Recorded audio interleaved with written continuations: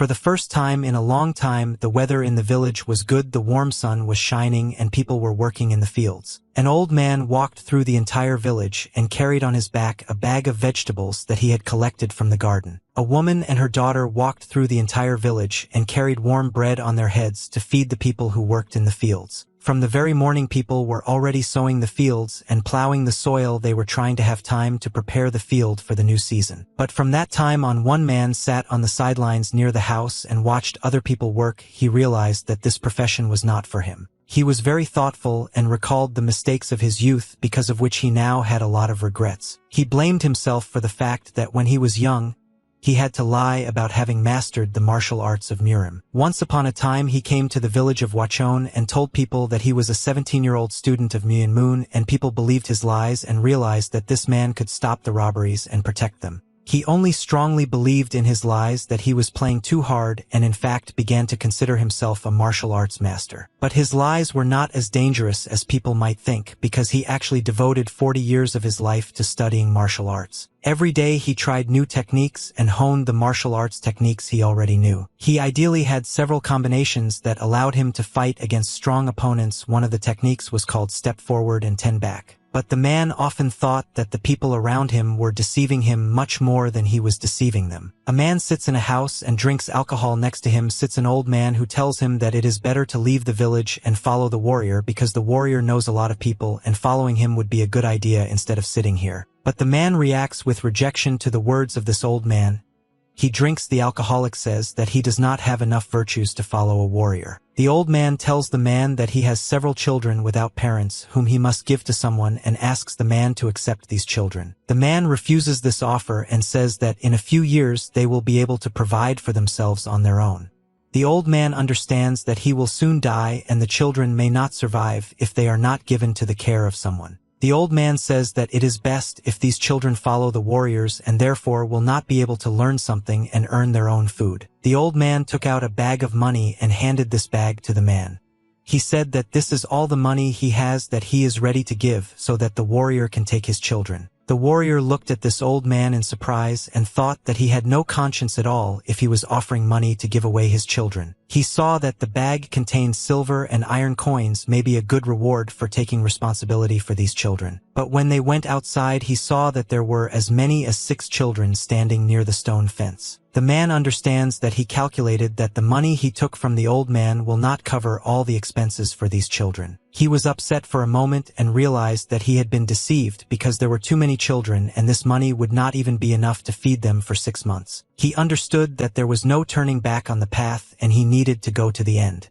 Therefore, he told the children to follow him and went forward. The boy asked the other guys, "Is this man going to be their new grandfather?" The children began to follow the new grandfather and resembled small children who did not know what would happen next. They just followed the big mother duck. The old man who sold this war to the children watched them through the doorway. The daughter of this old man asked her father for a few people.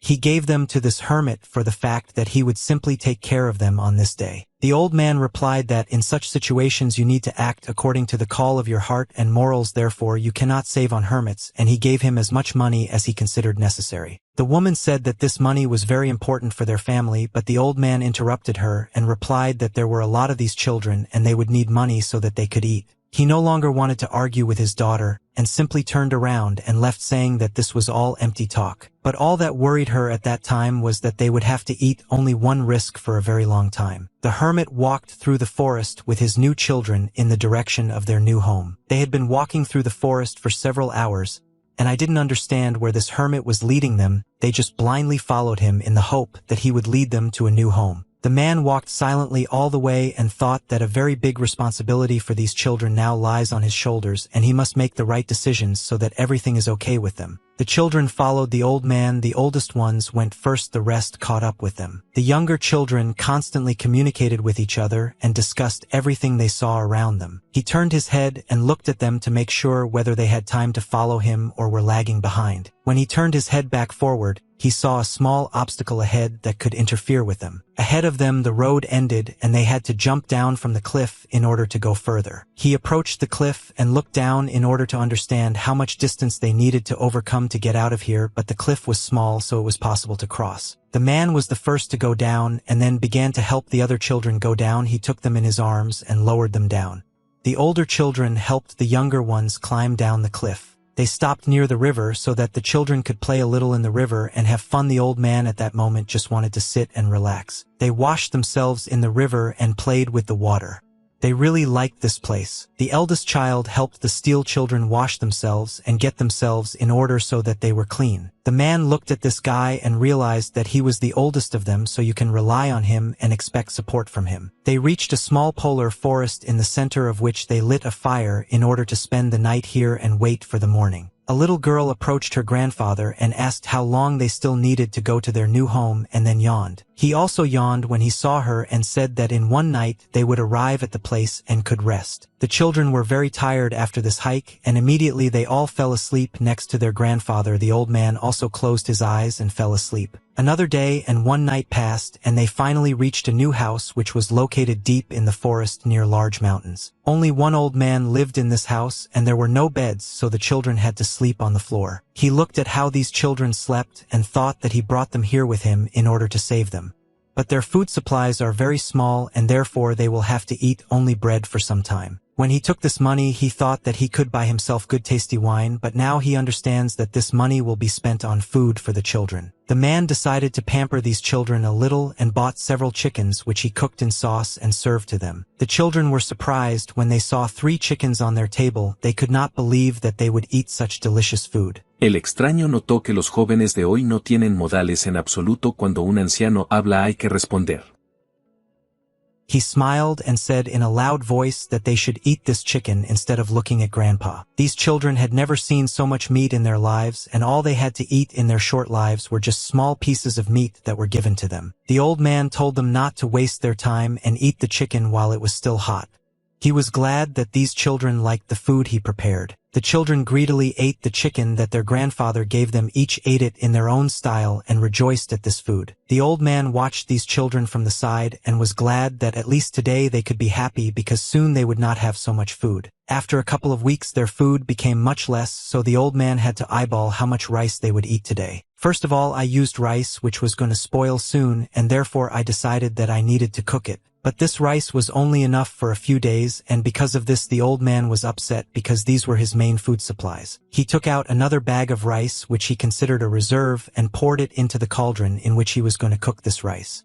He thought that in this way he would clear his karma, and in his next life it would be counted as a good deed. This time he prepared eggs for the children which he managed to buy at a cheap price at the market. The children barely ate these eggs and they thought it was very tasty. Each of them handled the food in their own style. Some tried very carefully to open and clean the egg and some played around and fought with the food. They constantly communicated with each other during dinner and played while eating. The old man watched these children and noticed that their weight began to increase. Despite the fact that their food supplies were running out, these children still gained weight and became healthy. He took them to the river so that they could play among themselves and feel happy. While the children were playing in the river, Asterix could go to the market and buy fresh corn there.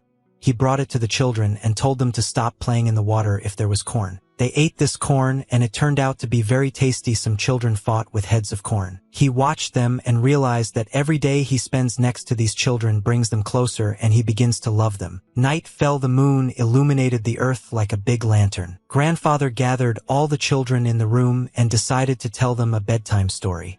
The story was about a tiger who saw his prey. He parroted this tiger very well and said that if the children do not go to bed, then this tiger will eat them. The children were very frightened by such a fairy tale and immediately hid under the blanket so that the evil tiger would not find them. Grandfather started laughing when he saw that the children were so scared.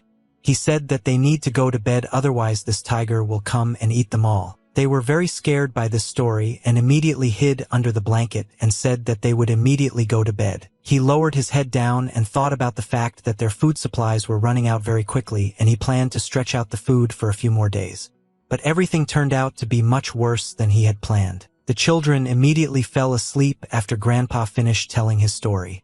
They were very scared and tired, so they easily managed to fall asleep. He went up to each child and covered him with a blanket. At that moment, he thought that he would do everything possible to ensure that these children never go hungry and feel good. A new day has begun. Clouds floated across the sky like ships. The old man gathered all the children near the house and said that today they will have to find a new home for each child. He asked them not to worry because the people with whom they will live may seem evil to them.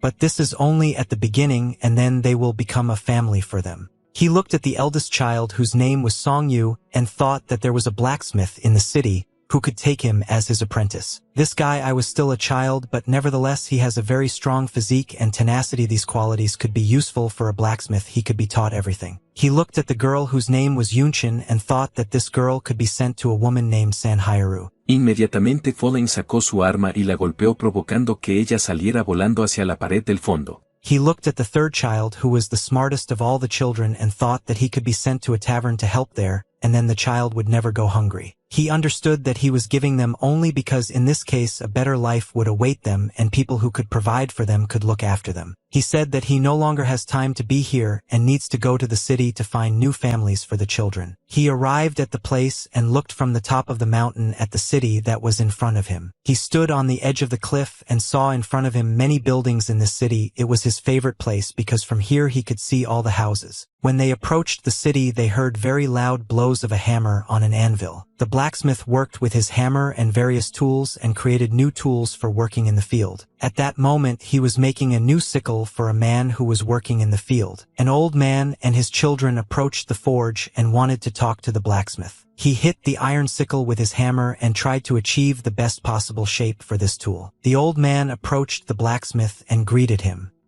He said that they had not seen each other for a very long time, and he was incredibly glad to meet his old friend. This blacksmith's name was Chan, and he looked incredulously at the old man who came to visit him. He was not happy to see him, but the old man still tried to be friendly, and asked how he was doing. Chan didn't immediately understand that this man was here for a reason and answered him that he didn't need a worker because he was doing a good job. But the old man understood that he needed to persuade the blacksmith to take on a new apprentice and said that he had a very smart guy who could learn everything very quickly. Chan replied that he didn't need a new worker and there was no work for a blacksmith in the city anyway, much less for an apprentice. There was definitely no work to be found. The old man continued to persuade the blacksmith to hire the boy. He tried to explain all the best sides of this boy, but Chan didn't want to listen to anything and simply hit his hammer on the hot sickle in order to even out its shape. He didn't understand how else he could get the attention of this blacksmith. He tried all possible ways to convince him. Chan was starting to get angry because this annoying old man kept trying to persuade him and wouldn't leave here. The children were very worried when they watched this blacksmith. He seemed to them a very scary man. Chan repeated once again that there is no work in the village for the Kuznetsov. He does not need an assistant, but the old man asked just to listen to him. Después de informar sobre el trabajo realizado, Minsu colgó el teléfono, pero inmediatamente sonó otra llamada. The old man said that this is my boy, only 8 years old, and his body is not yet strong enough, but if you train him for several years, he will be a good helper, and in the future he will be able to become a blacksmith. Chan looked at this guy with a very attentive gaze. He tried to assess this boy's abilities in advance and thought that this could really be a good assistant. The old man looked at the blacksmith and said that this guy Song-yu is a very conscientious and persistent boy, so he will be a good helper. The old man convinced the blacksmith that he would not be able to cope with all the problems alone for a very long time. He would still need an assistant. He said that if this boy is raised well, he will be useful in his work and the blacksmith will not be lonely. The old man said that he could only trust Chan and leave this child to him. Chan closed his eyes and understood that at that moment he needed to make a very important decision. The old man looked at Song-yu and told him that now he would live with this blacksmith, and this was his new mentor, but the boy did not want to leave his grandfather. The old man reminded the boy about their conversation near the house and said that it would be better for him if he lived with a new mentor. And for him it would be good because he would have a new skill that would help him earn money for living in the future. The boy was upset because his grandfather wanted to give him to this man and began to pull his sleeve. The old man understood that he needed to show courage and not succumb to childish manipulations, so he pulled out his hand and stepped aside. Song-yu watched as his grandfather left him and took the rest of the children to leave here. He started crying and asked his grandfather not to leave him and to take him with the rest of the children. Song-yu promised that he would behave well and do absolutely everything that grandfather said. He said that he would even eat less if necessary. The old man stood and listened, and all this and his heart was breaking because he was about to abandon the child. The old man began to cry, but he tried to show me his tears so that the children would not see them. He said that he was not abandoning the boy but was trying to show him a new way to survive for a better life. He started urging the children forward and saying that it was time for them to leave here. Song-yu began to cry and could not stop his tears. He begged his grandfather not to abandon him and not leave him alone here because he was very scared. The boy said that he will eat very little and will help his grandfather with all the housework and may not play at all, but he does not want to stay here. The old man turned his head towards the boy and said that no one was abandoning him, but that they were only trying to help him. He said that it would be better for him. The grandfather tried to explain to the boy that this man is the best blacksmith in the area, and if Song-yu is his assistant, then in the future he will be able to earn his living from this craft. But Song-yu didn't want to listen to anything. He just wanted to return home with the rest of the children and live next to his grandfather. The old man could not look at how this boy was crying and came closer to him in order to calm him down. Suddenly, absolutely all the children who were nearby began to cry. They could not come to terms with the fact that their brother would now be taken away from them forever. The old man looked at how all the children began to cry and could not understand how to calm them down. And he felt uneasy because they were so upset. The first child ran up to his grandfather and hugged him and cried.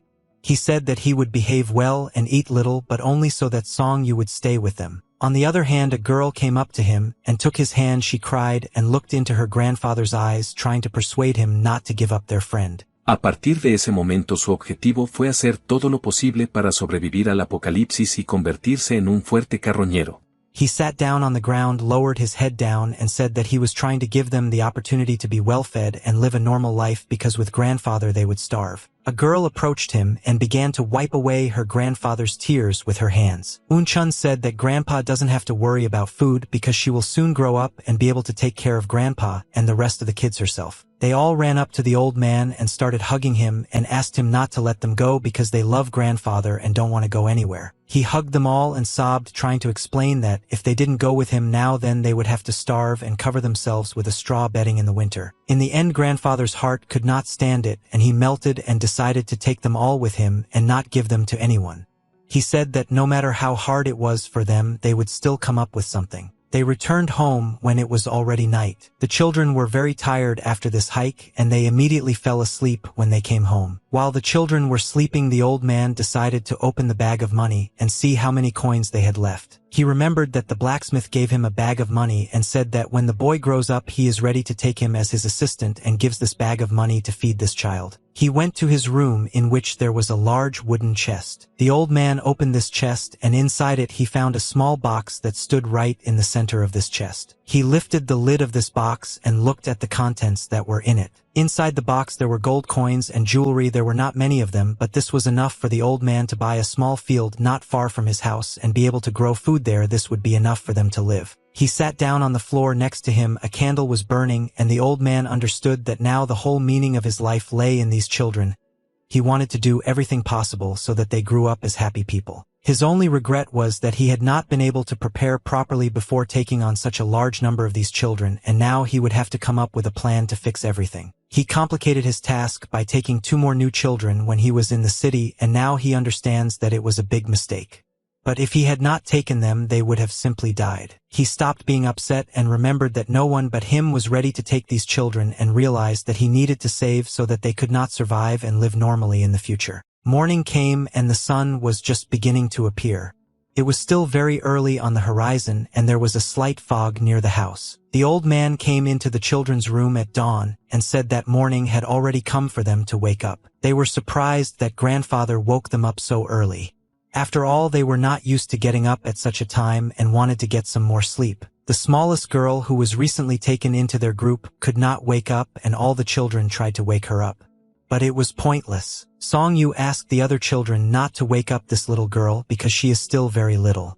The teacher said that she needs to sleep well. While she was sleeping and the other children were clearing out their sleeping places and tidying up the room, the teacher gathered all the children on the street and lined them up in one line. They were still very sleepy and did not understand what was happening. When they saw the teacher in front of them, they did not bow to him and greeted him, but the smallest child did not know the rules and greeted his grandfather differently than everyone else. Bak-gu explained to this child that now he can't call the old man grandfather and all children should call him teacher. He immediately corrected himself and bowed and greeted his teacher once again. The teacher praised the new student and asked him if he slept well today. Chan replied to the teacher that he slept well and felt great. The teacher looked at all the children and said that now they can start training because he saw that they were already ready. Today the teacher gave them a task to practice even with a fist. He taught basic martial arts techniques and wanted them to learn how to defend themselves. Martial art, this is all that the master could do, and that's why he decided to teach his craft to children. He showed them every movement and the children repeated after him. When he finished the combination, he immediately started it again, and the children had to repeat this until they started to succeed. At some point after several hours of training, they still began to get punches and were able to remember the combination. At some point, children who were older began to learn military techniques faster, but those who were younger began to forget what they needed to do. He thought that these children would need to be counted according to seniority.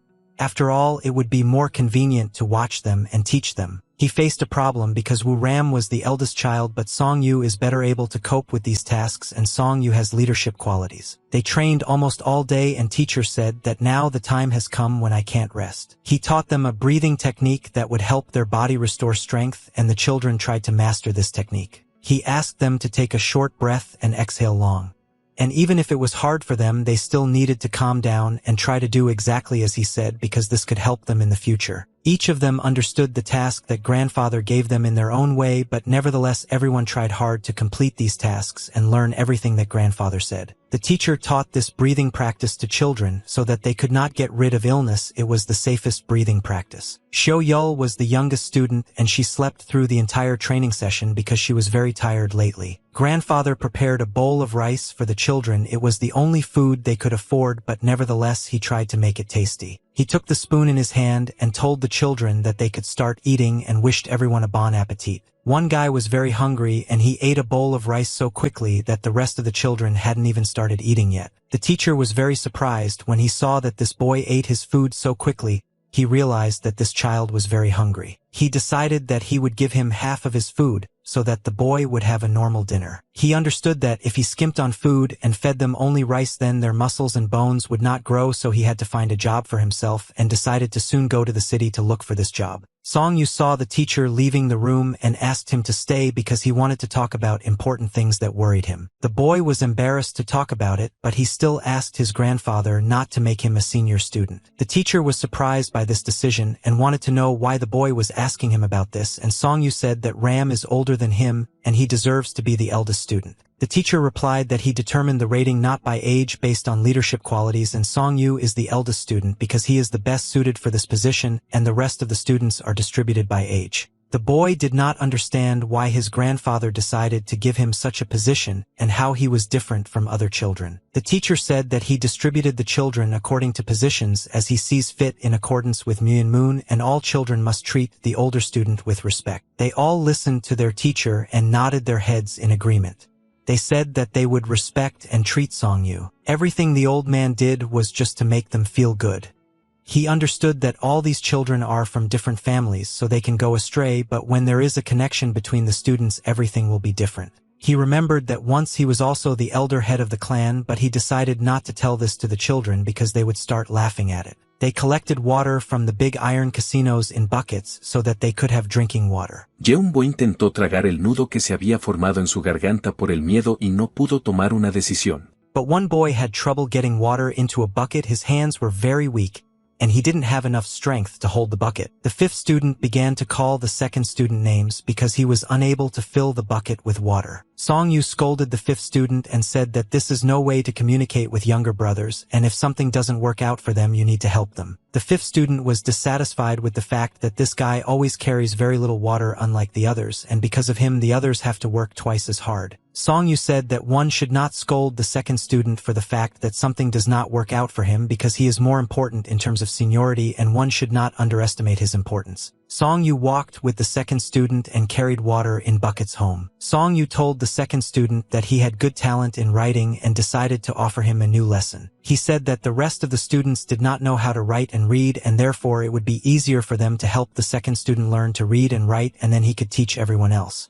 The second student said that he could carry water and learn writing, but Song Yu stopped him and said that everyone is good at one thing. Song Yu said that today the teacher will buy a book in the city and bring it home, and the second student will be able to learn writing instead of carrying water with the rest of the students. He tried to explain to the boy that if he studied grammar and learned to write, then he would become a great man, but the boy did not understand how he would study it. Song Yu calmed the second student and said that everything would be fine, and the rest of the students believed in him. The teacher went to the big city to find at least some work here and earn money. In the city, he found a building familiar to him called the tea house. He immediately decided to go there. A woman in a purple kimono was sitting in a tea house and trying to cool herself by waving her fan.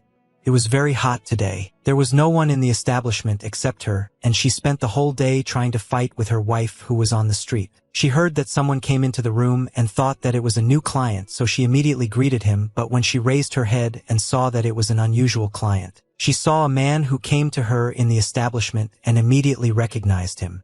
It was her old friend Boyaka. He smiled when he saw his friend and said that he was glad to meet her again. She said that she had not seen him for a long time, although many people in this area knew about him, and asked why he was here now because people said that he quit his job. Boyaka said that he actually finished his work a long time ago. He completed his last order and retired. She smiled and said that not all people are able to retire from such a serious job, but she was glad that her brother was able to do it. He asked his sister how is her trade going, and she said that before it was better here because there were constant battles and wars. People came to her for tea, but now it's peaceful and calm here, and there are no visitors. She replied that all the traders who were in this city for a very long time had to work for Murim. She said that crime in this city has been stopped since the new ruler came here. Because of this, new warriors do not come to her, and she has practically no profit. She looked at the man and said that he most likely came here to find a job, and Boyaka asked the girl if she had any part-time work for him. She said that he doesn't work very much now in these parts, but she can find some kind of work for him, but she needed to know what difficulty of work he chooses. He said that he was ready to take on work of the highest complexity because he needed money, and the woman was very surprised by this answer. She didn't understand what was happening. Her brother always took on simple and medium difficulty tasks, but he replied that he really needed money now. She thought that he was a very strong man, but taking on a high-level job could be very difficult for him. She asked her brother when he was ready to start, and Boyaka replied that he was ready to start work at any time, but asked to exclude assignments in other areas. She told him that she had one task, but it would only need to be completed in 2 weeks. Boyaka was glad that his sister found him a job, and thanked her for this. He said that he could always rely on her. Boyaka could no longer linger here. He needed to go back to the children, so he thanked the girl again and went to the exit. She thought about the fact that she got married too early, and most likely because of this she is so worried about this big child. She was very surprised that Boyaka took on a high level of difficulty in completing the task. It was not like him. He returned to his home, and on that day the weather was beautiful. The sun was shining very bright, but thanks to the clouds it was not very hot. As the sun rises, dew begins to appear on the leaves of trees and bushes. Boyaka gathered all his students for a new training and ordered them to warm up. After training, they all went to a river that flowed near large rocks and began to play in the water. It was a very hot and pleasant summer that will forever remain in their memory. They played in the water and made life happy. It was a carefree time that will not always be remembered. The second student sat next to the teacher all the time and studied the books that his grandfather gave him. Boyaka decided to spend part of his saved money to buy a field. Now that autumn was coming, the children could harvest and sow this field. They grew little by little when autumn came and did not feel that the next year had already begun. In winter, children tried to stay indoors more, and in order not to get sick, and tried to warm each other. Boyaka spent all his free time with the children. He played with them, taught them something new, and watched them grow. He was very happy that these children felt happy and was glad that their lives were getting better. Then night came. Snow continued to fall from the sky, and all the children were already asleep at that moment. The moon shone very brightly that night and illuminated the room of the second student. While the rest of the students were sleeping in their beds, the second student was studying books using natural light from the moon so that he could read. Came again, or did it mean that now is the best time to start working in the field? It was necessary to prepare the field in order to sow it, and for this I had to work all day long. Song Yu worked alone because he felt that he had a lot of strength and energy. The other children were resting at that moment, and he took on great responsibility. He knew that in a few days he would finish working in the field, and when he received the money he would be able to buy clothes for the youngest student and some paper for the second student. Suddenly he heard the voice of the teacher who called him to him. The boy was surprised that the teacher appeared here. He saw his grandfather standing in the forest and was glad to see him. Boyaka was also very happy to meet his senior student here and see that this guy works all day. Song Yu said that the teacher returned much earlier than planned and asked what this was connected with. The grandfather did not answer anything. He was just holding bags of food in his hands. Song Yu was very happy that the teacher returned earlier than promised, but suddenly he noticed something very strange. He saw that the teacher had a weapon cut on his hand, and what happened to him. Boyaka did not answer the guy's question and said that his hands would fall off to hold all these bags, so he asked the guy to take them for himself. Song Yu apologized for not immediately understanding that he needed to pick up the bags and helped his grandfather lighten his load. Boyaka asked the senior student what happened during his absence and were there any problems. Song Yu replied that everything was fine with them and didn't even know what to tell the teacher because nothing special happened. This news pleased the old man, and he said that it was time for them to go home. Boyaka said that starting tomorrow he will help the first student work in the field. Song Yu was very concerned about the teacher's behavior. He acted very calmly and acted as if nothing had happened. But the boy still asked the old man one more time and asked where he got this fresh wound. The teacher said it was a minor scratch and not worth worrying about. Song Yu was very worried that every time the teacher goes to the city on business and then returns with a new wound. Boyaka didn't know what to answer to his student and simply decided to remain silent and look at the guy. He was very glad that this boy was worried about his health.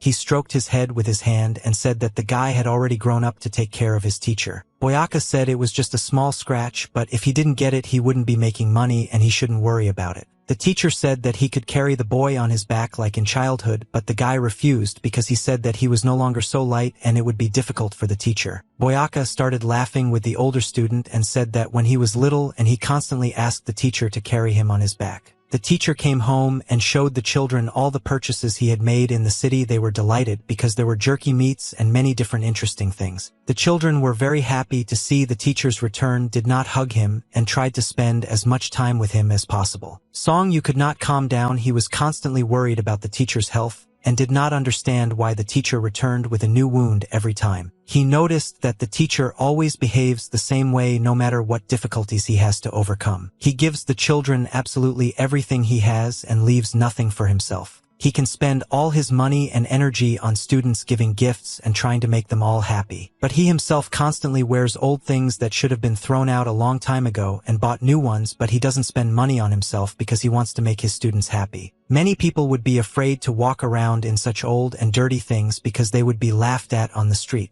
But the teacher prefers to buy the second student a new book instead of buying clothes for himself. Every day he is losing weight more and more, and it is already starting to catch the eye. Anyone can notice that grandfather is spending all his energy on them. Song Yu thought about the fact that he wants to become an adult quickly and help his grandfather live a good life and help all his brothers. When he becomes an adult, he will be able to repay his grandfather for everything he did for them, and then everything will work out for them. Autumn had come and the leaves were falling from the trees, and the weather was becoming very gloomy. The teacher again went on a new assignment and left his house. The senior student saw him off. Boyaka told the older student that it was already very cold outside and asked him to return home so that he would not freeze. Song Yu, I am very surprised that the teacher is going on a new assignment and will work all winter and autumn. Boyaka said that he should be grateful that they now have work, and besides he was able to take a lot of rice with him and would not die of hunger during this time. Song Yu said that there is no point in the teacher going to work all winter because Blacksmith Chan will take the boy to work starting next year. The teacher replied that this would happen later, but now they still need to earn money so that younger students can eat normally. Song Yu was very worried about the teacher and worried that nothing bad would happen to him.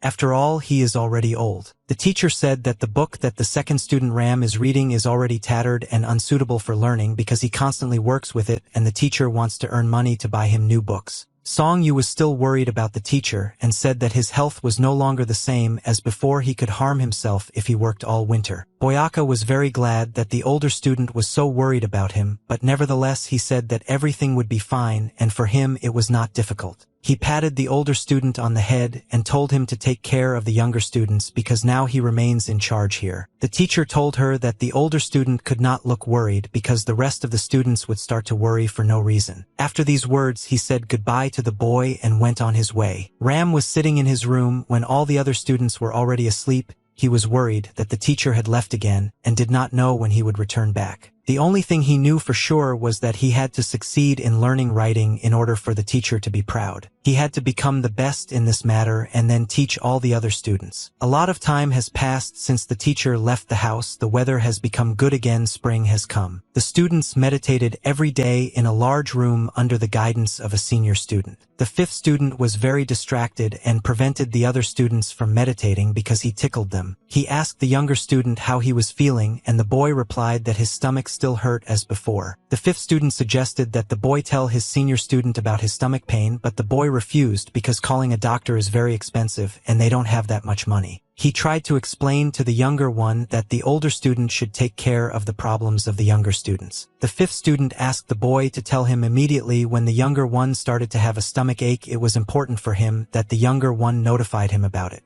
Song Yu asked all the other students to calm down and focus on training. The younger students felt very guilty for being distracted from training and disturbing others. Song Yu that day also could not concentrate on practicing meditation because various thoughts entered his head and distracted him. He understood that the teacher should have returned, but he still hasn't. It's been a long time and something could have happened to him. Song Yu was worried about this because they were running out of food and had no money to buy new food. He decided to tell the rest of the children the news that he heard from the village people. They say that the barbarians are now attacking the village. Pero al momento siguiente de repente dejó de reír y se puso serio. Song Yu said that these barbarians are ruthless non-humans and kill everyone who gets in their way. For them it doesn't matter at all who is in front of them, an old man, a woman, or children. They treat everyone the same and kill and rob. He told me, the younger students, that there was no teacher next to them now and therefore they needed to be especially careful, and he understood that the protection of the rest of the students rested on his shoulders. He said that Chun-yul and Jung should stay at home all the time and take care of the order in the house. After that, he looked at the fifth student and said that he and Bak-gu would work together to get water and firewood, even though it would be very difficult. Bak-gu didn't like this idea because it would be very difficult for two to carry water and handle firewood, and he asked what the second student would do during this time. Ram felt very awkward sitting at the table. Everyone paid attention to him, and he realized that he was doing the least amount of housework. Song Yu said that the second student should study writing and go to Soton. He needed to study and had no time for other activities. Bak-gu was very unhappy with this decision because he would now have to work twice as hard as before. Ram felt like the most useless student and invited the eldest student to help them. But Song Yu said that the second student should teach the others how to write. Song Yu missing even one day of school will slow down his learning for a whole year, and therefore he should not miss classes. He understood that if the second student did household chores, then he would have no time to study at all. Song Yu forbade the girls to go outside. This was a new rule in this house. He was worried that something might happen to them and could not put them in danger. After that, he expressed everything he needed and said that they could start eating. The children were very hungry after a hard day at work and very quickly barely ate the food that the senior student gave them. Night fell and the moon again began to illuminate the earth like a large lantern. Song Yu decided to visit the second student at night. At that moment, Ram was studying a book. Ram asked his older brother why he came so late because it was almost morning, and Sun Yu replied that he had a lot to do if he didn't level the ground in the fields now, and then it would be too late. Ram said, I can also help the older student and do everything you can. Song Yu said that they had already discussed this topic and the second student should study books because this is much more important. Song Yu asked the second student why he still did not go to bed, and Ram answered him that he hardly moved today so he was not tired. Song Yu asked the second student to go to bed and rest because he needed to gain strength to study books and sleep at least 4 hours. Ram said that he was very worried about the older student because he sleeps very little. But the guy told him that a strong body is all he has and he must have time to work in the field so that they have food. Song Yu said that he is very concerned about the health of the younger student because he now has a fever and needs to show him to the doctor. Song Yu began to change clothes and said that the younger student gets a fever every time after training, and he knows that no one wants to tell him about this, so as not to bother him, he will still need to be taken to the doctor. Ram was very surprised when he saw the muscles of the senior student. He could not believe that this guy had pumped up so much during this time. Song Yu worked alone in the field from the very morning to prepare the land for new sowing. He worked almost without rest in order to get everything done. His body was very strong and he was able to work for a long time. He perceived work on the field as a separate type of training in which he strengthens his body. He said that it was much more effective than just standing in the equestrian position all day. He thought about the fact that younger brothers are constantly learning something new and becoming better. But for now he is still the strongest student because he is older than them. Suddenly the guy heard strange sounds coming from the forest. He immediately paid attention to them and decided to see what was happening there. Song Yu hid on the ground so that he could not be noticed. Thus he tried to follow the people who were approaching him. He saw that masked warriors began to approach their village. They were armed with spears and rode on horses. The horses galloped very fast and there were many of them. The leader of the barbarians informed the rest of his warriors that they must find the girl today. Song Yu looked at these people in fear and realized that these were the same barbarians that the people in the settlement were talking about. He understood that this was very bad news because the barbarians were already very close to their home. He became very interested in what girl they were talking about, who they wanted to find. Song Yu realized that they had already run far enough and could continue working on the field because he had no time to waste. The sun was directly in the center of the sky and it was the hottest part of the day. Song Yu heard strange sounds again. He realized that some person was approaching him, and he decided to look at this person. It was a tall, beautiful girl with long white hair wearing red-black clothes. She was very upset and worried about something. Her red eyes were cast down. Song Yu was very scared when he saw this girl here. He understood that it was dangerous to be here. He tried to stop her and said that she couldn't be here and it was better for her to leave here as soon as possible. She didn't understand why this boy was so worried about her being here, but the guy didn't have time to explain it to her. He took her hand and began to drag her along and said that this was a very dangerous place for her and he would try to explain everything later. He took the girl to a barn that was located not far from the field and said that it was better for her to sit here and not make a sound. Song Yu asked the stranger to stay here and not come out because it would be better for her. She listened to the boy's words and did not sit in this barn.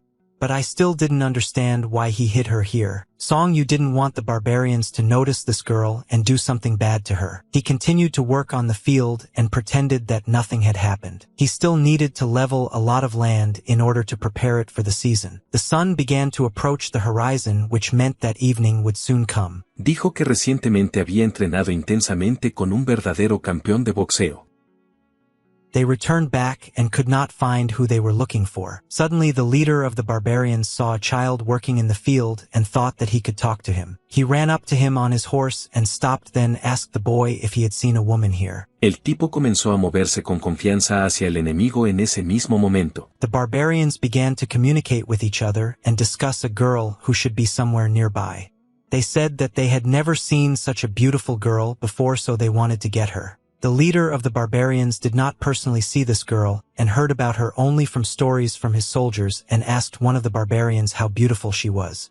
The warrior who saw her said that this is the best girl he has ever seen. One of the barbarians got down from his horse and approached the boy.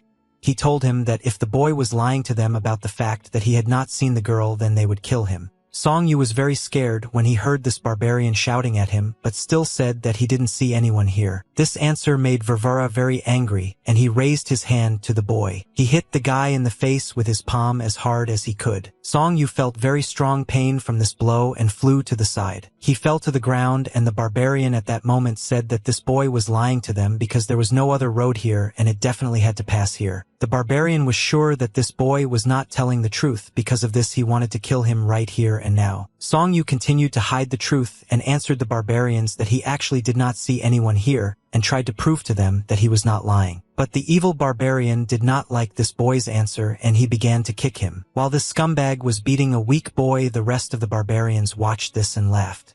The leader of the barbarians said that this guy is the biggest scumbag from their gang because he beats women and children. Song Yu continued to receive blows from this barbarian but still did not tell the truth because he was worried about what they could do to this woman. At that moment, the girl was in the barn and through the doorway she saw everything that was happening on the street. She watched how these barbarians beat the boy, but he still continues to be a doctor and does not talk about where she is. Song-yu tried to cover his head with his hands so that it would not hurt him so much, but they still continued to beat him. The barbarian said that this boy apparently really didn't see this girl, maybe he was so stupid that he just didn't notice her. The leader of the barbarians said that they cannot waste any more time on this stupid boy and need to find this girl as quickly as possible. They went further in search of this girl. The boy at that moment was lying on the ground and was in very severe pain. He lay on the ground and trembled because his body hurt very much after Varvara knocked him down. The girl who was hiding in the barn finally realized that she could come out and decided to approach the boy. She sat down next to him and began stroking his shoulders with her hand to make him feel at least a little better. She said that this boy is already the second person who tried to protect her and suffered for it. She turned her head back and saw that the barbarians had already run away very far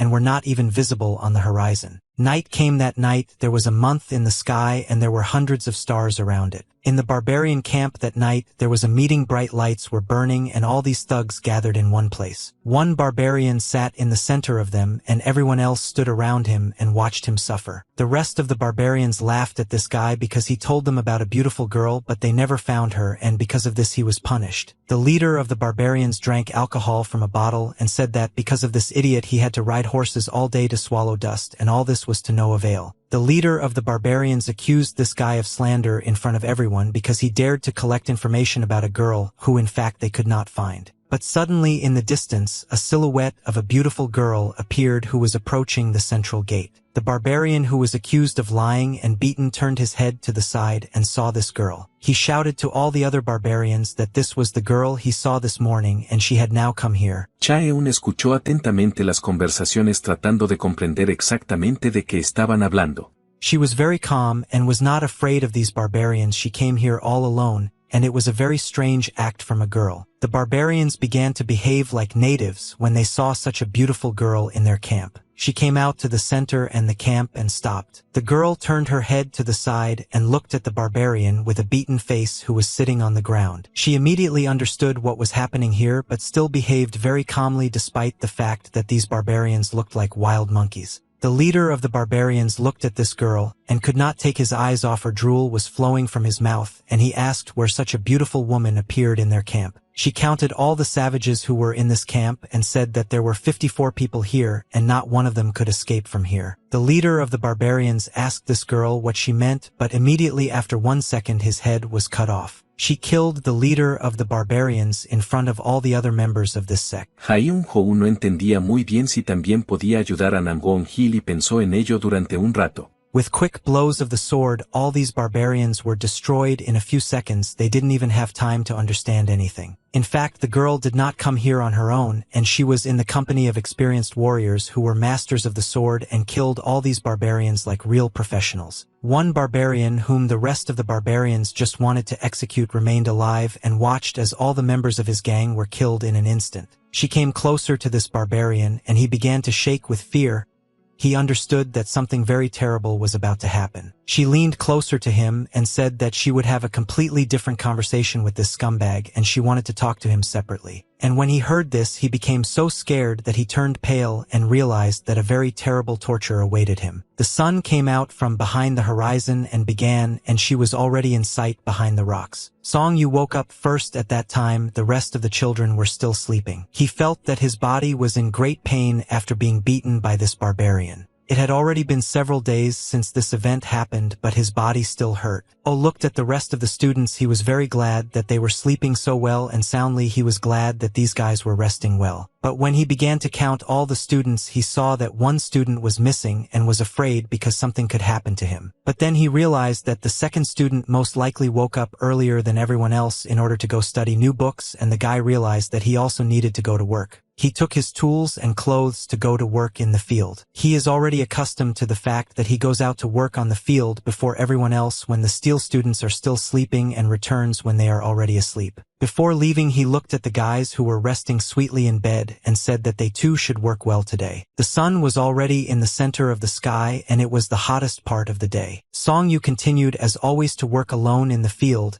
and prepare the land for the new season in order to plant vegetables here. When he was working, he didn't notice that there was anyone else on the field besides him, but suddenly a girl appeared. She approached the guy and called him. The boy heard a woman's voice and turned his head towards her. He saw this girl and realized that this was the same girl that he had hidden from the barbarians. Because of her, he had big problems. He didn't understand why she came here again, because it's very dangerous to be here. If the barbarians return, they'll have big problems again. She looked carefully at this boy and realized that this was the same hero who saved her, and he also very much reminded her of one person. This boy was very similar to her older brother, whom she loved very much, and he remained in her memory. She asked the boy how he was feeling and if everything was okay with him, because he had committed a great stupidity when he protected her. She took his face with her hands and began to examine the monitor lizards. She said that because of his stupidity he could have died. Song Yu didn't understand why this girl said that, because he saved her and thought that she would behave differently. She told him that it is not worth fighting with an opponent who is several times stronger than him, and that it is better to fall to the ground and just hide until he becomes stronger than the enemy. Song Yu didn't understand why this girl was talking like that. Everything he was thinking about then, this or that to save their lives. She said that this boy has people he must protect, and such a brave act could harm the people who depend on him. Song Yu thanked her for the advice and bowed to her. The girl said that she had been watching him and knew that he was engaged in martial arts. He told this girl that he had a teacher who told him that he should not miss a single day of training. And the girl was very surprised that this boy had a teacher, and she asked what school he belongs to. He said that he studies the Muin Moon School of Martial Arts, and his name is Song Yu, and he is the 18th student of this school. She was very surprised when she heard the light of this boy's information. She immediately realized that their purr was a charlatan or a fake. Song Yu called this girl's sister and asked her if she practices martial arts. She was very surprised that he called her sister and asked why he said that. He laughed and started scratching his head. He told her that he couldn't call her grandma, and Miss also sounded very strange. She started laughing, and I thought this boy was very cute and good, but I thought that he was a golden child. She was touched by the fact that this cute boy was talking to her so funny. She asked this boy to call her aunt, and this was very unexpected for Song Yu because he saw her for the second time in his life. She looked at him and thought that she definitely wouldn't be a grandmother for him because she was still too young, but her aunt was best suited in this situation. She smiled and said that since she is already an aunt to him, then she will have to take care of her nephew, and Song Yu at that moment felt very awkward. Jin Il-seok tan pronto como Yeon-bo abrió la puerta entró a su apartamento y le pidió que no le dijera que unirse al club de la tienda era solo para acumular puntos. She asked him if he was ready to show his skills in martial arts. Song Yu was delighted and said that he would be happy to show her everything he knew. He was very glad that someone was interested in seeing his abilities. The boy began to accumulate chi energy in himself in order to fill his body with the right energy. He began to move his right hand and prepare it for an attack. He clenched his hand into a fist and began to feel the strength in his hand. Song Yu showed the combination of blows that the teacher showed them. He knew this combination better than others. Ant carefully watched the boy's movements and analyzed his technique in martial arts. She found this boy very interesting. Song Yu began to make movements with his legs and showed the blows that he had learned. He concentrated all his attention on these blows and did not worry about the fact that someone was watching him. His movements were very clear and fast. After he finished his combination, he got into a fighting position and began to accumulate energy. The aunt saw how the boy tried to show her the blows that he learned from his teacher, but she understood that this was absolutely not a martial art but just strange movements. She was very impressed that this boy spends a lot of time training every day and puts his soul into this activity, but he only managed to learn the basics of martial arts. He said that he can't fight very well with his bare hands, but with the help of a stick he fights better, and the girl said that this is very good and praised him. Song Yu was very surprised when this girl praised him, and he asked is he really worthy of praise. She answered him that her aunt had never lied to anyone in her life and said that the boy's breathing technique was similar to the Taoist technique. She saw that his martial art is nothing special, but he is very proud of it. If she tells him the truth, she will obviously be upset.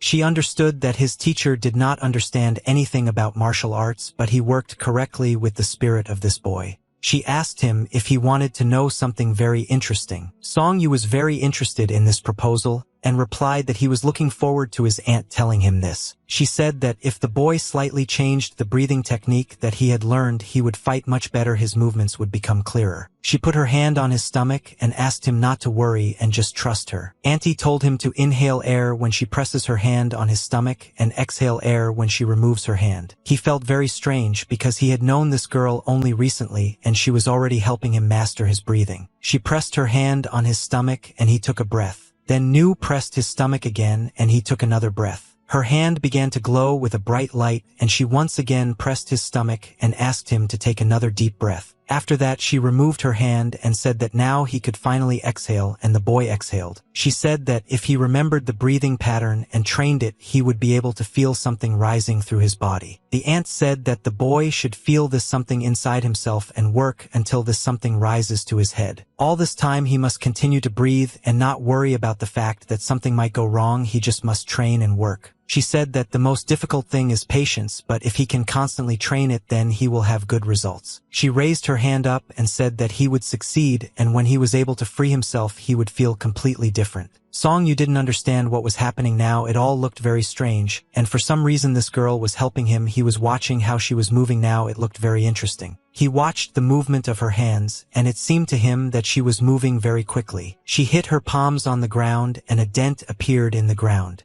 These are her hands. Song-yu understood that he needed to have incredible strength in order to leave such a large dent in the ground, and he did not understand how such a fragile girl was capable of such a thing. But she continued to move her hands and show him her capabilities. Her movements were so fast and clear that she was able to cause a very strong flow of wind that threw the guy to the side. Song-yu was delighted when he saw that this ant was able to summon the wind from her palms. He said that he wanted to learn how to do this. She smiled and thought that it was possible to interest a child in such an easy way. And she told him that he could learn this if he trained his breathing, but he would have to work hard. Song-yu smiled and said that he would put a lot of effort into learning how to release the wind from his palms. She was very surprised that this boy was so active. He reminded her more and more of her older brother. She said that she could teach him several things that he could use in the future, and the guy was delighted that this aunt was ready to help him. He thought it was the best day of his life. The aunt said that they would teach the boys several martial art techniques that could help him in the future. She asked him to carefully observe his breathing and said that he needed to concentrate his breathing in one place. Auntie put her hands together and made a red fire sphere appear in her hands. She began to make circular movements with her hands and increase the power of this sphere that was in her hands. Aunt made a sharp movement with her hands forward, and after that the sphere began to increase even more. She sent red fire spheres and all the energy forward, and after that an explosion occurred. Song-yu had never seen anything like this before. The power of her fighting technique was incredibly strong, and the boy tried to follow her every move. Song-yu thought that his aunt showed him the technique of breathing and movement, and it looked very simple, but in practice he still did not understand how to do it correctly. She took his hand and tried to give him the correct pose and stance in which it would be easier to do this exercise. She said that great power is not as simple as it might seem. She asked the boy not to show this technique to anyone until he himself learned to use it easily. Song-yu repeated every movement that this girl showed him, and he tried to give his best so as not to miss anything and do everything right. The aunt asked the boy to remember a very important phrase, that mismanagement of talent can cause anger. He promised her that he would train until it became natural for him and until he completely mastered this technique. Song-yu said that he forgot to ask her something very important. The girl asked what he could mean, and the boy replied that he wanted to know the name of this martial art. Aunt said that there is no name for this martial art because she created it herself after looking at the situation she was in, and the title for this technique does not make sense because it is improvised. Song-yu said that this is very cool. He said that the teacher sometimes told them a story about heroes, and their techniques were called Heavenly Dragon or 18 Truths, and he was always delighted with these names. She laughed because this boy seemed very cute to her. She said that the name of the technique is a way to describe its content. After this, Aunt made a serious expression on her face and said that this technique can be called murder. Song-yu was scared when he heard the name of this military technique, and he did not think that techniques could be called such terrible words. She explained why this technique is called that way. After all, if a person uses his hand while using this technique, then he must kill the enemy or make sure that the enemy cannot resist. She said that this is the only way to guarantee your safety, which means that the boy must think 3 times before using this technique because there will be no turning back. Song Yu promised that he would use this technique carefully and would always take it seriously. But my aunt also asked that she never tell anything about this martial arts technique because it is secret. Song Yu was very surprised when he heard such a request from this girl. He said that he has several students whom he teaches martial arts and asked if he could show them this technique. But she forbade him to do this, explained this by the fact that she wants to repay the boy for saving him but does not want to raise killers, and if he does not keep his promise she will cut off his hand, and said that the aunt never lies. Song Yu was scared when he heard that his hand could be cut off, and he felt very embarrassed. He didn't want his hand to be cut off. Aunt leaned her head closer to him and said that the boy could show his students the breathing technique that she showed him. And then she said that she had something else for the boys as a token of gratitude. She put her hand in the inside pocket of her jacket and tried to reach something. She pulled out a beautiful expensive ring from her pocket and said that she would give it to the boy as a gift if he had big problems with money and poverty began. Then he could go to the largest store in the village to sell this ring. Song Yu was scared when he saw such an expensive gift. He said that he didn't need this decoration, it would be superfluous because his aunt taught him so much. She was very persistent and put the ring in his hand. Aunt said that when adults give something you just need to accept it. She asked him to put in more effort so that he would learn all the combat techniques that she taught him as best as possible, and he said that he would definitely do it. She looked at this guy for the last time before leaving. She thought that she did everything possible to help this boy. After all, he has a very kind heart, and said that she would like to see him again someday. Song Yu all this time looked at the expensive ring that his aunt gave him and could not believe that she was so kind and ready to give him such an expensive thing. He was so carried away by this ring that he forgot that the girl was somewhere nearby all this time when he raised his head and was no longer there, and he began to scream and call her. She disappeared so quickly as if she had never been here. This girl looked like a ghost who could disappear at any moment, and the boy did not understand how she did it. But he had her ring in his hands and he understood that she had actually just been here, and he promised himself that he would never forget her and would fulfill all her requests. Song Yu returned to his home with the rest of the guys, and they were all in the courtyard of their house. The second student drew some drawings on the ground with a wooden stick. He tried very carefully to draw every line, and he had a book in his hands. He drew hieroglyphs to show the other guys what symbols are. The second student wrote a phrase on the ground that means that everyone has shortcomings, and knowing your shortcomings you need to correct them immediately. He said that these were words that they needed to learn today and promised that he would help every student if they had questions. One of the students began to scratch his head and said that he did not understand why he should learn these symbols because he would never use them. Song Yuda started yelling at this guy and said that there is a huge difference between not knowing and not using something, and explained that the letter needs to be studied and not necessarily used, so he asked him to stop being capricious. The boy was upset because an older student had just yelled at him and said that he would learn all these hieroglyphs. The second student saw that Bakgu was now very upset and realized that he needed a little support so that he would not be disappointed in the letter and on the contrary would get excited about studying the letter. He approached the boy and began to help him write these hieroglyphs correctly, but the boy did not quite understand why the second student was doing this. He asked the fifth student to carefully monitor his movements and try to draw a hieroglyph with him. The second student drew his name with him, which sounds like Bakgu. He asked the boy if he knew what his name meant. Bakgu replied that he does not know the meaning of his name and does not know what these characters mean. At this moment, the second student explained that his name means strength and the letter is just a way to express it. He explained that his parents knew about the meaning of this name, and that's why they named the boy, because his name meant blessing and his parents thought that he could receive 9 blessings in his life. The students listened carefully to what the second student was saying, and he explained to them that learning hieroglyphs is difficult, so many do not know them, but if they learn to have knowledge that others do not have, then they will have more opportunities. The girls also listened to him carefully, and the second student explained that they can eat more delicious food and have the opportunity to sleep in a more comfortable place if they know something that others don't know. Bakgu finally understood what the second student was talking about and stopped being capricious.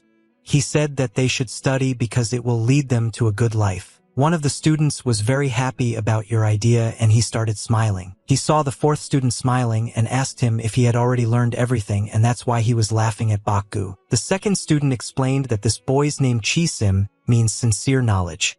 Therefore, he needs to learn more than anyone else because his name already speaks about it. The second student said that they are very good at learning hieroglyphs, but they still need to try as hard as possible to learn it all quickly, and said that it all depends on their actions. He hoped that all the students would be able to understand this and would study well in the future because he was worried about every student. For the second student, the most important mission in life was to share his knowledge with these guys because he dreamed that they would have a good life in the future. They all shouted in unison that they would study well and promised the second brother that they would learn these hieroglyphs. Chi-Sim didn't even have time to write 2 hieroglyphs, but he saw that the younger student had already written about 10, and he asked how he did it.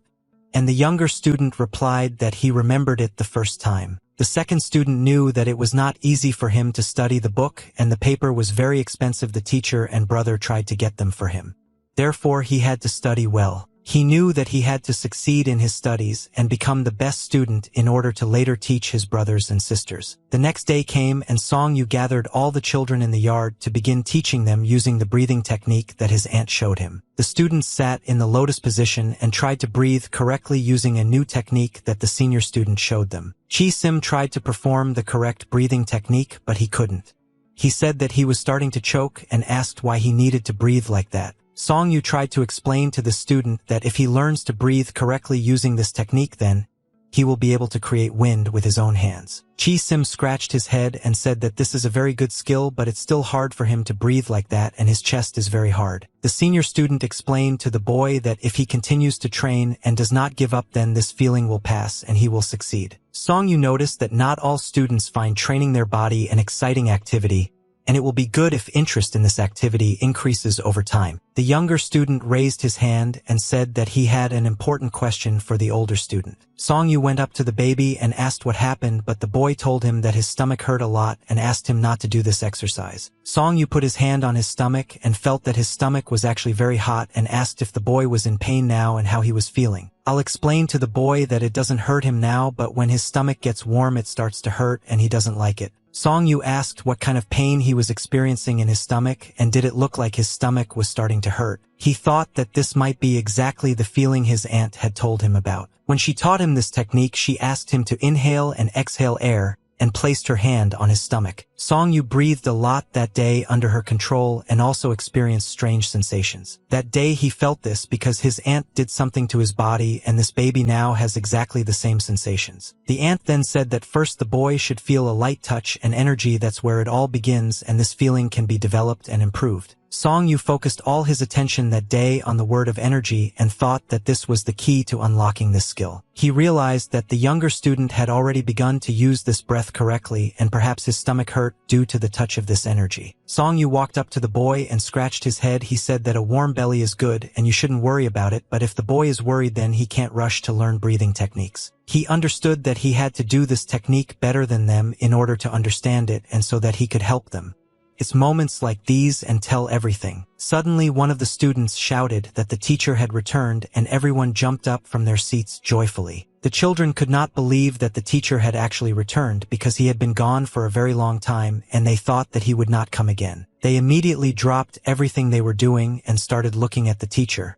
They were very happy when they saw him. The old man came to them with gifts. In his hands were several chickens that he brought for them, and the old man himself was very happy to see these children. The children immediately ran to the teacher and began to hug him. They could not contain their joy and wanted to spend as much time as possible with the teacher. Today they had a very tasty dinner because the old man brought a lot of chicken and spices. Thanks to this, they made incredibly tasty chicken. Grandfather wanted to pamper the children and therefore did not spare them the ride. He understood that he was gone for a very long time, and they probably missed him because of the delicious food. Grandfather said that the children can start eating and said that today they cannot resist eating as much as they want in order to satiate their hunger normally. The old man was very worried about the youngest girl Yul because she needed to eat as much as possible. After all, her body was just beginning to grow. The fifth student asked why they only had 2 chickens on the table because the teacher brought 3 of them, but they explained to him that the second brother would eat 1 chicken. He was upset about this and said that it was unfair because for 8 people there were only 2 chickens, and for 1 guy the grandfather donated a whole chicken. Chi-Shim explained to Bak Gu that second brother is not feeling well, and besides he shares food with the rest of the students every time. Bak Gu was unhappy with this and said that second brother does not work in the fields and does not help with housework, and he does nothing at all except read books. Chi-Sim said that this is why he should eat more. After all, the second brother, although older than the elder brother, is inferior in physique.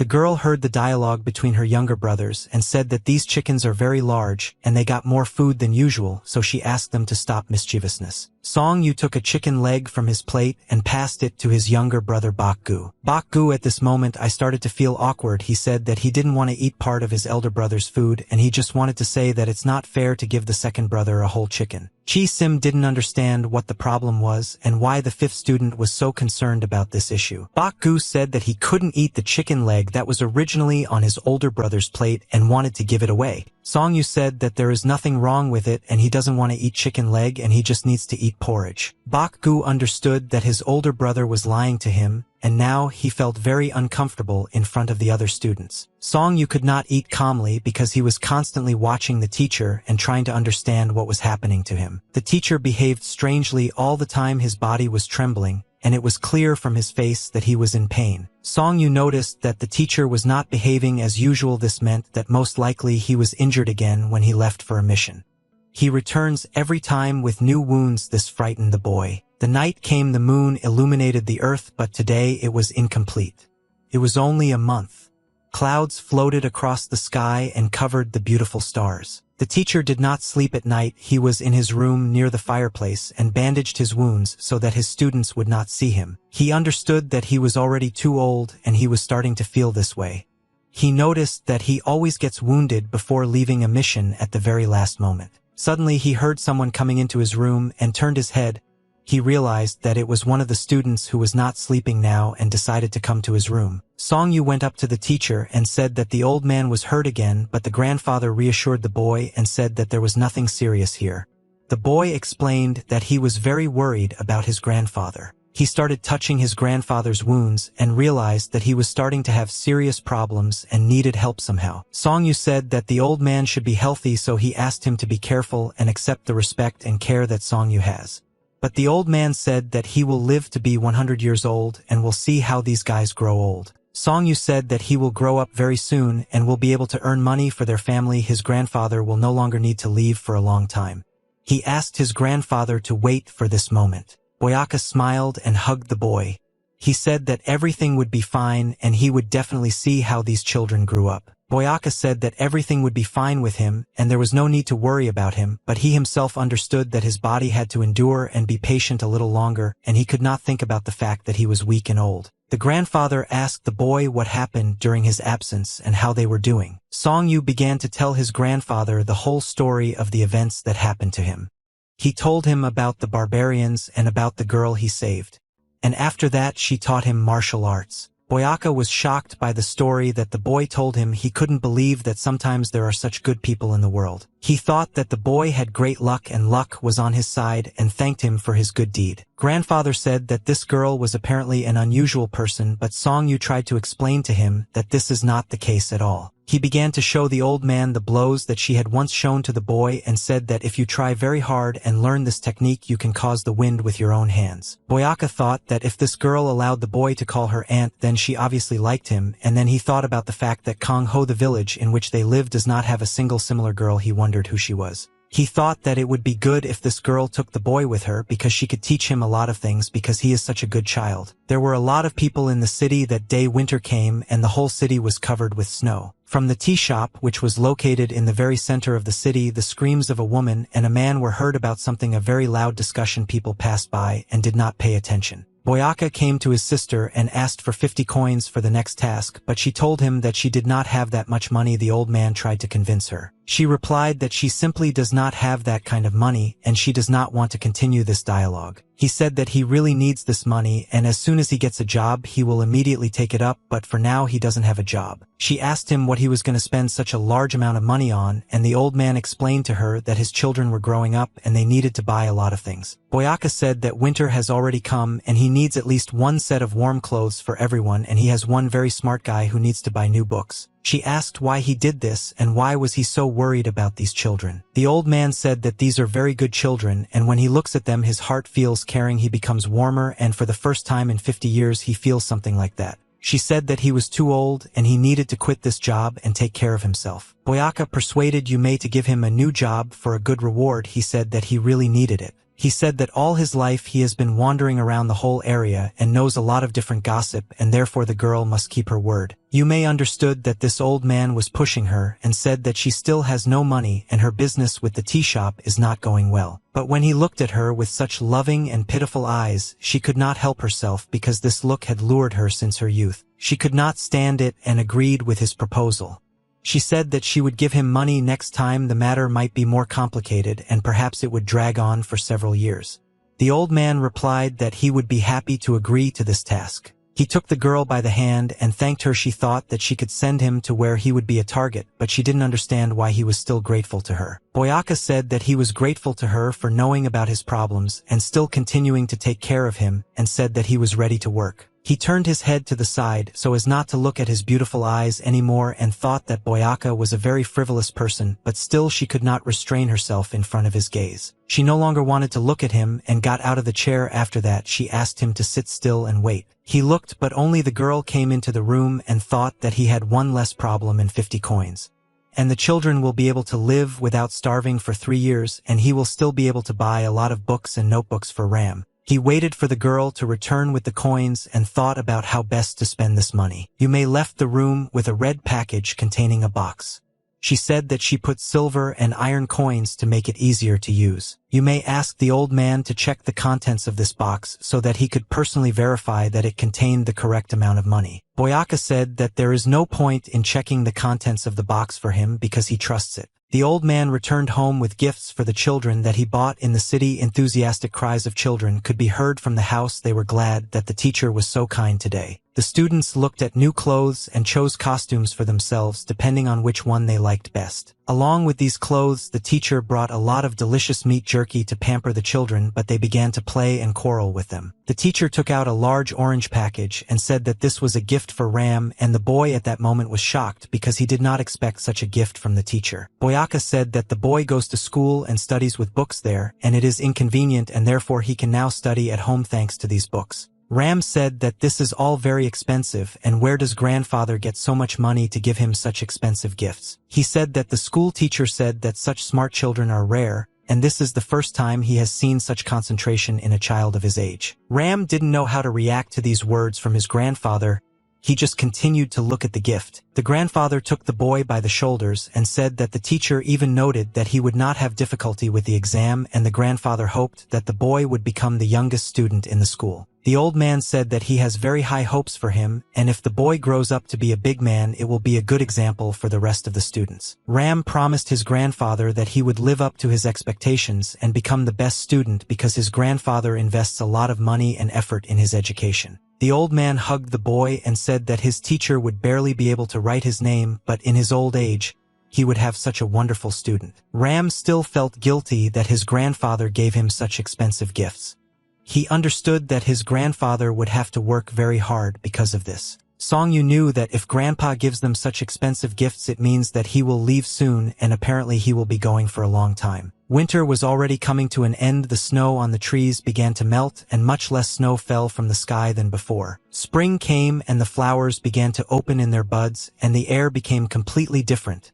Now it was warm and pleasant. Grandfather had not yet gone on a new mission, and therefore he was able to teach his students martial arts. But he understood that the time would soon come and we would hit the road again, and his happiness did not last long. Yume then told him that she had a job, but she didn't know how long this work would take. She said that the amount for this work was very large, so she agreed, but nothing is known exactly about this work, and the old man asked how much they pay for this work. She said that for this work they pay 100 coin if he can finish this work and return alive, and everything will be successful. You will pay him another 300 to me. Boyaka understood that for all his work he was paid as much as 400 coins, and this gave him the understanding that this work could be his last. Then he could calmly continue to live with his children and not work. He said that it's worth risking your life for this and trying because such a chance rarely comes. Songyu worked in the field with his brothers.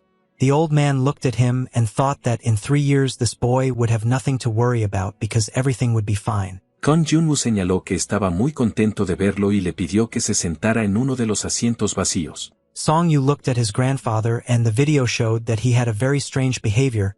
He did not understand why, but he was glad that his grandfather was happy. Boyaka showed the boy a thumbs up and said that he was very glad that he had such a wonderful senior student. At that moment the boy felt awkward because it was very unexpected. Night fell on this day, there was a full moon and there were few clouds in the sky, but the stars were shining very brightly. The eldest student as always accompanied his grandfather on his way, and the grandfather gave the boy a red package and told him to take it. Songyu took the package and asked what was there. Boyaka explained that this time he will have to leave for a very long time and he does not know exactly when he will return. For this reason he decided to give some money to the doctor so that the children will always have medicine for Seoyul, and he leaves you some money for them so that they can buy food. Songyu asked his grandfather how far will he go and where is he going. The old man explained that he still doesn't know, but he asked the boy not to worry about anything, and even if there is nothing outstanding about him, his body is well preserved. He leaned over to the boy and asked him what he should do during his absence. Songyu replied that he should be a support for all younger brothers and sisters because he is an older brother. The old man said that this is exactly how the boy is an older brother, but the rest of the students should take care of him.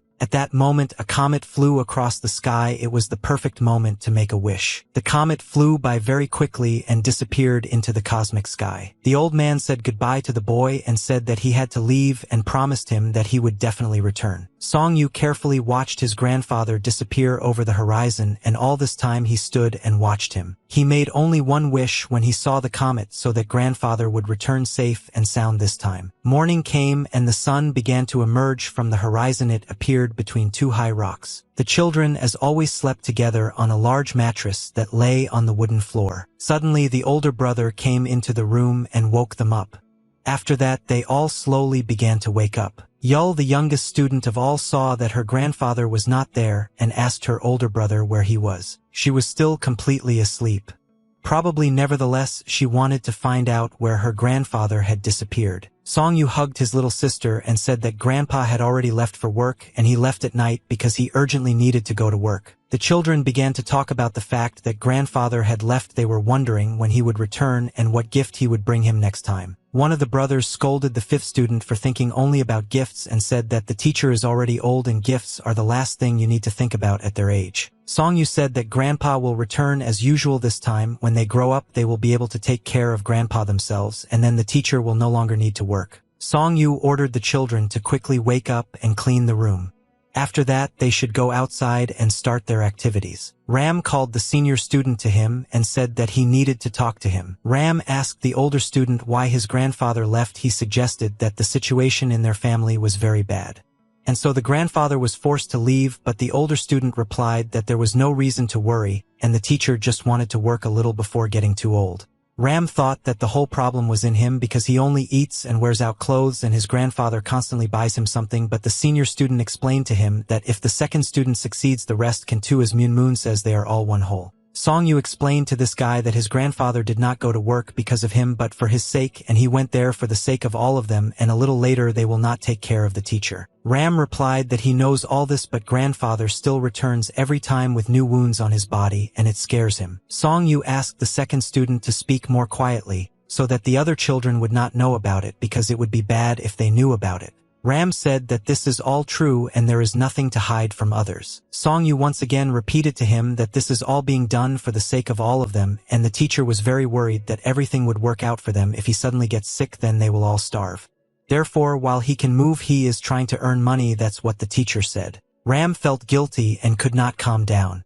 He said that he would also go to work with everyone else in the field. Songyu yelled at the second student and said that he was talking complete nonsense and he should mind his own business and not worry about it. He put his hand on our shoulder and said that the teacher has great hopes for this guy and we can't let him down. He asked the second student to stop doubting because neither their teacher nor the rest of the students want the second student to give up. None of them are as smart as him. Songyu said that if a real man has aspirations he should follow them and not be distracted by everything else. That's what the teacher said, and the boy should choose his path and follow it, and the current situation in the family is not the problem of the second student. But Ram continued to doubt his abilities and he could not calm down. Because of this he felt guilty and felt that he did not deserve such gifts from the teacher. The third student came into the room and said that the elder brother is right. If none of them can succeed then they will all have to constantly worry. Only go if someone can do it. Definitely the second student. She asked the second student not to doubt the words of his elder brother, and if he cannot be purposeful then He is not a man, and if he wants to give up then let him do it now. Ram said that everything is not like that at all, and he is not a weakling and is not ready to give up, and he wants to go to the end. She said that she now recognizes the second student, and this is more like his normal behavior.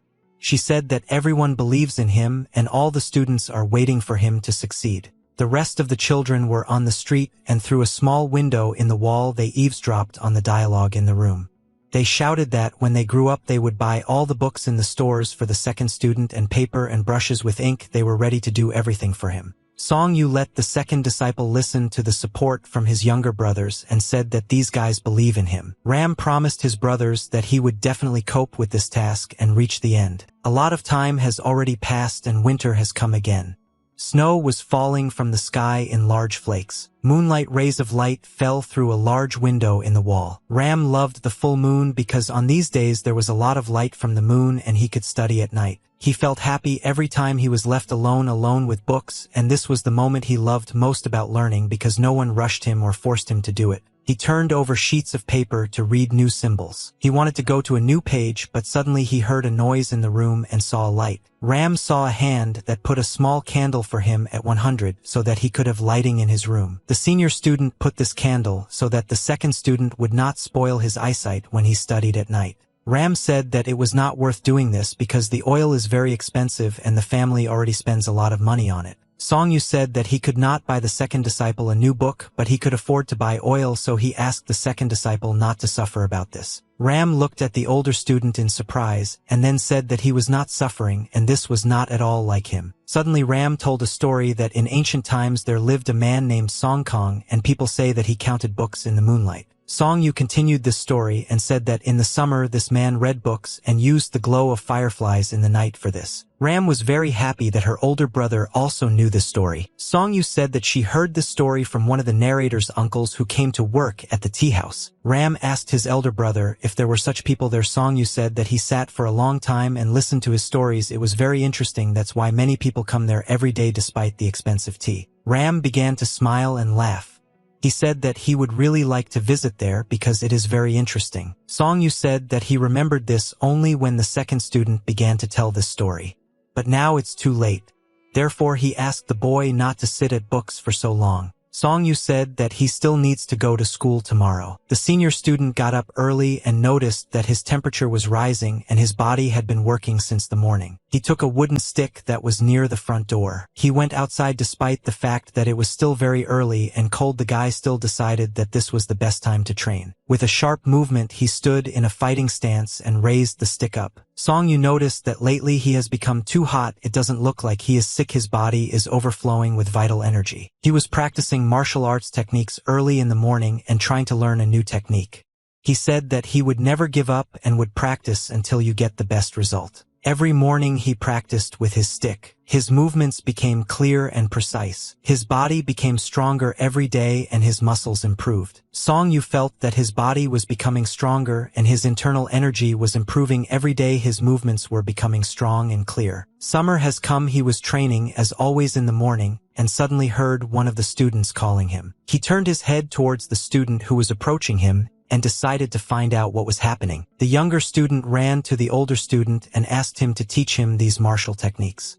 But it was very bad because he was still very young. Song Yu understood that he was still too small and it was too early for him to learn these martial techniques. The younger student said that he had learned absolutely everything that his older brothers taught him and he wants to start new learning. Song Yu tried to explain to the younger student that he had to remember these techniques so well that he could repeat them with his eyes closed. The boy said that he can already do these techniques with his eyes closed and said that he can even show it now in front of everyone. Song Yu asked the younger student to demonstrate his knowledge in practice and convince everyone that he had already grown up and was ready to start new martial techniques. He took a deep breath, closed his eyes, and tried to tune in before performing this technique. The boy stood in a fighting stance and prepared to perform the exercise. The senior student watched him carefully. He started showing exercises and tried to prove to them that he had managed to learn all the moves that the older brothers did. His movements were very fast, but they were still uncertain. He tried to show maximum seriousness and do everything right so that the elder brothers would believe in him. He tried to perform the movement clearly, and now he needed to deliver the final blow to do this.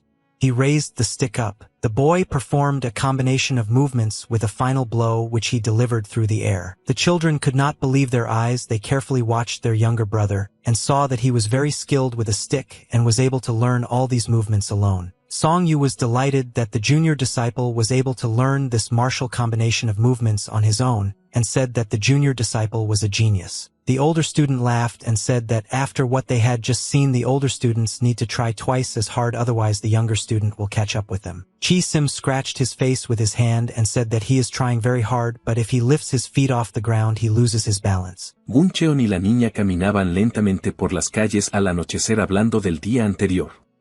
Song Yu approached the boy and said that he was doing very well and that he was moving better than the rest of the students now. He was very glad that he did so well, and the boy was able to prove to the rest of the senior students that he was worthy of learning new martial art techniques. The fifth student Bak Gu invited the younger student to fight him and measure his strength, and we thought it would be good practice. Chi Sim asked the senior student his thoughts on who would win this fight, and the senior student replied that Bak Gu would win. La compañera respondió que se iba a su casa, a la casa que compartían donde vivían juntos. Song Yu answered his questions and said that Bak Gu lost only to him and other disciples cannot defeat him. Bak Gu said that he was giving the younger student a head start and suggested that he attack first. The younger student took the stick in his hands and decided to strike the first blow. He thought that he should take advantage of this opportunity. He threw his first blow from above, but his opponent was able to parry this blow. Bak Gu immediately jumped to the side and changed his trajectory. He decided to strike the younger student from below. He thought that this would be a good opportunity to break through his defense. The younger student was able to repel this attack and blocked it, but he understood that it was difficult to block. The boy took a jump and bounced back. Bak Gu didn't expect the younger student to be so fast and therefore missed with his attack and hit the ground with his stick. The younger student knew that this was a good opportunity to outline the attack and began to make circular movements with his stick. He decided to strike his opponent from the right side. Bak Gu had a hard time fighting it off, and he didn't expect the younger student to be so fast. He began to receive several at once, and this forced him to constantly be in a defensive stance. He constantly had to give back control in battle. The younger disciple sped up and began to launch many fast attacks.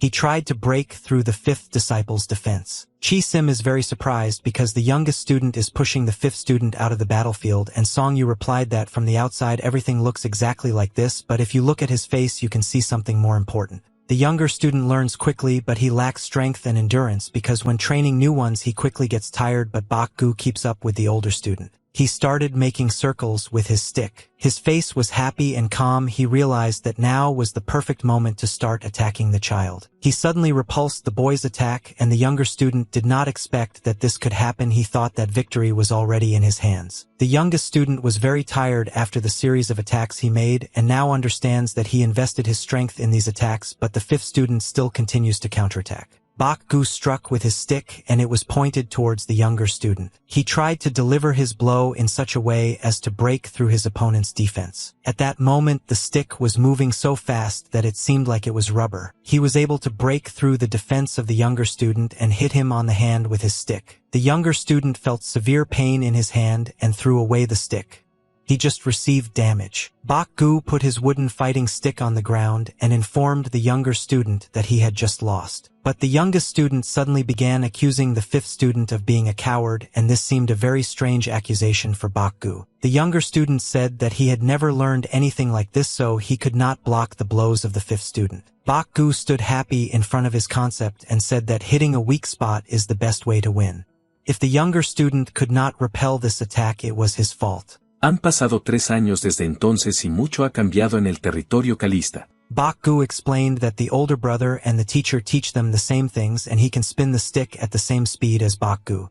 In this case, to win you need to use your head and slightly change your basic movements. The younger student was upset and said that he had simply never studied this focusing technique and therefore did not know how to do it. The fifth student smiled and said that he had never learned this martial arts technique either. The younger student was very upset because of this and almost started crying because I don't understand how the older brother learned this technique. But when he gave himself time to think a little about it, it finally dawned on him and he understood what the words of the fifth student meant. Bak Gu smiled when he realized that the younger student had finally figured out how it all worked. He was pleased that this child was smart. But the whole problem was that when the younger student realized how this military technique works, he wanted revenge and therefore challenged the fifth student again to a duel. Bak-gu refused another battle and began to leave the battlefield. He said that he needed to enjoy his well-deserved victory. The brothers started laughing at this whole situation, and they were happy when they saw that the younger student wanted to fight so much and was learning new things. Chi-sim said that the senior student was right and everything happened as he said, but Song-yu told him that each student has his own style and his own strengths, so you can't compare them. Chi-sim smiled and realized that his older brother's words made sense.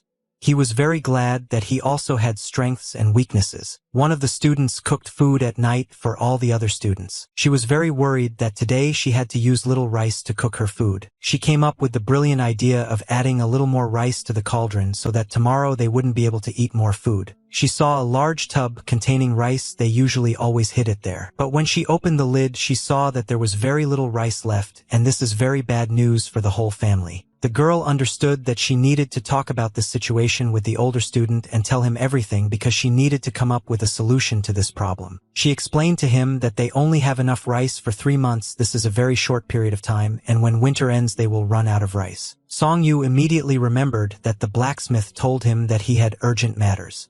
So he will return next fall. An auntie is from the tea house and helps them so much. It's already embarrassing to ask her for help. The girl asked the older student if he knew when the teacher would return. She said that the year before last, he conveyed the news through one of the caravan guards that he would arrive in a year. Song-yu asked her not to worry about it, but she still wanted to know what he was going to do and how he was going to solve this problem. Song-yu said that there are not many options for solving the problem and you just need to find a way to make money. She wanted to know how he was going to do it. The guy asked her not to worry and trust him and told her to come home because it was cold outside. Song-yu looked at her leaving and thought that he didn't understand at all how he could earn money.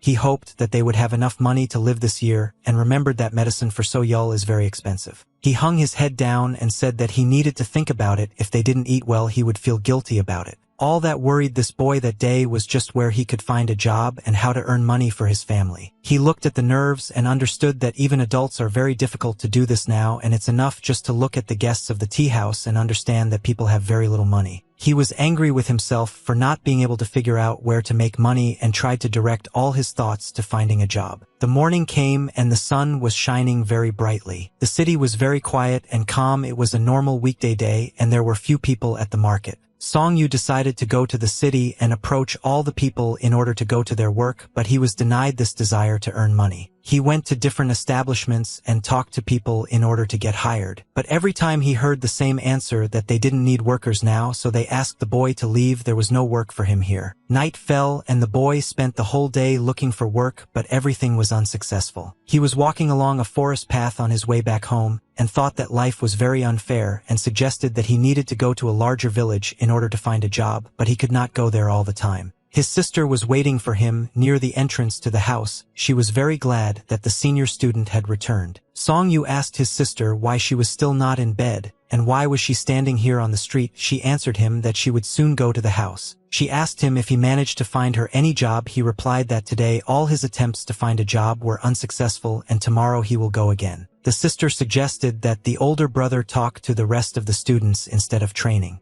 They could catch a rabbit or a bird or collect medicinal herbs to sell. Song-yu said that this was a bad idea because then all the discipline they had been building for years would be destroyed. He asked his sister not to worry about work and promised that tomorrow he would be able to find this job and would not have to worry about it. He said that he would go to a larger village and there would definitely be some vacancy for him there. The sister was very worried about the older student.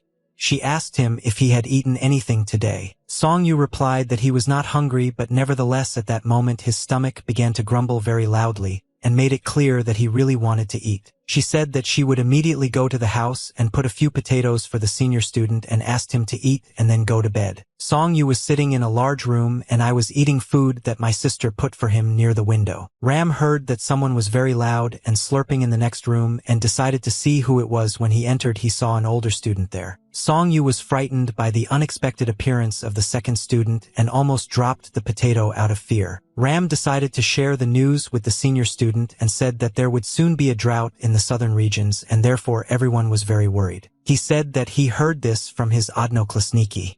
Some of them have relatives who trade there, and after that he said that he still wants to share something with his older brother. Ram said that in 2 years he will finally be able to show his abilities. The second student informed the older student that from now on he wants to focus only on this exam to show what he is capable of. Song Yu was very glad that the second student made such a serious decision.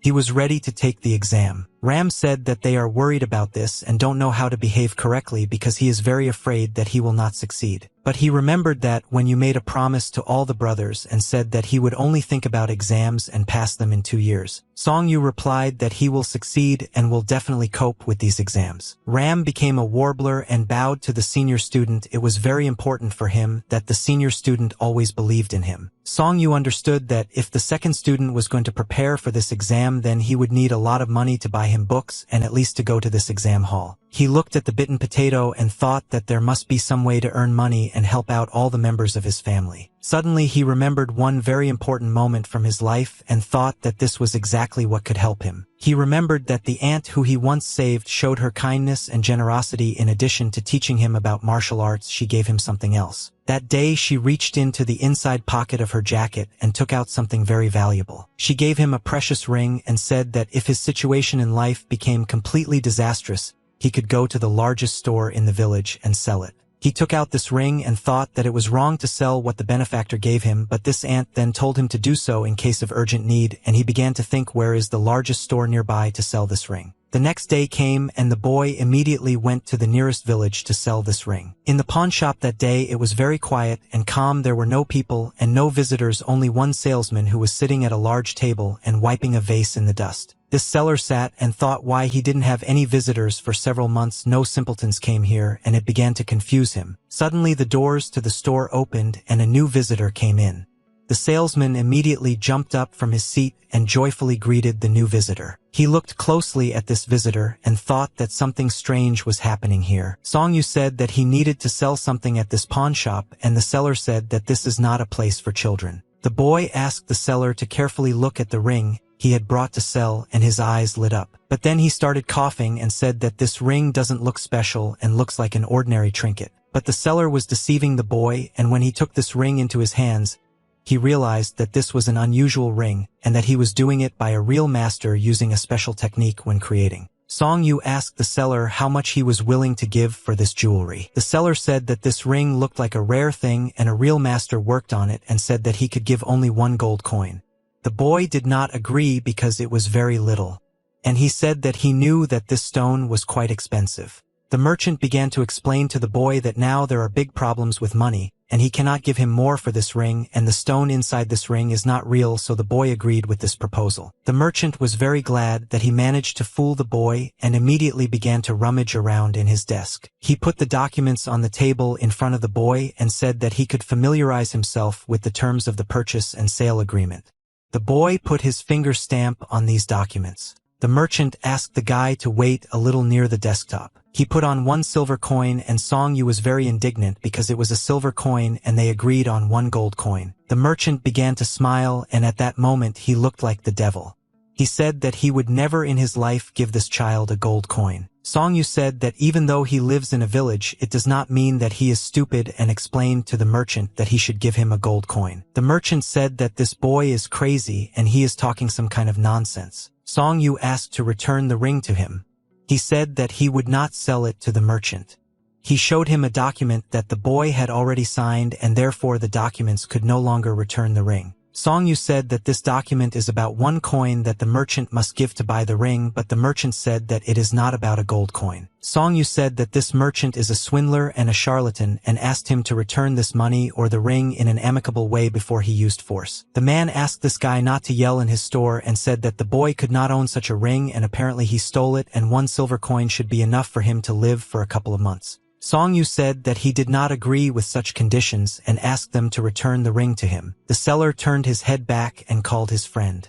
He said that a visitor had appeared in the store and was rowdy. Two tall and strong men came out of the mystery of the room that was behind the red cloth. Song Yu was very angry when he saw these men. He was ready to destroy everything they saw because he had just been deceived so much and decided to make his last hopes of making money. The men who came out of the room were very dangerous and they worked here as bouncers. The merchant ordered his bouncers to throw this puppy out of his store and asked them not to forget and beat him to a pulp. They smiled and started laughing because they understood that this was a very weak opponent and they could quickly deal with him. One of the bouncers walked up to the boy and grabbed him by the face and asked where this brat got so much courage to be rude to the merchant. Song Yu removed the thug's hand from his shoulder and asked not to be touched again. The bully said that it is worth beating this puppy several times so that he begins to be afraid of his elders. He swung his fist and wanted to hit him. His big and strong fist was already flying towards where Song Yu stood. The boy realized that the situation was getting out of control and now he urgently needed to take some action to stay alive. Song Yu realized that this was the perfect moment to try his fighting techniques in action and dodged the blow and tripped this thug. The bouncer understood that this guy was smarter than he might seem at first glance and felt that he was about to fall. Song Yu was able to knock down this big guy's daughter-in-law using his agility and ingenuity. The merchant was very surprised and shocked that this guy had the courage to defend himself against such strong opponents. The second bouncer was also surprised that this boy was defending himself and was able to knock down the son of such a thug. He was angry at this child and clenched his fist in order to strike back at him. But Song Yu moved faster than this idiot and therefore managed to strike him in the jaw with his fist. He put all his strength and power into his attack because he was very angry with these people, and the big guy also fell to the ground. Song Yu was very surprised that his blows caused such a large amount of damage.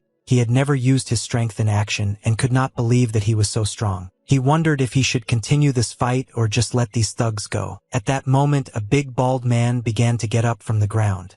He was very angry that he had just been dropped to the ground. He wanted to take revenge on this child and try to hit him again in order to break something for him. The bouncer took advantage of the fact that the boy now did not understand what to do and decided to immediately strike him. Song Yu felt very strong pain when he was hit and blood began to splash out of his mouth. Song Yu got angry at this big man and lost control of himself and started beating this big guy. He grabbed him by the shoulders and tried to throw another blow. He kneed him in the stomach and the big man started screaming in pain. After the bouncer took a knee to the stomach, he also started coughing up blood. Song Yu was scared when he saw that this was a big strong man on the blood shell cashlet.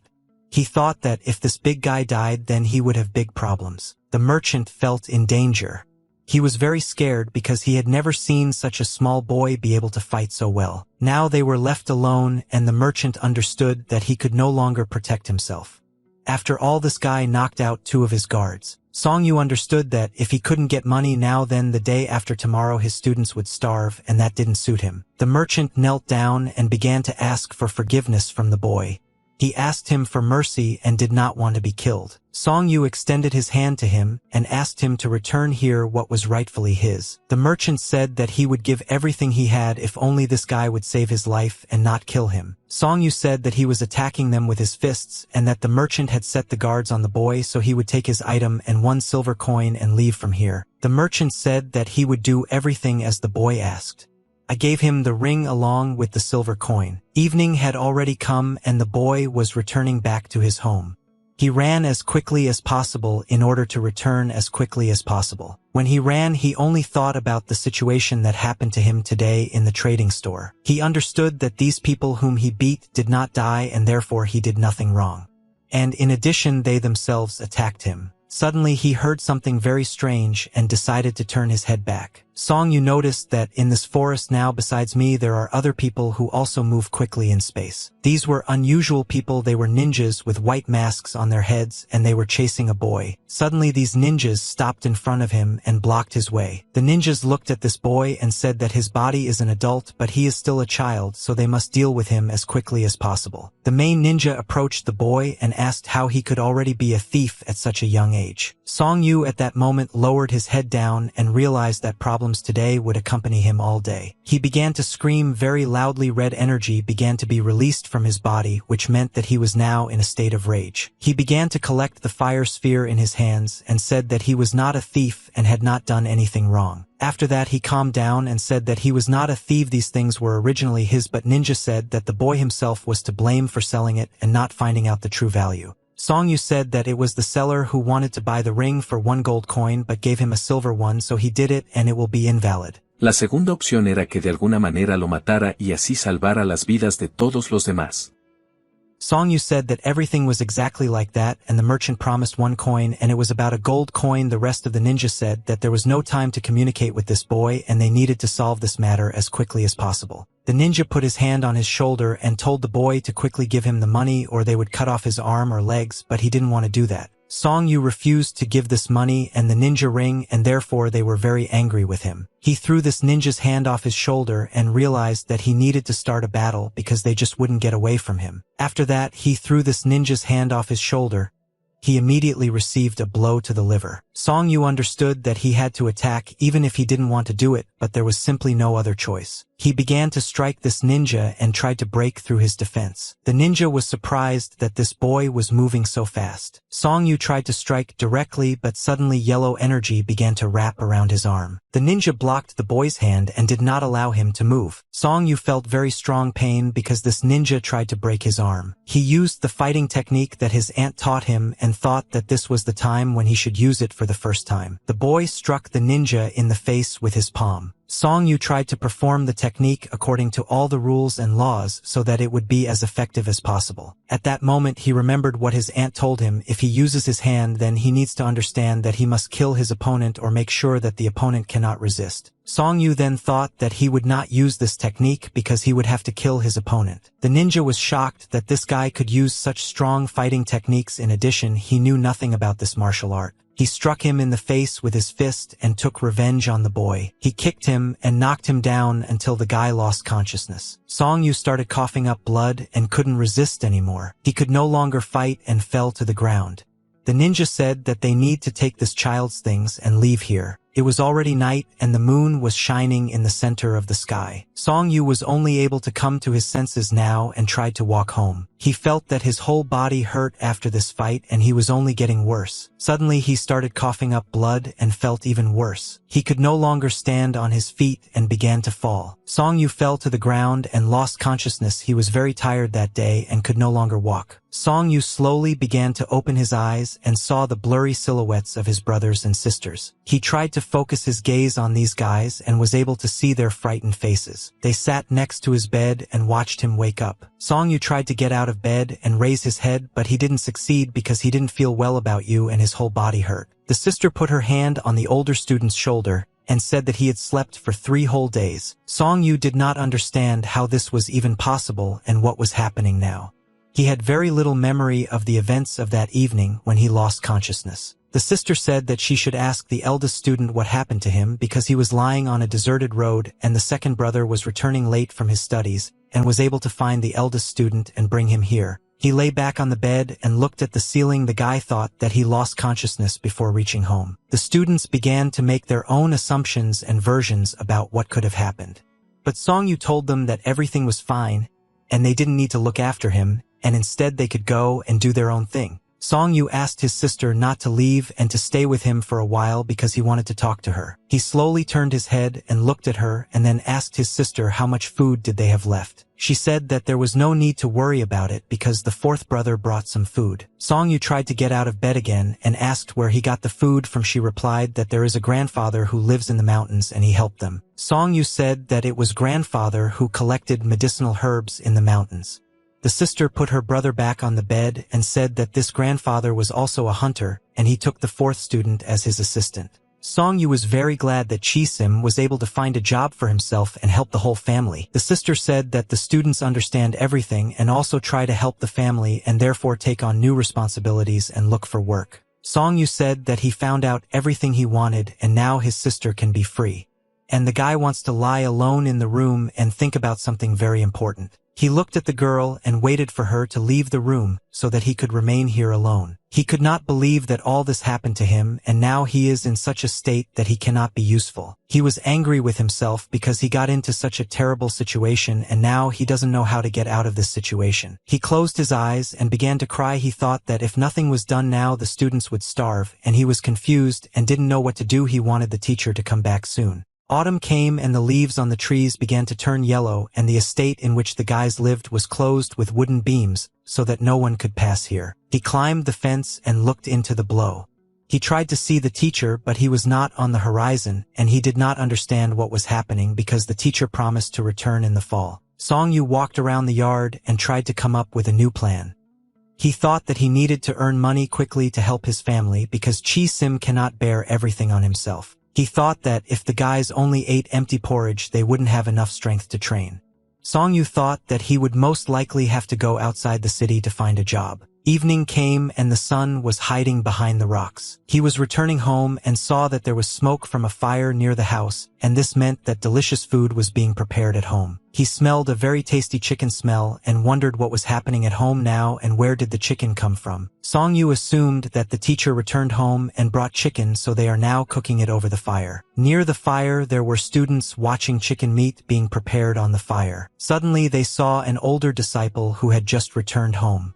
They were very happy that the older brother would now join them. The younger students asked the older student Song-yu why he just shouted so loudly that the teacher was back because he was not here now. The guy started laughing and said that his older brother got it all wrong because of the smell of chicken. In a large black frying pan, there were 3 chicken carcasses that were being cooked on a street fire. Song-yu patted the younger student on the head and asked the rest of the guys where did they get this chicken from. The guys could no longer contain their appetite, and they were very glad that the senior student returned because they could immediately pounce on the chicken and start eating dinner. The sister explained that the 5th brother had worked well today, and so he was able to bring chicken and rice for the whole family. The 5th student smiled and said that today was just a lucky day and the merchant paid him generously for his work, so he was able to buy a chicken. Song-yu at this moment began to feel useless because he spent the whole day looking for money, but his uncle scolded him and said that he had nothing. Song-yu began to worry that he did not know this person who paid the 5th disciple. The 5th replied that this uncle was heading to Hunan and the boy helped this traveler all day. Song-yu started yelling at the 5th student and asking what exactly the boy had to do to earn this money. He replied that he had been loading luggage on a cart all day and did not understand why the older student was shouting at him and asking so many questions. Song-yu started yelling at the 5th student and trying to find out where he actually got this money from. The 5th student replied that he told the whole truth and does not understand why the elder is shouting at him. Song-yu said that he has been trying to find a job in the village for a month and knows about all the vacancies, and when a stranger comes to the village, Song-yu is the first to help him, but today he has not heard of any stranger. The 5th student lowered his head down and began to shake. He did not understand why the older student was shouting at him because he brought food and wanted to feed everyone. Song-yu began to shout at the guy even more and asked him leading questions that the 5th student could not answer. He was waiting for this guy's explanation and to find out where he got this money for the chicken. The 5th student could not stand such tension and said that he lied to everyone and in fact he stole this money and then bought a chicken with this money. The rest of the students were very upset and scared when they heard that the 5th student had stolen the money. He felt very ashamed and said that they had not had normal food for a month and he had almost no strength, so he began to train less hard and skip training. Song-yu said that this is not a reason to become a thief. The 5th student replied that he had no choice because if they didn't eat they would simply die. He said that there had been no work for a month, he needed to eat, and that's why he stole the money. The 5th student said that he does not know all the details and problems of the family, but he definitely noticed that it is very difficult for the eldest student to cope with all the difficulties on his own. Song-yu understood that the younger students see that he cannot cope and therefore take the situation into their own hands and solve problems as best they can. Suddenly they saw that the 2nd student had returned from studying and immediately approached them. The 5th student began to accuse the 2nd brother of only reading books while all the other children were starving. The sister was very dissatisfied with the behavior of the 5th student and told him to never talk about the 2nd student like that again. Brother went up to the 5th student and took him by the shoulder and asked him to apologize to the 2nd student. But the 5th saw support in Chi-sim and said that it was all true and he didn't want to apologize. Chi-sim said that situations in life can be difficult, but it is wrong to behave like this with a mentor, and the fifth student began to get angry because he is always the one to blame for all conflicts. Song-yu looked at the fifth student who had set their family up very badly and tried to understand what measures should be taken to punish him for this act. The fifth student said that he stole the money, but today all the brothers can have dinner and not die of hunger. Song-yu said that even if he dies of hunger, you can't take other people's things because this is the act of a weakling but not a real man. The fifth student again began to blame the second student for the fact that he can eat at school during training and therefore it is easy for them to talk about it. Minsu levantándose de la mesa se puso la chaqueta y les informó a todos que el vicepresidente lo había llamado y que iría a su oficina. Bak-gu said that the brothers think only about themselves and completely forget about the younger ones.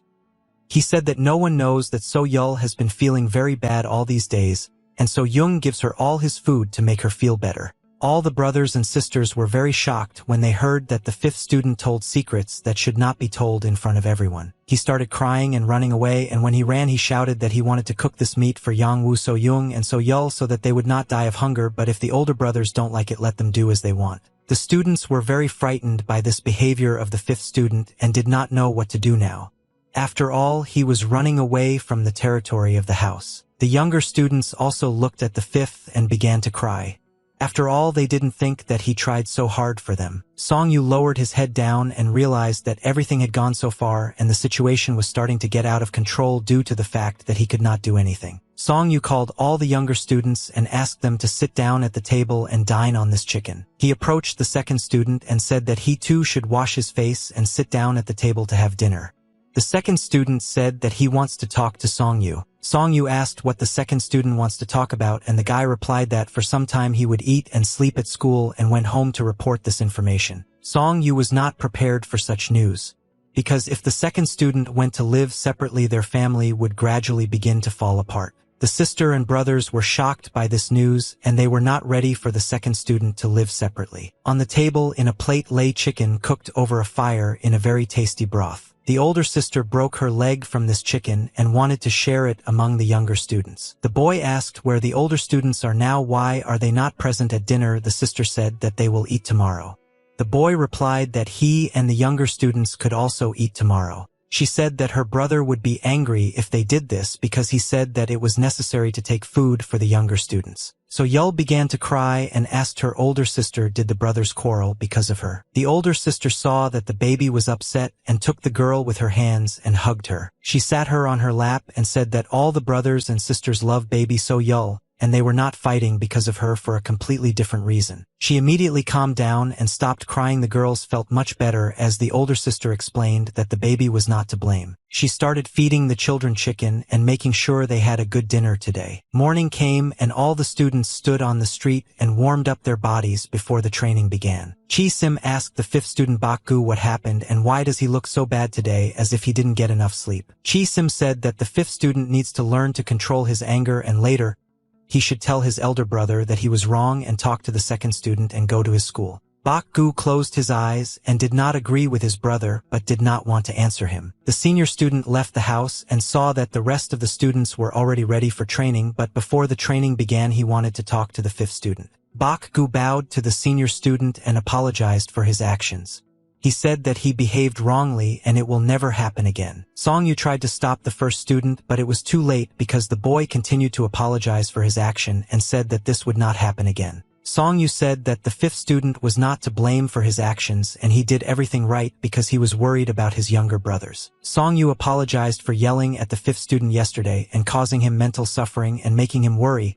He also said that he would not behave like that again. Song-yu asked the fifth disciple to also promise something very important in front of all the brothers and sisters. He said that he didn't want any of the students to ruin the reputation of the Muyan clan and asked them to promise that none of them would steal money, take other people's things, or beg on the streets again. He looked at the fifth student with a serious look and asked the student to promise him never to do that and to follow these laws. Bak-gu started crying but couldn't immediately promise his older brother to fulfill all these requests. Song-yu said that he took responsibility for the lives of all the students and for their future, and therefore this means that if he earns money then the students will eat food, but if he does not earn then all the students will have to starve. The rest of the students were very scared and shocked when they heard this rule from the older student, but they replied that they were ready to make such sacrifices and obey their older brother. Song-yu closed his eyes and realized that now was the time to begin fulfilling his main mission. He turned around and walked up to the fence to take a long stick. The students did not understand why the elder brother went for a wooden stick and what he would do with it now. He walked up to his sister and extended his hand in which there was a stick for her to take it. He said that the student should receive punishment for becoming a thief, and only Song-yu was to blame for this act, so he asked his sister to hit him 10 times with this stick. The sister replied that this could not be done. The rest of the students were very scared when they saw that the eldest student decided to punish himself for not being able to follow the fifth student. Song-yu said that every action has its consequences.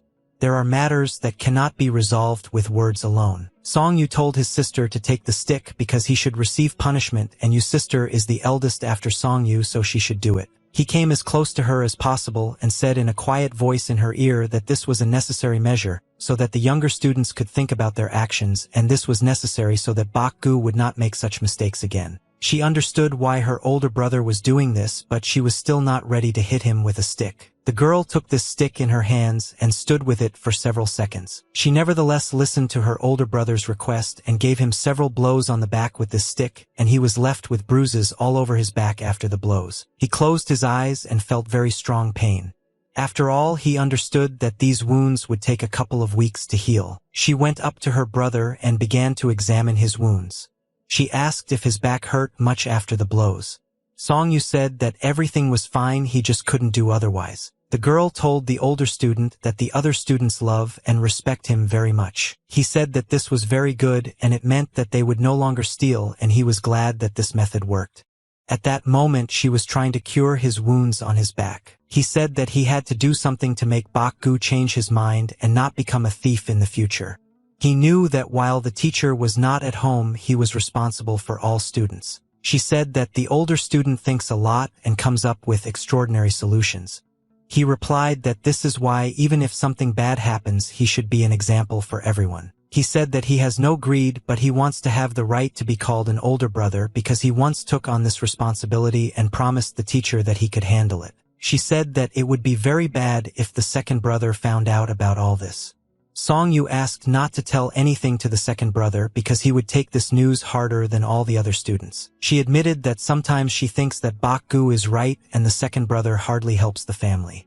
Song-yu replied that the second student should focus on books, and even in such a situation he should continue to study and clearly follow his path. He said that the second brother is the smartest student of them all, and he has plans and firm intentions to fulfill it in life, so the second brother knows that he is their hope. He asked his sister to trust and just believe in the second brother because in the future he will help them all. Suddenly the door to the room opened and someone decided to come in. Song-yu immediately noticed the door and wondered who could come to them at such a late time. The door kept opening slowly. The sister asked her older brother to look forward because at that time she wanted to apply medicine to his back. The second student went to the door of their house and left a package there. He placed this package near the door and began to leave. It was a gift for the other brothers and sisters from the second student, but he decided to do it quietly so that no one would know. The next day it was very warm and many people were walking around the city. 3 men stood on the street and a man in a blue vest told these guys a story from his life that scared him so much that his heart was pounding like crazy. The guy called this man in a blue vest with his head. But the man in the blue vest didn't like it. He said that he should no longer be called the head, but instead be addressed as Big Brother. He said that they are all ordinary people from the Black Death Guild. Suddenly Big Brother turned his attention to the fact that some person was approaching them. He became interested in what this person wanted from them. In front of him stood a modest and frightened Song-yu who wanted to somehow start a business with them. Big Brother looked contemptuously at this child and asked what he was looking for here and why was he standing next to them now. Song-yu didn't know how to start a dialogue with this man and he needed a few seconds to come up with his first words. He bowed to this gentleman and said that he also wants to work, he really needs money. Big Brother asked this boy, who is he anyway, how does he know what they are doing? Song-yu said that he has seen these guys work several times and wants to work too. Big Brother began to turn his head in different directions and looked so that there were no other people near him who could hear this dialogue. Big Brother suddenly remembered this boy and he said that this boy used to work in a store that sells fabrics. Song-yu replied that everything was exactly like that and asked this man for a job. They were very surprised by such a request. After all, this boy was still very young, and they did not know whether they could count on him. He took a heavy breath and then exhaled the air from his lungs and thought that he could figure something out with this boy. He reached into the inner pocket of his vest with his hand and said that recently they said that the next street was completely deserted, so there was no work there. He gave the boy 1 silver coin and said that if this guy is really hungry, he can go and buy himself some rice. Song-yu said that he is not a beggar and came to this gentleman because he really needs a permanent job. Big brother said that he can't just trust some kid and he doesn't even know what this boy is doing. Song-yu said that he may still be very young, but nevertheless he can do a lot of things and cope with any task. The gentleman looked at this guy carefully and said that in his youth he was exactly the same, so he even gave him money for food. The gentleman was tired of looking at these pathetic eyes of the boy and said that if this guy had been watching them for a long time, then he should know about Kolda. He looked at this gentleman in surprise and did not answer because he was trying to remember who Koldu was. Suddenly he remembered how on the street he saw a very strong man who could bend an iron pond with both hands, and people called this guy the strong Koldu. So Song-yu saw the gentleman that he knew this guy and asked what he would need to do. The gentleman said that he has a job for the boy. This job is to catch a guy named Koldu.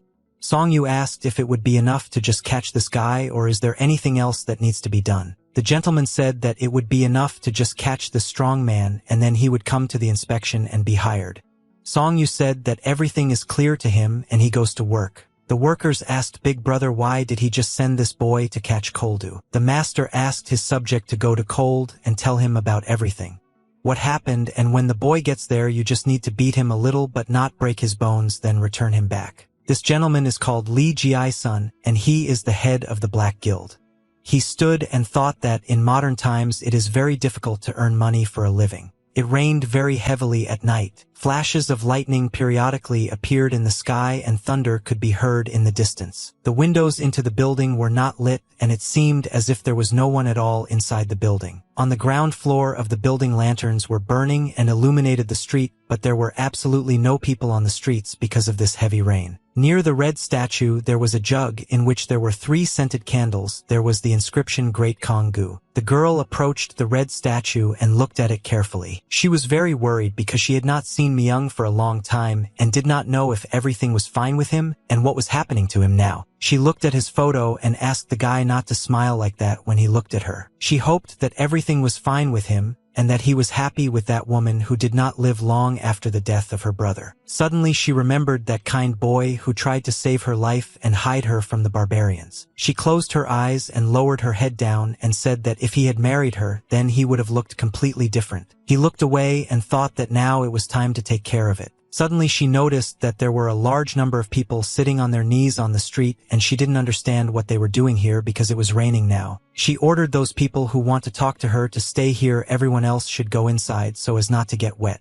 The lady asked her chief assistant Byung-won, who was her right hand, what happened here. He answered her that there was a matter that required the intervention of the head of the clan. Byung-won began to tell the head of the clan about everything that happened and wanted her to listen carefully to this story. She started laughing when she finished listening to this guy's story and said that she was sure that he would fail the task, but in the end he did well despite the fact that he lost the sacred scroll. He said that soon this sweater will be returned. She asked him if he wanted to go to the defense and get down to serious business. Byung-won replied that he should return the scroll back because this thing belonged to the previous chapter. She said that the scroll is now in the possession of a person who will not just give it up, and his powers are different from theirs. She said that the person whose revolution now wants to engage in the complete extermination of people. But suddenly this guy started shouting that he could find him first along with his squad, and then this monster wouldn't get anything. She asked him to stop and said that if they fight with this man they need to ensure safety and they cannot allow their followers to get hurt. She looked at her assistant and said that if he so wants to finish this matter, then in that case she herself will be able to figure it out. He didn't understand why the head of the clan wanted to go on this mission herself. She said that if I don't feel strong enough to complete this task myself, then let me prove it in practice. He looked at the lady in surprise and realized that she now wanted to check him, and immediately bowed to the head of the clan. He said that there is no doubt in him and all his people are ready to prove their loyalty to the head of the clan. She put her hand forward and tried to stop this guy, but he continued to bow to her. Black energy was released from his body. He thought that the mind suppression technique of the sky and the earth of his head is completely, and he can't even raise his head when she controls him with this technique. She said that she was taking her words back and changing her mind, and immediately all the people who were sitting on the ground thanked the head of the clan for such an act. She said that if they wanted her to stay here and not go anywhere, then they need to find one child. She said that she met him when she fought with the barbarians from the Bones clan and gave him her ring, but it seems he still hasn't sold this ring, so she wanted to go in search of this boy herself. He was very surprised when the head of the clan started talking about the ring and wanted to know what kind of ring she gave to this boy. She said she gave him a ring of demons and gods. Kem-Ho pensó en ese momento que tal vez debería lanzarle una frase y que tal vez realmente funcionaría.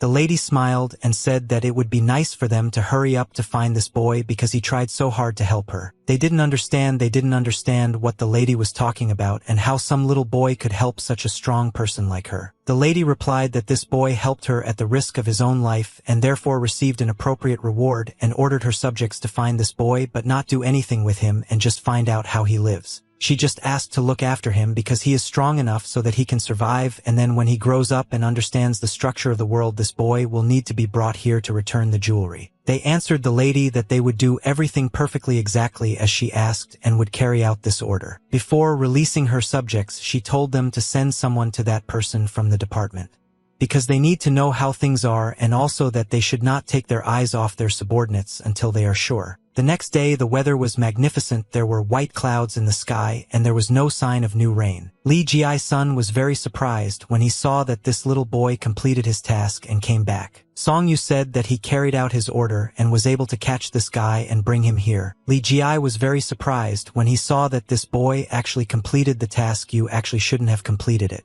Near the butcher shop, there was a man standing at a table cutting fresh lard. Li Jiai asked the boy, does he see the old man who is now standing behind the counters, and the guy replied that he sees him perfectly. Li Jiai ordered the boy to beat up this old man and inflict a large amount of damage on him. Song Yu didn't understand why this man was giving him such a terrible order. Li Jiai explained that this old man borrowed money from them and does not want to give it back, and therefore he needs to be crippled so that he does not do this again. Song Yu was not prepared for the fact that he would now have to beat the weak old man.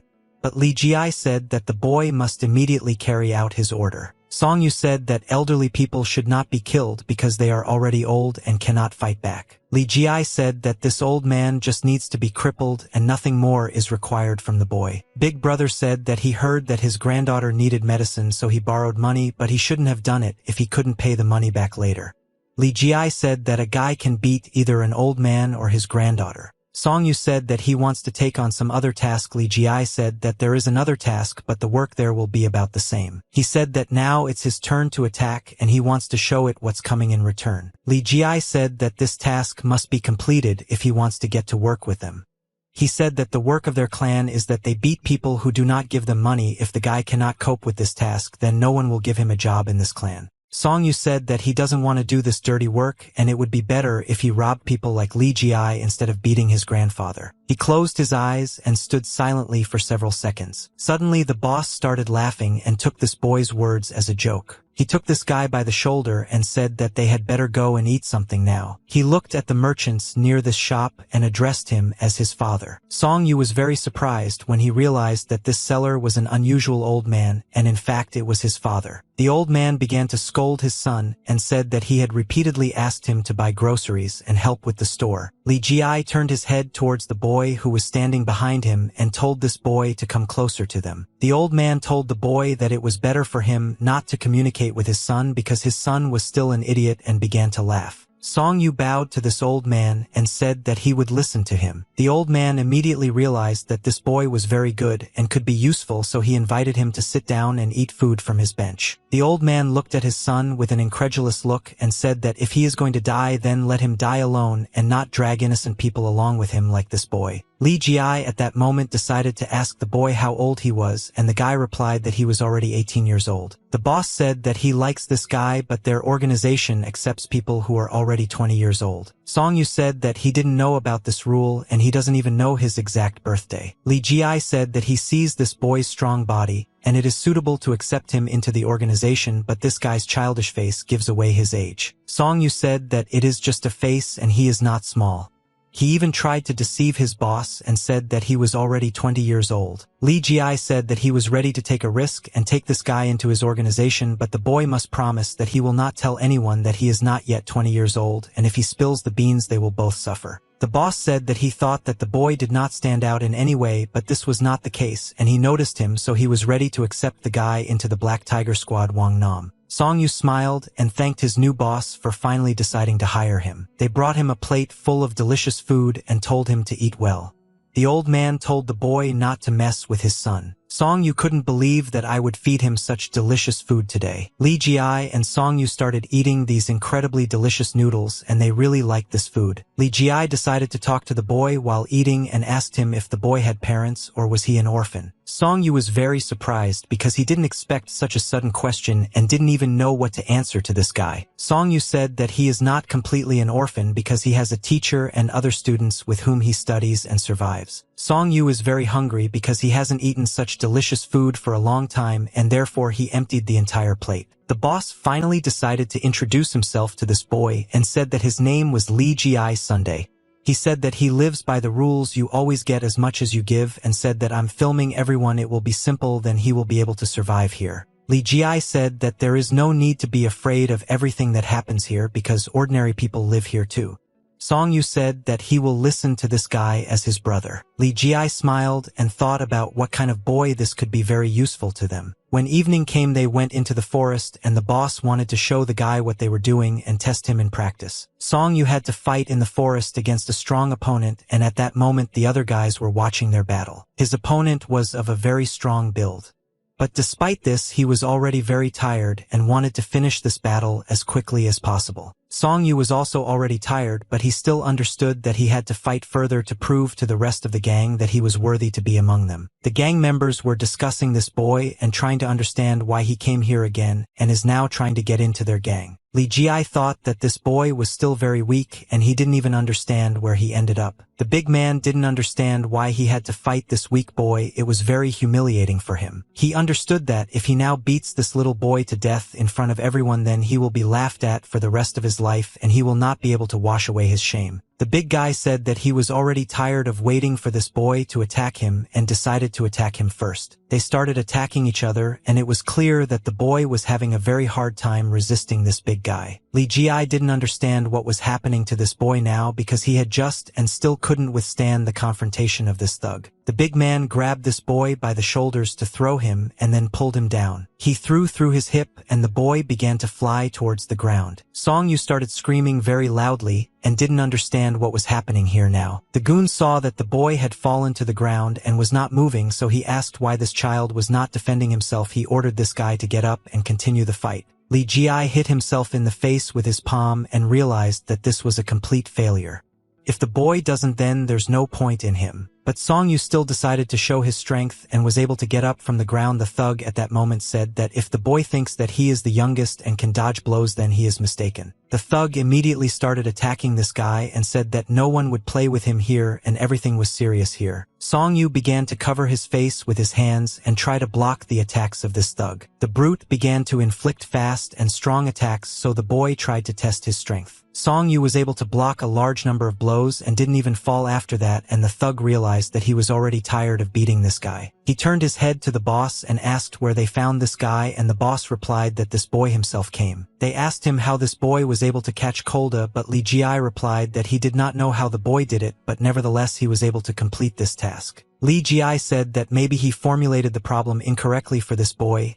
He didn't need to fight now like a rebel in a pawn shop. Li Ji said that this guy has very good potential, but the whole problem is that he is very different from them. The boss said that this guy is not quite suitable for the Black Tiger Squad, and rather he is suitable for the White Tiger Squad, so he brought him here to be tested. The big guy said that he overdid it a little with the blows, and the boy would need to rest a little, most likely just a couple of days for him to recover. Li Ji told the boy that he did everything right, and now he wanted to take him to rest. He said they weren't the best teachers and would need to work on their teaching. Li Ji said that the guy did a good job today, it was very hard for him, so later the boss will treat him. The brute told you to take this boy to the Red Tiger Squad and the Great Master can help him there. Li Ji said that in this case it would be against the hierarchy. And even if the thug studied under the Great Master, how could he perform the duties of a mentor regardless of the squad? Li Ji thought that this guy looks like a bear, but for some reason he is very light and a heavy body will make even the spirit strong. Therefore, if the boy loses like this, he will not last long here. Li Ji thought that someone should become his next opponent and these guys could attack at any moment, so he needs to be vigilant until he corrects the boy's character. Song Yu returned to his home and slept all night, and when I woke up it was already day and the weather was magnificent. My sister saw that the older student came home yesterday covered in bruises and injuries and asked what happened to him. Song Yu replied that he was just unlucky and his sister shouldn't worry about it, and the guy immediately started looking at the door. Song Yu began to scold his sister because in his absence students can sometimes miss training and this should not be allowed somewhere, it destroys discipline. The sister reassured his older brother and said that all students train every day and do not miss training. Song Yu could no longer sit still and rest in the room, so he decided to go outside and see what was happening there. All the students at that moment were in the yard and were holding wooden sticks in their hands. They were training with these weapons. Chi Sim was the best student who could spin a wooden stick in his hands. Song Yu was very pleasantly surprised when he saw that the students were training and wielding their weapons so well. Song Yu suggested that Chi Sim switch from a wooden stick to an iron one because the wooden one is too light, but for this he asked if the student wanted this. If so, then they would buy him an iron stick. Chi Sim said that the wooden stick is very light for him, and he doesn't even notice how he rotates it and would like to exchange it for another. Song Yu looked at this guy's wooden stick and realized that it would actually be nice for him to replace it with an iron one, but the prices for these iron sticks are very high now. At that moment, I didn't understand that he definitely needed to help his brother find a new weapon. Song Yu came up with a temporary solution to the problem and tied a heavy stone to a stick to increase the weight of the stick. He said that the training would prepare this guy for a real fight, and in a few days the senior student would try to get him an iron stick. Chi Sim smiled and said that he would be waiting for this gift from the senior student. Song Yu thought that this was his first vacation in a whole year, and thus he needed to do everything that he could not do before. He crossed his arms over his chest and said that he wanted to fight with some student in order to measure his strength. The students were very surprised when the elder brother invited them to fight and try their hand at combat because they knew that the elder brother was the strongest. Bakgu said that the elder brother works a lot, because of this he does not have time to train, and the students have become much stronger than the elder brother during this time. Song Yu said that he actually doesn't have time to train, but that doesn't mean he's having fun at this time. He invited the 5th student to go out and fight in order to pass the exam. Bakgu said that he wants to fight against his older brother along with the 6th student because they learned one interesting combination. Song Yu said that it would be even more interesting and allowed them to fight together. Una enorme bola de energía brillante comenzó a llenar rápidamente todo el espacio que la rodeaba por completo.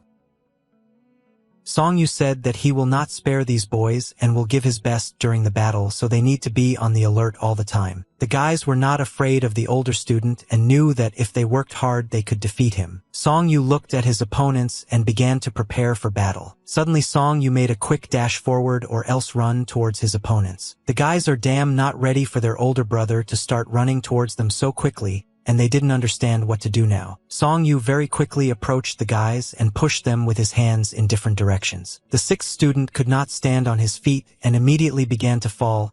He was not prepared for the fact that the elder brother would attack them so quickly. Bakgu also forgot that the senior student moved very quickly, and now he realized that the fight would be more difficult than he originally thought. Song Yu understood that this was just the beginning, and he now wanted to continue the battle and inflict further attacks on these guys. He grabbed the 5th student by the shoulder with his hand and began to pull him towards him. Bakgu tried to stay on his feet and not fall.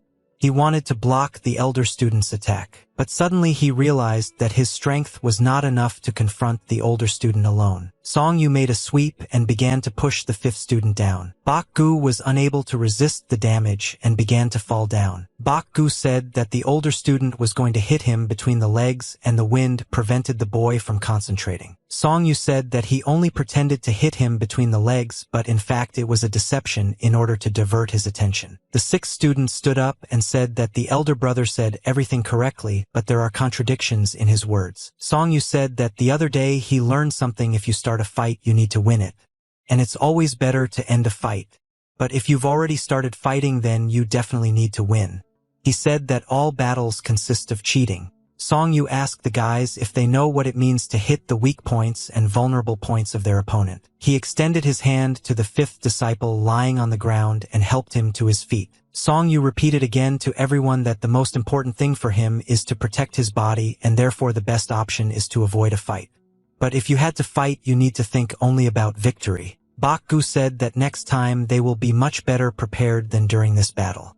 After all, they will already know a lot more information about the battle. At a school that was located in the city, classes were now being held and many students were at school at that moment. There was always a sign above the school doors that said that this place was an educational institution. The second student sat in the classroom at the table and studied everything that was written in the books. But suddenly he was interrupted and some guy started talking to him, and the second student had to stop reading the book. He took his eyes off the book and decided to look at the partner who wanted to talk to him now. It was his classmate who approached the second student to ask why he wasn't resting now like the other students. The second student said that everything was fine with him and there was no need to worry because he was studying now. A classmate got angry because this guy didn't pay attention to him at all and wanted to fight with this student and rid him of this habit, but his father forbade him to fight. He wanted to start a fight, but instead he calmed down and ordered the second student to look up from the book and talk to him. The second asked his classmate why he pestered him and what he wanted to achieve. Classmate asked this guy if he knows anything about the group of rain and wind. The second student replied that he did not have time to worry about such nonsense because he was busy studying. The second disciple immediately understood that his classmate was referring to the Wind and Rain Union, consisting of outstanding people among the senior fortresses of Changsha.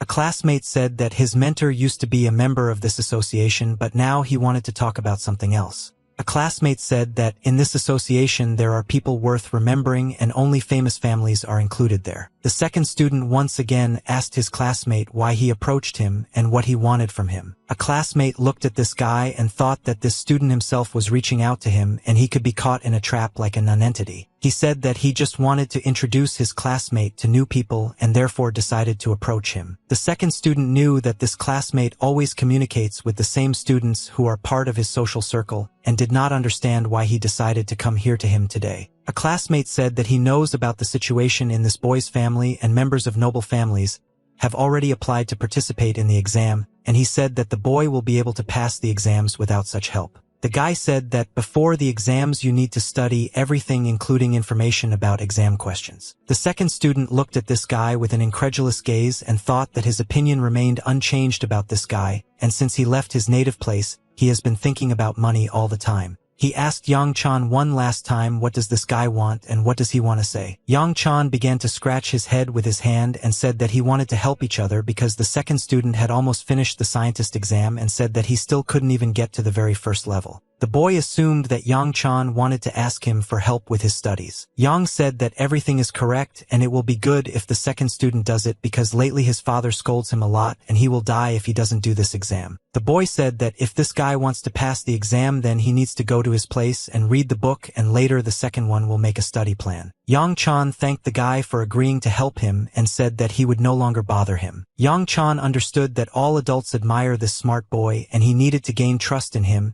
and he would not have done this if he had been able to pass the exam himself. Summer came and the weather was magnificent. Trees and bushes began to bloom around the large rocks and everything was green. Chi-Sim ran very fast and tried to catch up with the old man, but he didn't succeed. He decided to speed up his running speed and try to catch up with this old man using all his strength. The old man ran away very quickly and the boy could not catch up with him.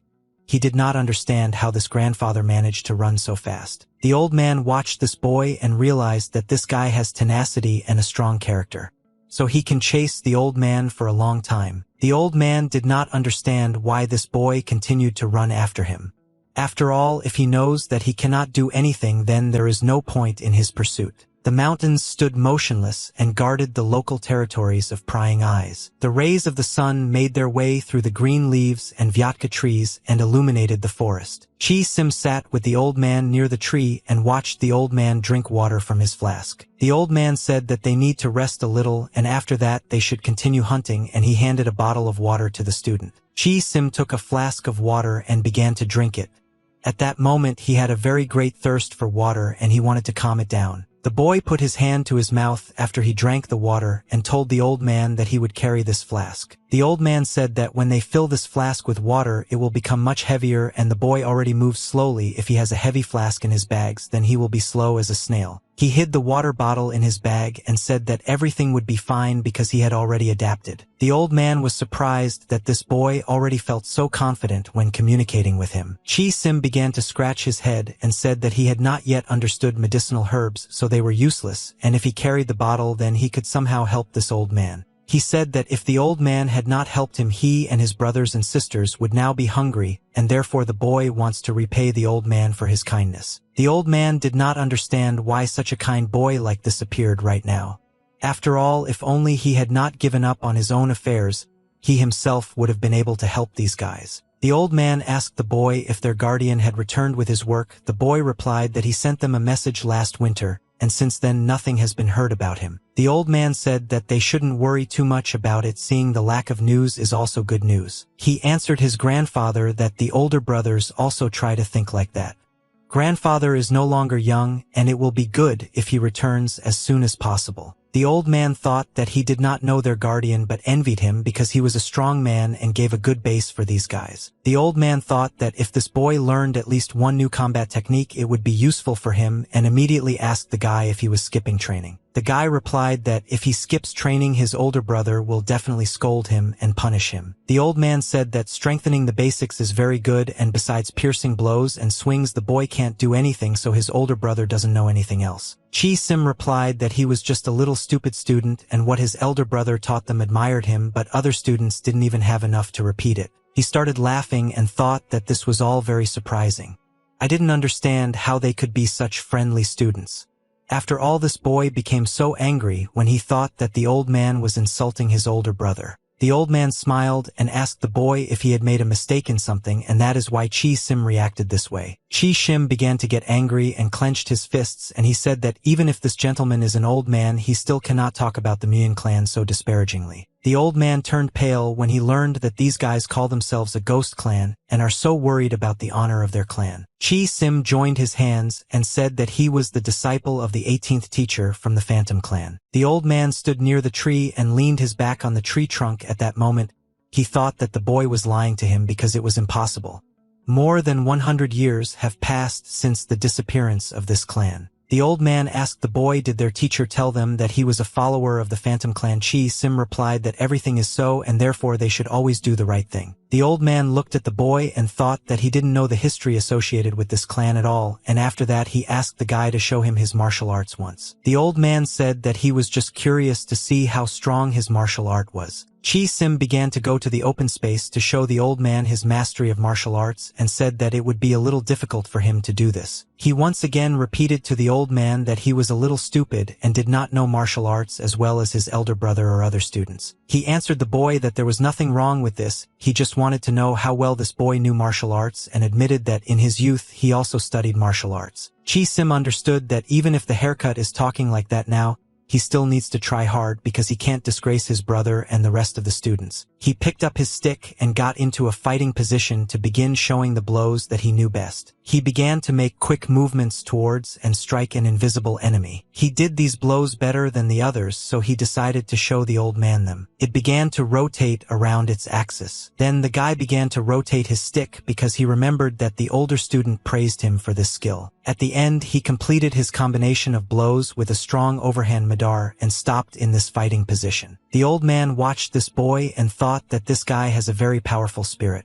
But this is because of his innate strength, and he does not see any outstanding movements in him, rather the most ordinary attacks. Suddenly Chi Sim began to emit magical energy from his body that appeared around him like smoke. Old Man didn't expect to see such energy radiation from this young boy. Chi Sim began to attack very quickly with his stick, and his speed was phenomenal. He moved very quickly, and such movements are usually seen in adult fighters. He saw a black shadow in front of him that turned into his opponent. The guy made very fast attacks with his stick and wanted to destroy this invisible enemy. At some point, he reached the maximum speed of his attacks and then stopped. The old man noticed that this boy's movement is very fast and clear. His speed is phenomenal, and it seems he has already seen this military equipment somewhere. Chi Sim held a wooden stick in his hand and looked at the old man to see how he reacted to it. He said that he had finished his combat combination, but he repeated once again that other students were doing it better than him. The old man was delighted with this boy's fighting technique, and all this time he was trying to remember where he had seen this form before. The hot sun was shining very brightly in the sky. It was very quiet and calm in the mountains that day. The fifth student together with the sixth student went into the forest and walked somewhere for a very long time, and Bakgu said that they had almost arrived at the place. In front of them in the forest, there was a large cave that was hidden in a stone. They decided to go into this cave, and inside they saw that there had once been a fire there, and there were wooden benches near the walls. Sixth student asked the fifth student what this place is and why they came here. Bakgu said that this is his secret place, and he told only the sixth student about this place and asked him not to tell anyone else. Bakgu explained that even rabbits have several burrows so that they can rest in different places, and he also has one secret place, so he doesn't want others to know about this place. The sixth student began to laugh and said that the fifth brother was very strange, but he liked it.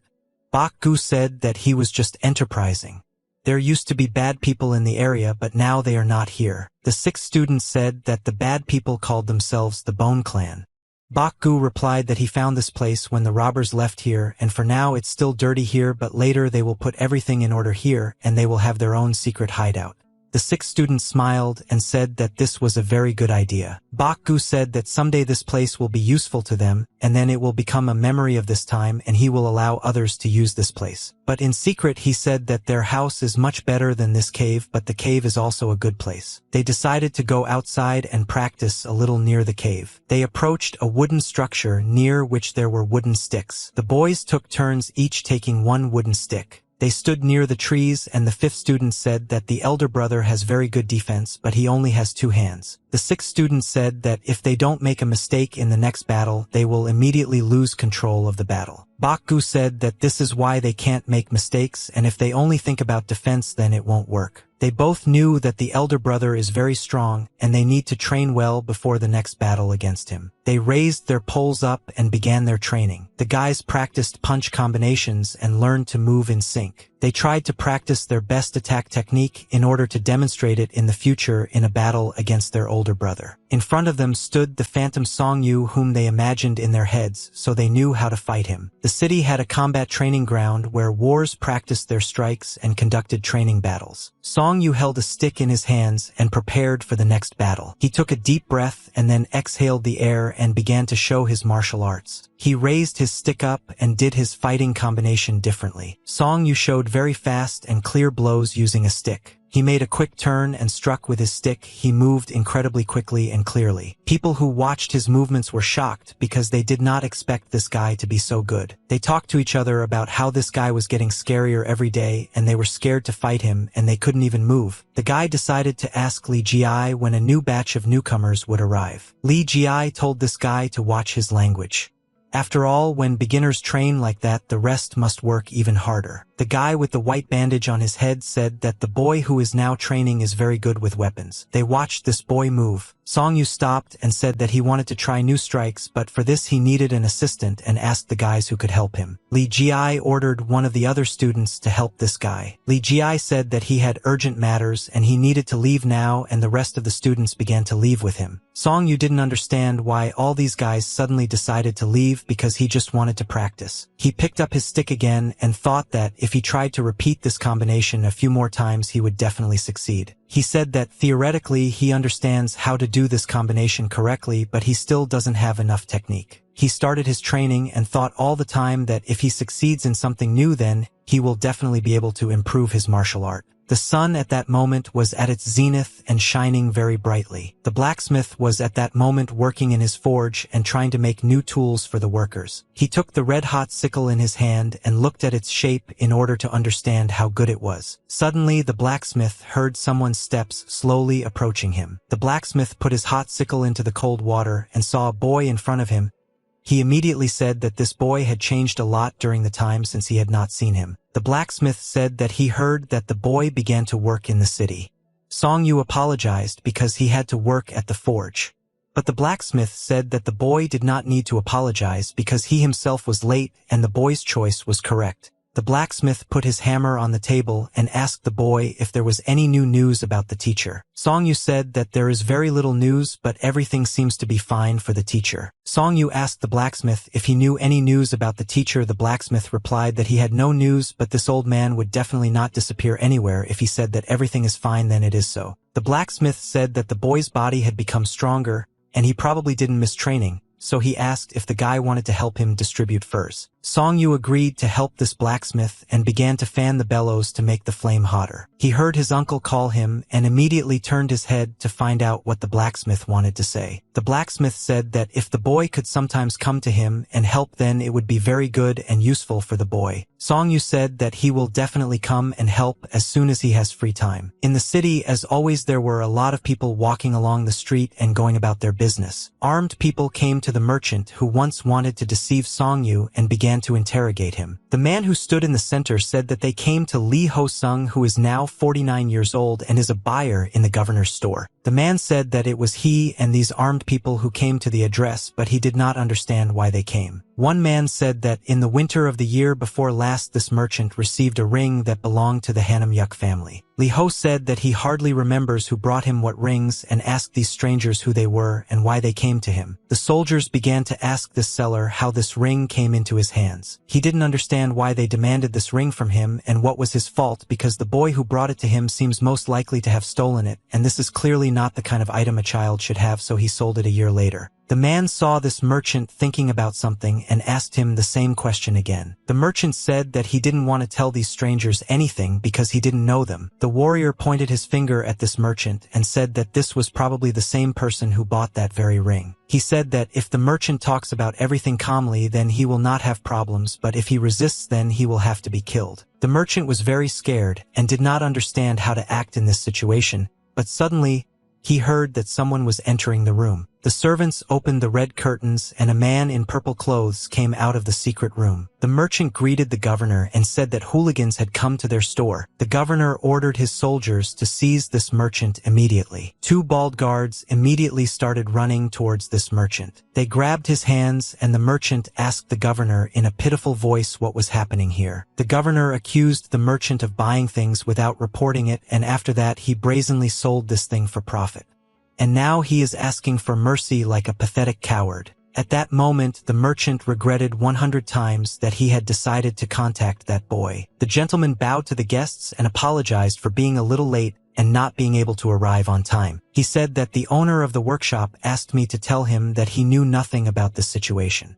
He said that they conducted their own investigation and found out that this man, blinded by greed, committed this crime himself. The merchant was very scared because he understood that he was now in a difficult situation, and he thought that the people who came to their store were most likely high-ranking personalities. The warrior put his hand on his sword to hold it and told the gentleman who stood in front of him that if he saw or heard any news about this ring, then he must tell them about it. The gentleman bowed to his guest and said that he was preparing a report on this ring, and he once again repeated that except for this merchant, no one knew about this ring until recently. The warrior looked at this pathetic merchant and said that it was so strange that so many problems had arisen because of one person, but due to the fact that the lady's right hand was personally involved in this matter, then a thorough investigation should be carried out. The gentleman said that he would provide these people with a report to help them in their investigation.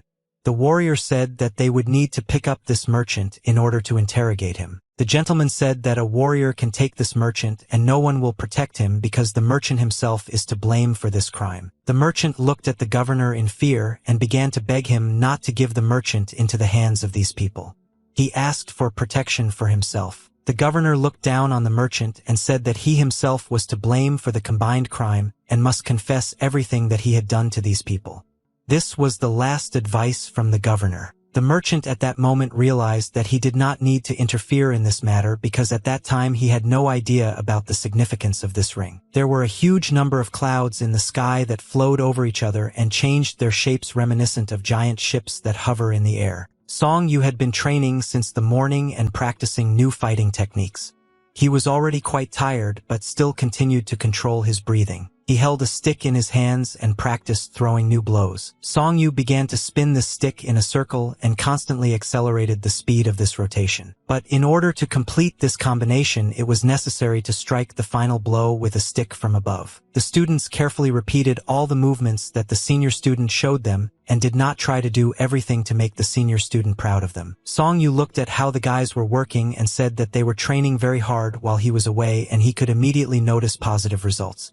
He decided to praise his younger brothers for their hard training and invited them to eat something tasty today. The student asked his older brother, "Will they really have chicken for lunch today?" Song Yu replied to this guy and all the other students that today they will not eat something very tasty and it will be much better than chicken. At that moment, the students began to imagine incredibly tasty food, but they couldn't even imagine that the senior student would offer them to eat. Song Yu said that he knows one establishment that serves incredibly delicious food and invite the students to go with him to this establishment in the evening and have dinner. The younger student said that this is a very tempting offer, but in order for all the students to eat, they will have to spend a lot of money. The students began to worry and talk about the fact that if they go to this restaurant today, they will spend a large amount of money, and said that beef noodle soup is enough for them and they do not mind having this soup for dinner today. Song Yu said that the diner he wants to take everyone to is not the best place and the prices are not the best, but the students still continue to worry about money. Song Yu told the students that today they don't have to worry about money because he has recently started working and therefore can feed all the students. The sister said that even if each student orders very little food at this diner, they will still have to pay a large amount of money because there are so many students. Song Yu said that he has been working very hard lately, and once he can afford to treat all his brothers and sisters. She understood that her elder brother was now trying to do the impossible in order to please all his brothers and sisters.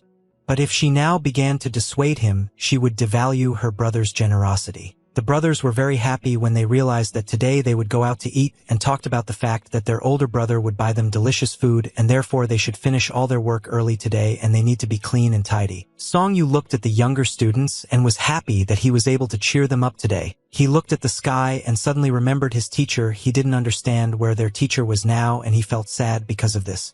He would like to teach today. He was with them and saw how they were going to the restaurant. Song Yu looked at the sky and told the teacher that he could cope with all the problems himself, but still he wants the teacher to return as soon as possible. It was late evening and the weather was extremely pleasant.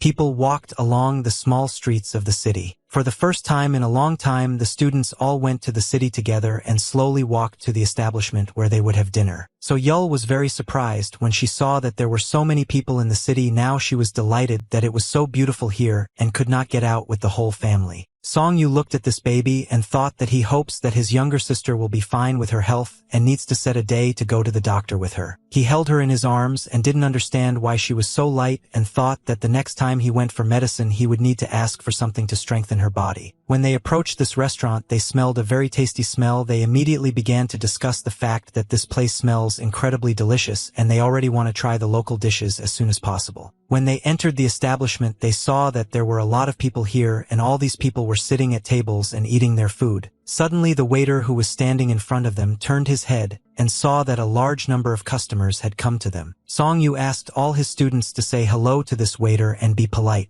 The brothers and sisters immediately bowed to this man and greeted him so that he would be positively disposed towards them. The waiter smiled and looked at these cute children. He was very pleased that they behaved very politely. Song Yu thanked this gentleman for taking care of all his brothers and preparing a special table for them. The waiter said that the boy works very hard and he deserves to have dinner with his family in this establishment, so there is no need to thank him for it. The waiter said that he would bring the food as soon as it was ready and would like to seat them on the second floor.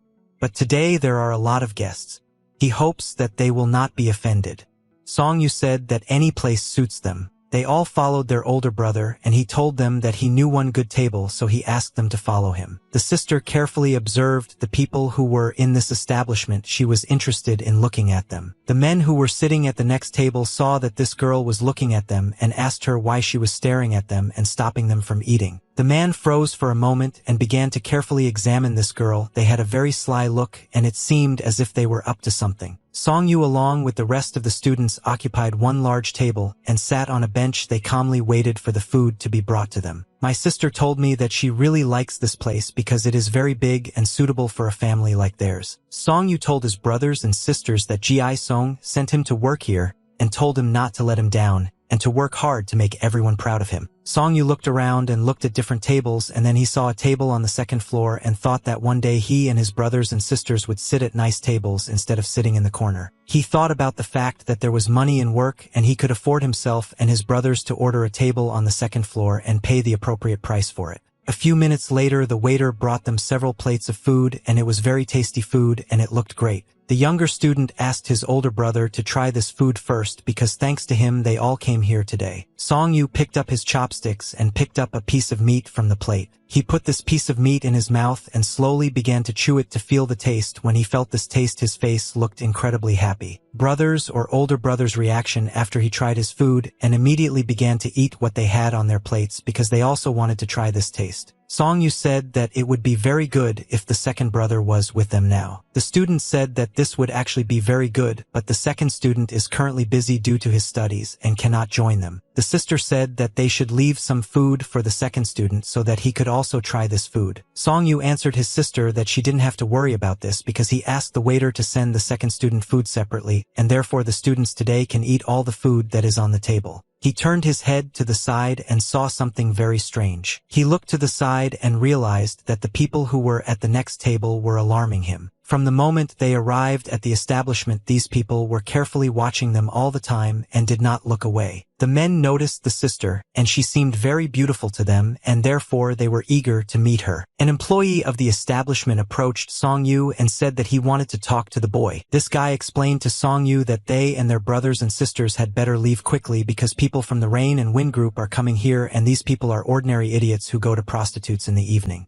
He said he was worried about Song-yu's younger sisters. At that moment, the sister was calmly drinking a drink from her cup and did not suspect anything. Song-yu said that he understood the whole situation and will try to somehow solve this problem. The senior student asked the rest of the guys to finish their food as quickly as possible and explained that if there were more guests in the establishment, they would cause inconvenience and they would need to leave.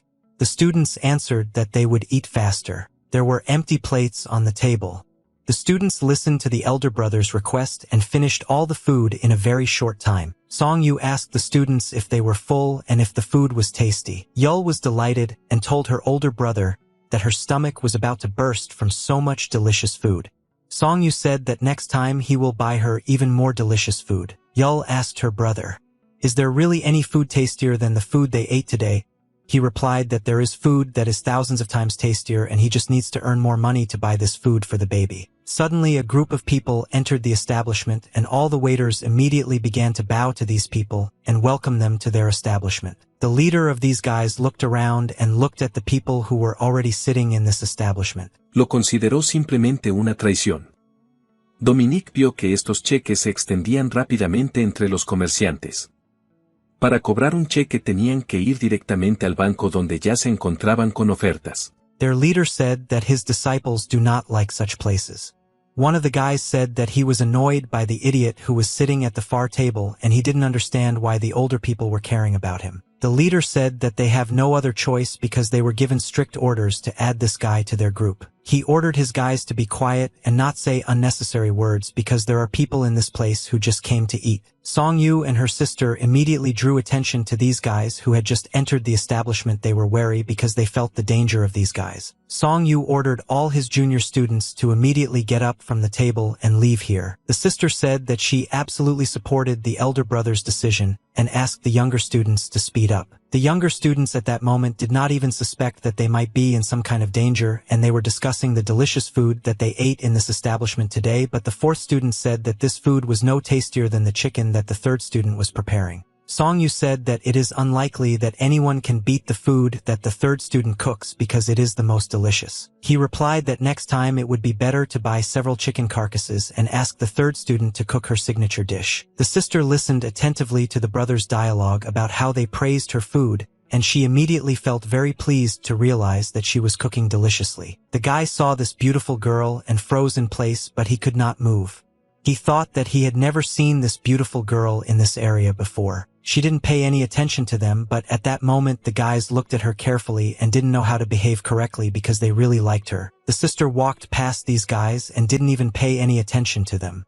Her hair slowly fluttered in the wind and the guys couldn't take their eyes off her. The guy extended his hand to her and tried to stop her in order to start a dialogue with her. He wanted to take her hair with his fingers in order to feel it, but suddenly a man stopped his hand and pushed him back.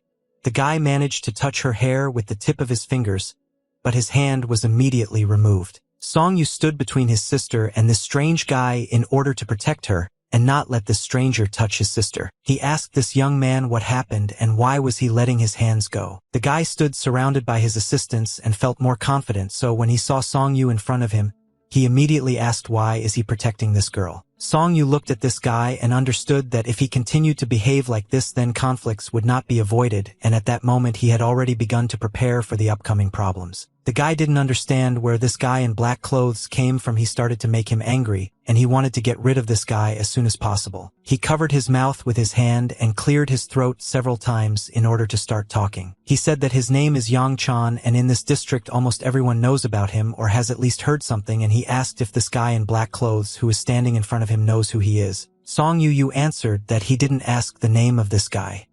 He repeated his question again and said what's the matter and why is he letting his hands go. Yang Chan said that this guy in black clothes is worrying in vain because today is a beautiful night view and good weather.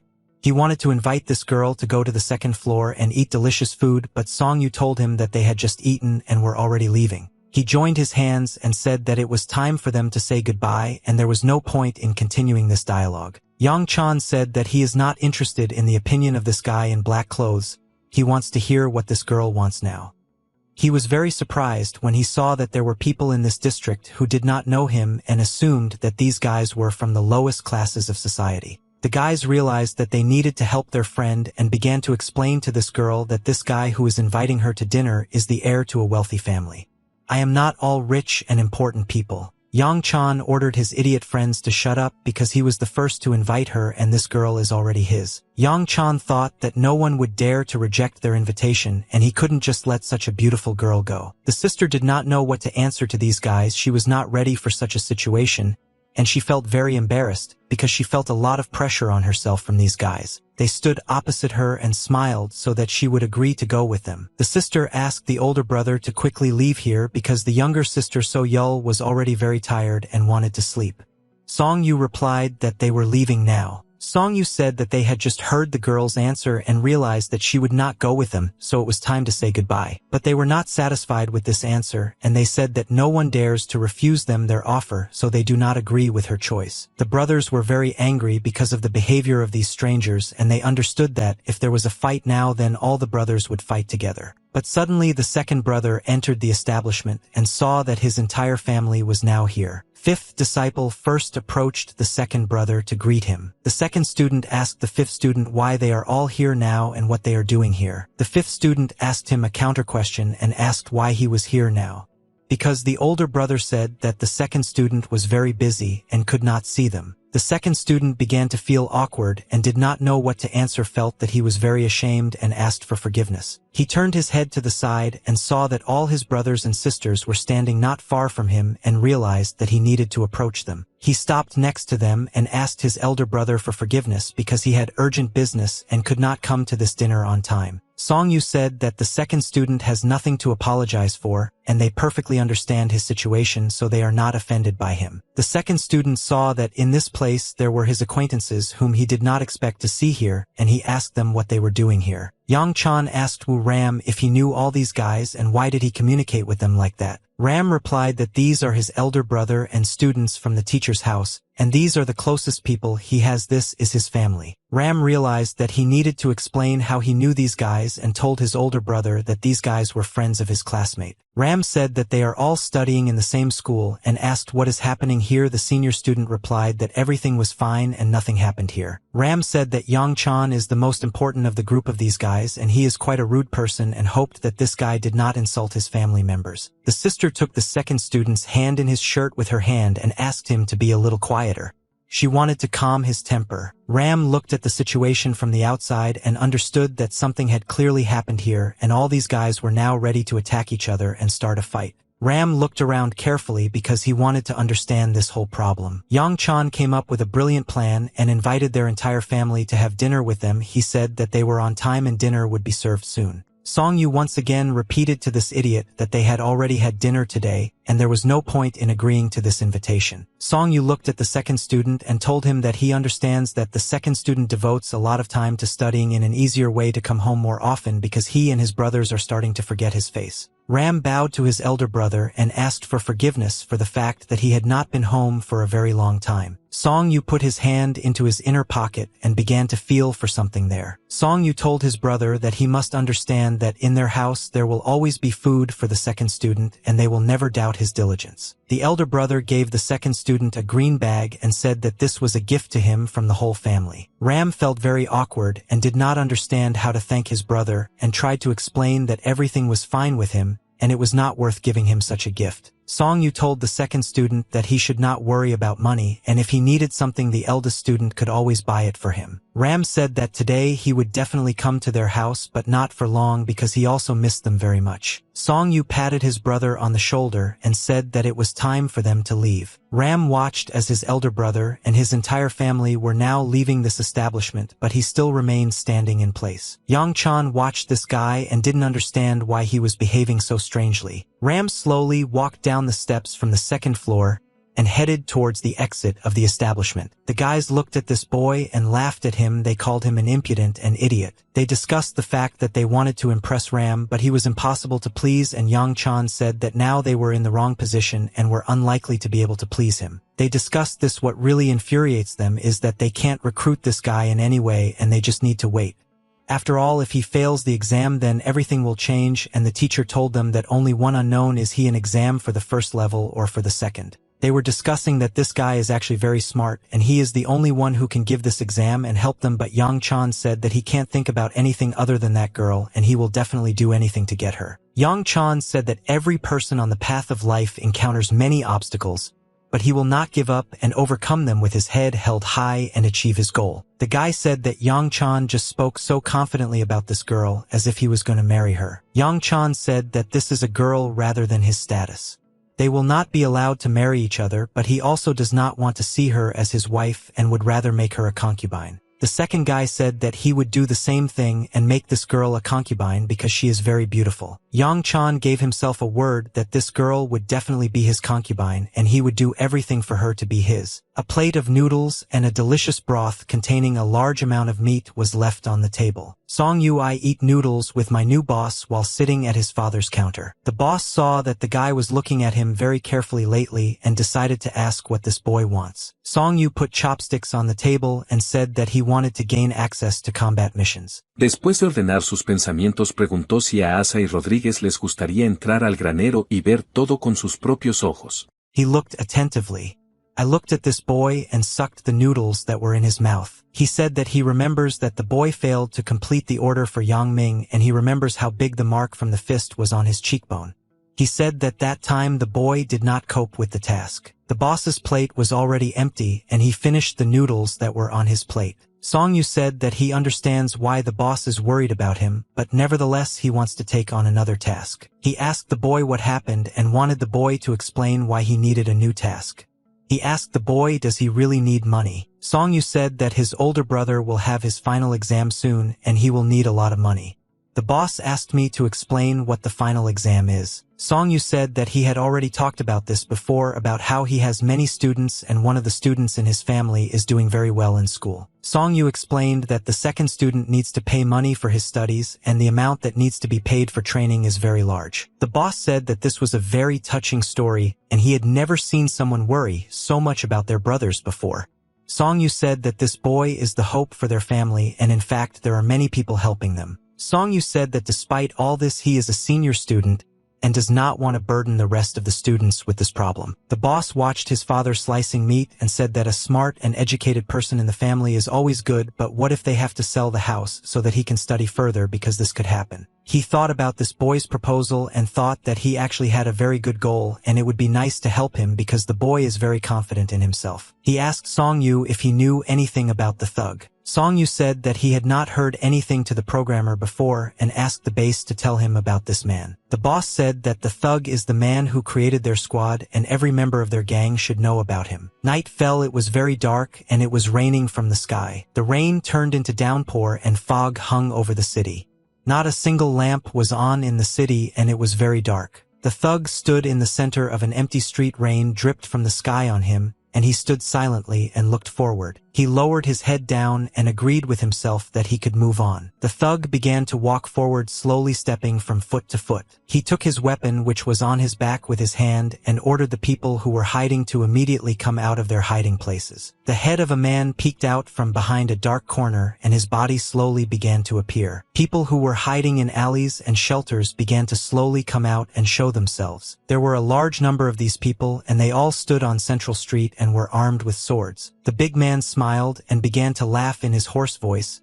He said that he was very surprised to see so many people here who came to take his head. A man came out of the crowd and said that the thugs needed to know the limits in their actions and now it was his own fault that they had gathered here. The thugs said that the thug had gone too high and now it would be painful for him to fall, but they asked him not to be too upset because he was not the first to make such a mistake. The thug said that he never gets upset at all and asked them to keep this in mind so that later they would not regret their actions and the fact that they made a mistake. He raised his weapon up and defiantly showed everyone that he was ready to fight. The brute smiled and then began to laugh very loudly, showing his disrespect for these scum. The thug understood that these headhunters had no idea who they were in contact with, and he smiled because he knew that they would now regret that they had come to kill him. The bounty hunters began to surround the thug from different sides and shouted that they needed to kill him. He fought off these guys with his weapon and with one blow was able to knock them out.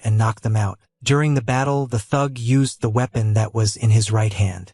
But besides this, he used his left hand to punch the enemy in the jaw. He dealt them very strong blows, after which the opponents were immediately knocked out or lost consciousness. After his blows, blood flew out of their mouths and their skulls were severely wounded and broken. The bounty hunters shouted that this guy is very strong and they underestimated his strength when they agreed to this task. Suddenly the thug felt very strong damage and realized that he was being attacked by several enemies at once and it was difficult for him to defend himself from their attacks. But the damage they would cause to the weak, so he did not worry about it and began to smile. The brute raised his iron stick and made a strong swing to fight off several opponents at once. He accelerated his attacks and began to beat his opponents very quickly. They did not even have time to approach him. He was tired due to the fact that he constantly had to fight back and took a short break for himself in order to restore his breathing. The brute began to look around and realized that most of the opponents were already lying on the ground and most likely he was able to knock out all the headhunters who came here. He looked at their wounded bodies and said that they should not blame themselves for being too weak and unable to cope with him. The next morning he came to the palace and sat down on the steps that were near the main entrance. His gaze was lowered and he was thinking about something very carefully. All this time he was waiting for someone and therefore behaved very calmly. Suddenly he looked up and saw a man approaching him. His reaction was amazing when he saw this man. The gentleman stood opposite him dressed in black and red clothes. He had very long black hair and he looked down on the thug. The big man immediately fell to his knees and began to bow to this gentleman. He asked what brought this highly respected man to their outback. The gentleman said that rarely does anyone succeed in making him laugh. Well, the thug did it better than anyone and he hasn't laughed like that for a long time. The thug said that if such an insignificant person like him managed to make a noble gentleman laugh, then he is ready to do this all his life and is ready to give his life for this cause. The gentleman asked this big man to stop humiliating himself so much and get on his feet. He said that this was his house and it would be wrong for the gentleman to leave the owner of the house in this position sitting on his knees. The gentleman asked the big man if the report he came for was ready, and the thug replied that the report was ready, but he didn't think that the gentleman would come for this report personally. Mr. asked the thug, is there something that doesn't suit him or surprises him? The thug replied that he couldn't be surprised by anything in the master's actions, and he was infinitely happy to see such a respected and great man in front of him. The gentleman began to laugh very loudly and asked why the legendary 17th warrior suddenly became so flexible. The thug smiled, but he didn't know what to answer to this gentleman, and simply began muttering some incomprehensible words under his breath. Mr. asked this guy has he ever offended him or deceived him. He said that they never even quarreled. The thug answered that there were cases when they had conflicts, but in general the thug is in an unpaid debt to this gentleman. He turned his head at him, smiled, and said that he was already tired of this chatter and asked the big man to stop worrying so much. On the table there was a white tray on which there was a kettle of tea and 2 small cups. Near the kettle there was a small floor lamp that illuminated the room. He was lying on the bed and carefully looking at the wall, thinking about something. At that moment he had a cup of tea in his hand. For what moment did he freeze and stop moving in his head? There was a process of thinking and reflecting on various moments associated with this gentleman. Suddenly he started screaming very loudly, and his scream could be heard throughout the entire palace. His eyes began to turn red, and he said that he didn't want this to happen again. The thug remembered how the gentleman told him this morning that he wanted to get more power and might, and he needed the thug's help. He thought that recently it had actually been very calm, and there was not even a need to use Venom's powers, but if it weren't for these powers he would have ended up in hell long ago. He clenched his fist and thought that the venerable gentleman said that he would take care of him, but he still did not understand what he should be afraid of. Suddenly I heard the footsteps of some people who were approaching his room and walking along the corridor. These people were shouting very loudly, "Thugs." He said that he allows these people to enter his room, but he did not fully understand what guests decided to come to him today. Song Yu and his boss came to the thug's room and bowed to him. Together they greeted this big guy. The thug asked his subordinate what happened, and the most important question, you were interested in who is this guy. They explained to him that this boy appeared in their bathhouse quite recently. The thug started scratching his beard and thought that this guy actually had a very good and strong body, and he asked the boy how old he was. Song Yu understood that now the moment had come when he needed to take it, and he told this thug that he was already 20 years old. The thug said that this boy looked younger and reminded him of the rules of their gang. He said that if the boy decided to break them, even the thug would not be able to turn a blind eye to such a violation. The man said that the gentleman need not worry about this, and he would not bring just anyone here. The thug said that he trusted these guys and once again asked them what was the matter and why did they come here. The man said that nothing special happened to them and they came here to just say hello to the thug. He opened the glove compartment in his desk and took out a blue bag. He said that these guys wouldn't come here just like that and asked again what they needed. They replied that sometimes they can cause a thug for no reason. The thug threw a blue bag at these guys and said that they could immediately ask for money and there was no need to make excuses. He took this bag in his hands and began to unwrap it. He said that the thug was like an older brother to him and he was faithful to him and was ready to give his life for him. The thug said that soon this guy will have to pay his debt anyway and do something for the thug. This matter will be very important. This is the first time he hears a thug asking him for some important matter and immediately decides to find out what happened and what this task is. The thug said that soon he would gather them all and they would talk about this matter, but that would be later. But for now he told these children to go train and take care of their health. There were a lot of white clouds in the sky that were rapidly flying north. A blacksmith forged a sickle in his forge for workers who ordered tools from him. After he leveled the shape of this tool with the help of his hammer, he lowered the red-hot piece of iron into cold water. Suddenly he heard some guys approaching his forge and turned his head to look at them. In front of him stood 2 brothers from the Song Yu family who came here to ask for a job as a blacksmith. After all, they really wanted to earn money. He said that this cannot be done and that they are still too young to be his assistants. The brothers began to persuade the blacksmith and explained that this was not true and that they were not working very hard but with real weapons and they could master another craft very quickly because they are very hardworking. The blacksmith said that their elder brother Song Yu never came to him with such requests and he was always polite and reserved, and therefore he wants to ask them, do they really consider themselves as talented as their elder brother? The 4th student said that they need the help of the blacksmith if he does not refuse, and then they can immediately move forward. He said that he doesn't think so. If they learn how to handle wooden weapons correctly, then they can easily get used to real weapons. The brothers said that the wooden sword was too light and they did not get tired of training with it even if they carried it with them all day. The blacksmith told them that if the elder brother asks him to personally give them a sword, then he will make special swords for them, but for this he needs the approval of the elder brother. They did not understand what to do at this moment. They thought that they were already adults and should not ask their older brother for permission, but the blacksmith still refused them because they were not old enough. The fourth student said that he promised that he would train very carefully with this sword, and the second brother replied that he would also be very careful with the sword. The blacksmith continued to work on the tools and beat out the shape with his hammer on the hot tool. When he finished hammering this tool, he turned his head and realized that these guys were still here and they hadn't gone anywhere. He said that these guys were behaving very stubbornly. He didn't like it, but in the end he agreed and said that the sword he would make for them would be different from their ball in its weight. Brother, at first he didn't understand what this blacksmith meant. He felt awkward because he didn't understand what to answer. But in the end he said that everything was clear to him and thanked his uncle the blacksmith.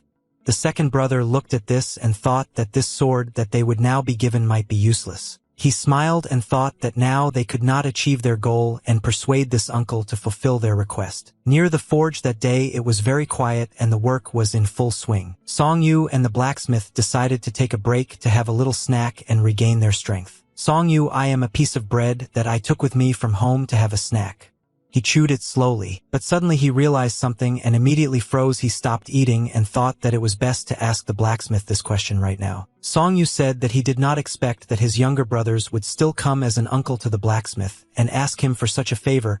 He said that he was very sorry that they caused inconvenience to the blacksmith. The blacksmith said that it would be no big deal if you traveled far and asked not to apologize. For this he said that in the end they just wanted to be useful and nothing more. Song Yu said that next time it will be better to keep an eye on them. The blacksmith said that he had already promised his younger brothers to do this and therefore asked the older student not to worry because it is not difficult for a blacksmith to do this. He said that smoke for them, the new weapon, is identical to their old weapon, but it will be a little heavier so that they can train better. Song Yu said that he was very grateful to the blacksmith for agreeing to help them, but nevertheless he understood that the iron was not free and he could not pay for it now. The blacksmith asked the boy not to worry about it because he used the leftovers that he had left and he never takes money for these leftovers, but he still appreciates the fact that the boy has already begun to think about where he can make money. Song Yu lowered his head down and thought that he was still very embarrassed to sit next to the blacksmith now because the service his uncle did was very expensive. Blacksmith of the boy's strength, did he manage to improve his skills and upgrade his body? Song Yu said that nothing worked out for him and he could not improve his skills, but he is pleased that at least he did not become worse than he was before. He said that he could find another job, but it would hardly be something good, and he is glad that the Van Nam clan accepted him and he chose this path, so he must follow it, but his excitement only becomes greater if the second student wants to join the government service. He may become a hindrance to him. Song Yu said that he needed a minute to think about everything and be alone with his thoughts. The blacksmith stood up and began to walk towards the workplace. He told the boy that everything would be fine and said that they needed to start work because they didn't have much time left. He lowered his head and thought about the fact that Bak Gu and Enwu did something without thinking about the consequences at all, and he didn't understand why they did it. When they returned to the blacksmith again to pick up their weapons, they were shocked. They saw the spear and sword that the blacksmith provided them with, and it didn't look at all like what they imagined. Bak Gu said that it looked very little like a sword. It looked more like a piece of iron, but the blacksmith told them that they just wanted to increase the weight of their weapon, and therefore said that they needed to learn how to handle these pieces of iron, and then he would sharpen them if there was a need for it. They looked at each other and realized that their expectations were not met, and the blacksmith simply gave them 2 pieces of iron. Song Yu went to the city with his boss and they walked along the longest street of the city and talked. Song Yu asked his boss if he interacted with people from other clans or from other fields of activity after joining the Wannam clan. The boss did not understand what exactly this boy meant and stood silently for several seconds trying to comprehend his question. He said that he has friends who communicate with him after he set foot, and his parents are the people with whom he communicates, but most of the shopping area is not related to the clan. But they have to communicate, and there are times when they cannot help but compete with each other. Song Yu said that most people are a lot of people, and therefore most likely he will not be able to communicate with many people. The boss said that if possible it is better to avoid communication with other people, and it is better to gain contacts with people who have some kind of prestige in society. Song Yu asked him if the elite of Mirima society were included. The boss replied that they have a very good relationship with Jinan Pyogun. He said that his son was a student of Pek Du Moon. He said that he also heard that his younger sister led a famous clan of martial artists. Song Yu did not believe that this was all true, and these stories sounded to him like some kind of fiction. He explained to the boy that people who have large capital must have connections here and there so as not to lose them, and there is nothing surprising in this, but there is no need to worry because they also do not have the poorest position in the gang, and all the shops and money that belong to their tops need protection, and they have acquaintances among the Murim government. Song Yu was very surprised when he learned that they also have their own connections in the government, and the boss explained to him that the Black Guild is the strongest fighting unit of the Van Nam clan. He said that the members of the guild are much stronger than any other Murim mercenaries, and especially second-rate warriors. Song Yu was very surprised when he learned that he was a warrior stronger than the Murim warrior. The boss put his hand on the boy's shoulder and said that he had found one very large and profitable business for him that would bring them a lot of money. He said that from tomorrow the boy will be suspended from all activities and will have to train every day at the training base instead of working. It was very noisy on the training ground that day. Today there were a lot of people here. All of them were warming up their muscles and bodies in order to start training. Song Yu stood on his hands right in the center of the training ground, and he stood like that for several minutes trying to demonstrate his abilities to everyone. Suddenly, he saw that some guys came up to him and said that this is the same junior mercenary who appeared in their gang recently, and this guy works for Ji Sung. He put his feet down to chat with these people. He looked at all these healthy guys who stood in front of him and said that his name is Song Yu. The guy invited Song Yu to join them. He said that they had arrived not long ago and therefore had not yet met and did not know Song Yu's fighting technique. The guy who stood behind and stretched his hands and told the head of SOC that this was the youngest boy among all the participants and did not understand why the head was so worried. SOC replied that no one has ever refused to join the Black Guild, and everyone who is in the Black Tiger Squad must stick together. Suddenly these guys started laughing after hearing Chief Suk's words. But he made a very strange look and looked at these guys. After that he asked why I wasn't laughing because he didn't say anything funny. Ji Sung said that he would like to get into this squad and said that over the past few months he has been so tired that he seems to be no longer in the best shape. Juice asked what happened because over the past year they have not had a single serious task. Ji Sung said that in this case all the Black Tiger mercenaries ended up here for some reason. He wanted to know what the reason was. The guy remembered that Cole recently said that he was worried about this child. Ji Sung asked the boy if he wanted help with his training.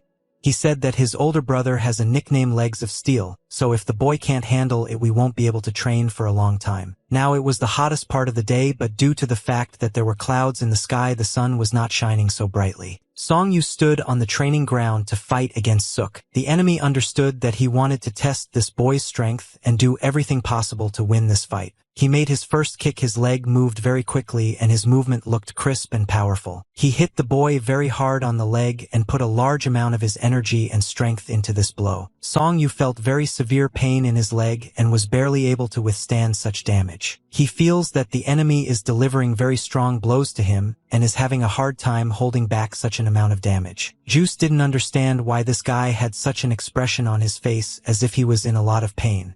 He thought that this boy was absolutely not ready for such serious battles. Song Yu tried to protect his body using his hands and not allowing this opponent to deliver very strong blows to critical points. Song Yu understood that this guy would break all his bones if their battle continued at the same pace. He took a fighting stance and thought that he urgently needed to take some action in order to change the course of the battle. Sok realized that now this boy would want to attack him and try to knock him down. Song Yu made a swift dash forward and very quickly began to run towards his opponent in order to execute his combat combination. Sok raised his leg up and bent it at the knee in order to strike. The boy realized that now he would be interrupted like this and he needed to have time to block the enemy's blow. Sok kicked the guy in the head very hard, but Song Yu managed to block this attack and did not allow himself to be hit very hard. He knew that if the enemy took another step towards him, he would be in very big trouble. But if everything was the other way around and he could break through his defenses, then this would change the course of the battle. Juice thought that among all those with whom he had the opportunity to fight, they tried to surpass his skill. He made a very quick turn and swung his leg to deliver the next blow. He thought that no one had ever been able to surpass his skill and his opponents always fell. He kicked the boy in the head and thought that this guy had been training very hard the last few days. Song Yu flew back after receiving this damage, and for what moment did he even stop understanding what was happening now? Juice thought that he had already managed to cope with this guy, but suddenly he saw how the boy woke up very quickly. Song Yu was prepared for the fact that he would have to receive this blow, but thanks to the fact that he had prepared for this, he very quickly returned to his place and continued to attack. Juice lost a lot of strength from this blow, and he did not expect that this boy would return to his feet so quickly. Song Yu used a technique called ramming and grabbed this guy's body with his hands in order to throw him to the ground. He grabbed the enemy's body and closed his fingers in a lock from which it was no longer possible to get out. Sok punched this boy on the back and on the head so that he would let him go, but it was useless because the boy took his body in a death grip. The guys who had been watching the fight all this time began to discuss the fact that they were confident that Song Yu would be able to defeat this opponent because he uses new skills every time. Song Yu did a hip throw and started throwing this guy to the ground. The juice flew down very quickly and rapidly, and I didn't understand how this boy managed to take it in such a grip. He fell to the ground and hit his head and back very hard on the asphalt. When he opened his eyes, he saw Song Yu in front of him, who extended his hand to him and asked if he was okay. He extended his hand in response and slowly began to rise from the earth. He smiled and said that he had not seen opponents for a long time who were so cunning and accurate in the execution of their blows. The younger student, together with his sister, was training on the street at that moment and practicing his blows. He learned new combinations and tried to make every blow as clear as possible. He spread his hands in different directions and began to raise them. Black energy began to appear around his palm. His movement resembled the wings of a black dragon, and he was very skilled in this combat technique. Yul began to applaud her brother and said that his fighting technique looked very cool. He asked her if this technique really looked that cool. She replied that he controlled his hands so masterfully, and thanks to this the wind was created. He once again quickly slashed forward and created a stream of wind that was shot from his hand. He said that so far he is still very bad at creating wind and all he can do is knock the air out of his mouth, but she told him that this is nothing and the way he does it looks very cool. He smiled and said that he wants to be younger than the second brother, but he will 100% achieve success before the second brother. Yul asked him how he felt because he said that when he creates the wind his stomach hurts.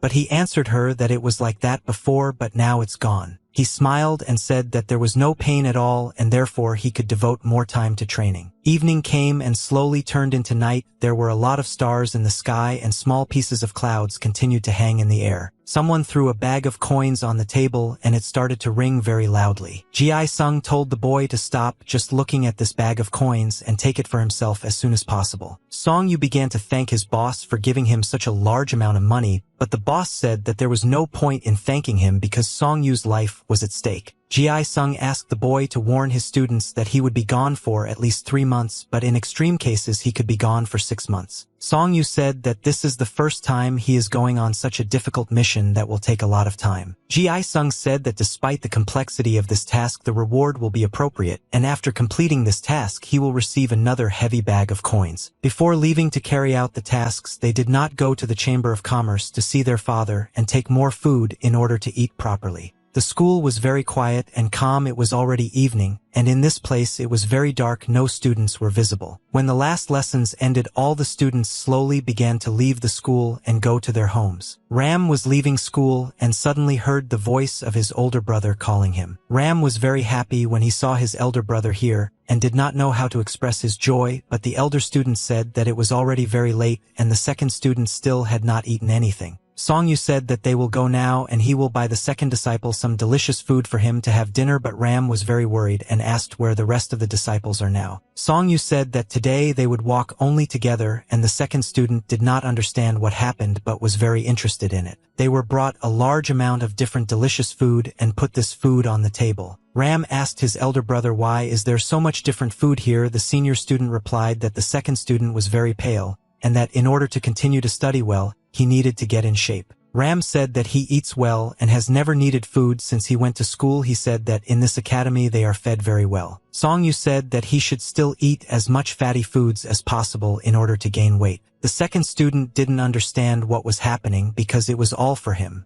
It looked very strange and he didn't understand why his older brother was suddenly so concerned about his nutrition. Song-yu said that he had already fed the rest of the students today and now wants to have dinner together with the second student. Ram didn't understand what was happening now because it all looked very strange, but he agreed with his older brother and was not against having dinner together. Song-yu poured alcohol into a small cup and asked the second disciple if he had ever drunk alcohol before. The second student replied that their mentor once treated them. Ram didn't understand why his older brother was offering him a drink, but he didn't mind and agreed to drink this alcohol with him. Song-yu smiled and said that they would drink just one small cup each because they couldn't drink too much. It was very dark on the street, and the only light that illuminated the road were the windows of houses and buildings in which there was light. Song-yu took a piece of meat from his plate using chopsticks and put it in his mouth. Ram could not eat in peace until he found out what happened and why his elder brother decided to have dinner with him without the rest of his brothers. Song-yu said that there is no point in wasting time anymore and most likely we need to explain to him now what happened. He put a bag of money on the table and moved this bag closer to the second student.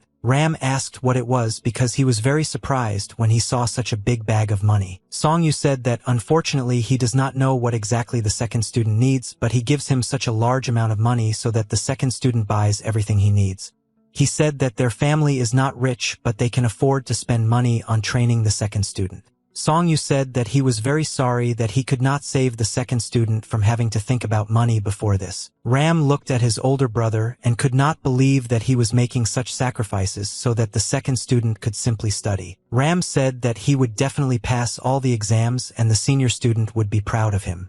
Song-yu replied that there is no need to worry about this because he heard that many people fail exams several times and this is normal. Ram said that he promises his elder brother and the rest of the students that he will pass all the exams the first time unlike the others.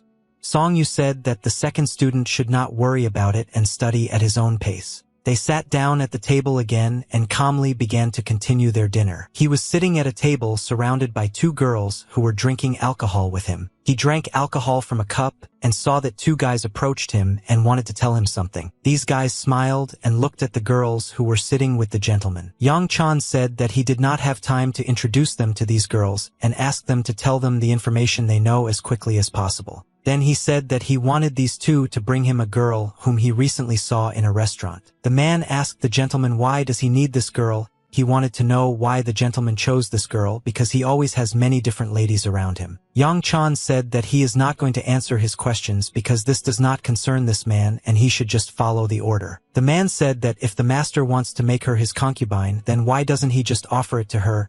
He said that she is unlikely to be the same. This is the gentleman he has an offer. Yang Chan said that if everything was so simple he would have done this a long time ago and would not have asked these two guys to carry out this order. He remembered how Ram said succinctly don't pay attention to it. He thought that this guy was infuriating him and he was behaving like an impudent idiot, but the main problem was that Ram could not just be besieged or mocked because he plays an important role. The man told the young master that they had one problem that the young master should definitely know about. He said that this girl's older brother works part-time in the restaurant where they are already burbot, and the owners of this restaurant are warriors from the Van Nam detachment. He said that they were chasing Song-yu and he also belongs to this group. Yang Chan started to get angry and said that if these guys want to go against his word then they will be punished for it. The man said that the warriors from the Van Nam clan are very serious units that it is better not to mess with because of some girl because then serious problems may arise. Yang Chan said that he is not asking you to kill this guy. The main task is to decorate this girl. The servant replied that if they kidnapped the girl very serious problems could arise with this clan. Yang Chan said that this is already starting to make him angry because one girl who should be a concubine is creating a lot of problems for him. He put his hand on his head and said that it really infuriates him that he is so concerned about you and the girl and doesn't understand why he can't just forget about her. After all, her family has problems with money and maybe if he buys them a house he'll give them money, then she herself agrees to be with him. Yang Chan looked at the two idiots standing in front of him and asked what they would do now. He told them that if I liked his idea then let them come up with a plan to get this girl. They looked at each other with a frightened look and did not understand what to do now because of this girl they would now have big problems. The hunter's small house was located on the top of the mountain. It was hidden between the mountains and few people knew about the existence of this house in this area. The old man had been working in his garden since the morning, drying leaves and medicinal herbs in the sun. While he was hanging these herbs on wooden sticks, he said that he was wondering whether this boy would come to him today or take a day off for himself. Suddenly, he heard the boy's voice and turned his head towards him. The old man said that he didn't expect to see him today. He looked at the old man and stopped to catch his breath because the path to this mountain is always very energy-consuming. He apologized for being a little late. The old man said that the boy was great for coming to help his grandfather today, but he asked the boy to be careful and not forget to rest. The boy replied that his grandfather taught him so much during this time, and therefore it is not difficult for him to come and help the old man. He scratched his head with his hand and after that said that no matter how much he ran and waved his stick, he still didn't get tired. The old man patted his shoulder with his palm and said that he was very happy for this guy. He placed his hand on his back and used his internal energy to feel this guy's internal energy. His hand began to glow even brighter and he began to emit a large amount of energy. The old man thought that he doesn't know where this boy got such a good knowledge of the basics of martial arts, but nevertheless his strength and internal energy are simply beyond the old man's understanding. The old man said that he was very glad that the boy came today, but he had nothing special to do here, and after that he asked the boy if he and his brothers knew when their mentor would return. He replied that they were all very worried about their teacher. The older brother was especially worried, and he worked very hard every day to help all the other students. Grandfather said that elder brothers always behave like this, and you feel that the main burden of responsibility has passed to them. The boy said that he is afraid that his brother will start doing something bad just to get more money, and lately his older brother is almost never at home. He said that now he has also matured and can go to work and help his older brother earn money. The old man said that the boy is still a child in the eyes of his older brother. Grandfather said that he has not very good news because they will soon not be able to see each other for some period of time. He asked his grandfather what happened and why they couldn't see each other. Grandfather replied that something had happened and he had to leave early tomorrow morning. If their older brother was at home, he would have asked him for permission to take the boy with him. The boy replied that without him, his older brother would have a very hard time. In addition, their second brother also left home to take exams, and without him his older brother would be left completely alone. Grandfather said that this guy is great and he really has no choice but to take on the responsibilities of an older brother in such a situation, and said that their mentor raised their family well. He asked Grandpa if I'll ever see him again. Grandfather replied that he did not know how long he would need to leave. Well, be that as it may, the boy should not forget his advice. Grandfather said that perhaps he would return and the boy himself would be able to find him when he got older, and therefore asked not to worry too much. The boy replied that he would definitely find the old man when he grew up. He fell to his knees and began to bow to the old man. He began to thank his grandfather for his guidance and help. He said that in the future he will definitely take care of both his mentors and his grandfather. The old man looked at this young and kind guy and thought that he did not deserve such an assistant in his life, and he just had fun teaching this child. He put his hand on that guy's shoulders and thought that it was impossible to stay longer because he had been postponing his departure for so long, and Mr. Moonju would be very dissatisfied.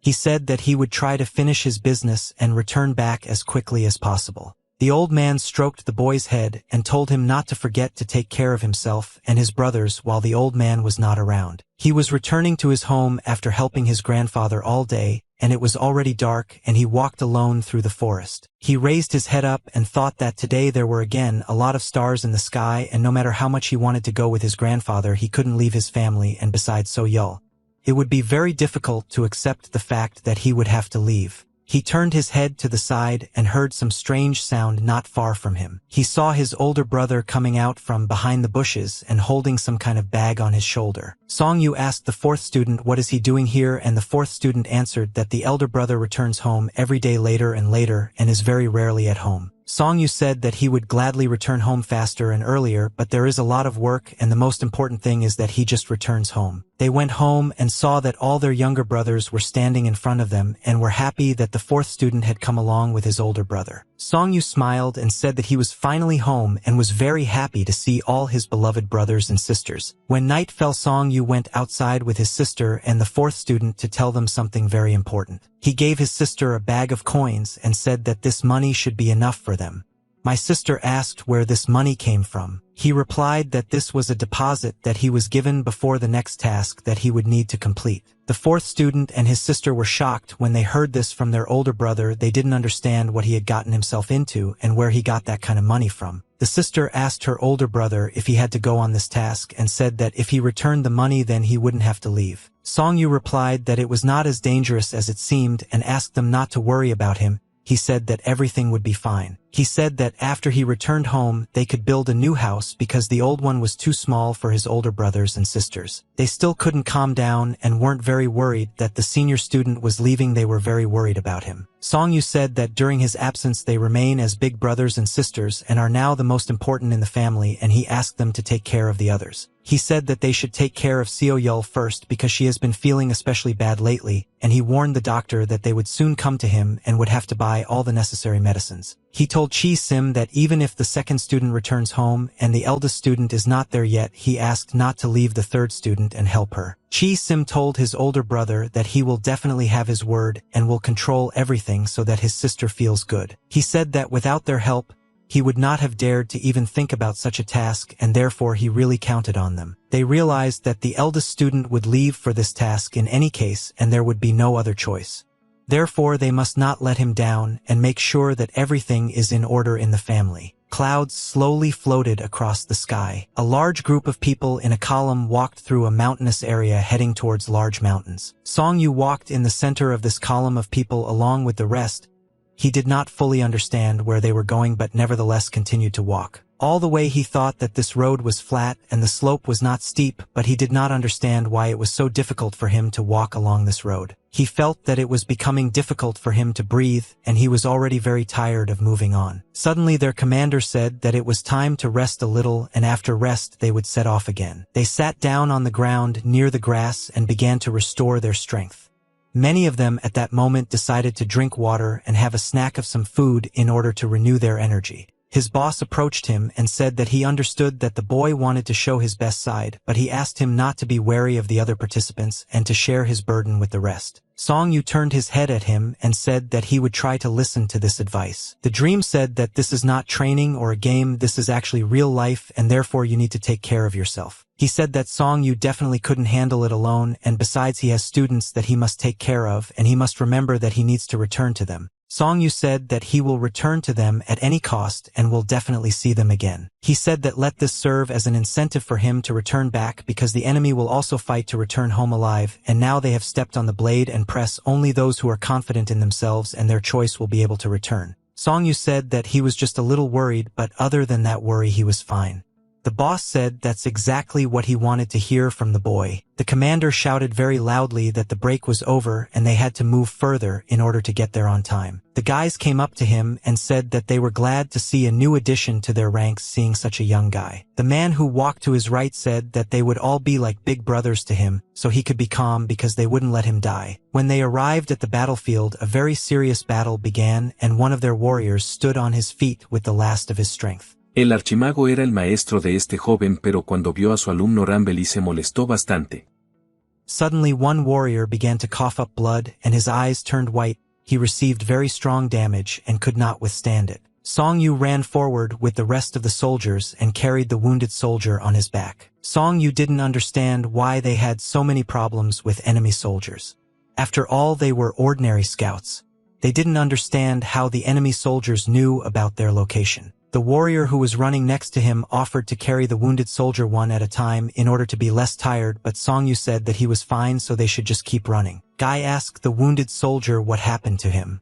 He said that he saw how he was stabbed with a knife and asked who did it. The soldier said that he was stabbed in the stomach several times and after that he does not remember anything. The wounded soldier began to blame the guy who was running on their right for being careless, and because of him they were all discovered by enemy soldiers. This guy in his defense began to say that the enemy soldiers made a trap precisely for this reason and did not notice them. Another warrior intervened in their dialogue and said that instead of wasting their energy on meaningless chatter, they would be better off making sure they moved as quietly as possible so that they would not be found again by enemy soldiers. The wounded soldier thought that he could not protect the younger member of their squad, and now the younger member is forced to drag him on his back. Song-yu said that the wounded soldier was holding up well, and would ask him to be patient a little longer because it will all be over soon. The wounded soldier said that he was starting to feel very bad and could soon become a burden for them and therefore asked to leave him if it became difficult for him to carry him. Song Yu said that he will not do this and they will succeed because they are all one team to fix this mission and all return home alive. The wounded soldier said that he should be a burden and not be afraid more than to die.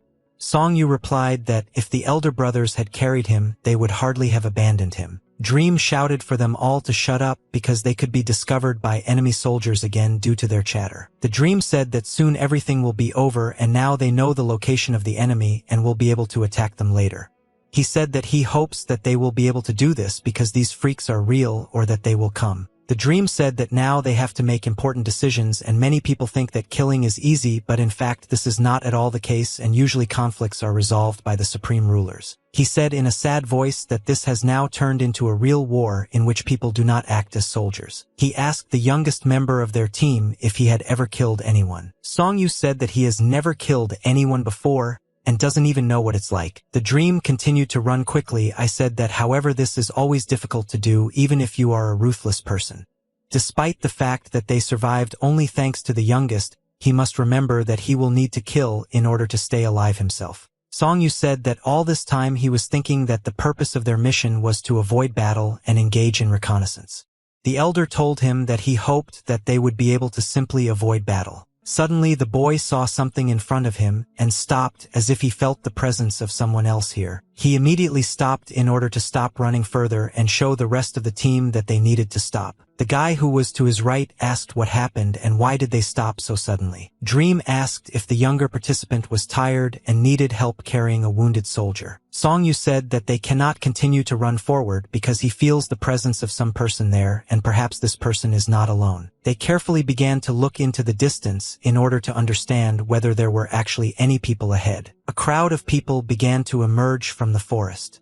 They walked very slowly and there was a white fog around them. They slowly continued to move forward and some of them were already wounded. The guys were happy when they saw the rest of their team and among these people was their commander. The Dream looked warily at the people who were approaching them and he clearly didn't like something. At that moment when the rest of his group saw their brothers approaching them, he experienced strange emotions. For some reason he didn't trust these people and it seemed strange to him that they also ended up in this place and found them on the other side. The commander stopped when he saw these guys and asked what they were doing here. Song Yu understood that something strange was happening here and also became wary. The guy lowered his head down and with regret in his voice said that the main commander was still mistaken. These words caused a very surprised reaction from the rest of the group members. The guy said that during this trip not everyone was hurt and a lot of bad things happened. The commander saw the wounded soldier and asked what happened to his stomach and how does he feel now. The wounded soldier said that he felt as if something was stuck in his stomach and because of this he was experiencing very severe pain. The Dream thought that first of all he needs to choose the right side to take before events worse than what happened now happen. He shouted that it was too late to regret and they were warriors and had no right to just stand and wait for death and he would fight to the last drop of blood. But after this they did not see the proper reaction from their commander and were very surprised that he did not react to this in any way. The Dream saw that enemy soldiers were approaching them and shouted that they needed to be careful because there were a lot of enemies. The enemy soldiers ran towards them very quickly and everyone understood that now there would be a battle to the death.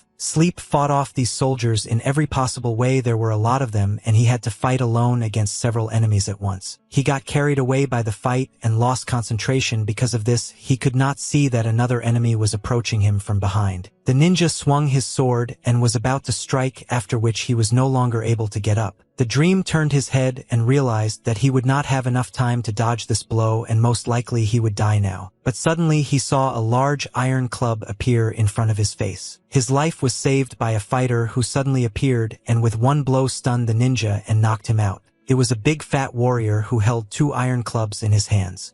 This guy's name is AK Khan, and he is the commander of the Black Tiger Squad. The Dream understood that the commander had just saved his life and now he was incredibly grateful to him for this act. AK Khan swung his clubs and fought off the enemy soldiers.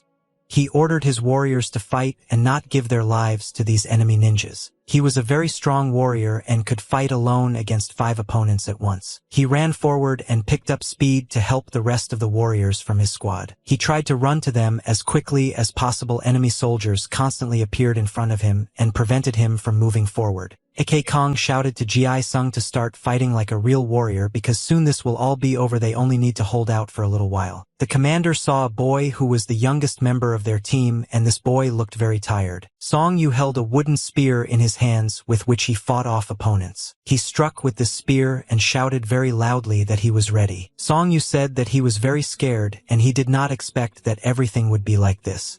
He told himself that he should not allow fear to take over him, but because he allowed this to happen, he is now very ashamed. He said that teamwork requires constant caution and everyone understands this rule, but he made a mistake. The enemy ninja was approaching him holding a wooden stick with which he fought. Song Yu saw how his enemy swung his stick and was about to strike from above. At that moment, he realized that it was impossible to keep track of all opponents at once. Song Yu dodged the blow of this ninja and thought that what just happened was something that he was not prepared for and that he could not cope with. He was able to dodge the enemy's blow but felt that the enemy cut off a piece of his hair with his blow. Suddenly Ji Sung intervened in this fight and kicked ninja aside. Ji Sung ordered the boy to immediately retreat and go to the rest of the fighters because right now he could die due to the fact that he froze in place and did not fight back. They were trapped because there were twice as many enemy soldiers as they were, and they surrounded them on all sides. Song Yu continued to attack with his weapon, and at that moment he understood a lot and something special awakened in him, something that he had never noticed before. Song Yu could not calm down because this feeling began to consume him, and he felt incredibly violent rage. Evening came and they made a fire in the forest area in order to rest and try to let go of this day. Akaken sat silently and watched the fire.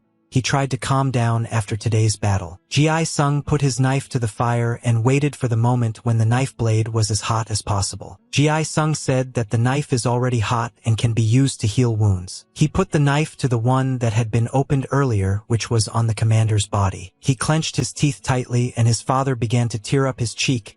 He tried not to show that he was in pain, but it was very difficult to hold back this pain. Ji Sung asked the commander how is he feeling. The commander replied that you could tell from his face that he was in a lot of pain. Akaken said that these opponents were exactly the same mercenaries and this battle looked very strange. The commander said that he did not know who these soldiers were and that they would need to figure it out later, but first they needed to return home and then investigate this matter. The warriors began to discuss Song Yu. They said that this boy fought very well in his first battle, and many experienced warriors were scared this time and began to panic, but the boy, despite his panic, continued to fight like a brave warrior. The commander said that this boy saved a lot of people today with his brave act. Ji Sung said that he made several mistakes because of his recklessness. He almost died, and it was very stupid. Ji Sung shouted very loudly and called Song Yu to him. He asked the boy to come over because they needed to talk to him. Song Yu walked up to the older brothers and asked what exactly they wanted to talk about. They asked the boy how he was feeling with a question mark, and he told them that physically he was fine, but mentally he was feeling very bad now because his older brother Huang had died. Ji Sung said that this happens often and you shouldn't get upset because of it and you just need to accept it as a fact. Akaken said that everything is already over and the boy can continue to think about empathy, but in such battles it is precisely such thoughts that hurt more than any blade, and it is because of them that comrades can die. Song Yu said that he was worried that he could have saved this guy, but he failed and promised that this would not happen again. The commander praised the boy for the fact that he fought with dignity today. Like real wars in the future, many more challenges await him, and therefore he needs to train hard and prepare for the next tasks. Song Yu said that next time he will not repeat his mistake and will act exclusively according to plan. There was a very bright moon in the sky that illuminated their way. They set out under the cover of darkness in order to get home as quickly as possible and not meet enemy soldiers again. Song Yu walked the whole way and thought that something had definitely changed in him, but he didn't quite understand what exactly. The only thing he knew was that from now on he would no longer be the same. Song Yu said that his aunt was right, and at that moment he began to remember all her instructions. She patted him on the head and told him that he shouldn't rush and want to get something right away because everything has its time. She smiled and said that he shouldn't worry and something will definitely happen to him when this moment happens, but for now he should continue to train hard and not doubt himself. Song Yu thought that this moment happened today, and most likely this is the very moment that the ant was talking about. They continued to walk slowly in the dark and move very quietly, so that they would not be found by enemies. But suddenly they stopped and saw that a large number of armed people were standing in front of them, and it seemed as if these people had set up an ambush and were waiting for them. The commander gave the order to his soldiers to go ahead and fight like it was the last time because they have no other choice. The soldiers immediately took out their weapons and began to prepare for battle. They did not understand that they would not be able to return home without a fight. Song Yu held a wooden spear in his hands and defended himself with it. He understood that it wouldn't end just like that, and he was forced to fight again. The night sky was practically cloudless, and thanks to this, there was a good view into the forest due to the fact that the moon illuminated it. The commander struck very quickly with his batons and killed his opponents. It was a very brutal battle in which a large number of warriors participated. Song Yu was very tired due to the fact that he had to fight off enemies, but there were a lot of enemies and it seemed that they would never end. He pushed the enemy who was trying to attack him and then punched him in the jaw, and the ninja began coughing up blood. The ninja fell to the ground and hit his head very hard, after which he lost consciousness because he had just received very heavy damage. Song Yu felt that he was running out of strength due to constant battles and he needed rest, but now there was no time to rest. Suddenly another ninja made a high jump and wanted to strike with his sword from above. His sword flew very quickly towards Song Yu. The boy managed to notice this ninja and therefore fought off him using his stick. He dealt a very strong blow to the enemy. But as soon as he was able to deal with this ninja, another enemy appeared from behind and wanted to strike from above. Song Yu turned his head back and noticed the enemy who wanted to attack him. He was able to quickly react to this enemy and hit him in the stomach with a stick, after which the ninja also began to cough up blood. Song Yu kicked this ninja in the head and knocked him out because it was the only way to defend himself. His face was stained with blood. He looked very tired, but he understood that he was still forced to continue the battle in order to stay alive. He fought like a real warrior because his only goal was to return home, but at the moment of battle he began to suspect something. He noticed that Kang Ho's enemy soldiers' technique looked very sharp and rough, but he was still able to defeat them. His blows caused very strong damage to his opponents and he saw blood splashing out of their bodies. He noticed that another enemy was approaching him, whom he did not have time to see in time. The ninja hit the boy on the head with the hilt of his sword and caused him stunning damage. Song Yu understood that the technique of these opponents should not be underestimated because it is often unpredictable and you always need to keep an eye on them. He was able to immediately come to his senses and strike back at this enemy. He understood that his internal sensations at the moment had become completely different, and they were different from those sensations that had been. What did he think about the fact that only now he was able to understand kissing an ant and delve into their essence? Enemies constantly appeared from different directions. It turned out that they would never end. There were a large number of them, and it was very difficult to fight them all. Auntie told him what he would feel when the time came, and at that moment he realized that the time had come and that he had just become better. He hit his opponent again and realized that it was only an illusion, and in fact he remained the same as he was. The ninja swung his sword again and wanted to hit the boy and cut his body. He looked at the sword that was approaching him very quickly and cutting the air and thought that true masters never talk about how they have become better. He blocked the enemy's sword and did not allow himself to be damaged. He was able to realize in time what was happening and orient himself in order to place a block. He knew that he couldn't doubt a battle even for a second because every doubt could lead to a fatal mistake. Yunho followed his opponent and was very calm. He hummed songs because he understood that for him it was all like a game. Song Yu understood that before this moment, while he took a breath, the tip of something sword would already pierce his heart, and to achieve the highest mastery you must always jump above your head. He understood that if he didn't do this now, then in the future he would die, and he needed to be ready to kill the enemy. He raised his stick up and wanted to damage the enemy. The ninja cut his stick with his sword and thereby deprived him of his military weapon. Song Yu felt this vile and disgusting feeling that he could not explain in ordinary words. At that moment, the blade of the sword touched his stomach. Ninja, that this is the perfect moment to kill this child and end him once and for all. Song Yu felt his stomach being pierced by this blade of the sword and realized that he must fight because if he does not do this he will die right now. The enemy continued to attack him and tried to inflict as much damage as possible at the moment when the boy stopped resisting. Song Yu clenched his teeth in order not to make unnecessary sounds, but he felt very strong pain because he had just been wounded in the stomach. Song Yu hit this ninja with his head and tried to fight him off and save his life. He kicked this ninja in the stomach and threw him back. He continued to fight through the pain.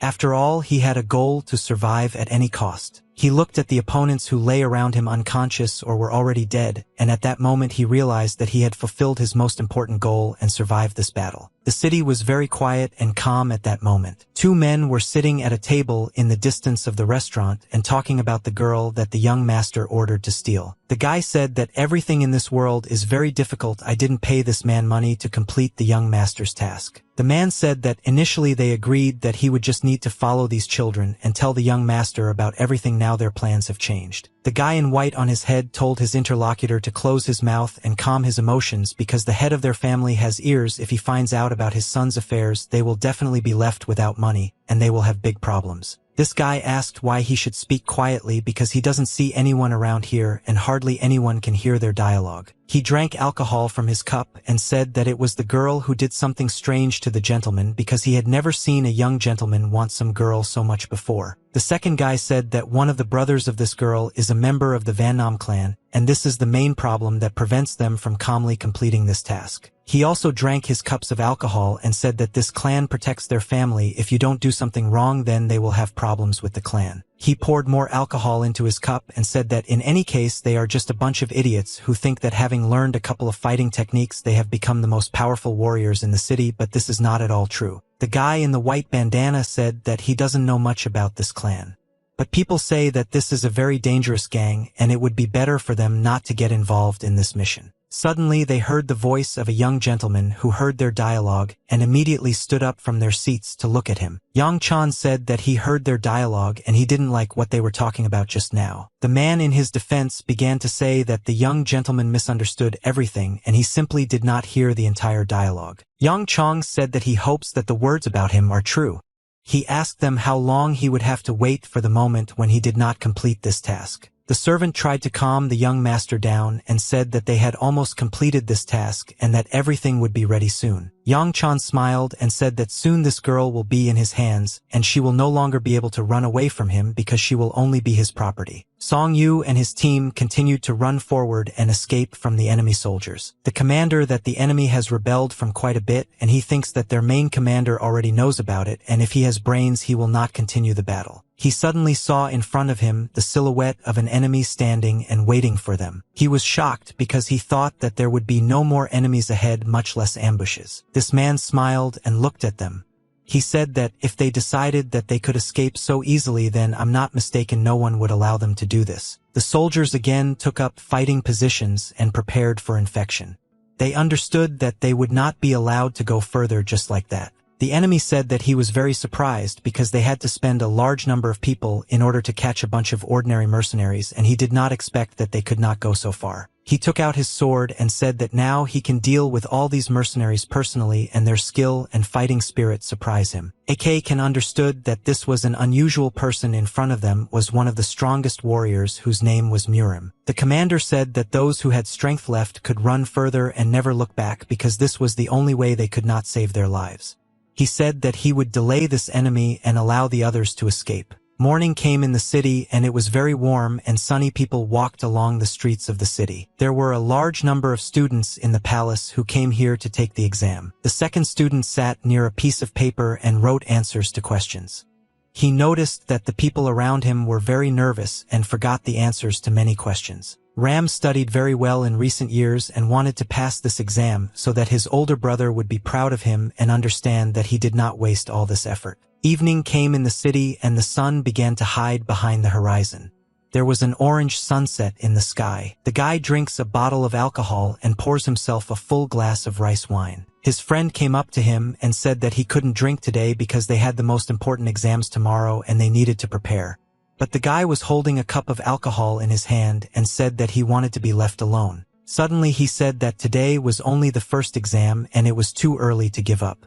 After all, this exam is not an indicator, but the guy with red hair said that he did not expect a perfect result, but all his answers were wrong. he took a cup of alcohol and drank all the alcohol that was in it to the bottom. He looked to the side and thought that he was now coming up with a very good plan, and because the alcohol had gone to his head, he felt braver. He saw that Ram was sitting next to him at the next table and reading books, and this guy began to infuriate him by constantly studying something. Ram did not pay attention to this guy because he was busy with his own business and understood that these idiots were of little interest to him. The guy started shouting at the second student and told the second student to pay attention to him, but Ram continued to ignore this guy. He called him over again and said that he hates it when people don't pay attention to him. He went up to this guy and closed his book with his hand, because he was annoyed that Ram was constantly reading something and not paying attention to him. Ram said that you can't just come up and close someone else's book without permission, and he really doesn't like this guy's behavior. But he was already very angry, and because he drank alcohol he stopped thinking, so he shouted at the second student and said that no one has the right to ignore him. Ram explained to this guy that he failed his exam today because he spent all his time talking and drinking. Ram advised this guy to reread the treatise on political doctrines again, and perhaps this treatise will help him prepare for the next exams. This guy smiled and said in a calm voice that Ram speaks as if he also couldn't pass the exam today. Ram replied that today he wrote everything he knew and all the topics were discussed in class, so everyone wrote the exam today to the best of their ability. He said that Ram communicates with him as if he feels smarter and therefore treats everyone like idiots, and he said that such a weak opponent is just an ideal gift for him. Ram said that he is not a rival because opponents should be equal in their ability. The guy grabbed his shirt collar with his hands, but Ram answered him that they were not rivals, and if he were his enemy he would also drink alcohol every day, continuing to ruin his future just like this guy. Ram said that if this guy is not going to change his life and his behavior, then he better not interfere with Ram. He took his hand with his palm and pushed this guy to the side. He said that he still needed to finish reading the book and there was no time for these stupid showdowns. The guy didn't expect that Botanica would push him and behave so impudently. He thought that this was the weakest student in school. All the students who were in this room immediately drew attention to the conflict that had just occurred between the two guys. Ram extended his hand to him and invited him to get up.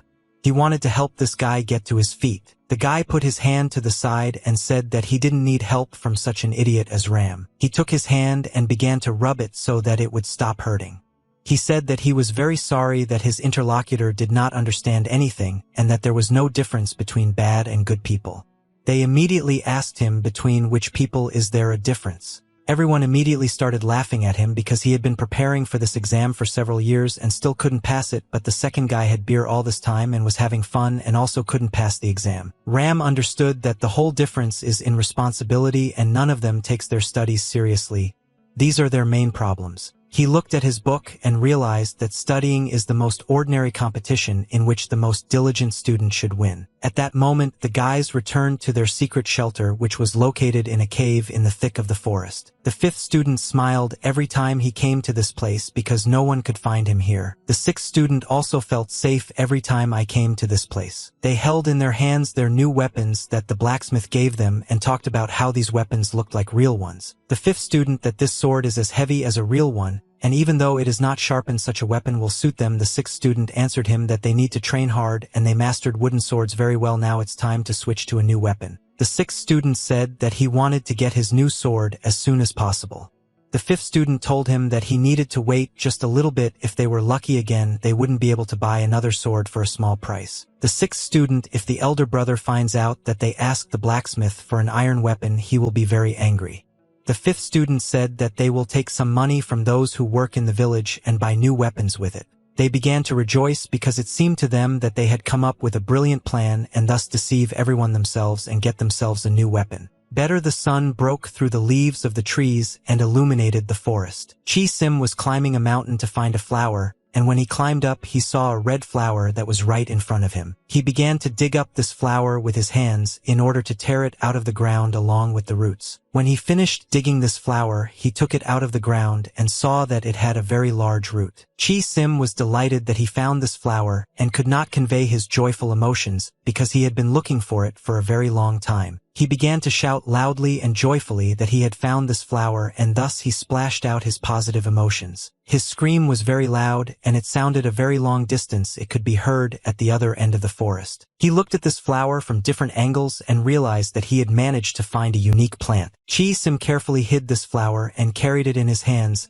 he hugged this flower and tried to treat it with care. He thought that Song Jong-woo and Seo Yul would need to buy new clothes because they constantly wear out the clothes of their older brothers and sisters. He remembered that the younger brothers Bak-gu and In-woo also deserved new weapons because they had asked for a very long time and it would be the most correct thing to do. He remembered about the fourth student and thought that she also needed to buy some kind of gift, but he didn't know what exactly she wanted. Chi-sim quickened his pace and thought that he wanted to get home as quickly as possible and show everyone his flower. When I approached my house, I saw in the distance the silhouettes of two people standing on the territory of their house. He was surprised because he didn't understand what was happening here and why strangers were now on the territory of their home. He came a little closer and saw that they were standing right next to the gate and waiting for something. Chi-sim threw his bag on the ground because he was shocked and began to carefully observe these people. The weather was very good that day and there were no signs of trouble. The fourth student together with her younger sister hung the laundry outside and hung it on a line so that it would dry after washing. So Yul didn't understand why the fabric didn't want to straighten after washing and tried to constantly do something about it to make it straighten. The fourth student saw how the younger sister was trying to help and started laughing.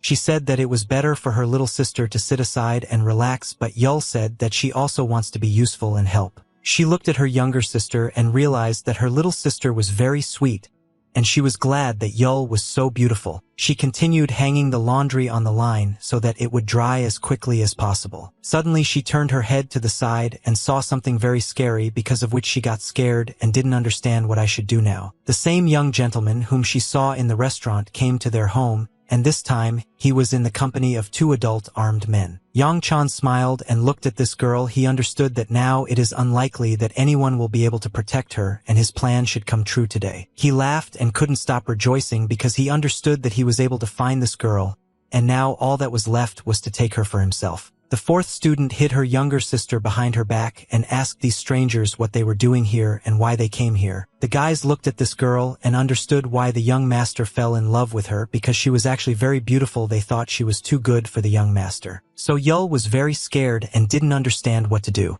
She hid behind her sister and said that she was scared. But the fourth student calmed down her younger sister. She once again asked these strangers in a loud voice who they were and why they came here. The guys looked at each other and together they thought that they needed to grab this girl immediately because she was screaming very loudly. He came closer to her and told this girl that their master was the son of an influential man and asked her to follow them. She replied that she was not going to see anyone and would not go with them, after which she asked them to leave the territory of her house. They did not understand what they needed to do in order for her to go with them. After all, they did not want to use force against her. Yang Chan shouted very loudly for them to grab her immediately instead of standing around and doing nothing. They began to slowly approach her and surround her on both sides.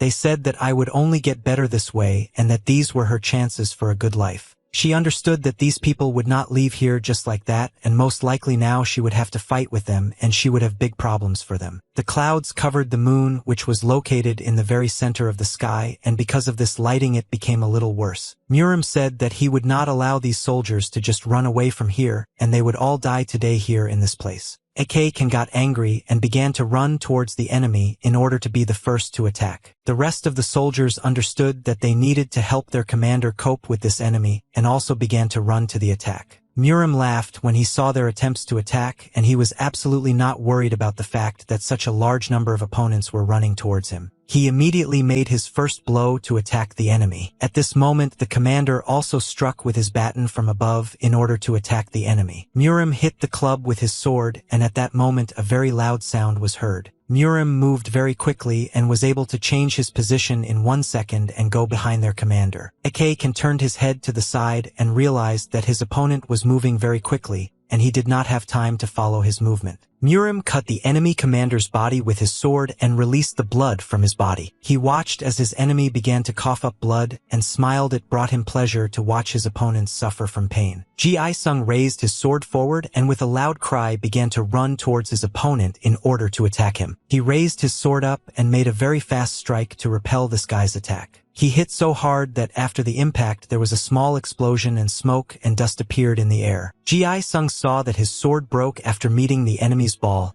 and he did not understand how this even happened. He started screaming very loudly because he was shocked by the power that his opponent had. Murim said that this is not the first time he has seen how weaklings like this guy cannot take their eyes off him and look at him with delight and fear in their eyes. After finishing his sentence, he immediately struck this guy's body with his fist and put a lot of damage into this blow. Ji Sung fell to the ground and began coughing up blood.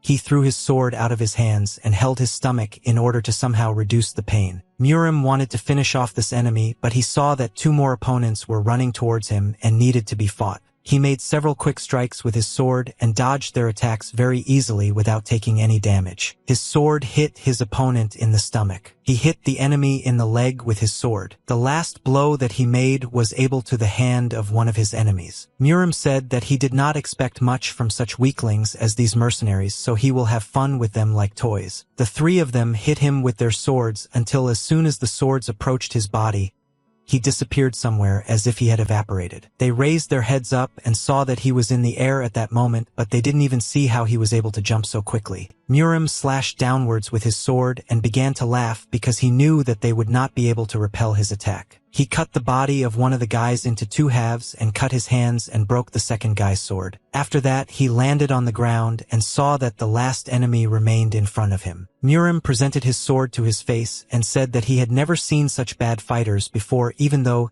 he did not expect them to have outstanding knowledge in martial arts. He waved his sword and said that he was already tired of them and he needed to end it all quickly. But suddenly he felt danger approaching and realized that something very strange was happening. He turned his head back. The stick was flying not very fast. It was an enemy weapon that was ready to attack him. He managed to notice this attack in time and reacted to it. He made 2 somersault jumps back in order to dodge. Song Yu immediately launched another attack with his stick in order to catch up with the enemy and inflict damage on him. Murim hit this guy with a sword from above in order to knock the weapon out of his hands. His sword hit right in the center of the enemy's stick, and he thought that this blow could cut the stick and deprive the boy of his weapon. But he was very surprised when his sword could not destroy this stick, and instead he just felt a strong trembling throughout his whole body. Murim didn't understand why he couldn't break this stick.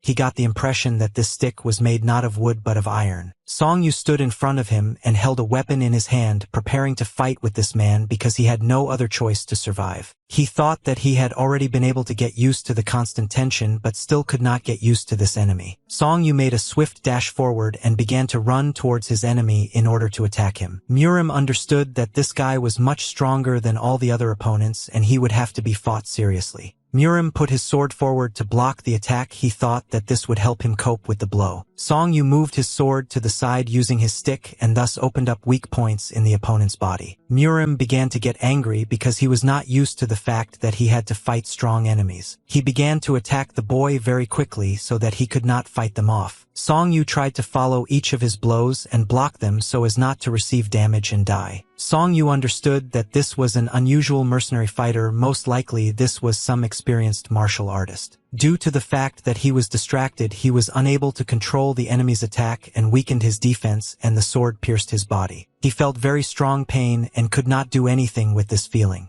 He missed one of the most important attacks and the sword pierced his shoulder. Murim said that he was interested in fighting this guy, but now he is finished. But suddenly he saw something very strange and could not believe his eyes. After all, this boy continued to resist. Song Yu took the blades of this sword with his bare hands and slowly began to pull it out of his chest. He extended his hand forward and tried to grab the opponent's shoulder in order to attack him. Song Yu hit his opponent with his head with all his strength and put all his power into this blow in order to defeat him. Murim did not expect that he could be attacked so easily, and therefore he was not prepared to receive such great damage. Song Yu began to accumulate energy inside his body in order to finish this battle. He created a fireball in his palms and accumulated powerful power in this ball. He remembered how his aunt taught him this technique and told him to use it in the most extreme cases. When you need to protect yourself or kill an enemy, this technique is called death. When the energy in his hands overwhelmed his body, and he felt that he was now ready to explode, he began to run towards the enemy in order to hit him. Murim began to scream very loudly and was scared because he understood that he would not be able to repel this attack. Song Yu used a deadly sphere to kill the enemy and he threw the sphere directly at his head. When he completed his attack, blood began to fly in different directions and he saw that his enemy now had no head. He simply wiped it off the face of the earth with his blow. At that moment, there was an old man standing behind him who was carefully watching this boy's technique all the time. Suddenly this old man took a step to the side and very quickly disappeared somewhere, and his movements were fast as the wind. Song Yu understood that he was finally able to master the very forbidden technique that his aunt had told him about. The commander along with the surviving soldiers watched as the boy had just defeated an enemy whom they could not kill altogether. Song Yu felt very bad after this battle. He was very seriously injured and spent a lot of energy. He felt an incredible strength in his body that he had never felt before, but due to the fact that he was very tired, he could not stand on his feet and fell. Very strange screams and sounds were heard from the house in which all the students lived. She held a stick in her hands which she used as a weapon to defend herself against these strangers. They tried to grab her and attacked from different sides in order to take her prisoner, but she dodged well their attempts to attack her. They were shocked when they saw her combat evasion techniques and did not understand what to do. After all, they were absolutely not prepared for the fact that this girl could fight.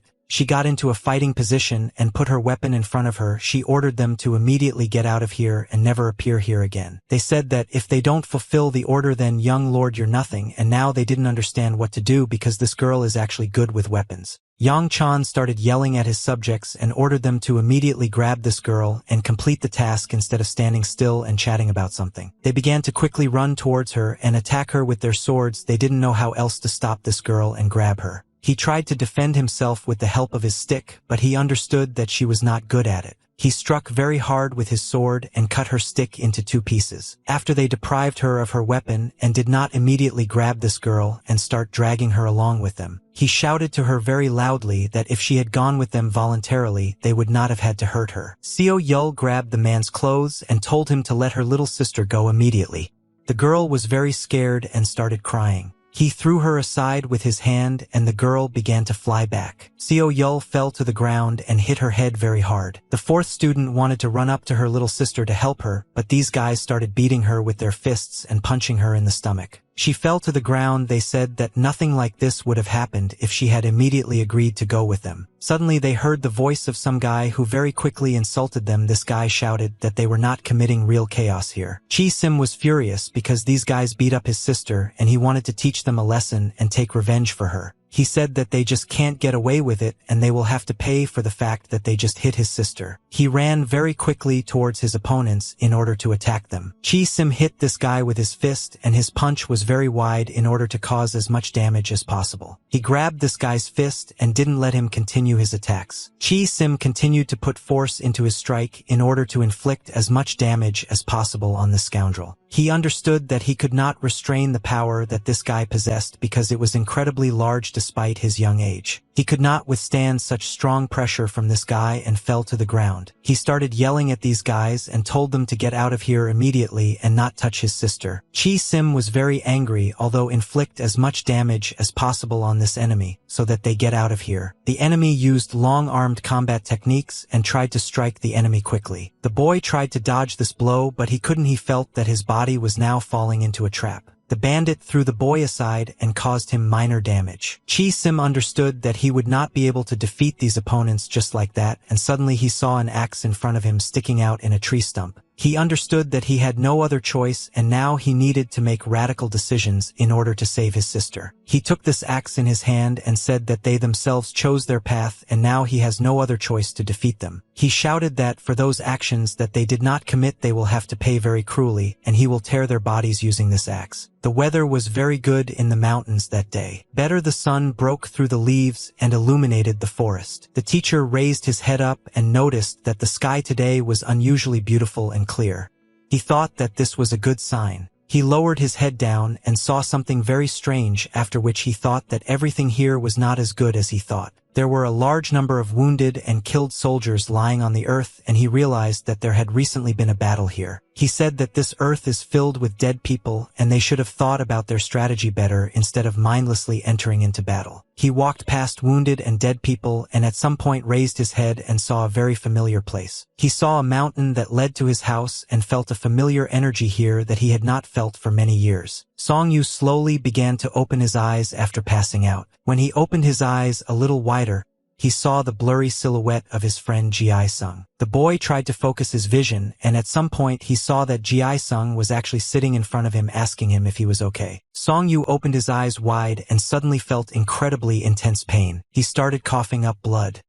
His internal organs were injured, and therefore he suffered internal bleeding, due to which he had to spit out the blood. Ji-sung asked the boy not to make sudden movements and once again try not to move. He said that the best thing for Song Yu to do now would be to just lie down and rest. He helped the boy to the ground. Song Yu asked what happened and why he was feeling so bad now, and Ji-sung told him that it was very strange that Song Yu didn't remember anything. He said that thanks to Song Yu they are all alive now because he saved them very much. You are a warrior, and Ji-sung asked the boy what kind of strong technique was it thanks to which he killed the enemy. Song Yu looked at the sky and tried to remember the last battle. He remembered how he made a strong red sphere in his hands, and thanks to this sphere he was able to defeat the enemy. Song Yu understood that he was able to master the technique that his aunt had shown him a long time ago, and he was not particularly eager to tell others about this technique. Ji-sung said that the rest of the group would be back soon, and their commander told everyone to go back. He said that they can't go right now because Song Yu needs to rest. Song Yu said that because he lost consciousness, most likely they failed the task.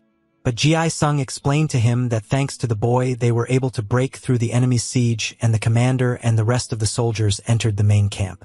Ji-sung stayed here to be close to Song Yu. He said that they survived, and that's why everything is fine now. Even though there were very few of them left, they were still able to survive thanks to Song Yu. Song Yu smiled.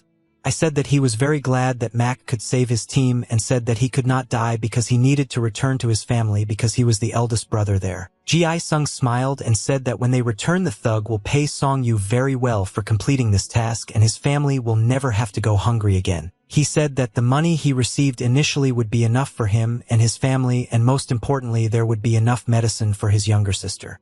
Ji-sung asked the boy not to worry about it, because he will enter the elite of their organization, and this will give him many opportunities. Song Yu said that he risked his life to earn money, and for him it all looks very strange. Suddenly he felt some very strange pain in his body, but it was an unusual pain. He felt a blue sphere of energy appear in his stomach, and despite the fact that his body was in a lot of pain, thanks to this blue energy in his body he felt better. He didn't understand what exactly was happening to him, and why he was releasing such strong energy. This energy is currently regenerating his body on its own, and numbing the pain he is experiencing. Ji-sung patted the guy on the head and said that he needed a good sleep to gain strength, and soon he would be lying in his warm bed. Ji-sung looked at the boy slowly closing his eyes and thought that thanks to this guy they were able to survive, but his super kick looked very strange, and he realized that he still doesn't know everything about this boy. The old man ran through everything and hoped that he would arrive on time. He did not know what awaited him ahead, and raised the possibility that he would have to sacrifice his life or risk it in order to save the people close to him. He remembered that he had promised the senior student to return home as soon as possible, and now he understood that there was no turning back and he could do it.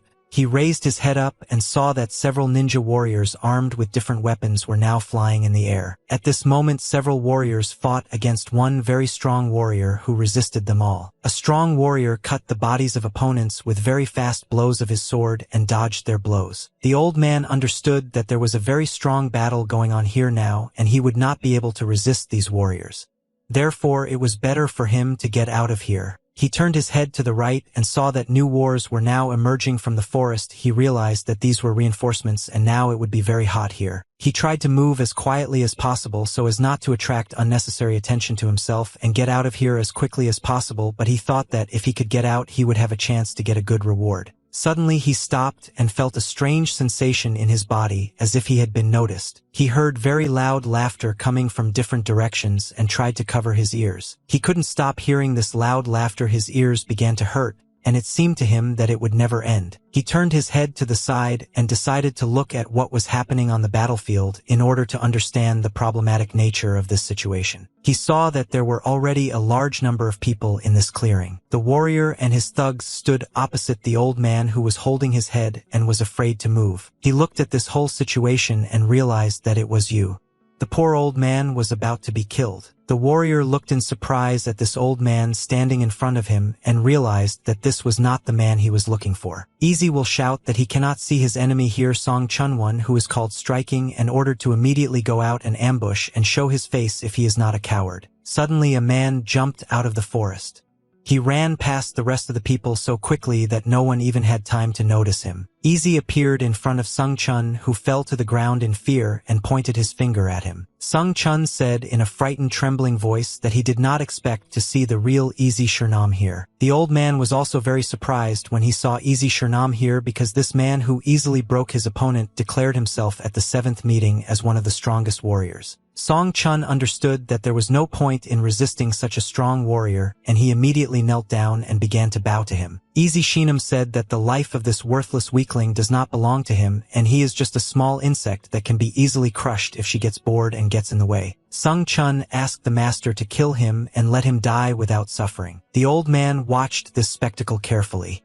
He understood that Easy Shernam would either kill this man now or make him his slave for the rest of his life. He raised his eyes to the gentleman and said that he was not to blame for anything. But at that moment everyone absolutely didn't care about his justification and felt sorry for his attempts to stay alive. The people who surrounded him shouted for him to give his life. The old man did not understand how this man could agree to give his life because he only has one. Song Chun approached the master and said in a trembling voice that he was giving his life to the master and now it belonged to him.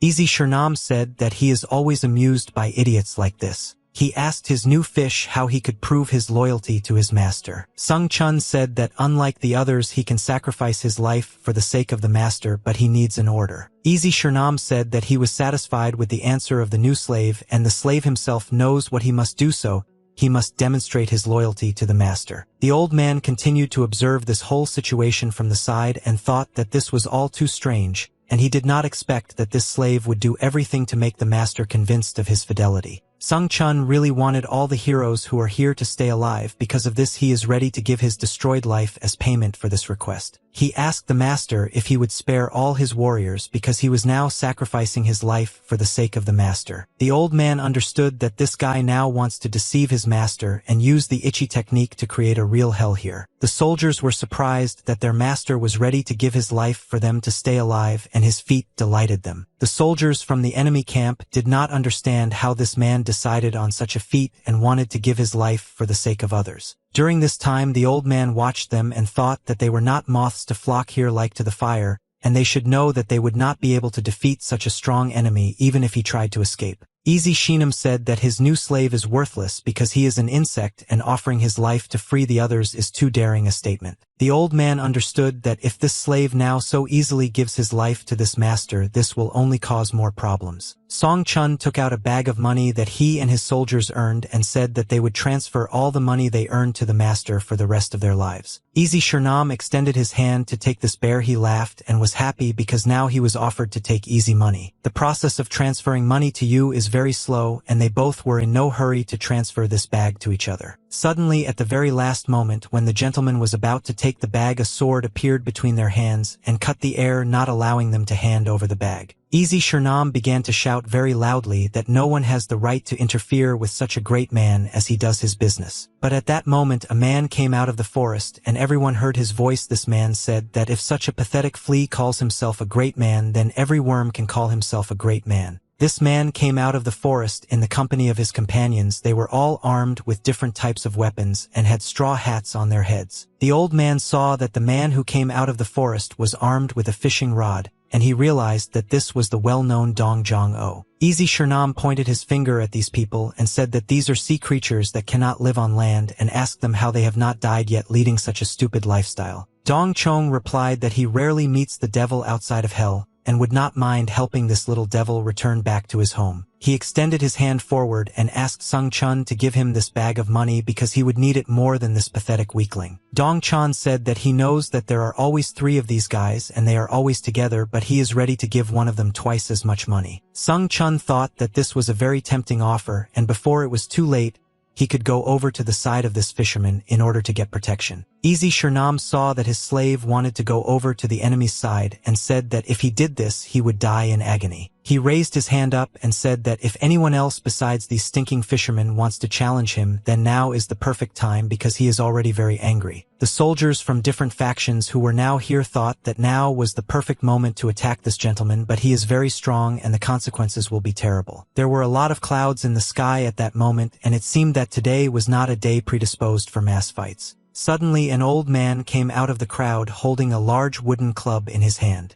He said that you also want to fight for one of these three guys and take one of them for yourself as a slave. He saw this hunchbacked old man with an iron club and immediately realized that it was Jachil, who is called the Chilson Monster. Easy Shernam looked at the old man who was slowly approaching him and said that today it would be very hot here because a lot of friends had gathered whom he was definitely not ready to see here. The old man understood that he would definitely not be able to survive in such a strong fight. It would be better for him to get out of here as quickly as possible or find a moment to sneak in unnoticed. Song Chun was experiencing very strong pressure on himself. He understood that at the moment he was a victim and there were a lot of hunters around him who could kill him at any moment. He raised the bag of money up and said that a lot of strong warriors had gathered here, and he thought that he now had no right to be greedy, but he said that he didn't know who would get this bag of money. He said that he didn't want to decide who to give this money to, and therefore, he would simply put this bag on the ground and the honorable gentlemen themselves would figure out who would take this bag. They saw that now this treasure did not belong to anyone and everyone was eager to take it for themselves. Don Chan swung his fishing rod and although take this bag to himself as quickly as possible before the rest of the opponents understand what is happening. The hook of the fishing rod flew very quickly towards the bag in order to catch on to it. The fisherman was the fastest and most agile. Therefore he was the first to hook this bag with his hook and pull it towards him. Shachil hit the ground with his iron club and did not allow this fisherman to take the bag of money. He said that it was a very good and brave attempt, but it was not successful. Easy Shernam clenched his fist, which was 3 fingers long, but still despite this, he tried to use the magic that was within his control. The bag was flying in the air at that moment and did not belong to anyone because no one could take it away from them. He used black magic to lift this bag into the air and bring it closer to him. Don Chan understood that his opponent's magic had become several times stronger than it was during their last meeting, and he did not expect this, but he didn't care and was ready to fight further. He swung his fishing rod and then struck with all his might to prevent the enemy from taking the bag for himself. He hit this guy on the hand with a stick, and at that moment the magic stopped its active phase. The bag fell to the ground again, and again it became no one's. Now everyone could try again to take it for themselves. Jay Cheel started laughing very loudly because he understood that now it was his time to pick up this bag of money. He swung his large iron club and was about to strike. He hit the ground with this club and the stones began to fly into the air along with the same bag of money. He calculated the force of his blow with such accuracy that after the bag took off it began to fly towards him, and the old man only had to stretch his hand up to pick up this bag. Easy Sheenam couldn't let this old man take the bag,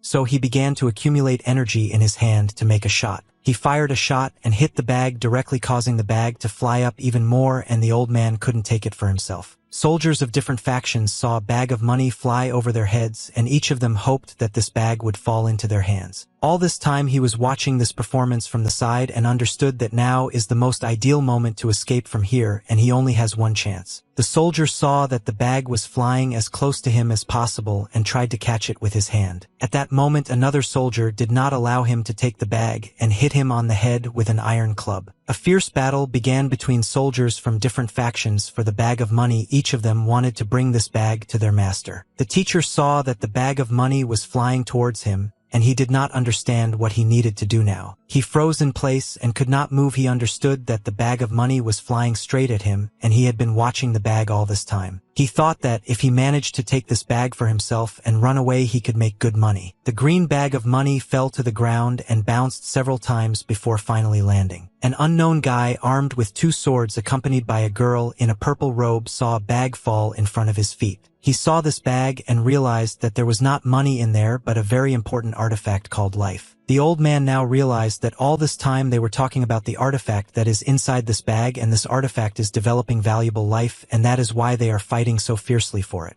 He walked up to this bag and kicked it with all his might so that the bag would fly as far away from here as possible. The old man approached the guy who was standing next to him and said that he was very glad to see his old friend Tae-chan again. But Tae-chan was very surprised to see his older brother here and didn't understand what was going on in this forest. He asked his older brother what he was doing here.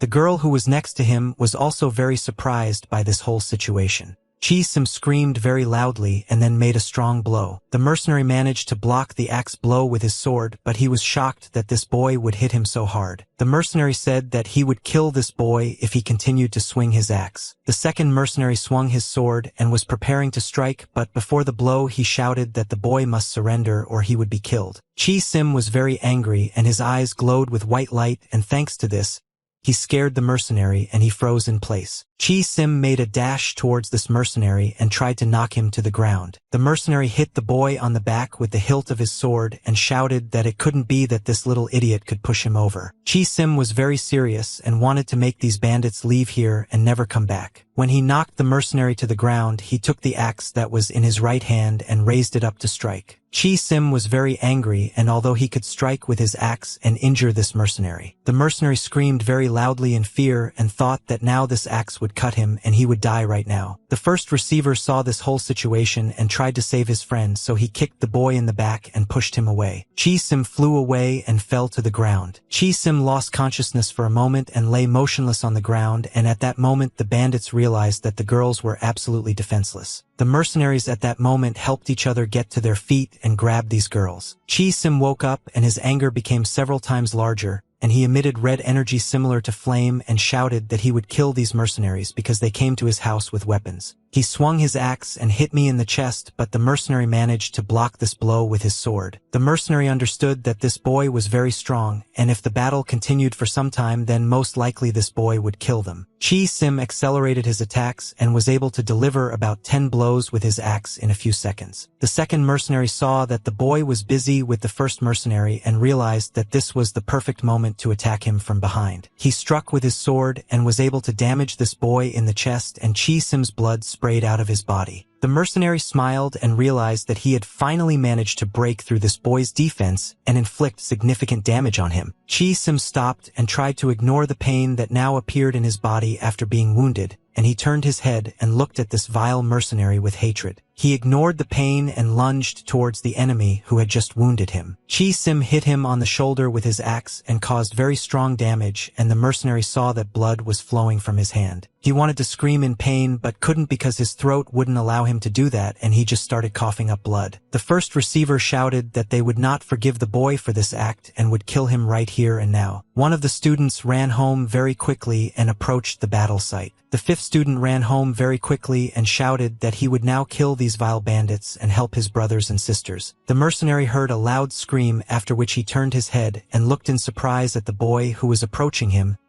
He could not believe that there was another boy here who would fight with them. The student made a jump and then swung his sword to strike from above. The mercenary reacted very quickly to this attack and threw the boy back without allowing him to hit. Suddenly another student appeared and used a long stick to attack the mercenary. But his attack failed because the mercenary stepped aside very quickly and did not allow himself to be hit. After that, the mercenary dodged, waited for the perfect moment, and struck with the hilt of his sword in the back of this boy, and the boy began to cough up blood. The mercenary shouted that he would kill all these children now if I did not continue to resist and wave my weapon. But the fifth student did not agree and therefore jumped up from the ground and once again wanted to strike with his sword. The mercenary predicted the attack of this boy and therefore made his counterattack and hit him on the mountain chest and threw him back. Mercenary wanted to kill this boy because he did not obey his orders. Chi-sim saw that the mercenary was now going to attack his brother and decided to help and save his brother. The mercenary saw that the boy who had been fighting with them from the very beginning was approaching him, and I realized that I needed to immediately fight back this boy. He swung his sword and struck Chi-sim. After he struck, blood sprayed out of the boy's body. Chi-sim saw that his shoulder was pierced by a sword and could not believe that he received such a serious injury. But despite this, he was still ready to continue this battle. Chi-sim, despite the pain, approached this mercenary in order to grab him and block the movement of this mercenary. The fifth student at that moment got his bearings in time, stood up from the ground, ran up to the mercenary and waved his sword to strike. He cut this mercenary's back with his sword while the fourth brother was holding this mercenary and did not allow him to move. The mercenary felt a very strong pain in his back and saw his blood flying out of his body in different directions. The young master did not understand what was happening here and why these idiots could not cope with ordinary children. He turned his head back and saw that his mercenaries were lying on the ground unconscious with severe wounds on their bodies, and these children were slowly starting to recover. The fifth disciple saw that the young master who came here and brought these mercenaries here is now running away. He shouted that he needed to immediately catch this guy and not let him run away because of him this chaos started here. The young master ran down through the forest and tried to leave this place as quickly as possible. The fifth student ran very quickly after the young master and shouted that he would not be able to escape and that he would still catch up with this bastard. Yang Chan said that he hated these mercenaries who could not cope with the children and thought that he had just wasted his money on them. He turned his head back and saw that the boy who was running after him was not going to stop, and he was very serious. Yang Chan tripped over a stone while he was running, and because of this he began to fall. He lost his balance to stand on his feet. At that moment he began to fall. Yang Chan somersaulted several times and rolled on the ground after he fell, and only then stopped when he crashed into a tree. The fifth student remembered that this guy was in a restaurant when he and his family had dinner there, and now this guy brought mercenaries to their house. Bak Gu slowly walked up to this guy and held a sword in his hand. He was very angry at this idiot. He shouted that this guy had contacted him and his family in vain, and they would not forgive his actions and would make him suffer. Yang Chan began to beg this boy to spare him and not kill him. He said that I regretted my action and did not want everything to turn out this way. The fifth student did not want to listen to his apology and swung his sword to kill him. Yang Chong covered his head with his hands and fell to the ground so as not to see the sword pierce his body. At that moment an unfamiliar warrior appeared who did not allow the boy to strike and blocked him with his sword. Bak Gu didn't expect another person to appear here and was very surprised when he saw that his attack was blocked. The stranger turned his head to the young master and asked his brother what was happening here and if everything was okay with him. Yang Chan saw that Chan, who had just saved him, was standing in front of him and realized that he had a chance to survive. Chan didn't understand what was happening here, but he thought that he came here on time and was able to protect this guy's Yang Chan. The young master shouted that this boy wanted to kill him and then take all his money, and he was a real thief, so he asked Chan to kill this boy. Chan looked at this boy and thought that the young master was now lying to him because this boy was still too young and did not look like a robber. Yang Chan asked his friend why is he waiting. He said that this guy killed all the traders and warriors who accompanied him to this place. Chan asked the young master why all the pre-war merchants accompanied him and what was he doing here. Bak Gu didn't understand why everything inside his body was now turning upside down, and he was experiencing very severe pain.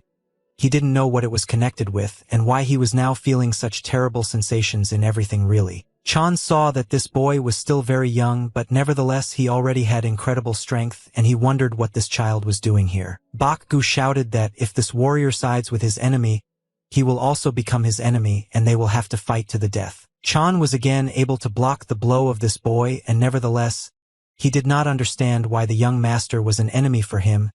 He became interested in what was happening here. Chan dodged all the blows that this boy was trying to deliver and watched his movements. He thought that the young master was in trouble and he needed to first understand this conflict before attacking this boy. Bak Gu said that he had to worry about who would oppose him. He was ready to kill this young master, and even if he himself died, he would take the scoundrel with him. Chan told the boy to lower his sword and they would sort out this conflict before the main battle began, and maybe they could avoid a fight. Bak Gu did not want to communicate with this man and made a swift dash to meet the young master in order to kill him. He swung his sword and wanted to strike from above in order to finish off the scoundrel. Yang Chan began to scream very loudly in fear and thought that now he would probably be killed if Brother Chan did not save him. Chan kicked the boy with all his might and the boy flew to the side. Bak Gu didn't have time to strike. It fell to the ground and spun several times before stopping. Bak Gu understood that he would not be able to kill this vile gentleman as long as this warrior was here. Bak Gu decided that now it would be better for him to run away from here in order not to die, because he still won't be able to kill this bastard. Yang Chan ordered his brother to immediately harass this boy and kill him before he ran too far. Chan asked his brother Does he really want to kill this child so badly? And what happened here? Yang Chan said that this kid is a real killer and he would never lie to his brother about such things. Chan said that he hopes that his brother is not deceiving him and that this boy is actually very guilty and wanted to kill him. The old man stood near the tree with his old friends and talked about how they needed to somehow try to get out of here. He thought that he had gone too far and he did not need to watch these people and get involved in their conflict. The guy said that in this bag there was an artifact called life. The old man replied that there is no need to feel sorry for not being able to take the artifact from him because he knows that a fleeting thirst for profit can ruin the rest of his life. The guy said that the old man actually speaks the right words and greed usually ruins people and he didn't want to take it, but this bag was right in front of his eyes and he will do it. The old man replied that, to tell the truth, he has no idea where all this could lead them. He thought that they were lucky and yet he met his friend Tae-chan here. He hoped that this was his chance to leave here. They ran along the forest and tried to leave this place as quickly as possible and hoped that these criminals would not catch them. They ran for a very long time and at some point they noticed that the sun was already beginning to beat beyond the horizons and evening was coming. Tae-chan said that he should ask the old man how did he end up here. He said that the appearance of the old man was very surprising for him.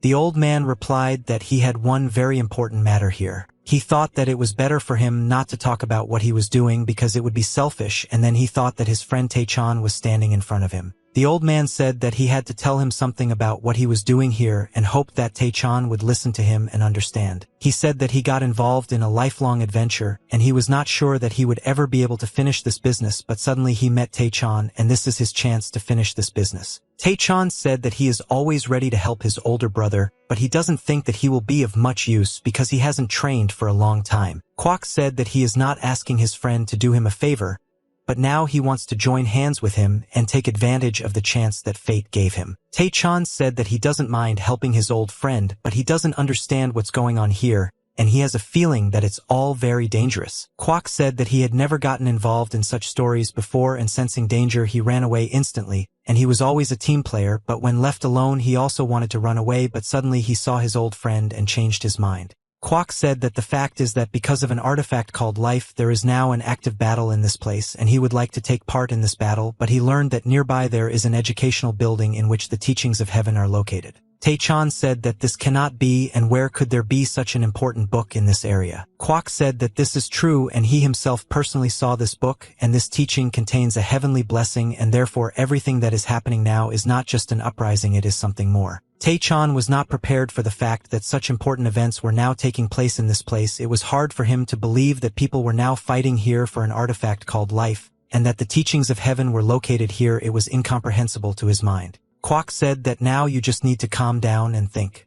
He said that if these artifacts awaken a thirst for profit in Tae-chan, then other people will go completely crazy and people will be ready to die in order not to part with these artifacts. They didn't understand what they needed to do, but the old man said that first it was better to think about a plan and figure out how to deal with these problems and do everything correctly. Tae-chan said that he has a stupid idea, but it might work. This idea is that they can replace all these artifacts. Kwok said that everyone is too eager to get these artifacts and therefore it is unlikely that anyone will be convinced of their authenticity, and for this they need to know what they look like in the original, but he knows how to make a high-quality craft and they will have a better chance of success if Tae-chan helps him in this matter. Kwok said that one of those guys put on a whole performance and left the team to save his life together. It will be much easier for them to work. Tae-chan said that his thoughts are exactly the same as his older brother because they are from Murim together and practically agreed to this task. Kwok thought that there are a lot of good people and it's a pity that not everyone is not aware of their own capabilities. He said that he assures his friend that their nicknames cannot even compare with them in terms of their level of combat skill. Kwok said that there are only 3 things that should not be stolen and 2 of these things will belong to Tae-chan because the old man wants to take just one of these things. He said that no one should know about this and he only told Tae-chan about these artifacts and trusts him, and they know that he will honestly give the share to his old friend. Tae-chan said that he also trusts Kwok. He said that if someone else had offered him such a task, he most likely would have refused because it would all have sounded like nonsense from their lips. They shook hands and confirmed that they agreed to complete this task. Bak-gu was returning home after he ran away and failed to kill the scoundrel who attacked their family. The sixth student was at home and cried all evening. He could not stop his tears, but when he saw brother Bak-gu, he calmed down a little. The sixth student said that he did not understand why he was crying because no one died and began to wipe away his tears. At that moment Chi-sim was lying next to him, who had a through wound in his shoulder. Bak-gu was shocked when he saw his older brother lying on the floor with a severe wound in his shoulder. Chi-sim lay silently with his eyes open and blood was flowing out of his body, but he did not move. Bak-gu asked his brother what happened, and the sixth student replied that just recently Chi-sim was lying with his eyes open and looking at him, but now he is not moving at all and the blood that is flowing out of his body does not stop. Bak-gu took his older brother with his hands and tried to wake him up. He wanted his brother to answer him something to make sure that he was still alive. Bak-gu at that moment began to pray to the great Buddha, so that this great emperor of heaven would help his brother stay alive, and he promised that he would grow a peach garden and build a temple in honor of each of the incarnations of Buddha. The sixth student began to cry even more and asked the student if their older brother had just died. Bak-gu held his brother in his arms, who was bleeding all this time, and began to scream that the very bastards who came to their house with weapons were to blame for his death. He looked at his sisters and thought that he should calm down, and now apart from him their family has no older brother and he must take his responsibility upon himself. Bak-gu said that they need to immediately find Song Yung, and after that the whole family will go to a secret place to get away from here because these people might come back and attack them again. Bak-gu ordered the sixth disciple to stop crying and come to his senses because they need to deal with these problems as quickly as possible. The palace was completely destroyed. They burned almost to the ground. Everything that relatively recently was still intact and looked like expensive things was now just ordinary garbage and ashes. The thug thought that he needed to find out who this guy really was because a lot depended on it. He thought that the reward was insignificant compared to their losses, and almost the entire Black Tiger had been destroyed. He needed to report to the master. He didn't understand how such professionals could get into such a difficult situation. He thought that it was all the fault of this boy who went on a mission with them for the first time, but nevertheless the other participants said that he worked well. The goon put his hand forward and said that all these guys did a good job, and he doesn't know what to say to them right now about what happened, but as soon as they return they will all receive their rewards, and no matter what they must understand that today they won. When the mercenaries heard the words of their boss, they did not feel a surge of emotions and shouted that they managed to do it, and they were very glad that they completed this mission. The night sky was filled with stars that could be seen through the tree branches. Song Yu trained in the woods with Dropsy while the rest of his team rested and slept. He trained not to let go of the sensations that he could recently feel, and this feeling allowed him to throw out a large amount of energy to perform a super blow. He wanted to train as much as possible and hone his skills in order to again evoke the same feeling in himself. Song Yu suddenly heard the voice of a man who appeared out of nowhere. This man asked him why he constantly repeats the same movements. He turned his head and tried to see the person who had just spoken to him. This man asked the boy not to be nervous. He saw that an old man with long gray hair appeared in front of him and moved very quickly and imperceptibly. He turned his head and was shocked when he saw this man. He didn't understand what the old man needed from him. Song Yu used his stick as a weapon to defend himself because he saw this old man as a threat to his life. The old man said that training alone at such a late time is a very strange decision for a young boy, and he rarely meets guys like this. Song Yu asked the old man who he was and assumed that this old man belonged to the barbarians. The old man said that the boy is either too naive or too stupid if he considers him his enemy, and if the old man wanted to kill, he would have done it long ago. Song Yu didn't understand what the old man wanted from him and why he was talking to him so strangely, as if he wanted to earn his trust. Song Yu lowered his stick and said that if this old man is here now, then most likely he has some business with him. The old man said that he just became very curious what this boy would do, and so he put aside all his business to come here and see. The old man said that he came here because of those people who were sitting there in the distance near the fire. He asked the boy if he was one of them. Song Yu asked the old man what exactly did he want to know from him. The old man replied that most likely they are paid very well for work that they do not perform. He smiled and said that he would like to say that the boy was very lucky, but it was bad luck because he saw how the boy saved everyone. He asked where the boy learned these fighting techniques. Song Yu said that this is just an ordinary technique and he doesn't understand why the old man is so interested in it. The old man said that this technique was unusual and it was a rather beautiful way to kill your opponents. He again asked in an insistent voice where the boy learned this. The old man said that he had been to so many places and seen a lot of things in his life. He had never seen such smooth movements. Song Yu understood that this old man wanted to talk, and there was a technique that his aunt had once shown him. He said that he didn't know what this old man saw, but he definitely didn't do anything like that, and he acted intuitively. Old man, this boy seems to be very smart, but he acts like a fool, and for some reason he's pretending.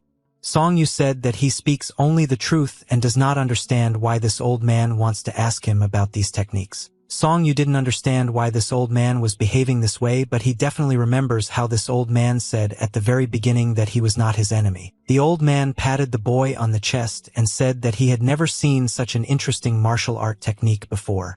Song Yu replied that he is not interested to continue this dialogue. The old man turned and said his name was Fu. Song Yu was very surprised when the old man said his name, and he did not understand what was happening here. The old man once again repeated to him that his name is Fu. Fu asked the boy if he knew him, or maybe he had ever heard anything about him. Song Yu replied that now he knows that this old man's name is Fu. Fu was very surprised when he found out that this boy didn't even know his name. Song Yu bowed to this old man and said that now he knows his name and therefore next time he will greet him properly. He said that now it was time for him to leave and he couldn't stay here any longer. Suddenly Song Yu stopped and beads of sweat began to run down his face. He did not understand what was happening to him. He could not control his body and stood motionless as if he had just been frozen. Fu said that in Chinese his name means luck, and if the boy turns away from him now he will lose his life. Song Yu at that moment was thinking that this old man was a real monster. Song Yu asked the old man what he wanted from him. Fu replied that he already said that I want to find out who taught him this martial art technique. He heard the boy's answer that he would not talk about this military equipment and could not tell even if he really wanted to, but the old man liked this answer. Fu asked the boy to at least tell who this person was who taught him. He meant that he needed to find out whether it was a man or a woman. Song Yu was shocked by such a question and did not understand why this old man needed to know what gender was the person who taught him this martial technique. The old man looked at him with his stern gaze and wanted to hear an answer from this boy. He said that he had just heard his answer. Song Yu replied that he did not say anything out loud and did not understand how the old man could find out this. Fu said that the boy didn't tell him anything specifically, but he answered anyway. Fu moved very quickly from place to place and looked at the boy from different angles. He wanted to understand why this particular boy was taught such a technique. He wanted to know what the reason was and why he was so special. Fu said that if the boy doesn't want to talk he can just go with him, and one way or another he will find out the reason, and if he agrees to work on the old people he will become even stronger several times. Song Yu thought that if he told this old man about this secret military technique his aunt would kill him. Fu said that he doesn't know why he attracted her attention so much and what connects these two people, but this is not so important and he is ready to adequately pay him hundreds of times more than he receives now. Song Yu became interested in this proposal because I understand that you can make good money here, and he asked what would need to be done. Fu replied that he didn't care at all and the main task would be to kill. Tae-chan fought against a warrior using his stick. He could deflect massive sword blows. Enemy, how are you very angry? And it was clear from him that he would go to the end in order to get his artifact. Tae-chan threw his opponent's sword aside and pushed him back. After this, a rapid jerk forward and pushed the enemy even harder so that he fell to the ground and hit. Kwok watched this battle and thought that he was right and not mistaken when he said that this guy could not cope with Tae-chan. He knew that his eyes had not failed him. Kwok said that the strength of this guy is incredible and he has already forgotten how to fight this valiant warrior, and in the future legends will be made about him throughout the world of Hanamu. He said that this guy was able to defeat a famous master. He held a bag in his hand and said that this scoundrel hid artifacts of life in himself and wanting to preserve it until the end of his days. He ended up dying because of this artifact. But this is not the end and we need to go down from the mountain. Therefore it is better that this artifact will be kept by Tae-chan. Tae-chan picked up this bag of artifacts and looked at it in surprise. He asked if Kwok really didn't mind having this bag of artifacts in his possession. They heard some strange sound and realized that the enemy was approaching them and immediately reacted to it. An old man appeared near them holding a giant iron club in his hands, and said that this was all very strange, but nevertheless he was ready for it. Kwok saw that a very strong warrior had approached them and realized that the two of them would definitely not be able to cope with him and would not even be able to resist this master. The old man looked at the dead warrior who was lying on the ground and bleeding.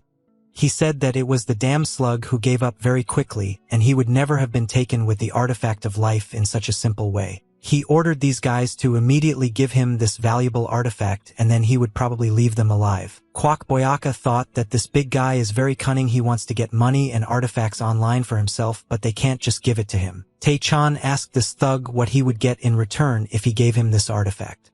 The thug replied that this guy is not thinking about the things he should be thinking about. Kwok Boyaka understood that his friend was now asking very stupid questions, because even if they now give this big guy the artifact life, they still won't be able to leave here without a fight and stay alive. He knew that they would be killed so as not to leave witnesses. Tae-chan threw the bag to the old man for him to guard and said that they would not rely on alms and would not just give these artifacts to some stranger. Kwok caught this bag and thought that his friend was right. Now they could only hope for someone's mercy, but he didn't know if they could cope with such an opponent. In the house of two trading families, the lights were on in the windows, and there were two guards standing near the entrance who did not let outside guests through. The silhouettes of two men were visible in the windows. They were quarreling among themselves and shouting about events that happened 2 months ago that they should discuss. Chan said that his brother wanted to hide his crimes from him and thought that he would never find out about it, but he found out. Yang Chan said that he did some disgusting things, but they don't understand what his brother wants from him. Chan said that he should tell his father before it turns into a bigger problem. Chan said that his brother had gone completely crazy because of his actions a man died.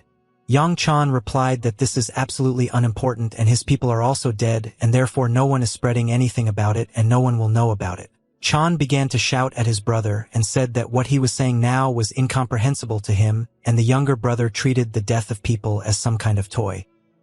He said that it saddens him that his brother's notoriety is growing every day. If he had not intervened today, his brother would already be dead for all his sins. Yang Chan shouted that his brother was in heaven when he was really needed and returned only now, and therefore he should not pretend to know what is happening here. If he wants to complain about his ugly brother, then let him go and do it. Chan said that he would tell his father everything he knew, and it all grew into a huge problem. Yang Chan replied that if the father and all the top people find out about this, then there will be a lot of problems in their family. Jan said that his father has done a lot of things and his brother now wants to be drawn into the investigation of this stupid case and for all his efforts to turn into dust. He said that his brother didn't even think about the fact that his father might know everything himself, but he was deliberately covering for him. Yang said that Chan is his younger brother who is very worried about his older brother and does not want to help his older brother. He said that if Chan thinks that when Yang dies all the money will go to him, and he is wrong. Chan didn't understand why his brother had such a dirty mouth and why he said so many vile words. Yang saw his little brother running away and thought that this guy doesn't deserve to be his brother because he behaves like a real rag and a weakling. He just now remembered that today he was supposed to have a meeting with a beautiful girl and he completely forgot about this meeting. Ian smiled and said that just thinking about it makes him hot, and he clearly spent today on the wrong people. He wants to meet that beauty as soon as possible. He turned his head back and saw that in his room there was a person he knew who was afraid of him. Bak-gu stood in his room holding a sword in his hand and said that the hour of reckoning had come, and now no one could protect this vile bastard. Bak-gu hit his opponent with the ball and caused him very strong damage and cuts part of his body. Yang Chan did not expect that he would be attacked so suddenly and did not have time to dodge, and after he received damage he began to cough up blood. He began to run into the distance of the corridor and shout very loudly that he needed help and everyone who was nearby would come to his aid and save him from this guy. Bak-gu said that today is a fateful day and one of them must die, either he or Yang Chan. At this time of year the weather was terrible and there was a strong wind, especially in the evening, and this wind blew away the last leaves that remained on the tree. Song Yu returned home, but he was shocked because the lights in the house were not on and there were things scattered in the yard. He did not understand what happened. He was very surprised when he didn't see his brothers and sisters here and thought that something had happened here. Song Yu walked throughout the house from room to room looking for students. All he could find here were scattered things and clothes that were not left. He didn't understand where all the students had gone and why there was no one here. He had to understand what happened here, and it was strange for him that the disciples did not leave any note where they were now so that he could find them. He promised himself that he would find all the students and save them, but first he needed to find at least some clue that could help him. In the evening there were a lot of people in the city. They were all walking along the streets of the city and leading their usual way of life. Song Yu held his stick in his hand, which was his main weapon,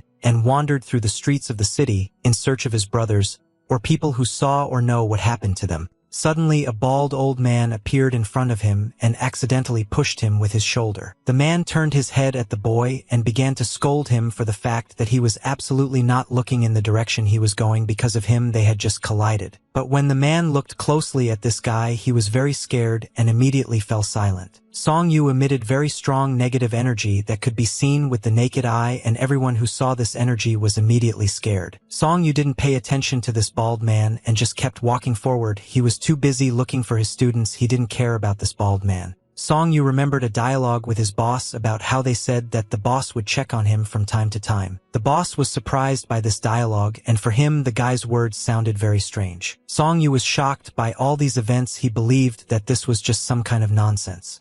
This could not be true. He wanted to find his brothers and find out what happened to them. He came to Yang Chan's house and saw that there were 2 guards at the entrance guarding the central doors. The guards limit the guy that today I will take a few more steps towards them, they will be forced to attack him. The guards told this guy to stop and tell them the purpose of his visit, but he didn't pay attention to them. Song Yu looked at this guard with a reproachful look and made it clear that he did not intend to communicate politely with them, and at that moment the guard recognized this boy. The guards grabbed him with their hands and said that they would not allow him to go further until he stated the purpose of his visit and until he said his name. Song Yu was not in the mood to communicate with them, so he kicked the door with all his might and broke it. The guards said that this guy was their enemy and immediately brought out their weapons to attack him. Song Yu took out his stick and made several quick swinging strikes to fight off these guards. The guards did not have time to follow his fast movements and therefore lost control of themselves with their swords and dropped them. At that moment the swords flew into the air. Song Yu came in on a mission and shouted his brother's name very loudly. He said that he knows that Bak Gu is here now. The guards saw that some stranger had entered the building and ordered him to stop immediately. Song Yu shouted very loudly and asked where Yang Chan was, and he ordered this guy to come out to him as quickly as possible. Suddenly an old man in white clothes appeared in front of him and ordered the boy to stop. The old man said that if this guy has anything to do with a member of such a high-ranking family, he should start observing some rules of decency that are accepted in this house. Song Yu said that he came here because he needs to find one person, and that's why he is looking for Yang Chan. The old man thought that he felt the destructive power of this guy and didn't understand which clan this boy was from, but he saw with his own eyes how this guy knocked out a large door with his foot, and he was definitely an unusual person and it would be very difficult to cope with him. The old man asked who exactly is this boy looking for. Song Yu replied that he is looking for his student named Bak Gu, and he knows that Yang Chan is connected with the fact that his student disappeared. The old man did not understand how the heir of this house could be connected with the student of this young guy, and he stopped understanding what was happening here. The old man asked the boy, "Is he really looking for the heir and eldest son of this family?" Song Yu replied that he does not know who the eldest son in this house is, but he is definitely looking for this guy and knows that he lives here. The old man understood what was happening here and why there was such an idiotic situation in this house. The old man called his servant and ordered him to immediately report to the head of the house about the situation that happened, because this guy is very dangerous and they must report it because it will be very difficult to solve this situation in words. The old man said that he doesn't understand who this is. This is a boy.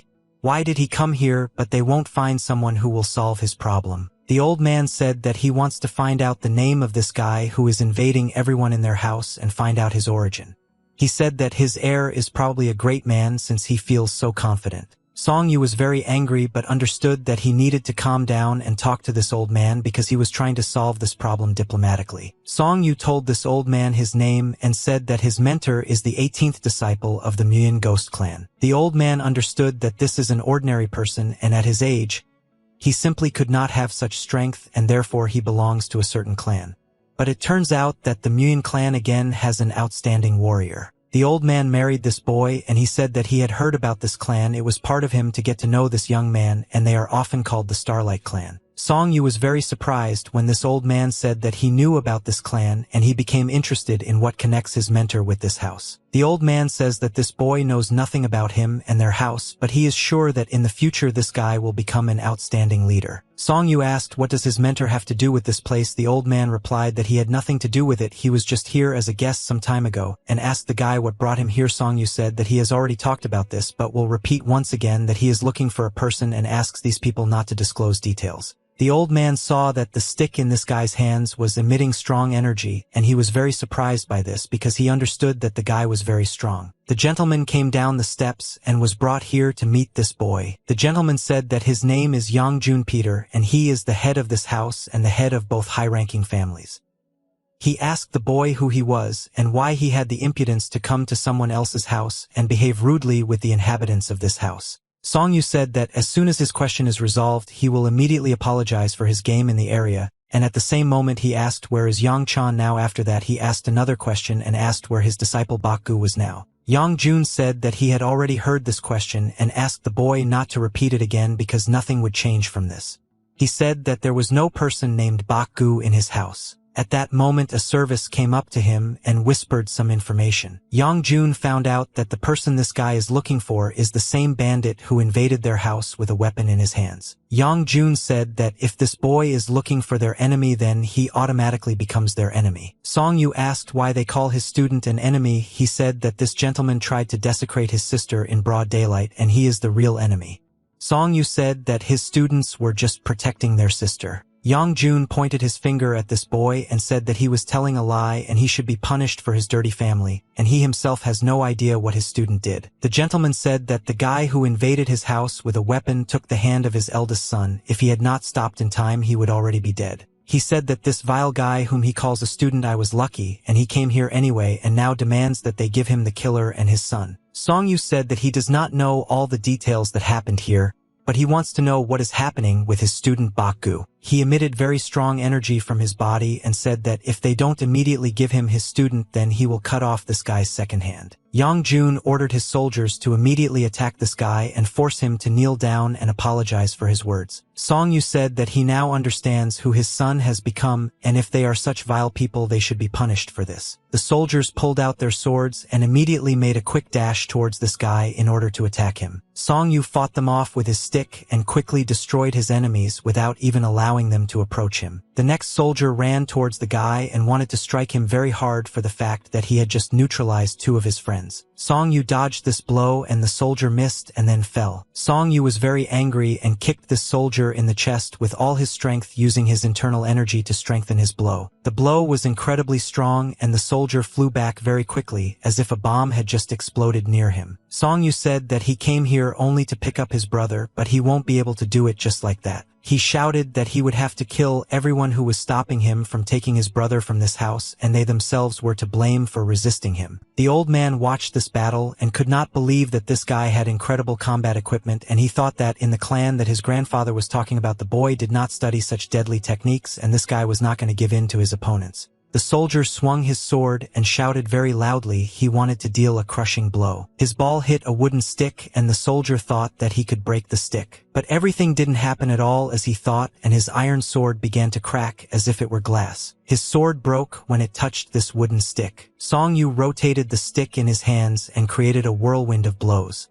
In this way he accumulated a large amount of energy in a very short period of time. Song-yu immediately made a counterattack and the fragments of the sword that were flying in the air he hit and began to fly towards the opponents like shurikens. The soldiers defended themselves with their swords from iron fragments in order not to get injured. The old man saw that iron fragments were flying in their direction and thought that this was very dangerous.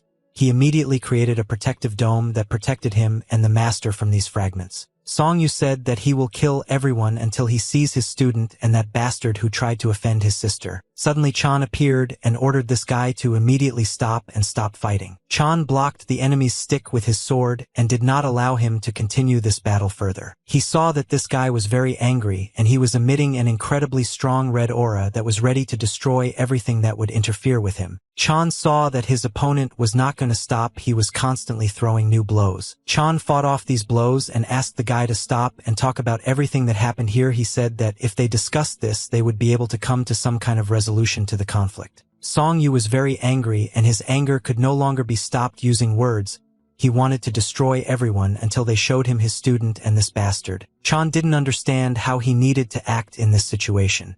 He tried to calm this guy down, but he saw that nothing was working. The old man told the young master to immediately move away and dodge the blows because this guy is crazy. Chan stood motionless in an open position and showed with his body that he did not want to fight and was ready to get hit. Song Yu didn't understand why this guy doesn't raise his hands and defend himself. He's already started his attack. If this guy stands still like he is now, then he'll definitely have to be killed. The old man managed to protect the young master in time and threw Song Yu back. He didn't understand what was happening because he didn't have time to notice that an old man appeared in front of him and was surprised that this grandfather could move so quickly. The old man began to shout very loudly at the young master that he was behaving absolutely stupidly and was not defending himself despite the fact that you could see that this guy was going to kill him. The old man threw the young master back so that he would not interfere with his fight with this guy and took out his fan to use it as a weapon. Chan looked back and saw that they were fighting. He shouted that a lot of blood had already been shed and he needed to stop immediately. He said that nothing can be fixed because it's too late. Song Yu tried to rest a little after this battle and come to his senses. He didn't understand where did this guy come from here and why didn't he want to defend himself. The old man said that the young master came to him with pure motives and did not want to fight and did not understand why the stranger tried to kill him. Yang Jun asked why his junior harmed the stranger and why did he come here to kill everyone. The old man touched his ball and said that this guy's hands are capable of doing evil and a lot of time has passed since he picked up a sword, but he no longer has the strength to just stand and look at it. Song Yu was very surprised when he saw that the old man was trying to get his sword. He understood that it would be a very strong and experienced opponent. Suddenly a strong man appeared in front of him and covered him with his back. He ordered the old man not to touch this boy. Song Yu saw his boss who suddenly appeared here and tried to protect him. He shouted that their family had crossed the last line and they were behaving like real monsters and should stop immediately. The gentleman asked this guy, who is he, why did he come here? This guy replied that he came here to finish everything here and now. Suk returned to Song Yu and said that he only recently learned about what happened to his students during their absence and called the boy's action reckless because he should have consulted him first. Sok said that the boy acted recklessly because he came here alone and he had to call him with him as an assistant, and probably he thought that if he was the eldest student then he should take revenge for everything himself, but if he died here there would only be more problems and the students would have suffered even more. Song Yu said that his uncle was right in everything and he behaved selfishly and recklessly. Sok replied that now he must not forget that before doing anything he needs to think carefully about everything and study his enemies properly. Juice said that he should never again blindly follow his place, and first of all a man should take care of his family and protect it in every possible way.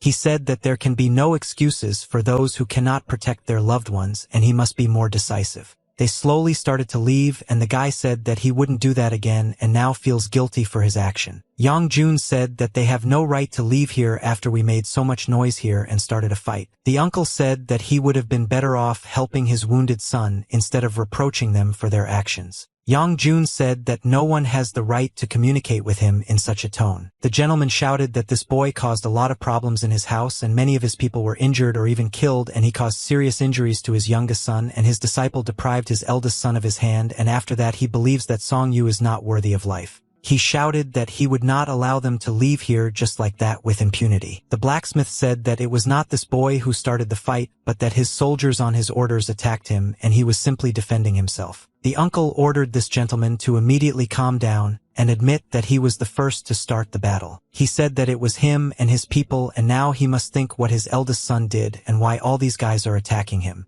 He said that the gentleman is stupid and does not understand that his son is actually to blame. Sok said that it was all his son's fault because of him. He now needs to treat his people if he wants to stop all this.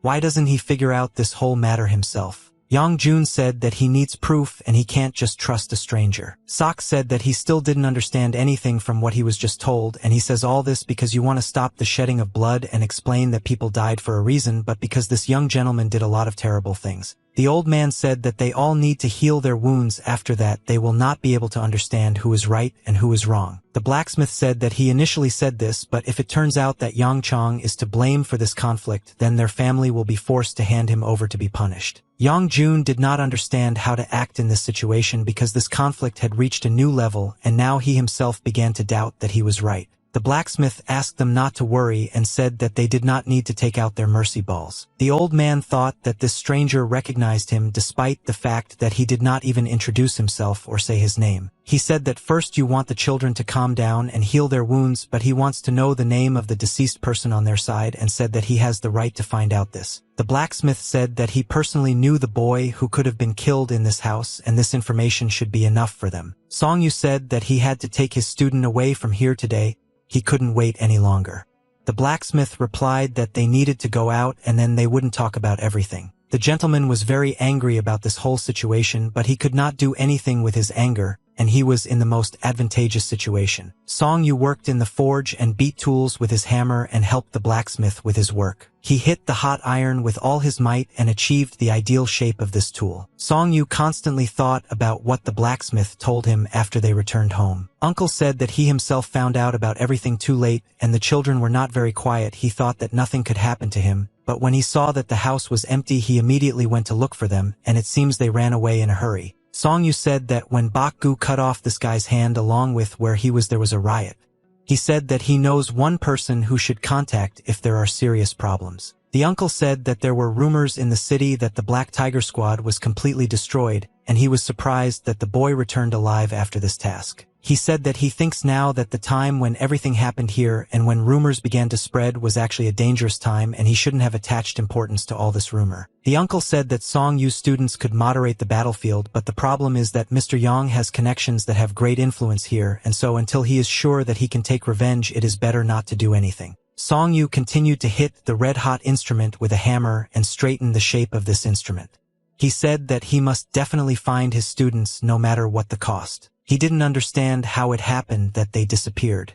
He wanted to know where they went and what happened to them. Song Yu closed his eyes and tears began to flow down his cheeks. A tear fell from his eye. A tear landed on the tip of the hammer and scattered many small drops. He said that if he had not been so arrogant then everything would be fine with his younger students and they would all be alive, but his sister and the fifth student suffered because of him and he cannot stop blaming himself because of this. Song Yu wiped a tear with his sleeve and tried to calm down. He thought that if he did one thing he would definitely stay for days and find his students, but for this he needed to work hard. The blacksmith looked at this boy and thought that Kwok did not raise him at all as he should, and he is too mature for his age, and if we add to this his strength and his character there will be problems.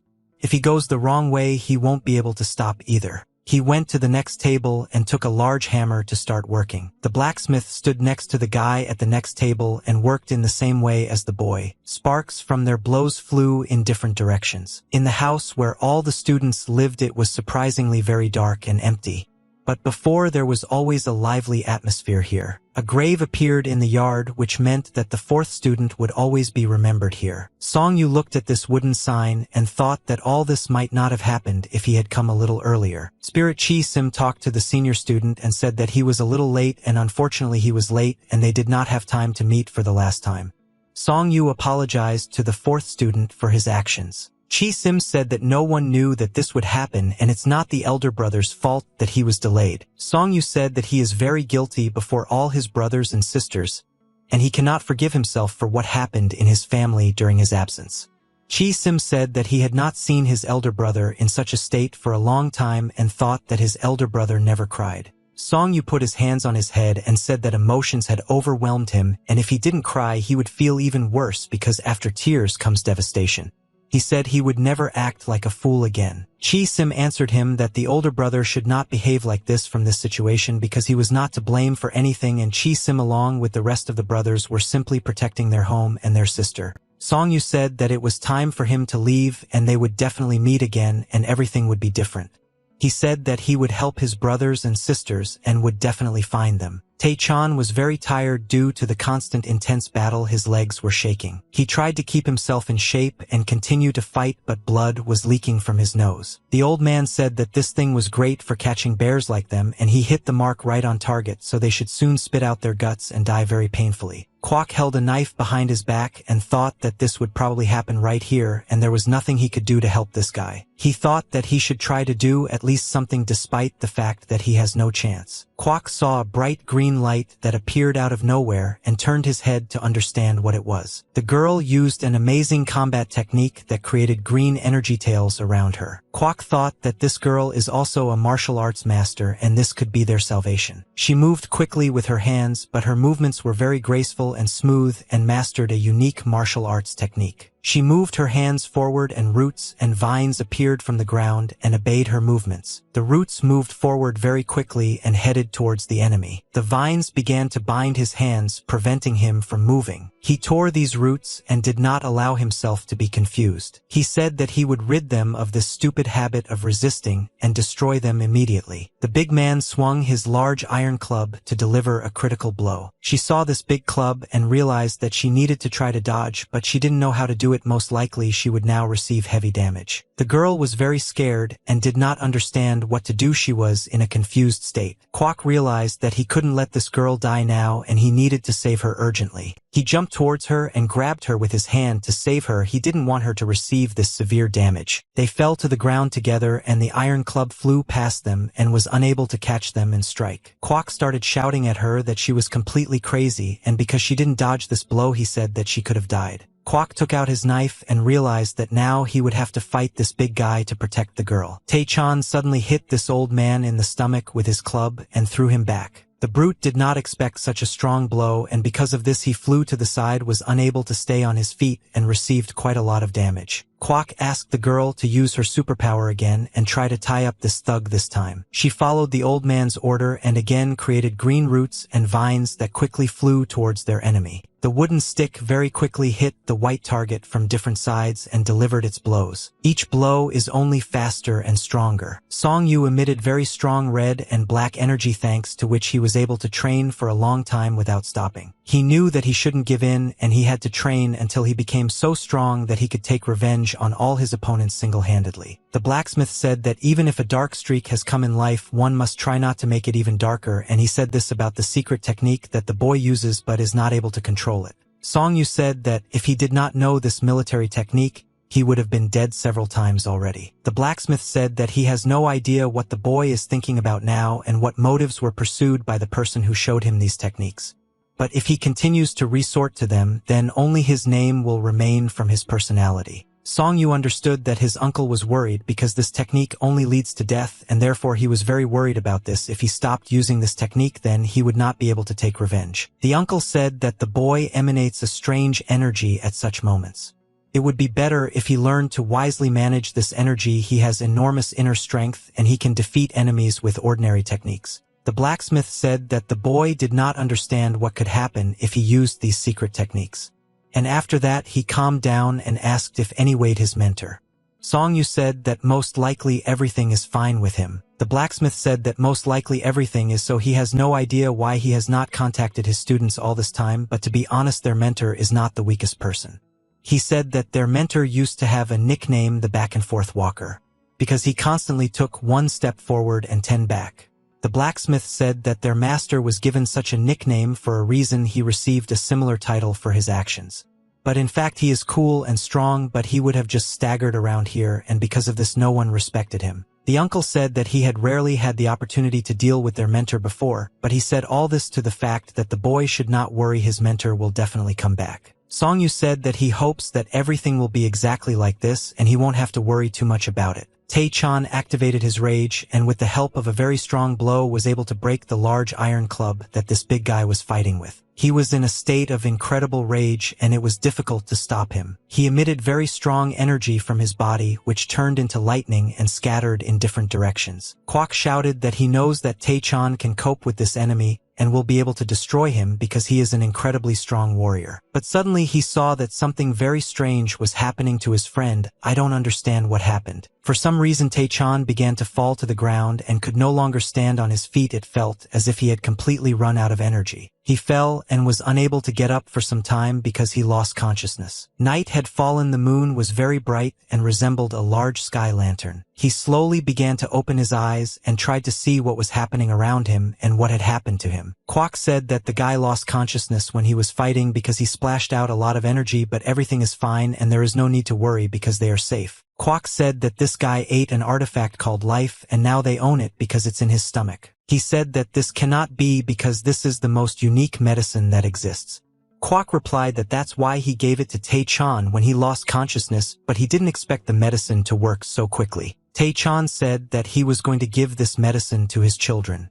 Kwok replied that he himself had to be fine in order to be able to take care of his children. If he had taken this medicine, he would most likely have died. Kwok said that he too would like to eat an artifact called life, but he must give it to his senior student. Tae-chan said that he also wanted to do the same and he did not ask to be fed this medicine. Kwok said that Tae-chan himself should understand that he has excellent skills thanks to which he can earn good money and feed his children.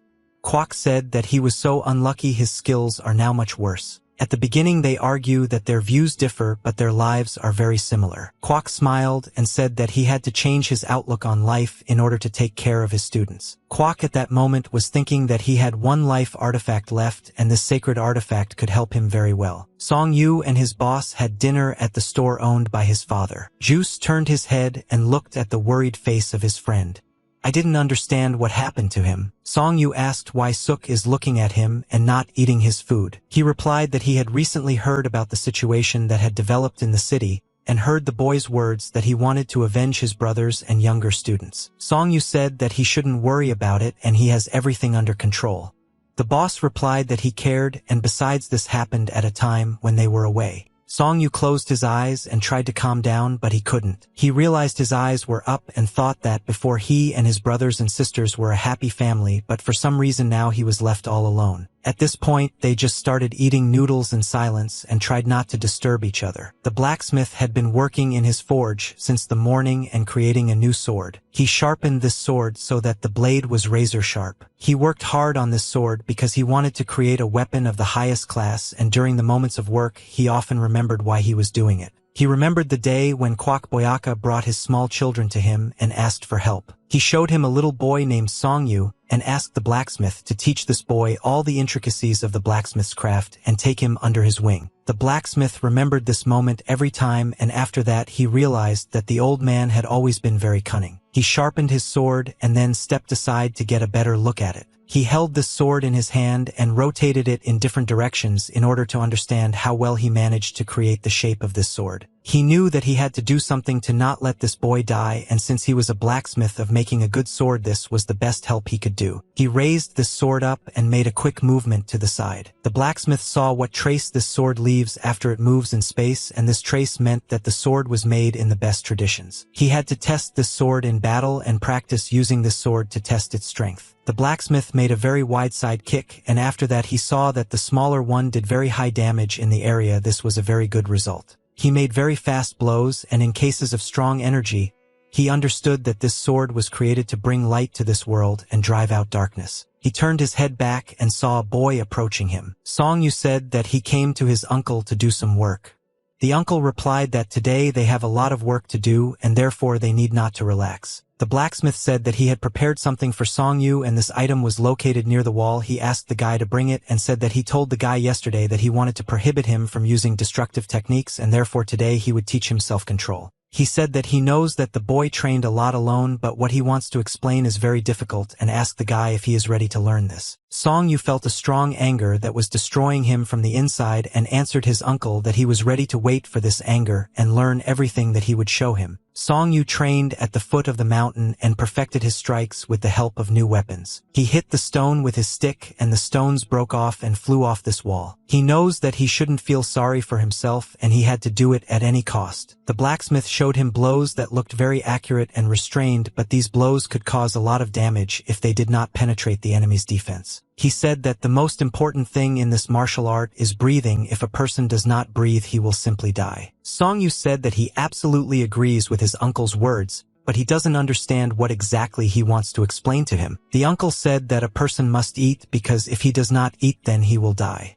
But in order to eat you need to work hard, and the boy must understand that he must consciously breathe, eat, and work hard to achieve results. Song-yu said that he still doesn't fully understand what exactly his uncle wants to tell him. The blacksmith showed a very accurate blow with good endurance and correct movements. He said that if the boy does not understand what his uncle meant, then he is acting unconsciously. Song-yu said that if you trust his uncle's words, then he should move naturally and all his actions should be controlled by his mind. The blacksmith said that this is the very first and most important rule, but this is just one rule of all. Song-yu asked what is the second rule. His uncle answered him that he needed to find the difference between working in a forge and training, and he should think carefully about his question and weigh everything before answering it. Song-yu said that when he hits with a hammer while working in the forge, he does it mindlessly, but when he practices with a stick, he pays attention to the strength of the movement and accuracy. The uncle replied that the boy was thinking in the right direction, and he said that various problems can happen to a person if he does not think. He said that Song-yu must sharpen the ability to act consciously in everything, even in habitual movements. He said that this is exactly where you should start training and curb your mind and emotions. Song-yu thought that first of all honing this skill using familiar movements would be the most correct option, but this is not as easy as it might seem at first glance. You could hear the sounds of a person running in your face. Kwok tried to offend with all his might, not sparing his energy, in order to return back as quickly as possible. He stopped for a moment to catch his breath, because at his age it was already very difficult to run long distances. Kwok thought that if he had not met his old friend Tae-chan, he would already be dead, but at that moment he remembered the old wisdom that the one who was in charge yesterday will no longer be today, and the one who had the advantage an hour ago is now his doesn't have. He tripped over a stone that was under his foot, and at that moment the thought appeared in your head that smart people always know that the one who was on a horse today can fall off it tomorrow. Boyaka fell to the ground and hit his back. At his age, such falls are always very difficult. He rolled down the mountain somersaults, and I think that the man who lost everything turned out to be right in everything anyway. When he stopped, he cleared his throat for a long time and thought that he was sure that he would be able to escape and not stumble. He put his hand into the inner pocket of his clothes and took out a book. He looked at this book and realized that he now owned an incredibly important artifact. He had never been interested in such books before, but suddenly he wanted to steal it because his skills were far from those of the Murim, and he knew his place and never gave in to greed, but this task became a lucky ticket for him. He hid the book back in his inner shirt pocket and began to run.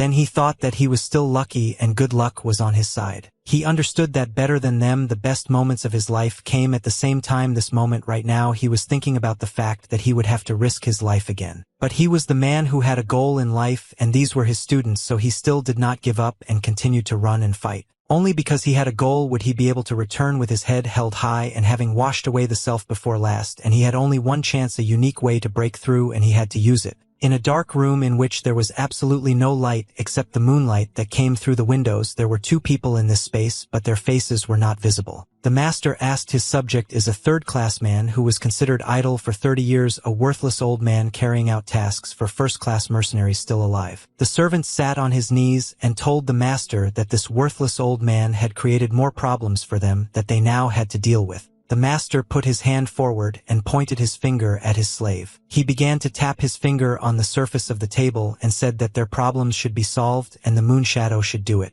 The servant raised his head up and looked at his master. The gentleman said that the moon shadow made a mistake that he had never made before. The servant said that he was ready to bear the punishment for his mistake. The master said that they would return to this issue and he would come back when he made a decision about what to do as a servant, but for now he allowed his subject to leave. He saw how his servant obediently listened to the order and then disappeared. The gentleman knew that this old man introduced himself with his idleness and his weakness. If he were a beginner, he would not understand his nickname, but the gentleman knew exactly the nickname of Kwok Boyaka.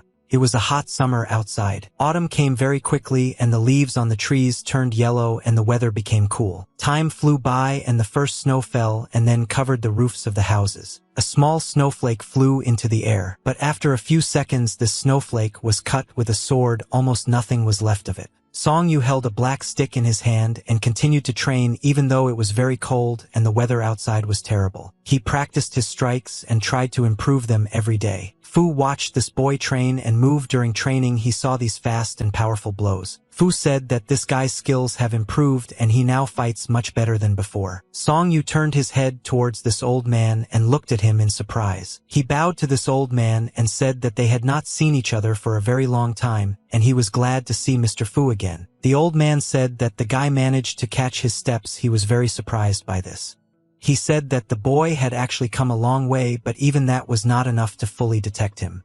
Song Yu said that he only felt a slight awkwardness, and thanks to this, he noticed the old man. Song Yu said that his skills have not yet reached their perfection. Fu said that he was never mistaken about this boy, and when he first saw him in battle he realized that he did not have the proper skill, but he had obvious perseverance and fighting spirit. The idea immediately occurred to him that the boy was born to devote his life to this. Song Yu asked the old man how he knew his location. The old man replied that it was difficult. However, he began to look for information about Song Yu immediately after he refused to accept his offer and returned. He said that he had business nearby, and as soon as he came here he immediately thought about Song Yu. The guy said that if Mr. Fu is not busy then he will treat him with a cup of tea. The old man replied that he liked this offer. Fu saw that the guy put a cup of hot tea on his table and asked the boy what kind of people did he want to find. Song Yu replied to Mr. Fu that searching for these people is a very difficult task even for such a person as Fu himself. The old man replied that it was actually not that difficult, but the boy would have to pay a certain price for the old man to find these people. Song Yu said that if Fu offers him the life that he offered earlier then he is forced to refuse this offer. Fu Yu said that the boy honed his skills in martial arts, but he still remained principled.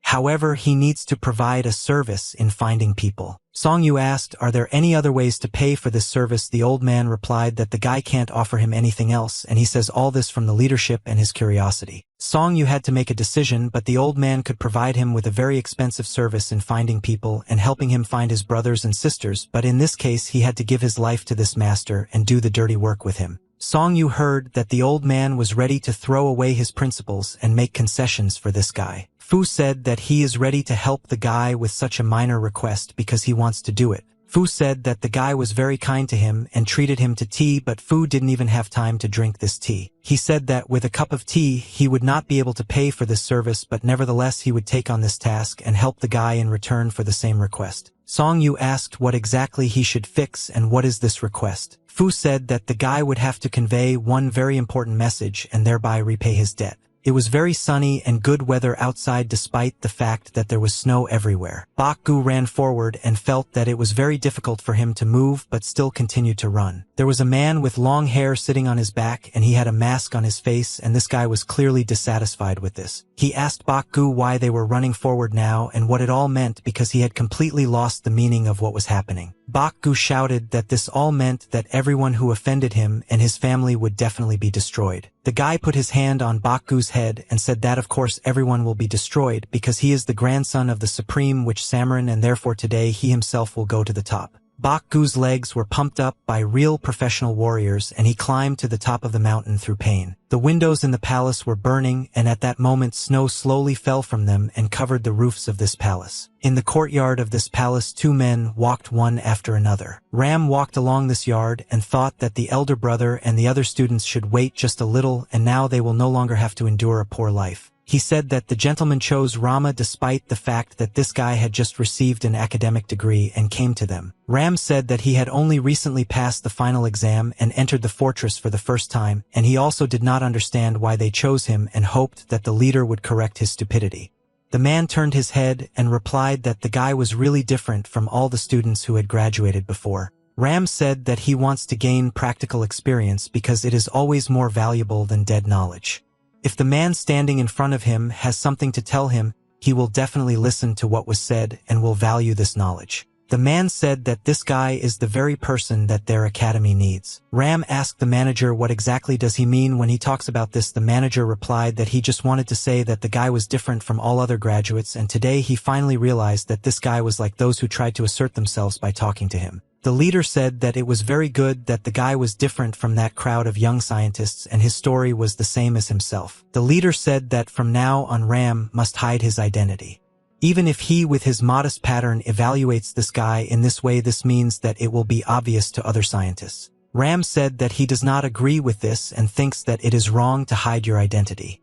The managers replied that even now the guy behaves strangely, but despite this a conversation with him leaves a pleasant aftertaste on the soul. The leader said that in the future they would encounter Ram more than once and therefore he should not worry about such a joke because the leader just wanted to make him laugh. Ram continued to follow the leader and could not believe that you had just made a joke at his expense. The leader went to the door and informed the gentleman that the young scientist had come to him. The leader informed the young scientist that he could enter the room but asked him not to be too surprised when he went inside. The guy said that he would listen to the words of the leader and even if he was very surprised he would pretend as if everything was fine. When I entered the room I saw that a man was sitting on the floor and was drawing something on paper with a brush and barefoot. I found various scrolls of paper and artifacts scattered. He bowed to this gentleman and said that the young scientist So Moon Yu Ram had come at the request of the gentleman and was glad to welcome him. The gentleman continued to silently draw hieroglyphs on a sheet of paper using his brush and did not answer his guest. Ram didn't understand how he should behave in this situation because the gentleman didn't answer him and it scared him. The gentleman held a brush in his hand and wrote hieroglyphs on paper very smoothly and clearly. He drew very heavy hieroglyphs on a sheet of paper and something constantly did not suit him in those papers that he had already drawn. He constantly threw sheets painted with hieroglyphs aside, and next to him there was already a large pile with such sheets. The gentleman said that he again failed to do what he had planned correctly, and therefore he would have to start all over again. He turned his head to the side and saw that there was a man in his room. He was very surprised by this and asked when this guy managed to come here. The head of the secret council Jin Jie-su told the guy that he could stop bowing and standing in the corner of the fool and throw all his decency aside and quickly go up to him to help. Song knew that along the long street of the city and around it was already very dark because it was late evening. He went to the farthest part of the city where it was rare to meet a large number of people, and he went to one of the buildings that was located in this part of the city. When he entered this building you saw that a girl was standing near the bar and yawning very loudly because she wanted to sleep. She saw a guy who entered the establishment and was very surprised. She greeted him, but she was still very sleepy. The girl approached this guy and asked him what he would drink. He replied that he wanted to drink something full of flavor. She said that they have a fragrant tea called Wu Huan and this tea has quite a strong aroma. She asked if this tea suits him. Song Yu at that moment realized that this girl did not understand the secret word that Mr. Fu told him. Song Yu said that he needed very aromatic tea. She put a teapot with a small cup on his table and poured some tea. She said that you had recently delivered tea from a lotus flower and she thought that he should like this tea. She wished him a pleasant tea party. Song Yu thought that something didn't add up and for some reason his secret word didn't work. The girl behind him standing near the wall tried to figure out who this guy was. In the evening the palace looked incredibly beautiful because the sun illuminated the palace with orange light. Mikio, the military secretary, drank tea on the veranda of this palace and sat all alone. He took a small cup of tea, felt this wonderful smell with his sense of smell, and after that he was going to drink this tea. He was going to spend the evening quietly, but suddenly he heard that some man came and greeted him. He did not expect to see guests at his home today, and therefore was not very pleased with such a visit. Mikio saw that old Fu came to him and invited this guest to come to the table, but the old man refused and said that he would not be able to sit at the table with such a high-ranking person. Mikio asked the old man, "Has he really learned to be humble after such a long time spent in wanderings and travels?" Fu replied that he continues to look for a place where he could settle down, but he does not forget when to kneel. Fu said that his elder brother is a high-ranking secretary and now he is on top, everyone else is below.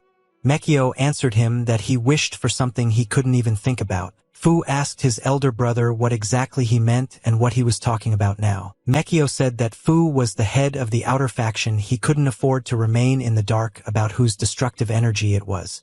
He said that the younger brother came here to find out. Fu said that this is not how he imagined the dialogue with his elder brother. Mikio put the cup on the table and the water flew out in different directions. He said that the younger brother dared to go against his head, and this cannot be explained. Fu fell to his knees and began to bow in greatness, and to the secretary, he said what an insignificant fool he was, how he had done wrong, but still asked his elder brother to tell him everything. Makio asked why he pretends as if he doesn't know anything, where you are very stupid of him. Fu replied that he was just a servant of the Grand Secretary, and no matter what the circumstances were, but in fact he knew nothing. If the secretary took pity on his servant and enlightened him, then he would remember his mercy until the end of his days. Mekio said that Fu is now pretending as if you don't know anything, but when he saw this kid's skills, he decided to keep it a secret. Fu understood that the gentleman was now very angry with him, and most likely this would cause a lot of problems because he guessed about the real events. Fu said that he didn't really know anything and this child just caught his attention and he thought it would be nice to take him and raise him. Mekio said that he doesn't like the fact that Fu thinks this kid is his level and he's really crazy if he decided to do this. Fu asked the Grand Secretary to tell him what he knew and share this secret with his humble servant. Mekio said that this child attracted the attention of their leader and Fu should have immediately understood everything because he saw his energy. Fu told the secretary that this was just not even in amazement, and if he had known about these details, he would not have dared to do anything unforgivable. Mekio looked at Fu with a contemptuous look and tried to understand whether this old man was deceiving him or telling the truth. The gentleman ordered the old man to stand up and then sit down at the table. Fu replied that he would immediately carry out this order. Mekio said that the head of the clan ordered to be careful and just watch this boy, and this task most likely had its own reason, but Fu intervened and violated the terms of the task. Fu said that he was simply impressed by this boy and decided to help him with one matter. Mekio replied that this could not be done, and even if he now tries to fix something, it will no longer help solve this problem. Fu said that the head asked to look after this boy and he thought that he could push him to action, and this is the reason why they were ordered to watch the boy and to understand whether he can feel this world with his body or in his mind does not yet understand actions taken. Mekio said that this could not be done anyway. The deadly powers of this boy have been in his hands for some time, and it is very dangerous to interfere in this matter without the permission of the head. Fu just now began to realize that the deadly powers that this guy now possesses used to belong to another person. Fu said that the head taught him this knowledge of the exterminator on military equipment, which means that he trained a lot in order to achieve such results. Mekio replied that if this guy gives up, then his head will go spinning and everything could get out of control. He looked at his interlocutor and said that they should obey the will of the head and not interfere in the development of this guy. It was already dark outside and night had fallen. Song Yu tried to understand what his mistake was and why the employee of this establishment did not understand the secret password.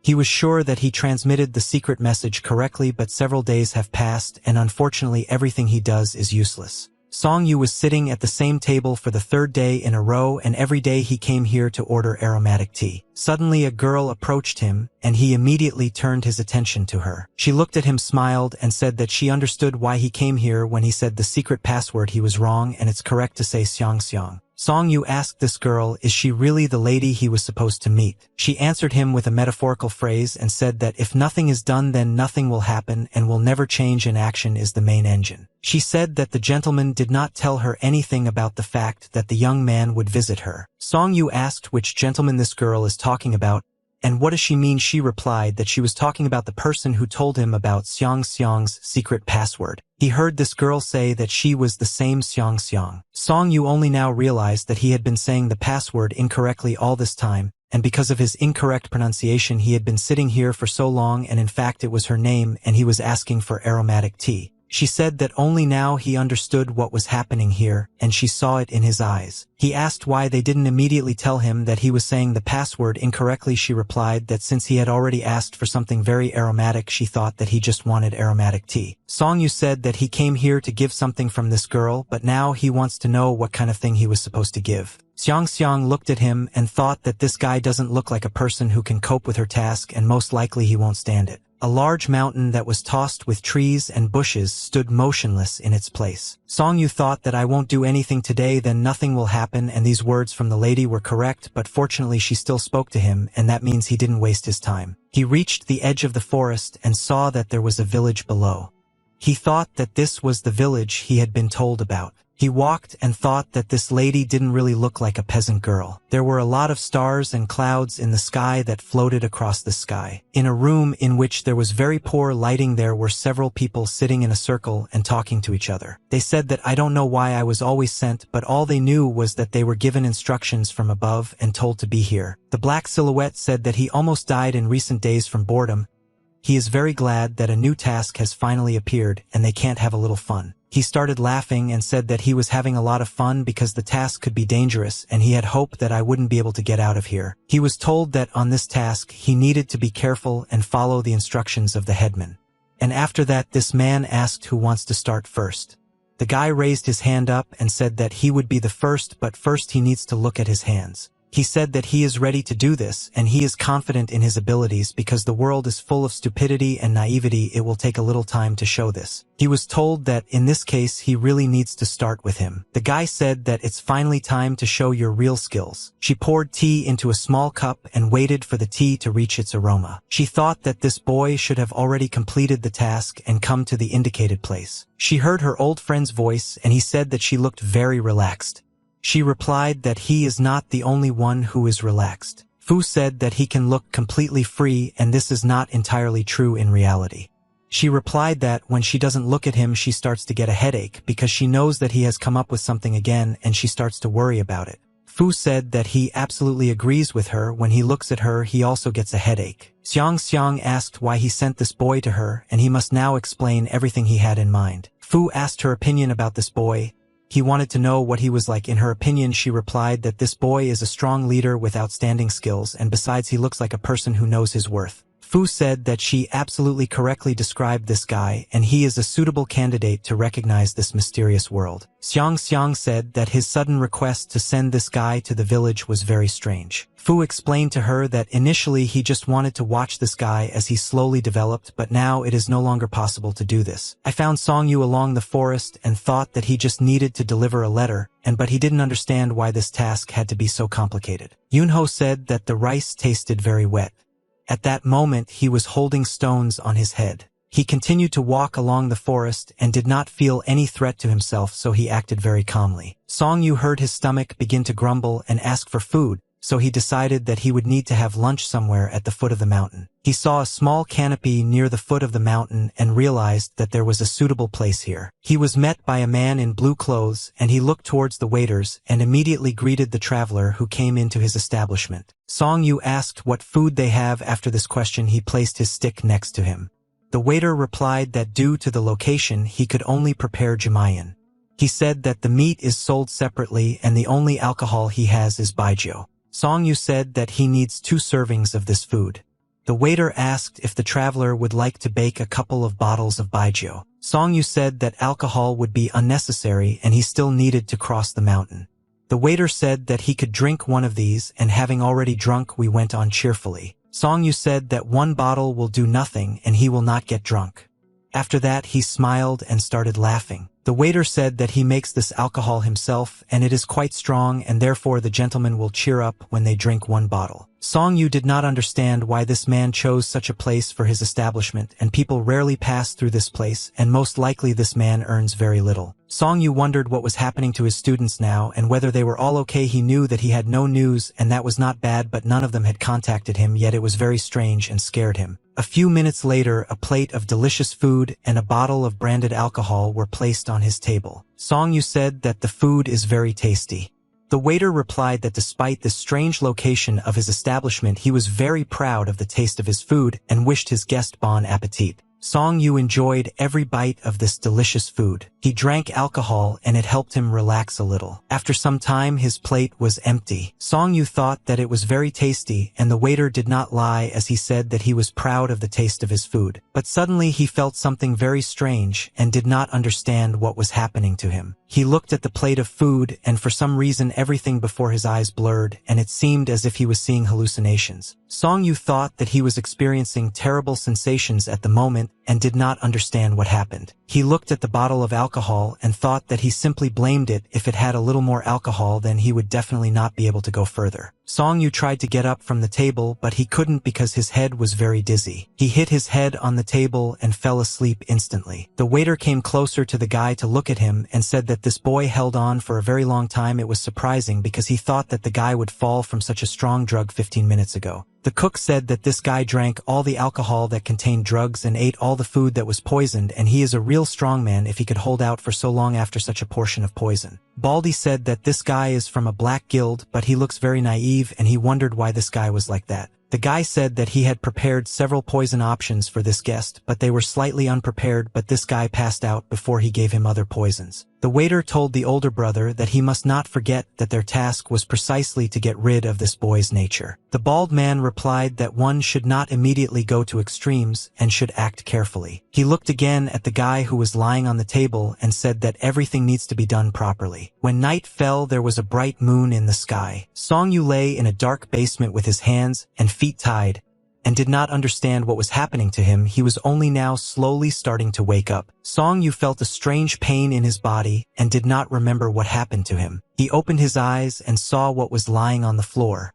He needed to understand where he was and what happened. He looked around and tried to see everything that was near him. When he tried to get to his feet, he couldn't because his hands were tied and he couldn't use them. Song Yu started shouting very loudly that he wanted to talk to someone who was here, but his screams were unsuccessful because no one answered him. He continued to lie on the floor and try to get up. He didn't know what happened to him, but he understood that he needed to be on guard and prepare for any possible scenario that could happen to him. Song Yu gritted his teeth and jerked upward, after which he stood up and managed to get up. His legs were tied and therefore he could not calmly walk around the room and had to move by jumping. He looked out the window and saw that the moon was shining into his room and illuminating the space. Song Yu jumped to the window and looked through the bars. On the other hand, a man appeared who was in the restaurant, and this man smiled when he looked at him. Song Yu started screaming very loudly and scared when he saw this guy on the other side of the door. He was very scared, and because of this he fell to the ground. The guy said that the boy woke up very quickly and he thought that the boy would sleep for another 3 days, but now they have problems. Song Yu ordered his immediate release because they were keeping him here illegally.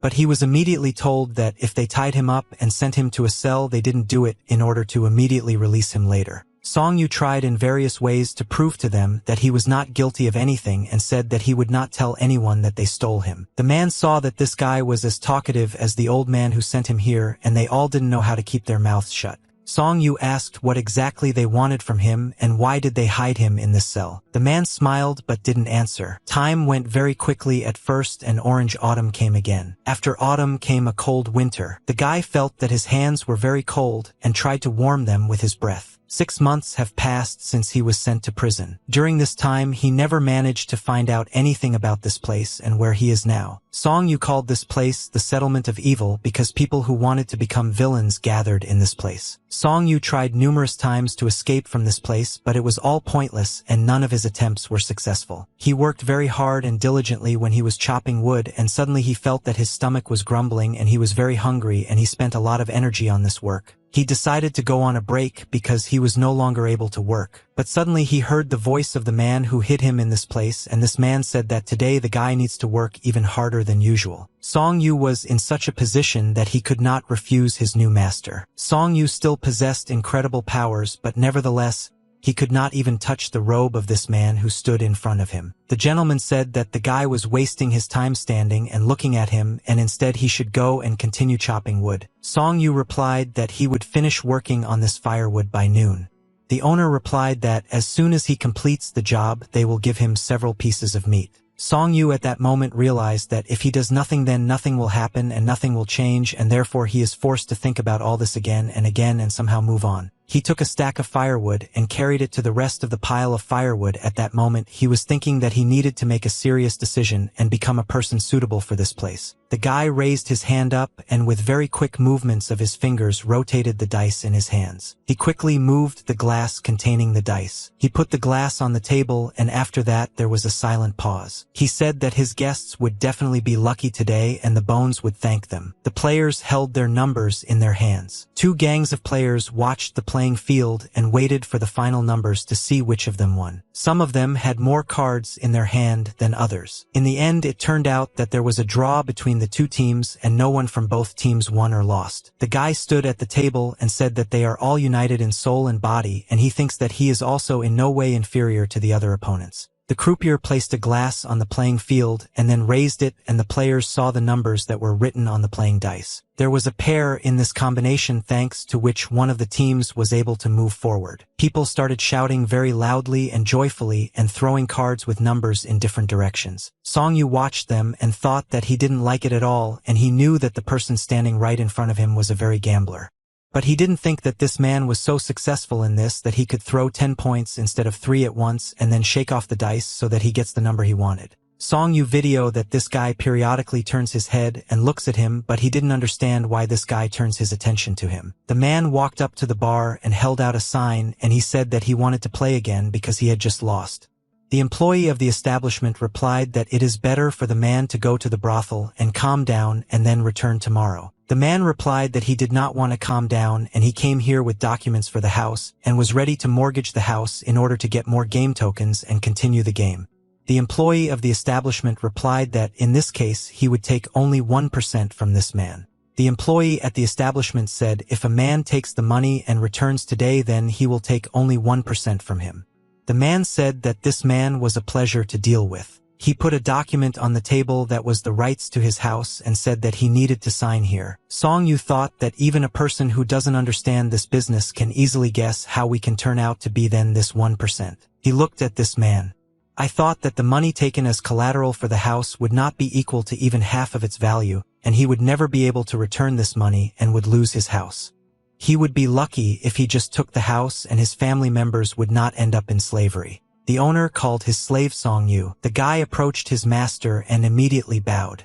The owner said that he should go to Shanghai for a while. The city was very beautiful thanks to the burning lanterns that hung on all the streets of the city. The owner asked how the boy felt about the fact that he was transferred from the very bottom to the lowest student. Song Yu replied that he just works hard on every task I assign him. The owner thought there that even after several months this guy continues to hide behind the mask, and he thought that this was not enough to see his progress. He understood that the true nature of human character is difficult to simply break, and looking at this guy he involuntarily returns to the past. They stopped near a large building with many floors and looked at this building. Quanon asked his slave if he would like to go into this building with him at least once. Song Yu thought that people told him that drinking in this establishment at night costs about 100 coins and he does not have that much money to relax in this establishment. Song Yu was forced to refuse such an offer. Quanon said that he sees right through this guy if the guy thinks that he can continue to betray his guts and sit quietly. He should try harder because he is still far from true professionalism. The owner walked forward and ordered the guy to follow him. Above the central doors of this establishment, there was a sign on which it was written that new guests were not always welcome. Women's hands touched long women's hair with gentle movements. The lady sat and waited while her hair was tied up in a bun, and she was given a beautiful hairstyle. The mistress asked her maid if she was taking the medicine that they had recently bought for her. The third student replied that thanks to this lady she felt much better and was able to recover. The mistress raised her hand and with this gesture indicated that the maids needed to step back. She said that this time she was able to help her maid, but next time the girl will have to deal with her problems herself. She replied that she would never forget her mother's kindness and that she would like to. The lady said that she would like to continue helping this girl, but this help costs her too much. The mistress said that she was not forcing this maid to do anything, but she reminded that their brothel was an unusual place. She said that she is the only one who lives here for a very long time and many others here are treated with great respect, and then they even become concubines of high-ranking officials, and rarely does anyone get such an opportunity, so she should think carefully. She replied that she would definitely think about her mother's proposal. After this dialogue, she continued to braid her mistress's hair. This place was quiet and cozy, and many courtesans walked here in search of their clients. Song Yu sat thoughtfully and waited for his master to be free. At that moment, two girls walked past him and drew attention to a lonely guy who was bored. The courtesan told this guy that if he is bored or very sad, they cannot go to the room together, and she will help him dispel his sadness and have fun. Her friend at that moment said that they had better move on and not pay attention to this guy. Song Yu continued to sit sadly and did not answer these girls. He did not even pay attention to them. They began to get angry because this guy was absolutely not paying any attention to them, and one of the girls said that this is the guy who was nicknamed the Stone Buddha. Asura said that she wants to get this guy even more because he always behaves reserved and inaccessible. She said that she likes this guy and is attracted to him. Song Yu said that the whole world is pointing fingers at girls like these, but in fact they are the ones who should be angry at this whole world because their lives were unfair. He looked at the fire and thought that unlike the high-class courtesans who came to this work themselves, most of the girls here were either sold by members of their families or someone stole them and they are forced to work here. Song Yu understood that for ordinary men this street is a street and pleasure, but these girls call this place the Street of Tears, and this name is absolutely clear to him. The lady saw two courtesans standing idle and asked what they were doing here. The girls saw the elder mother, who noticed them and stood in place in fear. I don't know what she will answer. The elder mother said that these two girls should go to work, but for some reason they are sitting here and doing nothing. The courtesans replied that they were already going to work. The elder mother asked the guy who was sitting next to her whether these girls took good care of his master.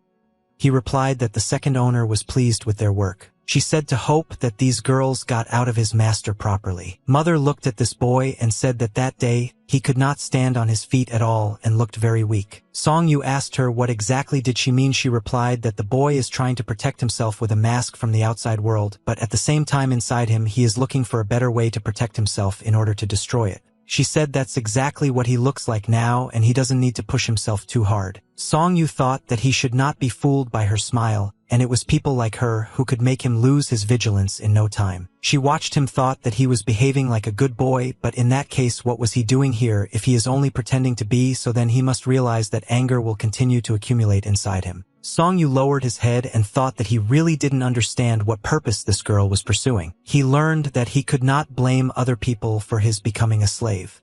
He decided that there was no point in saying or doing anything until he knew all the information. He understood that the only thing he acquired here was inner awareness. Song Yu bowed to this lady and said that if she no longer has any business with him, then he will continue to patrol this place. Mom wished him good luck. Song Yu thought that now he himself wants to stay here to learn everything about this environment, but this is the only way he can protect himself from getting into such a situation next time. The silhouette of a man was visible in the window. The gentleman was sitting at the table and counting the income for the last days. Song Yu sat near the fire and periodically added new wood so that the fire did not go out. He said that he changed his thinking and he stopped being a slave sitting on a leash and became an assistant who was trying to identify this world. After he changed his thinking, absolutely everything that surrounded him changed, and most likely this was due to his new vision of this world. Song Yu stood up and said that he would go to the second owner for a while. The man waved his hand and made it clear that the boy could leave. Song Yu went outside and saw that a lot of snow had fallen from the sky today.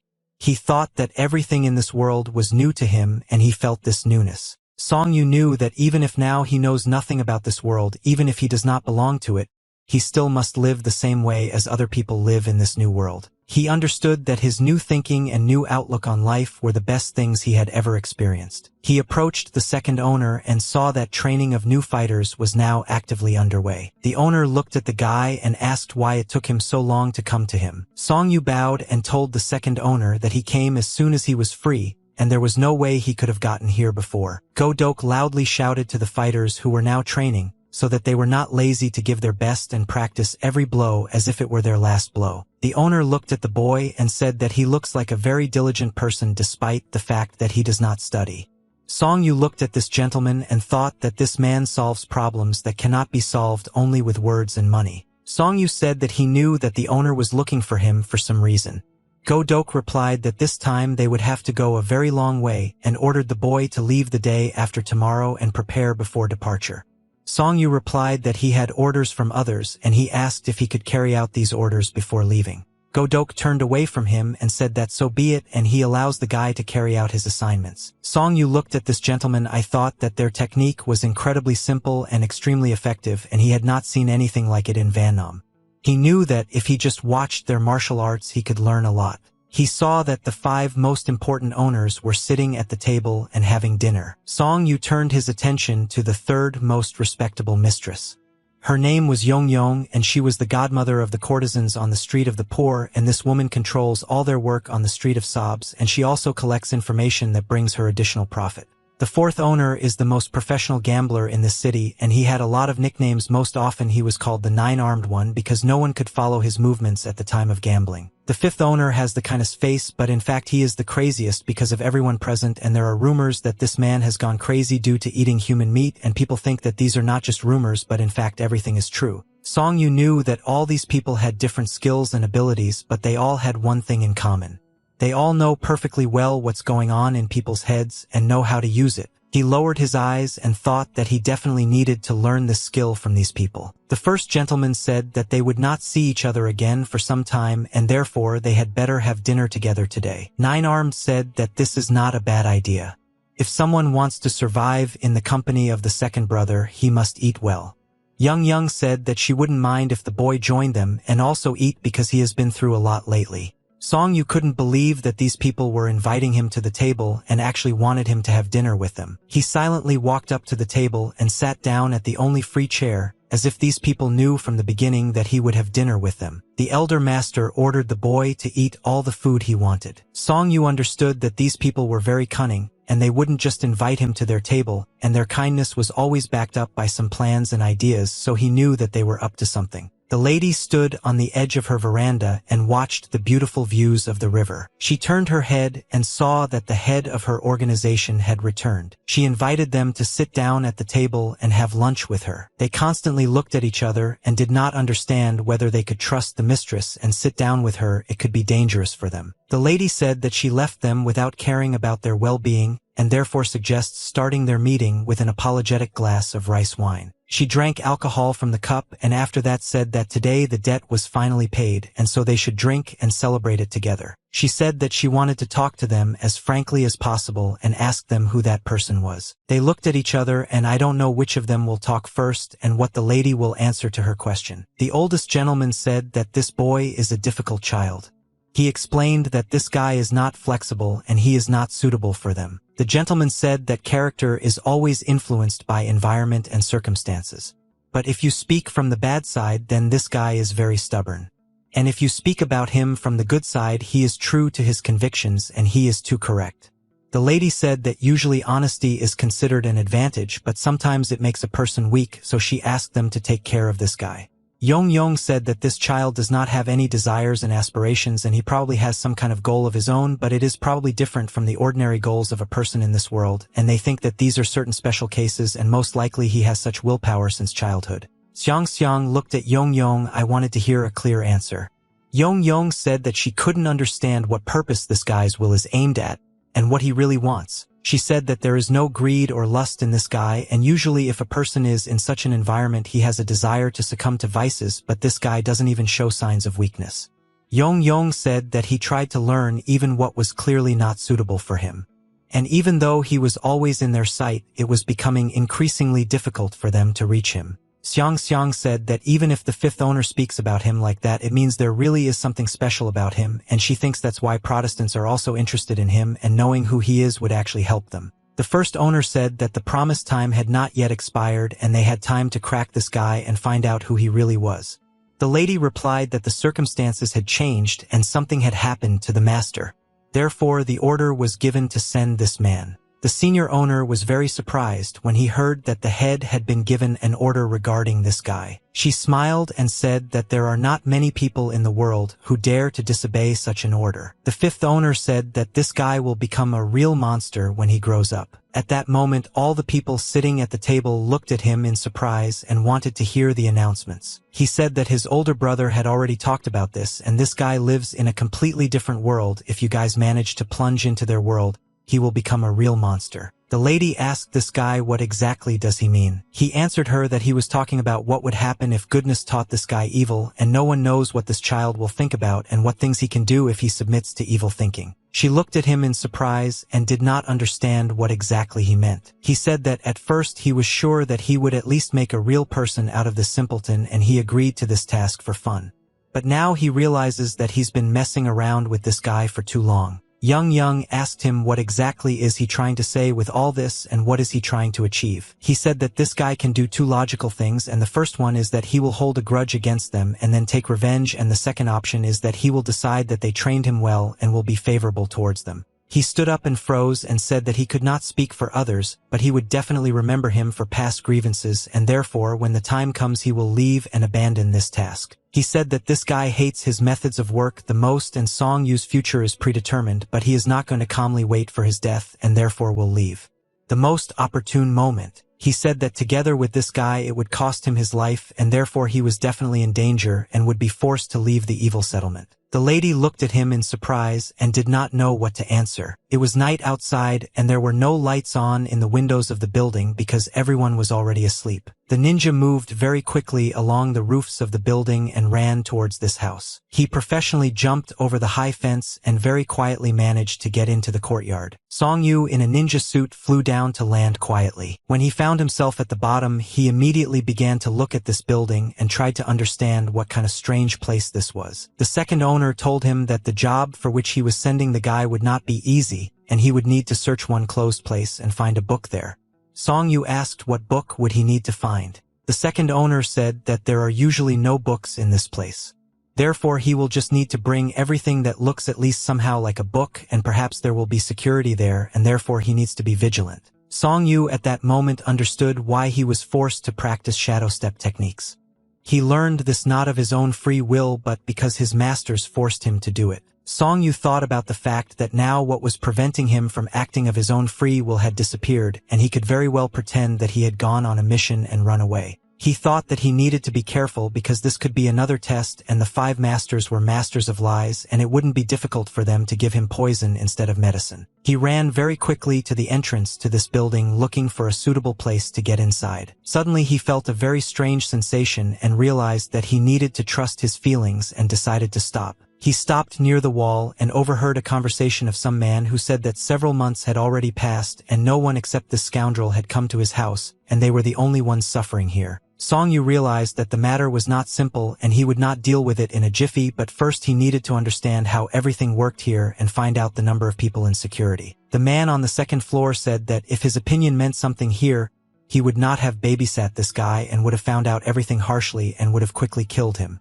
The second voice said that if everything turned out this way, he is not interested in what is happening here. Song Yu didn't understand what these people were talking about, but he hoped that the book was somewhere near them. He tried to sneak quietly and unnoticed near the wall and continued to listen to their dialogues. Song Yu was able to find out from the dialogues of these guys that they were holding some old man prisoner. Song Yu made his way quietly and unnoticed to the exit to this building. He tried to move as quietly as he could, and that's why he didn't have anyone on his tail. Song Yu looked around the corner and saw 2 people and then hid back. At this moment, the guards changed positions and some of them went on vacation while others replaced them and joined the patrol. Song Yu peeked out from behind the wall and watched them. He drew on paper with a brush and ink. He drew this house and all the parts that he managed to remember.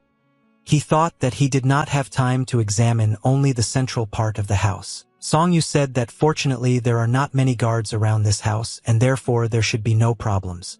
However, he has no idea what is inside this house and he assumes that there are about 30 people inside. He said that his task today is to get inside this house. He waited until night fell to go to this house again. Song Yu approached this house again and acted in the same quiet and unnoticed manner. He was able to get to the gate of this building and there was no security there, so he calmly entered the courtyard. Song Yu acted very carefully and tried not to attract too much attention. The guards were discussing the fact that they needed to be on alert because they would be hunting for the artifact that was in the house. The second faucet said that he did not know what artifact the old man was hiding in the house, but he would like him to have this artifact. The second faucet asked to speak more quietly because their conversations could be heard by strangers. The first guard smiled and said that they can be calm because there is no one here except them. The second guard said that he plans to simply return to his hometown when this work is over and therefore you don't want them to be killed here. They began to argue among themselves that each of them had his own views on how to work. The second guard said that if this thing is found, the problem will be precisely that it was not found. For such people they have only one end and no one will even raise an eyebrow when they are killed. Therefore he sincerely hopes that this is an old man and really doesn't know anything. After they had stood in this place for some time, they went back to the central gate. Song Yu listened to their dialogues and thought that inside this house there is some very important person who owns a large organization and this organization scares ordinary people. Song Yu slowly began to come out of hiding. Suddenly he saw something very strange and immediately reacted to it. He hid back behind the wall. Song Yu saw a black silhouette walking not far from him and carrying him on the shoulders of a man. The house was very dark and the windows were not lit. There were various torture instruments on the table. 2 men stood and looked at the prisoner who was suspended from the wall. The prisoner asked for one sip of water because he was very thirsty. They put water in a cup for him. He took several sips from this cup at once. He immediately felt better and felt relief throughout his body. The prisoner said that he now lives here but for the first time in the form of this man in front of him, and his clothes are different from others. The man said that they were all tired of constantly torturing and interrogating him and asked him to finally confess. The master said that if he tells them everything then they will end it all, but he continues to remain silent despite the fact that he is already very old for such torture. The gentleman said that he really doesn't understand what the problem is because they promised him 1,000 gold for telling him everything he knows. The prisoner said that they still wouldn't be able to understand the most important thing. The prisoner said that the reason he endures all this is simply the desire to survive. He said that you know very well that as soon as they open their mouth and tell him everything his life will be over, and that's why he doesn't tell them anything. The men realized that this man had finally opened his mouth and spoke to them. He said that 1,000 gold does not interest him because his own life is at stake and he will be happy to just get out of here. But those people cannot guarantee him that he can just get out of here. They said that they would personally guarantee that he would be released from here. He smiled and said that he could not trust their words and he needed confirmation.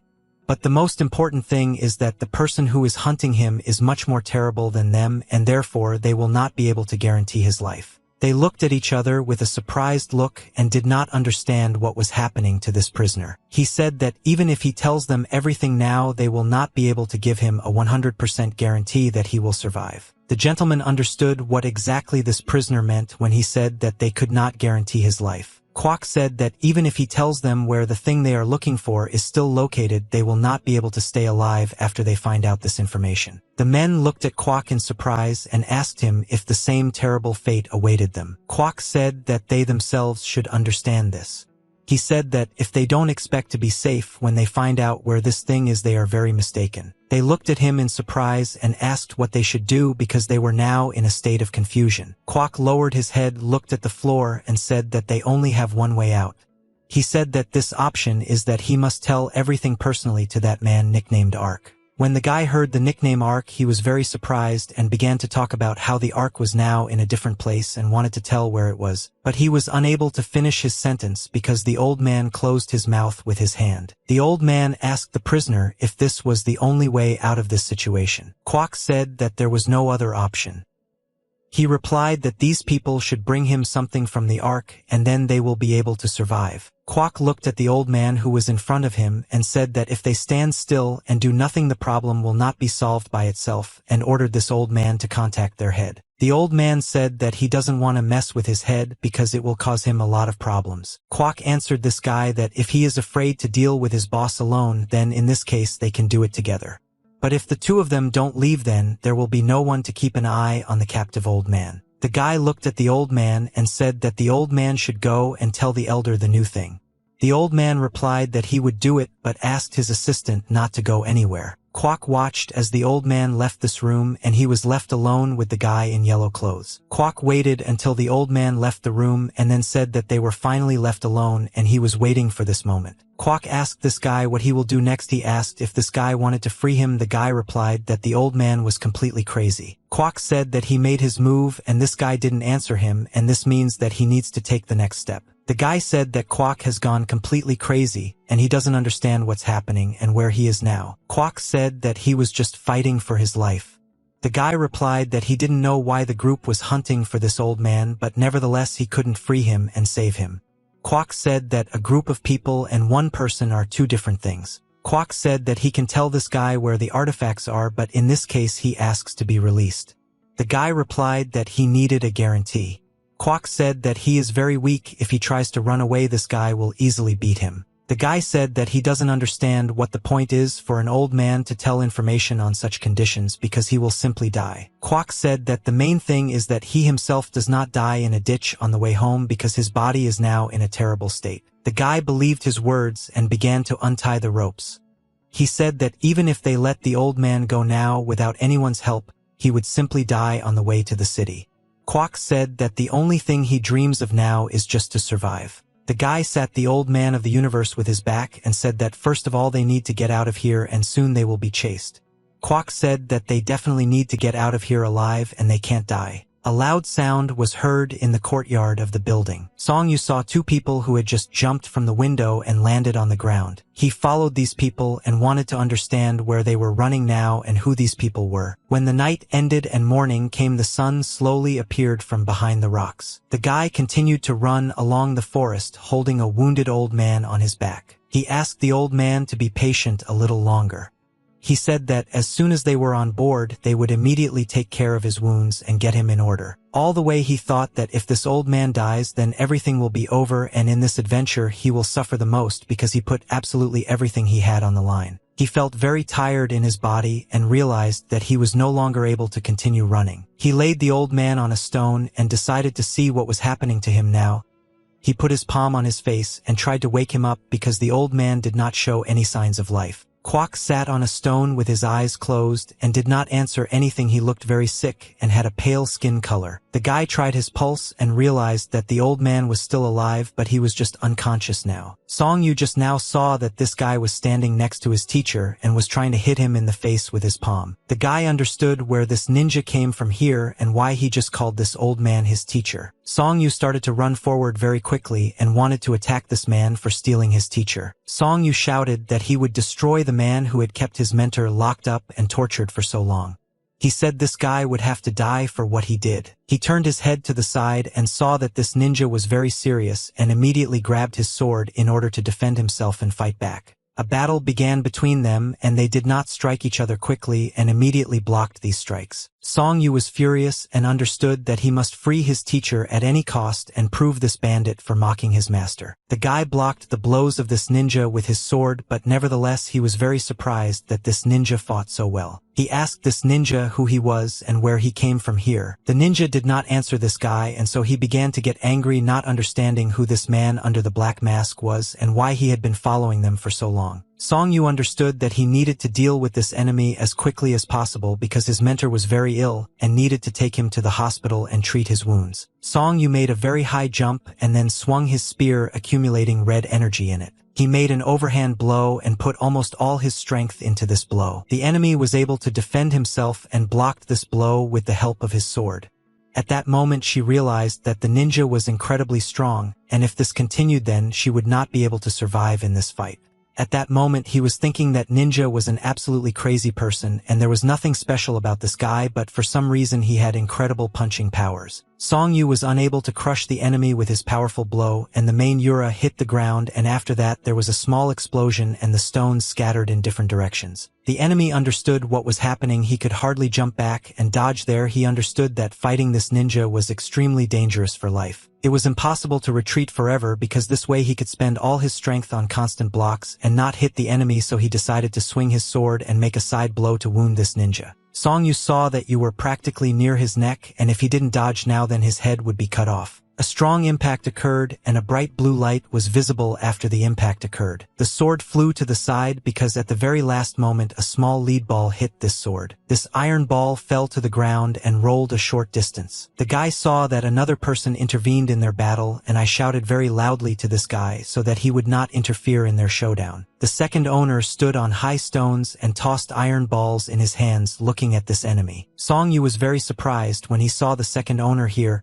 He couldn't believe his eyes and couldn't believe that the second owner had just saved his life. The guy at that moment thought that this ninja who was now fighting with him was an unusual warrior because he was able to turn off all his aggression and rage in one moment. The second owner approached Song Yu and asked him if he knew this man with the ball. Song Yu said that he does not know this person and this guy is his opponent.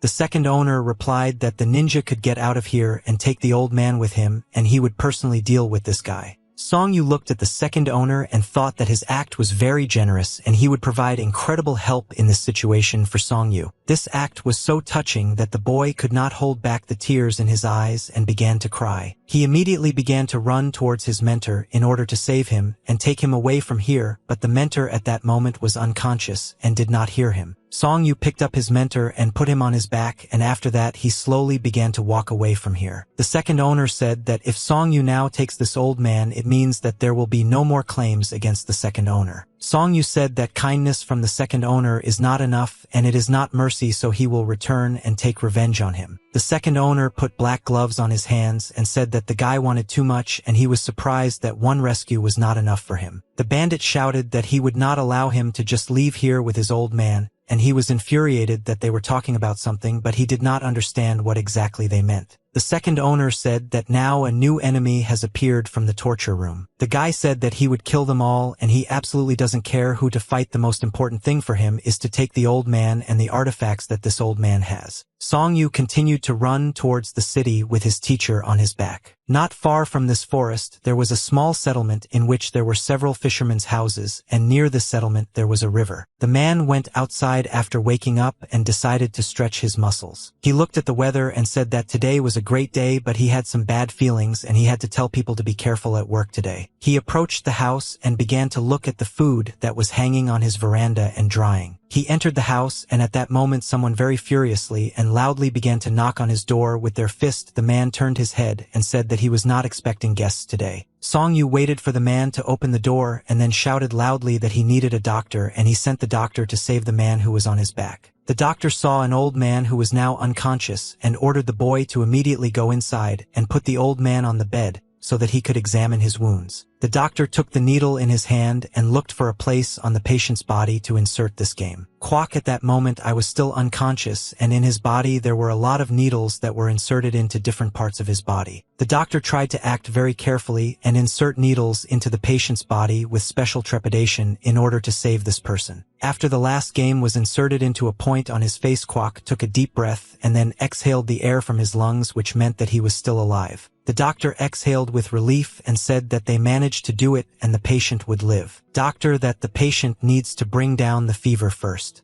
He looked at the boy and asked him to tell him who this man was and how he ended up in such a state. Song Yu replied that he fell into the hands of scoundrels and they mocked him. The doctor told me that he is the best specialist in such injuries and is unlikely to be able to help this old man with anything else because the medicine will not really help him, and first he needs to restore the stamina of his body. The doctor said that he used acupuncture, but this is only a temporary measure, and now everything depends on how hardy this old man is and how great his thirst for life is. Song Yu came to his mentor and took him by the hand, after which he said that the teacher must wake up and he must do this for the sake of all his students. The Wu-Tang clan was located in the very center of the city, and on this day very few people passed near this building, and therefore it was very quiet and peaceful there. Tang Hak and the head of the learned officials of the Wu-Tang clan were holding in their hands a scroll that he was trying to study. He carefully read everything that was written in this scroll. Suddenly a man and Tang Haku knocked on the door of his office, and then his younger brother arrived. Tang Hak heard his younger brother's voice, and at that moment he jumped up from his chair and was very surprised to see his brother here. A tall fat man with a long black beard entered the room and greeted the head of the clan. Behind him was the seventh student. Tan Hak said that he is always glad to welcome such guests to his clan. He lowered his head down and saw that there was a boy behind his brother. The seventh student was very surprised when he saw this gentleman and was scared because he did not know what would happen next. Tan Hak decided from his brother, "Who is this child?" The gentleman replied that fate brought him together with this beautiful boy, and that's why he took him for himself. Tan Hak did not understand what his brother meant when he said that fate brought him together with this boy, and he did not understand who you are, boy. But then he realized that his brother the fencer finally had his new pupil and was happy for him. The gentleman said that he wants to show off his mentors to this child, but he doesn't know where they all are now.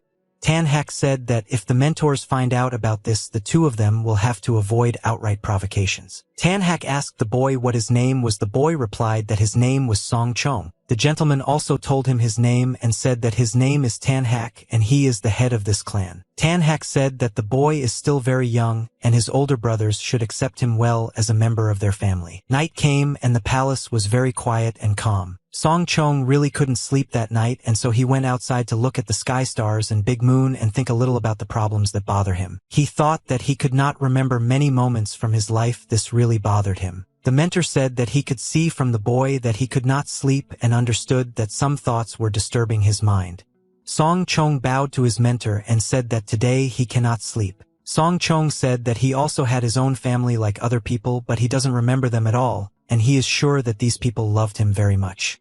The mentor said that when he looks at Song Chung, he sees that the boy grew up in harmony and love from his family. Song Chong asked his mentor why he couldn't remember his family.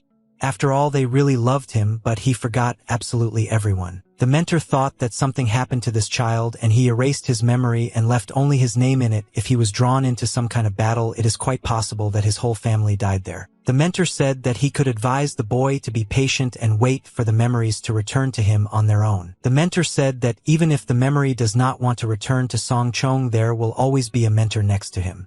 He said that the boy doesn't need to worry about anything now because he will now live in Wu-Tang, and soon he will be able to find his family, and his memory will return to him. Song Chong was very grateful to his mentor for talking with him, and now he felt a little better. Kwok Boyaka was able to wake up after losing consciousness. At that moment he was sitting on the veranda and coughing. The old man looked at the weather outside and said that it was very warm today, and for this time of year this weather was surprisingly rare. Song Yu returned with a bag containing food and medicine, and saw that the mentor was sitting on the street. He asked his mentor why he went outside because it was very cool here. Kwok said that it was time for them to leave here and return home because they had already stayed here for a very long time. Song Yu said that it would be better for the mentor to stay here until he gets better and gets completely well. Kwok said that he knows his body well and he has very little time left to live, and if he dies soon he wants to do it at home. Song Yu looked at the girl and thought that first his brother Chi Sim died and now his mentor might die, and the saddest thing in this whole situation was that he never had time to tell his grandfather that all the students had fled and he didn't know where they are now. Kwok looked at the boy and said that before they returned home, he would need to stop in one place.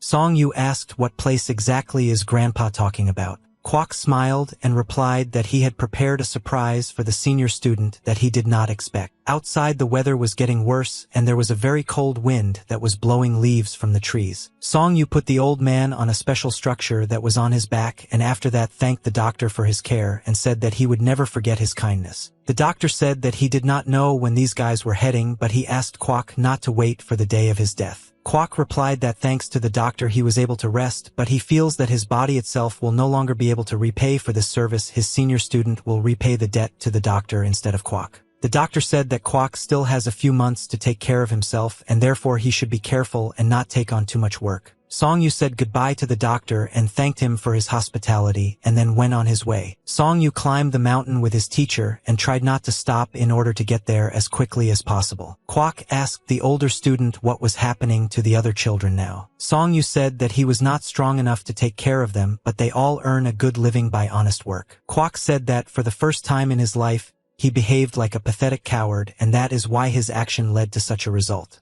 He said that he needed to stay next to them and protect them. Song Yu replied that the teacher always did this and he was sure that all the students were looking forward to returning. Song Yu had to come up with a story about where all the students disappeared. He needed to talk to a few more people because he couldn't let the teacher know the whole truth. Song Yu said that the second student Ram could not pass the exam the first time but would definitely pass it later. Kwok said that the last thing he worries about is Bak Gu because this guy will definitely not disappear. Song Yu understood that the old man needed to be told where each student was and what was happening to him, but he lied a lot and understood that he would soon get confused in his lies. He said that everything was fine with this student, and before he left he shouted loudly that he was going to build a huge house where they would all gather and live together. Kwok said that he was very pleased to hear that the students love their family and their brothers and sisters so much. Song Yu continued to run forward and communicate with the teacher about the rest of the students. There were a lot of people in the Privy Council building that day, and from the very morning workers were working on secret documents. Ram read the scrolls that the secret advisors brought him and studied them. A man knocked on the door that led to his office and asked if there was anyone inside. Ram turned his head and looked in surprise towards the door. He got up from the table and told the person who wanted to come in that he could do so. Ram saw a gentleman who came to him and bowed to this gentleman. Peck looked carefully at the table and the documents that were lying on this boy's table. He said that he was very surprised that Ram was still reading that report on Yunnan that was brought to him a few days ago. Ram said that he missed one very important detail. When he read these documents, he had to reread everything again. Mr. Pak asked Ram how many days has he been sitting and reading these documents. Ram replied that he had already spent about 3 days on these documents and he wanted to understand the information that he could not understand. Mr. Pak said that Ram should go and rest because he does not leave his office and is constantly busy with work. Ram replied that he couldn't just leave. The gentleman said that the local authorities are also analyzing this case, and in truth, they say everything here is too complicated for one person to cope with these documents himself, but however the report must be kept in the strictest confidence, so only a few people have access to the text. Ram said that everything is in order and he will handle these documents. The gentleman replied that this guy is not like other workers and he is very hardworking. The gentleman said that Rama now has a great responsibility and he sees how the guy is worried about his family, and knows that the only thing he knew how to do was study and risk his life for recognition in order to later help his family. Mr. Beck took the scroll and said that he also thought that if he gets promoted, the road to the future state is extremely straightforward for him, however this only added more responsibility to his shoulders. Mr. Beck said that the guy is very hardworking and knows what he wants from this life, so he will succeed in the future. Ram replied that he always admired this gentleman and tried to follow his example. Pak said that in this place there is only one person who should be equal to Ram, and he should respect this person first of all, but Mr. is sure that the boy will regret that the hall has put so much work on itself. Rama replied that he would never regret it. The gentleman said that their head of the clan has high hopes for the guy and otherwise he would not have allowed him to see such documents. Ram said that he will not let the master down and will do everything in the best possible way, and the organization will be proud of him. Peck smiled when he looked at the guy and said that he respects such responsible guys as Ram. Ram asked the gentleman when he will be able to contact his family and see them because he misses them very much. Pak said that unfortunately he cannot answer this question right now. He said that if the guy saw these documents, it means that he is now busy with a serious task and he cannot communicate with anyone other than an employee of this organization. Ram said that he just wanted to let his family know that he was doing well. Pak asked the guy if he still hadn't told his family that he passed the exams. Ram lowered his head down and said that then unfortunately he could not contact them and that's why he wanted to try it again. Pak said that his desire is very commendable, but this cannot be done now. Now, due to the reconciliation process, everyone is too sensitive for some time and you need to be patient and show restraint. Ram thought that his elder brother and students were looking forward to news from him anyway, and therefore other matters were most likely not so important. Suddenly someone knocked on his door again, and Ram turned his head to see who else decided to come and rent today. A tall guy with long black hair came into the office and asked in a surprised voice, "Is Ram really at work every day?" Mr. Beck said he didn't expect to see Kong Jin here today. Ram began to behave very strangely after Kong Jin entered his office. Kong Jin took this guy's shoulder with his hand and pulled him in his direction so that he could see his face. Kong Jin asked this guy why he was acting so strange. Pak asked his friend to calm down and said that this guy came here recently and now he also works in this organization. He said that there was nothing to worry about, and besides this guy has access to documents of the most secret level and you need to be as careful as possible with this guy. Kong Jin was very surprised when this unfamiliar guy turned out to be a very important person who has access to documents on Yunnan. Kong Jin let the guy go and said that he doesn't like to trust strangers. After that he asked where the old man had gone. Pak said that the head of the clan periodically reviews this guy and that's why everything goes smoothly. Kong Jin said that the damned are still annoying him and he is waiting for this old man to die. Ram didn't understand who this stranger was who burst into his office and why this guy was behaving impudently. Song Yu and the mentor were sitting on the street near the house and cleaning. Kwok was clearing the ground of debris that was lying and trying to find some important objects. Kwok picked up a torn book from the ground and a small bottle containing some kind of capsule. He said that he could never have imagined that such things would be so hard for him. Song Yu asked the mentor what is this he is holding in his hands. Kwok said that this is a kind of treasure that many influential people were looking for. He opened this book and showed that various techniques from martial arts were drawn inside. Song Yu was extremely surprised when he saw the book, because of which their teacher did not appear at home for such a long time. He did not understand what this book was and what its value was. Kwok opened the bottle and pulled out a capsule from it. He handed this capsule to the senior student and asked him to eat it. Song Yu said that he will not eat it until they find out what it is. Kwok started yelling at his student and ordered him to eat this capsule immediately. Song-yu understood that it was better not to argue with his master and therefore took the capsule from his hand and put it in his mouth. He swallowed the capsule after putting it in his mouth and tried to understand what it was. Suddenly Song-yu felt a very strange sensation in his body, and I don't understand what this sensation was, but he knew for sure that it was related to the pill he had just eaten. He felt his organs begin to work twice as intensely, and as if a special energy was flowing through his body. Kwok asked, "What does this pill taste like?" Song-yu replied that she simply dissolved in his stomach and he did not feel anything. Kwok said that he had been looking for this one for a very long time, especially for the senior student, and was glad that he was able to give this tablet to Song-yu. The old man told the boy that they already need to go.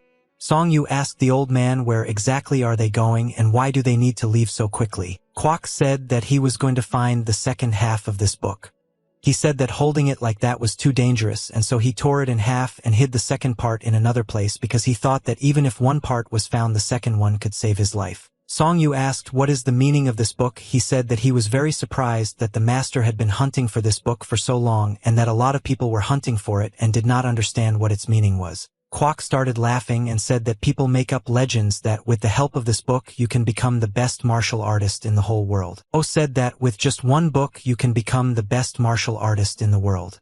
He said that he never believed in it, but extraordinary talented and influential people were looking for this book and it made him change his views. Kwok put his hand on his senior student's back and said that he doesn't know whether this book will make his student the best martial artist in the world or not, but it will be enough for Song-yu to improve his knowledge in martial arts. Kwok said that now he understands that the pursuit of this book was not so important and he spent a lot of time on it, but he is glad that in the end he managed to find this book and stay alive. Kwok began to laugh and said that he spent a lot of time completing various tasks and searching for valuable artifacts, but he still managed to restore his good name as Jongmun of the ghostly Muyin clan for the sake of his students. At that moment he realized that he had come a very long way and now this path was coming to its logical conclusion, and therefore he began to laugh loudly. He didn't laugh for long because he suddenly felt very strong pain and his laughter ended. Song-yu caught the teacher and asked what was happening to him and why he looked so sick. He asked his mentor to stay conscious and not fall asleep. Kwok felt very strong pain and did not understand what was happening to him. Song-yu was very worried about the painful condition of his teacher and constantly jogged him in different directions and asked what happened to him. Kwok ordered the boy to stop shaking him and said that he just needed to eat because he was very hungry. Song-yu said that if the mentor is hungry and they can't just quickly go downstairs and have dinner.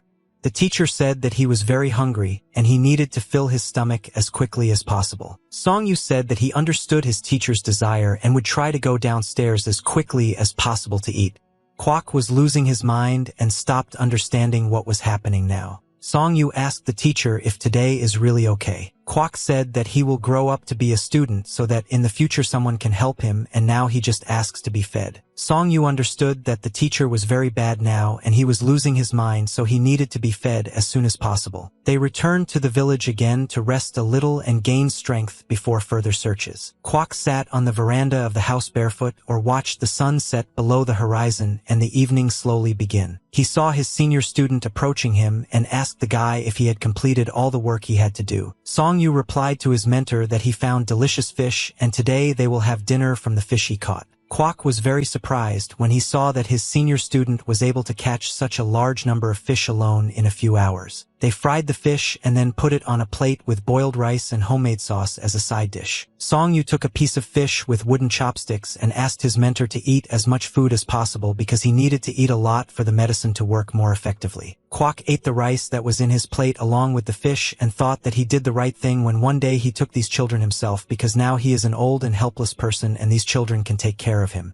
Kwok suddenly realized that he had not even noticed how time had flown by and he had not been with his students for a very long time, and after all these hardships he was very glad that he was able to meet his eldest student again. He was glad that he had little ones again in the form of his student, but nevertheless he regretted that he had wasted a lot of time. Song-yu looked at his teacher and didn't understand what was happening to him, but he wanted to somehow help the old man. Song-yu saw that the teacher suddenly began to behave very strangely and did not understand what was happening to him. He became scared when he saw the teacher in such a state. Kwok started screaming very loudly that he wanted the guys who were beating him to get away from him and wanted to stop seeing all these nightmares, but he couldn't do anything. They still came to him. Song-yu took his mentor's hands and tried to calm him down because he saw that the teacher was starting to go crazy. Song-yu hugged the teacher and said that there was no one here except him. He told the teacher that he had nothing to worry about. Kwok said guys keep hurting him. Song-yu said that the teacher shouldn't worry about this and it all happened before, but now it's all over, and even if your guy comes again, Song-yu will be able to fight back. Kwok shouted that their eldest student will protect his mentor and will never abandon his teacher.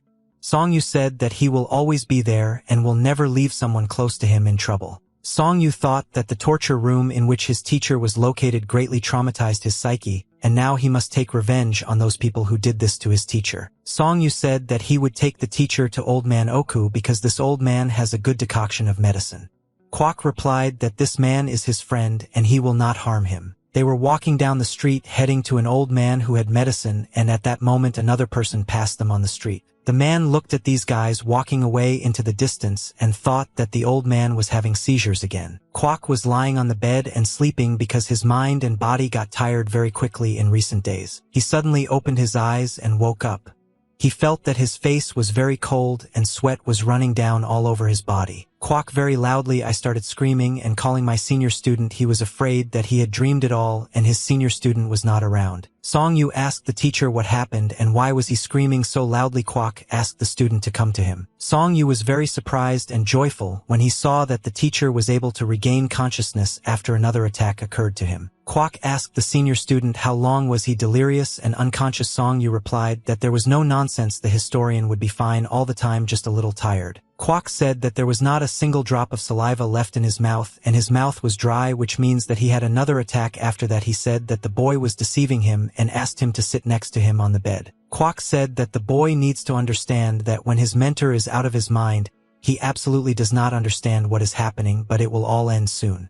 Song-yu asked what exactly does the teacher mean when he says that everything will end soon. Kwok took the guy by the hand and said that he would need to find the second part of the book.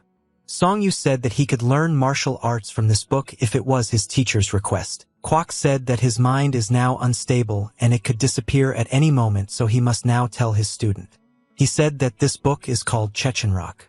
He said that more than 5 years ago the Murim were stained with blood, and because of this damned book they are still covered in blood. In the last century there was a man who was recognized throughout the world as invincible and truly no one could resist him. Even among his opponents of equal rank few could hold him back for more than 3 seconds. This great warrior possessed incredible martial arts techniques, and he could create a giant hand with the help of his internal energy and destroy large crowds of opponents. People make up legends about this man, and in all the legends they say that he was always alone because of his strength. There was only one opponent worthy of him, and this man was called the Moon Sword. The invincible warrior was lonely all his life, and therefore he wanted to meet the strong opponent, and even the fact that the Moon Sword was 10,000 li away in the state of Koryo did not stop the invincible warrior. One day, an invincible warrior came face to face with the Moon Sword. People told the story that their meeting was like a meeting between 2 old rivals who had known each other for a very long time. Song-yu asked the teacher what happened next. He was sure that these 2 great warriors fought in a mortal duel. Kwok replied that no one knows what happened to these 2 warriors after they met. However, after this meeting a book appeared in Kanho. Kwok said that this book was Chechenrock, and therefore people think that this book contains the knowledge of these 2 great warriors. Kwok said that no one knows how true the story about this book is, but none of them have ever mentioned anything about this book, and therefore Song-yu should study the martial arts that are written in this book.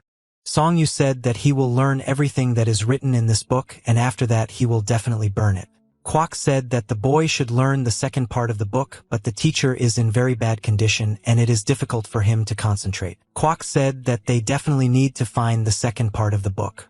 Song-yu replied that they will definitely do this, but not now because the teacher must recover. Kwok Boyaka said that he needs to find it as quickly as possible because then his mind will be clouded and he will not be able to think adequately. Song-yu couldn't believe that the teacher was actually so obsessed with finding this book. Kwok said that every second counts and they must immediately begin searching. Song-yu understood that he needed to first wait for the teacher to return to normal and recover and only then talk to him about everything. Kwok began to lose consciousness again and say strange things. He said that he wanted warm tea and noodles, Songyu said that he would try to fulfill his mentor's request as quickly as possible. Kwok sat on the bed and looked at the wall. His eyes looked as if there was complete emptiness in them. There were no lights in the windows of the guild building. She approached the altar on which it was written that the ashes of a man named Kong Wu were here. She looked at this altar and thought about her problems. She said that she began to come to her older brother more and more often, and it seems to her that she has a little more time, but they still cannot meet before the country changes. She said that the death of her older brother was very stupid, and even after his death nothing changed. She said that it seemed to her that the bloody wind would cover this city again, and she told her brother that there was no point in this and the world continues to spin the same way as before. She remembered the day when she met this boy and he was very similar to his older brother, and she understood that this was my boy. It was very difficult, and so she gave this child a ring of demons and gods which he gave to a pawn shop because he had no money. She said that she is very worried about this boy and the tax doctrine is becoming more and more, and Kanho is confused,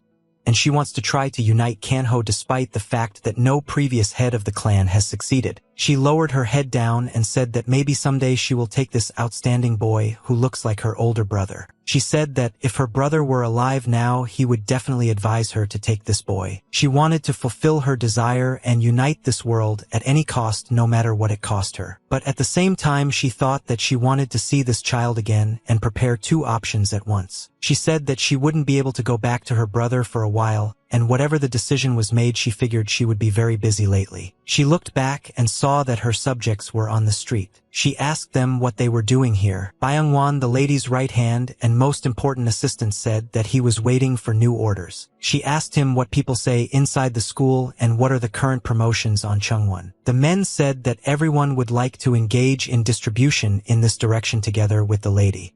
And he said that the ban from the previous chapter had been lifted and they could go out somewhere but a new task. The guy saw the dangerous look of his boss and realized that he had said a lot of unnecessary things. The lady said that now she understands why they didn't come here and why we don't ask her about it. Byung-won thought that the lady was now very angry with them because of what this idiot said. The master and his subject walked along the corridor. A subject asked Mr. USA if he could finally join the Purification Society. USA asked his subject how he knew the name of this society. The servant thought that the Purification Society is called so because this is the main direction of the school in the third generation, and besides, the members of the Purification Society are closest to the postulate of the teaching. If he ends up there, then he will also come closer to the key force of their teaching. He came to this school 30 years ago, and they believe that he deserves to join them as a full member of society. The gentleman entered the room in which the other members of this society were waiting for him. He saw that all the members of the secret society were sitting at the table and were only waiting for him. They saw their master, and after that, they all stood up from the table and bowed to Mr. USA. He bowed back to them and said that he had come here to see his mentor and elders. The mentor of the Gwangmian family, Lim Chong-ho, asked Mr. USA was he really not alone. Park Ha-shin bowed to these elders and said that he came here to greet the masters of the Gwangmian clan. The elders were shocked when they saw an uninvited guest in the secret room. I did not understand how he would react to this. USA said that this person was recommended for entry by the founder herself and their secret society, and therefore will be one of the members of their team. The mentor said that the founder herself wanted to speak here today because millions of their followers are protesting and they need to be heard. Suddenly realized that he had said unnecessary information and he needed to keep his mouth shut. He thought that he needed to hear the position of these people before he said anything. The elder got very angry with this man and said that he has no right to open his mouth and talk about the followers and especially about their wishes because he has no idea about the intentions that the founder has. The mentor understood that he was now in a difficult situation and most likely he would have big problems. USA asked forgiveness from his mentors for the fact that his subordinates have similar shortcomings and do not know how to keep their mouths shut. USA turned to the elder of this clan and asked him for forgiveness for what or not the ethical behavior of his subject. Elder, that USA couldn't organize the investigation well enough, but your class already has too much water and he doesn't know how to act correctly in this situation. The elder understood that the person this gentleman brought here is a very unreliable companion and they could have serious problems due to his chatty tongue. The guy that he immediately made a terrible impression on all the elders because of his intemperate tongue, and this now causes huge suspicions towards him and problems. The elder said he said that now everyone didn't work for anything that they didn't prepare, it will be necessary to remove him, He thinks that this time you their Protestants have a chance to show all your power. USA said that he has important news about the boy, whom the founders want to get, and unfortunately due to their recent changes it will be necessary to abandon this boy. He said that there were problems with Zhuoxi and a hermit named Fu. Because if we take into account that they have a close relationship they can get certain positive results. But this can also have a bad effect on the course of the entire mission. Elder, it's very sad to know that because of this talkative guy who just ruined everything with his mouth that won't close, everything may not go according to plan. USA said that this guy just demonstrated all his capabilities and most likely tomorrow, he will not be able to join the main group. He understood that the goal he had been striving for throughout his life and his dream was destroyed in one moment because of his loose tongue. Song Yu stood on the bank of the river and watched how calmly time passed here. He raised his eyes up and looked again at the sun which was disappearing behind the mountains. He took a deep breath and took a lot of air into his lungs. He used the knowledge that he could read in the book and understood that he needed to study every movement that was written in this book well because 1,000 people risked their lives to get this book. He understood that the basis of all this teaching is the natural subordination of the whole body to one's own will. He thought there that for him all this training was rather chaotic because he studied it only from books, and yet it seemed to him that this was very far from the essence of these movements. He had to push the movement out as he inhaled and pull the movement towards him as he exhaled and tried to perform each movement as correctly as possible. In the book it was said that the arm, leg, and even the head should move synchronously at the same pace, and this is the secret that can make him the best master in the world. He thought that in order to become stronger, he still had to practice fist fighting more diligently, and the strength of the new ones he learned in the settlement of evil. He knew that if the teachings written in this book did not make any sense, then the sacrifice his mentor made was also meaningless. Song Yu clenched his fist very tightly in order to accumulate energy in it. To do this, he opened his palm. In the room there were books on the table, and a candle was burning, and next to the candles there was a white vase containing flowers. Ram saw that a man had come to visit him, but this man came very late, and he wanted to know what was the reason for such a late visit. The man said that he understands that there is a lot of work in the Privy Council, but still a young scientist must take care of his health.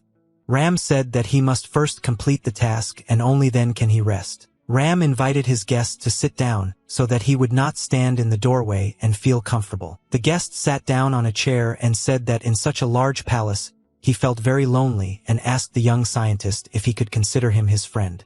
Ram said that he always receives help from this man and therefore he allows himself to be considered a friend. The man said that Ram is different from other young scientists because others, especially those who have been working here for several years, do not even want to look other people in the eye. Ram said that he is a very shy person. Ram poured tea into a small cup and placed this cup for his guest. Ram saw that his guest took a cup of tea in his hand and said that he wanted to ask his guest one question. He said that not long ago he saw one person and he was dressed in ordinary clothes, and these clothes were not official, but he looked like a member of the Privy Council. The man said that he would try to describe this man. He said that this guy most likely did not hesitate in his words and actions, and it was unclear whether he was a rich nobleman or a street beggar, and it was difficult to describe what exactly to feel at this moment. Ram. The guy replied that this description is very detailed, but it fits the guy he's asking about very well. The man smiled and said that on the one hand you can't just stay away and watch him, but on the other hand you won't be able to get closer to this man either. Ram said that's exactly how it is. The man said that this man is a noble gentleman and he is quite elusive. What does a man need to think about before explaining to a young scientist who is this noble gentleman about whom they are asking him? He took a sip of tea from a small cup and then said that the noble gentleman is the next head of the Privy Council. Ram was shocked when he heard such an answer from his guest. The man said that it was too early to be so surprised because now he is the chief of the guards of the Imperial Palace. Ram did not know how to react correctly to all this information. The guest said that in practice the guards are led by the head of band, but above him is a noble master. He said that he has many other minor positions. One of them is very interesting and is connected with gold. Besides, this man is the supreme head here. Ram to believe that this man is actually the supreme head. He said that there is a woman the supreme head, and this man the noble sir is also the supreme head, and together they are the supreme heads. Ram said that this was all very surprising, and he did not expect to hear such an answer. A man that the power that belongs to their organization is in the hands of one person, and all the wealth of this organization is in the hands of another person, and in the end they hold one thing or another. Ram thought that he felt the unusual energy of that person, and this meant that he was truly great. The man rules the young scientist because from now on a great and bright future opens up before him. Ram looked at his interlocutor, and at that moment he turned very pale because he did not expect to hear all this news. Song Yu was standing near the fence on the street at that moment. At night he was all alone. He was looking in the distance, thinking about something.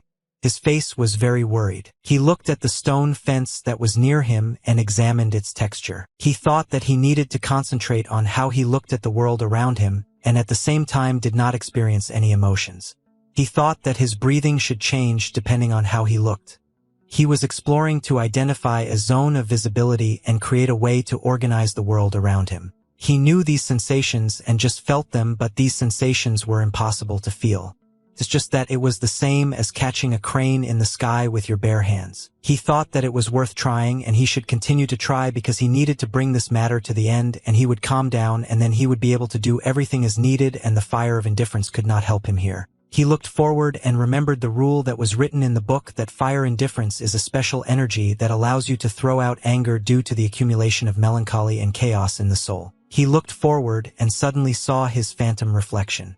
It was a clone woven and red energy. Song Yu was very surprised when he saw this phantom, and at that moment he was very scared. But after he got scared and jumped back, the clone never disappeared and continued to be in front of him. He looked forward again to examine this phantom clan. There was no one in front of him anymore. Song Yu didn't understand what he just saw. He felt very scared because of this, and his face and skin were pale. Suddenly he heard sounds coming from the house and realized that his mentor had woken up. He turned his head back and shouted to his mentor that he would now come to his aid. Song Yu entered the old man's room and saw that he was sitting on the bed and coughing very loudly. Song Yu took his grandfather with his hands and tried to help him. He asked how the mentor was feeling and if everything was okay with him. Song Yu saw that his mentor was coughing up black blood and got scared. This meant that he was already very ill and would not live very long. Song Yu said that she was now running around the neighboring house and would call the doctor to look at her grandfather and cure him.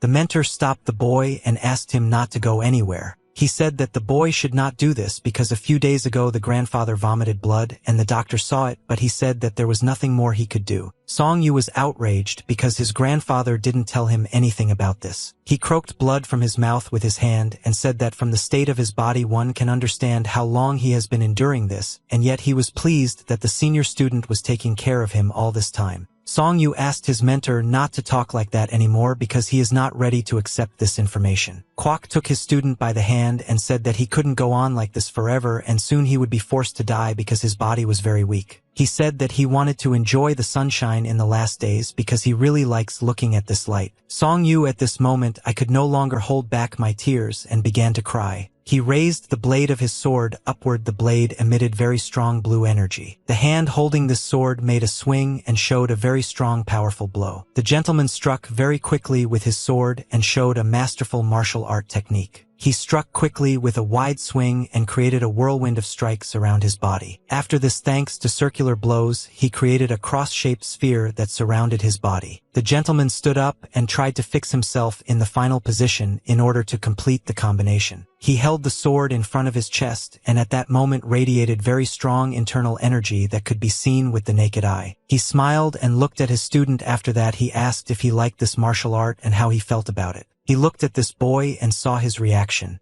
He asked the boy if he was interested in watching this martial art. Song Chong said that he was very interested in watching his uncle use his sword during training. The gentleman said that the boy should call him mentor, but for some reason he calls him uncle. He said that he considers the boy his student, but for some reason the boy never calls him his mentor. Song Chong said that his uncle saved his life and he already has a mentor from another clan. The gentleman thought that this child was from the Muyan clan who should have disappeared several decades ago, but for some reason this boy says that he is precisely because of this clan. Song Chong told his uncle that without the permission of his mentor, he could not have a second mentor, and he remembered this rule forever. The gentleman thought that he had heard a story about medicine traders and scammers who posed as the mysterious clan.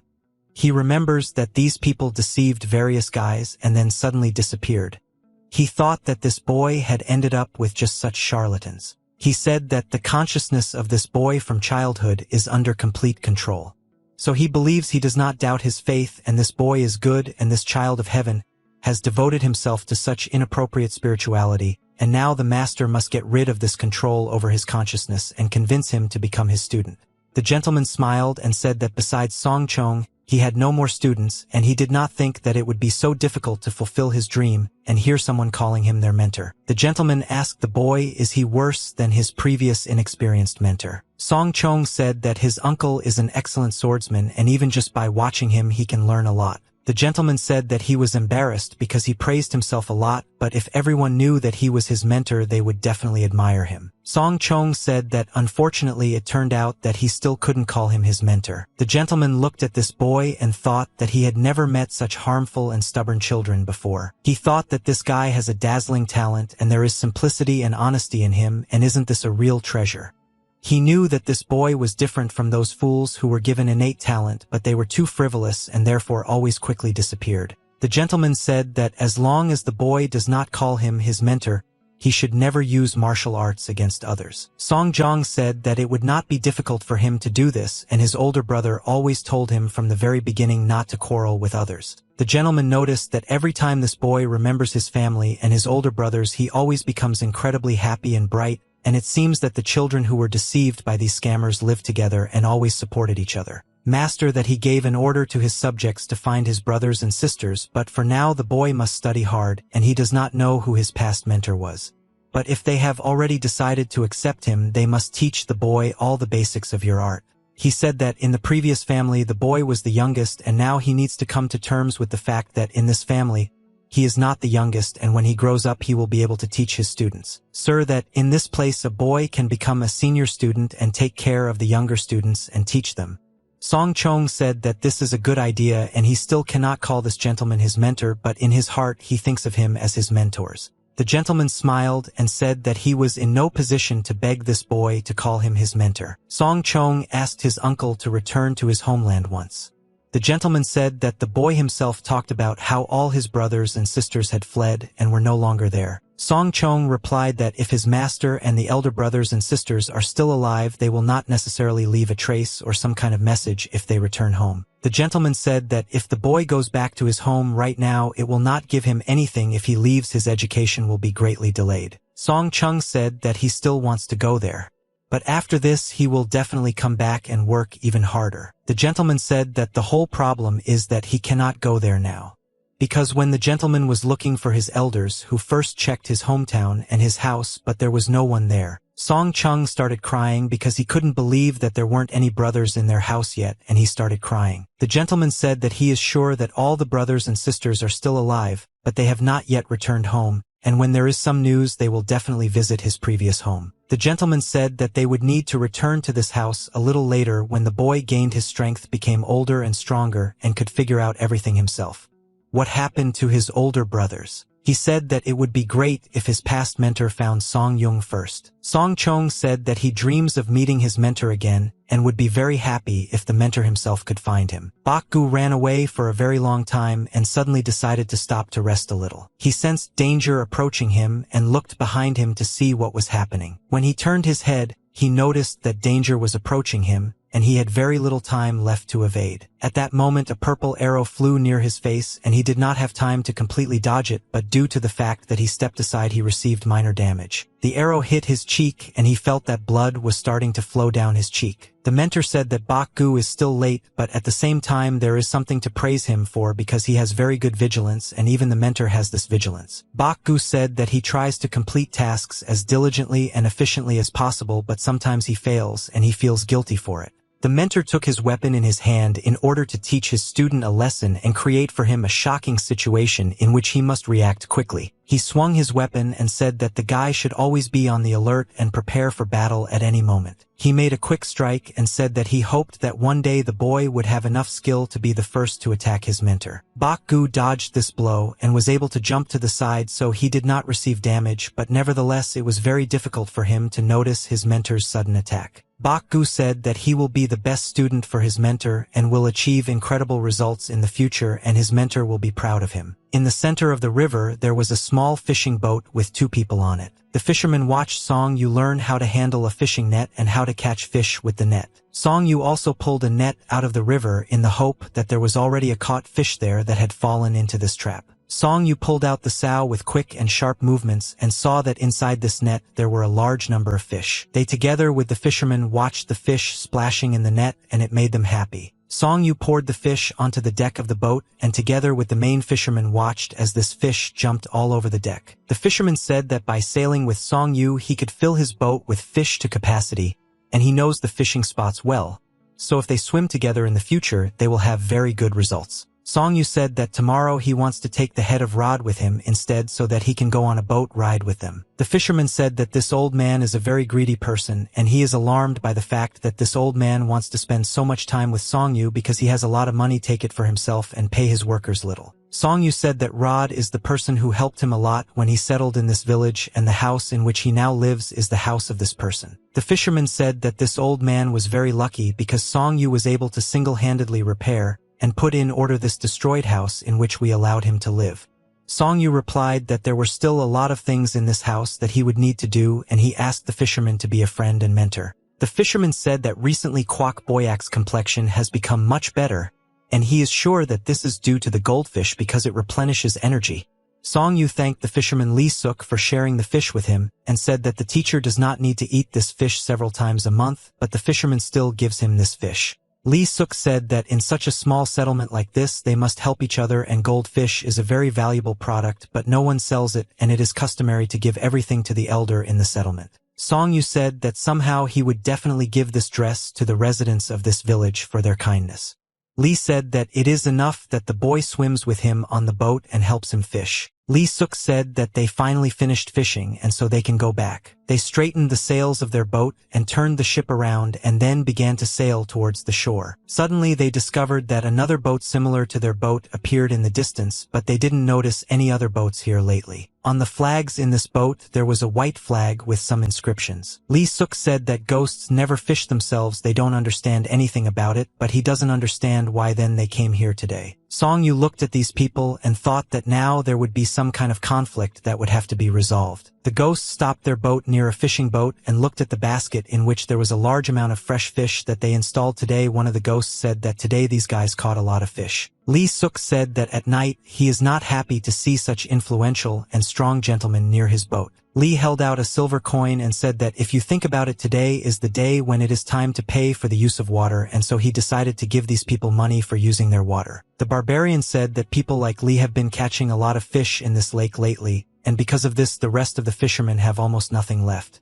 Lee replied that he had been unable to fish for several days and today he caught very few fish. The barbarian said that he trusts his eyes and therefore sees that they have a large number of fish in the basket, which means that Lee Suk is deceiving him. The second barbarian climbed onto their deck and looked at the bucket of fish. He said that all the fish are difficult here, there is a lot of it in this bucket.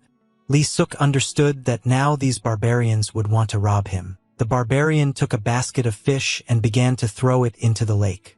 He said that fishermen should not be so greedy and fish need to multiply so that there are even more of them. Lee Suk was extremely shocked when he saw that his fish was now being thrown into the lake. I don't know what to do correctly in this situation. Lee Suk took the 2 silver coins that he had left and said that he was giving them to this ghost so that they could drink a glass of good alcohol after work today and stop being angry with the fisherman Lee Suk. The head barbarian said that he was even a little upset because so many fish were thrown out of the bucket, but nevertheless Lee Suk realized that it was better not to delay payment. The barbarian told his servant that he was a complete idiot because he threw away the fish that the fisherman had caught with honest labor.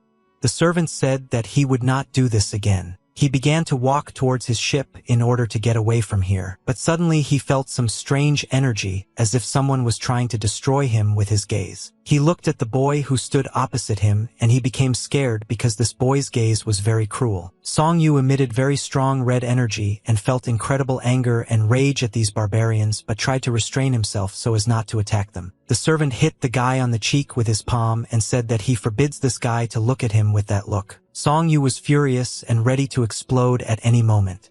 He was very angry at the behavior of these guys and wanted to tear them to shreds. But in the end he decided to calm down his anger and therefore told these people that they would henceforth behave carefully. The barbarians left the ship of these fishermen and said that from now on they forbid this boy to look at them and now he must always lower his eyes downwards. Lee Suk said that the boy held up very well and he was great for not fighting back like the guys. Lee said that sometimes he also wants to beat these guys, but this will only cause more problems. Song Yu said that such scoundrels should be better avoided. Lee Suk said that there are a lot of scoundrels in this world and different rabble and garbage are everywhere. He looked at the boy and felt his strong energy. He saw that the strength of this guy was incredibly great, and thanks to his strong character, he did not just kill these two barbarians. Song Yu said that there are a lot of bad people and it's better to ignore them than to enter into conflict with them every time, because there are too many of them, you won't be able to defeat them all. When evening came, it was very pleasant and the weather was warm. Clouds floated across the sky and a light wind created a pleasant coolness. Kwok watched as his older student at work practiced using his stick. Song Yu was training and thinking that if he learned anything in the village of evil, it's that such strong guys never joke in business, and having encountered him once, you need to immediately show that this is their end, and if you cannot resist, then you have to ignore them completely. Kwok said that he just watched Song Yu's training and saw a very good job, because for others it may seem insignificant, but the mentor taught the senior student one thing. This thing is called living by protecting your body. Song Yu said that thanks to the teacher he learned this rule and tries to adhere to it. Kwok said that when a guy twirls his stick, he looks a little better than his mentor, and when he was young he saw a warlord who also twirled his fighting stick. Song Yu began to laugh and said that the mentor is much better at this skill than the military leader he just told you about. Kwok said that his mentor wants to emerge victorious quite often, but still it's not worth comparing him with your boss because it's not true. Kwok said that the way this warlord wielded his staff was amazing, and when he waved it the heavens opened up, and when he lowered his staff down the earth shook as if an earthquake was starting. Song Yu looked at his mentor and realized that everything he achieved was all thanks to him. He took his staff and made a very wide swing. Kwok tried to understand what exactly this guy wants to do now, raising his staff up. Song Yu said that he never in his life believed that some unknown commander or general fought better than his mentor. Kwok Boyaka said that the boy only said that because he had not seen with his own eyes the skill of your great warrior. Song Yu said that the military technique and skill that his mentor possesses is also capable of cutting the skies into two halves. He jumped high and swung his staff to strike. Song Yu landed and at that moment dealt a very strong explosive blow to the earth which caused great damage in the area. Kwok Boyaka said that the guy uses too much energy for this blow and he should be careful, because if his energy is directed incorrectly he could get hurt. Song Yu said that this staff can also make the earth shake, and therefore his mentor's technique is better than any other. Kwok was flattered by his student's devotion. The lady took a makeup sponge and dipped it into the powder. She applied makeup to the face of a young girl with precise movements and watched how this girl became more beautiful. The mistress was combing the hair of the fifth student and said that not a single man could resist the look of this charming young girl.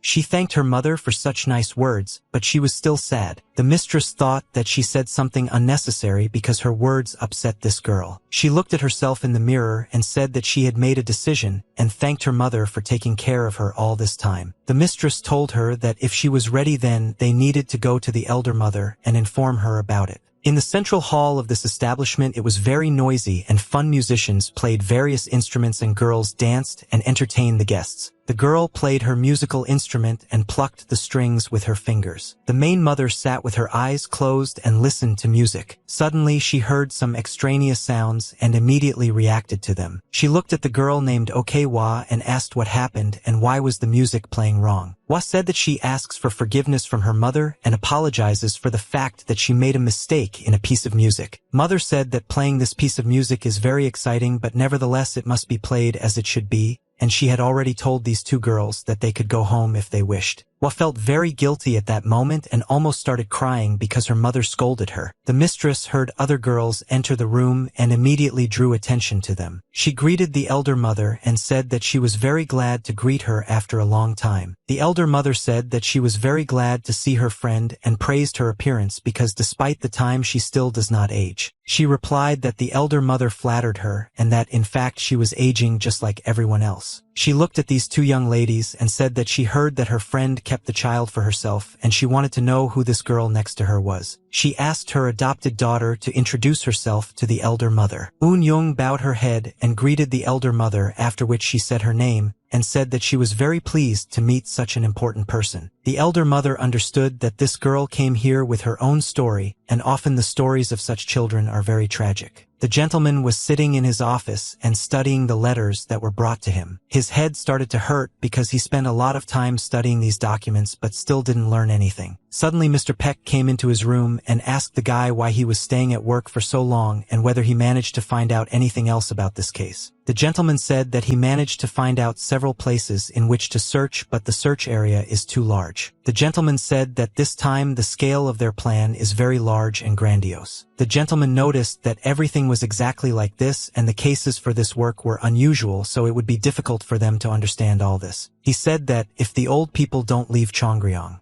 this means they will have a very good chance of making their way in the future. Peck said that a lot of problems were starting again, and for one difficult matter he took his head in hand and said that there would be a lot of deaths again. The gentleman put a document on the table and said that this guy was not at work today, and it was very strange because he was constantly hanging around here. The gentleman said that his eyes became interested in this guy because this boy was hanging around Mr. Beck. But Beck, you shouldn't speak badly about this guy because he is a very worthy young scientist, not like the others. The gentleman said that in all 20 years he could not even count 3 people who Mr. Pack could speak like that. He looked down into his eyes and smiled and said that in fact this guy was doing the same archival records as Mr. Pack, and probably his hungry family only watched as he was the only one who escaped poverty. The gentleman said that this is the case, but he does his job well and does not miss even minor details and always listens carefully to everything that is said, but the pressure from the outside does not affect him, and besides he knows how to keep his mouth shut. He said that this guy is himself and he knows how to control his ears and mouth, but this does not give him too much of a chance for promotion. He leaned on the back of the chair and said that this man will take care of himself. He hopes that Mr. Peak can make friends with him. He smiled and said that this guy gets a lot of attention and that's why he also couldn't help but pay attention to him. Puck said that he wants to invite this guy to dinner and feed him. The gentleman said that he is very worried when Mr. Pack does something because of his interest.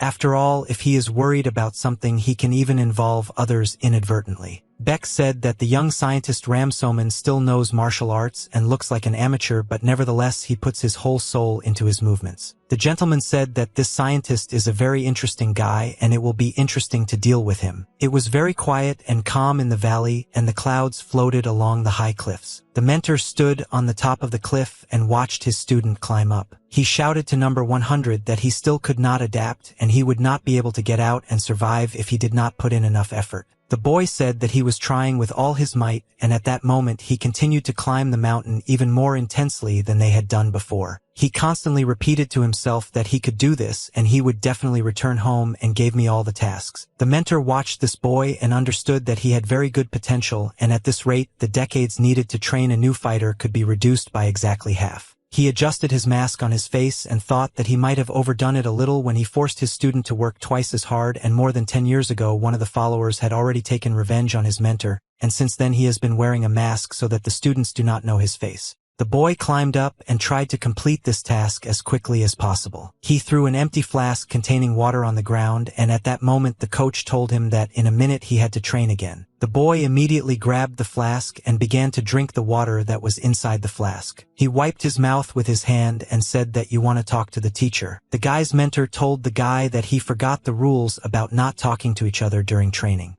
The boy replied that it was break time and he wanted to learn one answer to his question. He asked his mentor how many times did the mentor go through the testing networks. The mentor thought that sooner or later they would still have to act together. Therefore, he can know this information. He replied that he went through all these tests 12 times. The boy replied that he went through all these tests as many as 13 times. The mentor thought that this guy should be stopped from being insolent and forced to behave with respect. The boy said that the words of the curator were different from those words that he said before because everyone who was not careful died, but now there was already a 13th attempt and he was still alive. The curator thought that this boy was hinting that the workout he came up with was very easy for him. The boy asked his supervisor, when the training will end, will I not be able to work together? The curator replied that he could not give him an answer to this question. He started to get angry and said that he would definitely get this right soon. The boy tells his entire supervisor his opinion on how long he will continue to be his mentor. The boy said that when he fell out of all the tests he will be the next mentor. The handler told him that this test was just the beginning. The boy replied that the beginning is already half. He will quickly complete all the tasks and the entire training process and then complete it with excellent skills. He said that if the mentor thinks about something about him, he will perceive it as a delusion. He said that the main task of the mentor is to make this guy strong and make him so strong that no one can become as invincible as he is. If the mentor does this, he will definitely receive a good reward for this. The boy said that the break had already ended and they needed to continue completing tasks. The curator began to get angry with this guy because he acted very impudently and outrageously and thought that this guy needed to be given very serious tests. The guy was thinking that Bakgu's older brother had disappeared somewhere, and now he is the only one who can take revenge for his entire family. If anyone else is still alive, he must find them. He was holding in his hand the ring that his lady gave him. He carefully examined this ring and tried to understand what the meaning was and why the lady gave this ring to him. Suddenly, he saw the mistress look at him with a reproachful look and he felt scared. She said that this ring is not for him and he should be careful with this ring. He understood that the lady could get angry with him at any moment and he began to feel guilty. She saw how he bowed to her and began to apologize, and after that she said that he was forced to give this ring to its owner. He asked the lady who exactly she was talking about so that he knew who he should look for. The lady said that this ring must be returned to the person who had it before and rumors must be spread that she will fulfill a promise for the strongest, and this is a promise that has been kept for a decade. He asked the lady if she was really talking about the same 10-year promises. The lady said that this boy once saved her and risked his life, and she heard that he was never able to use this ring, and in the end it fell into the hands of some person who did not belong to it. The servant looked at this ring again and was shocked that the lady was so serious and decided to take up this matter. He didn't understand what was going on in the founder's head because she decided to spread a rumor about a 10-year promise for the strongest, and this child would not cope with such a level. She said that this is fate and cannot be avoided. This guy has reached all the way to Jetchenrock and word needs to be spread about it. He understood that her personal interest was interfering in this matter, but if he thought better, he doesn't know what would happen if these rumors spread together. He dropped his eyes down and did not understand what was the right thing to do in this situation. He had no choice, and he told the lady that he would certainly carry out her order and begin this task immediately. The mistress thought that unfortunately she had no way to just give this guy the ring and had to come up with a whole scheme of actions. Winter began and the village was covered with snow, and the lake in which the fishermen were fishing slowly began to freeze. The old man came out of the crowd and began to talk with the barbarians that the river was frozen, and they could not continue fishing if the barbarians demanded a tax from them for patronage. Then they would not be able to buy food during the winter. The barbarians said that this problem does not interest them and the villagers should worry about these concerns, and starting from this month, they will pay 2 silver coins twice a month. The old man at that moment I thought that they must stop these barbarians at any cost because their demands go beyond all limits, but the old man is not able to repel them alone. The old man hammered that the enemy's fist was too close, the law was too far, and even if a more punitive squad arrived this time their bodies would escape reprisal, but by that moment they could already die. The old man told the barbarians that if one of these days everything becomes a little more stable and the river melts, then they will prepare payment for patronage. The barbarian raised his leg up and was about to strike. He hit the old man in the chest with all his strength with his boots and threw him back. The barbarian said that if the old man is weak then he should get out of here, and he doesn't care about this chatter, he just wants his money. The barbarian said that they could not beat up all the villagers if they did not obey these new rules. The old man fell to the ground and began to bow. He told the barbarians that if the river of growth is not necessary, this money will be prepared for them, but otherwise they simply will not be able to pay such an amount.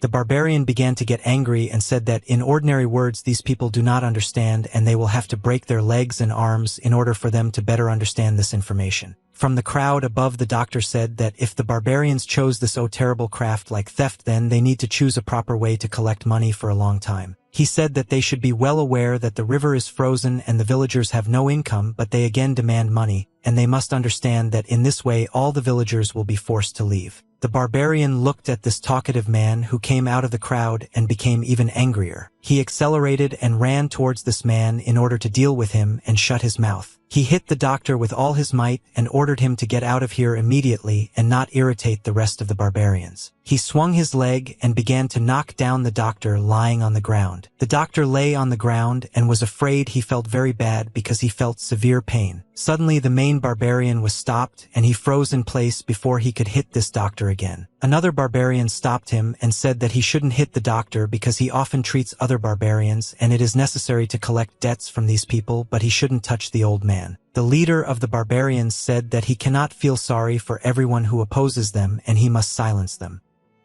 He said that this doctor behaved frivolously, and if he had just remained silent no one would have touched him. The barbarian noticed in a peripheral dimension that danger was approaching him, and he did not have time to react in time. A fist suddenly flew into his face and he felt very strong pain because this fist was filled with red energy and caused very great damage. The barbarian flew back and spun several times in the air. The blow was so strong that it was able to throw this heavy man into the air. People were shocked when they saw how high air flew. This is a strong man. They didn't know how they needed to react to this situation. The barbarians also looked at their leader, who was now flying in the air, and were scared and had never seen that someone had such great power. The barbarian landed on the ground and fell very hard and then took incredibly large amounts of damage. He was lying on the ground. It was very difficult for him to move after such a fall. Blood was flowing from his nose. Song Yu looked at this guy and was very angry because these barbarians were acting like real monsters. One of the barbarians pointed his finger at this guy and said that this boy had gone completely crazy and allowed him to fight with the barbarians. People did not understand why this boy decided to stand up for their village and fight the barbarians. Song Yu went up to the doctor to examine him, tried to find out how the doctor was feeling, and if everything was okay with him. He ordered the people who were standing behind him to take care of the doctor because he now needs help. The man looked back and saw armed barbarians who with their gaze showed that they forbid people to interfere in this matter. Song Yu understood that these people were afraid that the barbarians would attack them. But nevertheless now their doctor was lying in front of him, and they had to help him at such a difficult moment. Song Yu said that they should help him immediately because this doctor always treated them when they were in pain, and now it was their turn to repay him. The men of this village behaved like real weaklings and cowards. They lowered their heads and tried to pretend that they did not care about this. Song Yu was very angry with these people and understood that they should show at least a little respect for the doctor and overcome their fear. One man came out of the crowd and said that he would take care of the doctor. Lee Suk was an ordinary fisherman who never showed initiative in such situations, but nevertheless he was tired of constantly acting like a coward, and inspired by the heroic deed of this boy, he decided to help him. Song Yu looked at the fisherman in surprise and realized that there is at least one person in this village who is able to repel these scoundrels. Song Yu thanked his uncle for agreeing to help. Lee replied that be that as it may, he is also afraid to confront these thieves, but on the other hand he understands how shameful it is to be a coward and stand aside. He scratched his head and said that he was worried about the boy because now there would be big problems and it would be better for him to leave the settlement with his mentor as soon as possible. Song Yu said that he must keep order here and take care of Mr. Doctor. Song Yu turned his head to the side and looked at the barbarians who were not far from him. He thought that as long as his mentor remained living here, he was not going to get involved in something like that, but Mr. Doctor was wounded and these guys deserve to be punished. The barbarian shouted that this guy really wanted to die. If he kneels now they won't spare him. Song Yu took a few steps towards them, and at that moment he did not feel fear. He only wanted to punish these opponents. They saw this guy approaching them and he was very confident in himself. It felt as if he was about to destroy their entire gang single-handedly. Song Yu said that he doesn't want to aggravate the situation and asks them for the last time to think about their actions. If they still consider themselves right in this situation, then they will have to prove otherwise. The barbarian said that this boy has just said a lot of unnecessary things and is absolutely not watching his words. Song Yu raised his fist to strike because he could no longer contain his anger. The barbarian jumped back and didn't understand what he needed to do because he didn't expect this boy to attack him first. His fist flew very quickly towards the enemy. The barbarian tried to block this blow with his sword but felt that he would not succeed. Song Yu hit the opponent very hard and threw him back. His fist at that moment emitted very strong red energy. The barbarian fell to the ground and began to scream very loudly in pain. The red-haired brute saw one of his friends just thrown back and was shocked by this event. He shouted very loudly that this guy was annoying him and ordered the rest of the barbarians to run forward and attack him. The barbarians jumped out of their seats and began to run towards this boy in order to attack him with their swords. Song Yu calmly reacted to the fact that the blade of the enemy's sword was approaching his face very quickly and rapidly. The opponents saw Song Yu's hand rapidly flying towards them. The redhead shouted very loudly that he wanted to cut off this guy's hand because he hit his friend. The hand flew very quickly towards the ball. Song Yu wanted to block the sword strike with his hand. He was able to do this and moved the sword to the side, and the red-haired barbarians did not understand what had just happened. The red-haired barbarian was shocked when he saw that his opponent was able to block the blow of the sword with one finger. Song Yu looked at his opponent and thought that they themselves had chosen their fate. In winter he came to the same place where he trained all summer, and despite the cold he still continued to train. He trained with his torso naked because that way he felt nature and the wind better. The snowflake slowly flew down and approached his naked body. But this snowflake melted before it touched his shoulder because his red energy was very hot. He lowered his head down and thought that now he understands what the phrase "take control of your body" means, and he feels the sensation and can control it. He moved his hand in different directions and tried to feel this energy. He caught a snowflake with his fingers and thought that if he kept everything under control, even this energy would come out according to his wishes. He hung his head down and thought about it. Song Yu saw another snowflake approaching his hand. He realized that he had finally managed to do this, and he had found a path that he would follow further. He no longer needed to wander the world as a wanderer. He found his way in martial arts and found energy that he learned to control. Suddenly the snowflake in his hands began to melt and be destroyed. Song Yu thought that some important stage had begun, and he was embarrassed and missed this chance, and now he believes that reviews are also one of his new feelings. He promised himself that he would not be nervous anymore because he was here once, and the second time may not come, and therefore knowledge and search will bring him closer to the correct answer in contrast to ignorance and worries. The barbarian made blows with his sword and wanted to cut the enemy into two parts. Song Yu turned his head towards the enemy's sword and thought that he didn't know that the second time would come so quickly and at such an inopportune moment. He used his hand to move the enemy's sword to the side and looked at the reaction of this red-haired thug. He was able to control an opponent's ball with one finger. Song Yu did not allow the enemy to control his sword because the barbarians would make sudden and unexpected attacks. Song Yu said that he was going to somehow find the barbarians and destroy them, but this moment has come right now. He put the enemy's sword aside and said that they would still have to face his power someday, but they themselves decided that this day would come today. The red-haired barbarian shouted that this guy was completely crazy and constantly says strange things. Song Yu slowly moved his lips and said something to this barbarian. The rest of the people could not understand what exactly he was saying. The barbarian understood why this guy moves his lips, but at the same time does not make any sound. The red barbarian shouted very loudly that he was tired of all this and he didn't want to waste time on empty chatter, and he would just destroy this boy now. Song Yu said that it would be good if the red-haired barbarian thought about his actions before committing them, and he advised the barbarian to watch his words next time. Song Yu punched this barbarian in the stomach with all his strength and threw him back. At this moment blood flew out of the barbarian's mouth and his ribs were broken. Song Yu felt the taste of a fight and wanted to deal with the rest of the opponents, because his energy only now began to accumulate and find a splash in battle. Song Yu kicked the other barbarian in the chest and knocked him back. He stepped on the ground, and at that moment the ground began to crack. Song Yu made a high jump and told these guys that they were to blame for their sins and should be punished for it. Song Yu was very angry with these guys. In a few minutes he was able to defeat all the opponents, and when they were lying on the ground he said that if they did this again he would come and kill them all. Song Yu looked at the crowd of people standing behind him and wanted to see their reaction. People were very scared and didn't know how to react to all this. Because I don't understand that when this boy leaves, Varvara will attack them again, and they will have to suffer because of his actions. Song Yu looked at these people and realized that they were very scared. He knew that such a reaction would be caused from them after this fight, but there was no other option. Song Yu looked at the probably wounded Varvara and understood that this was the only correct path that could be chosen. He thought that up to that moment he was able to learn a lot.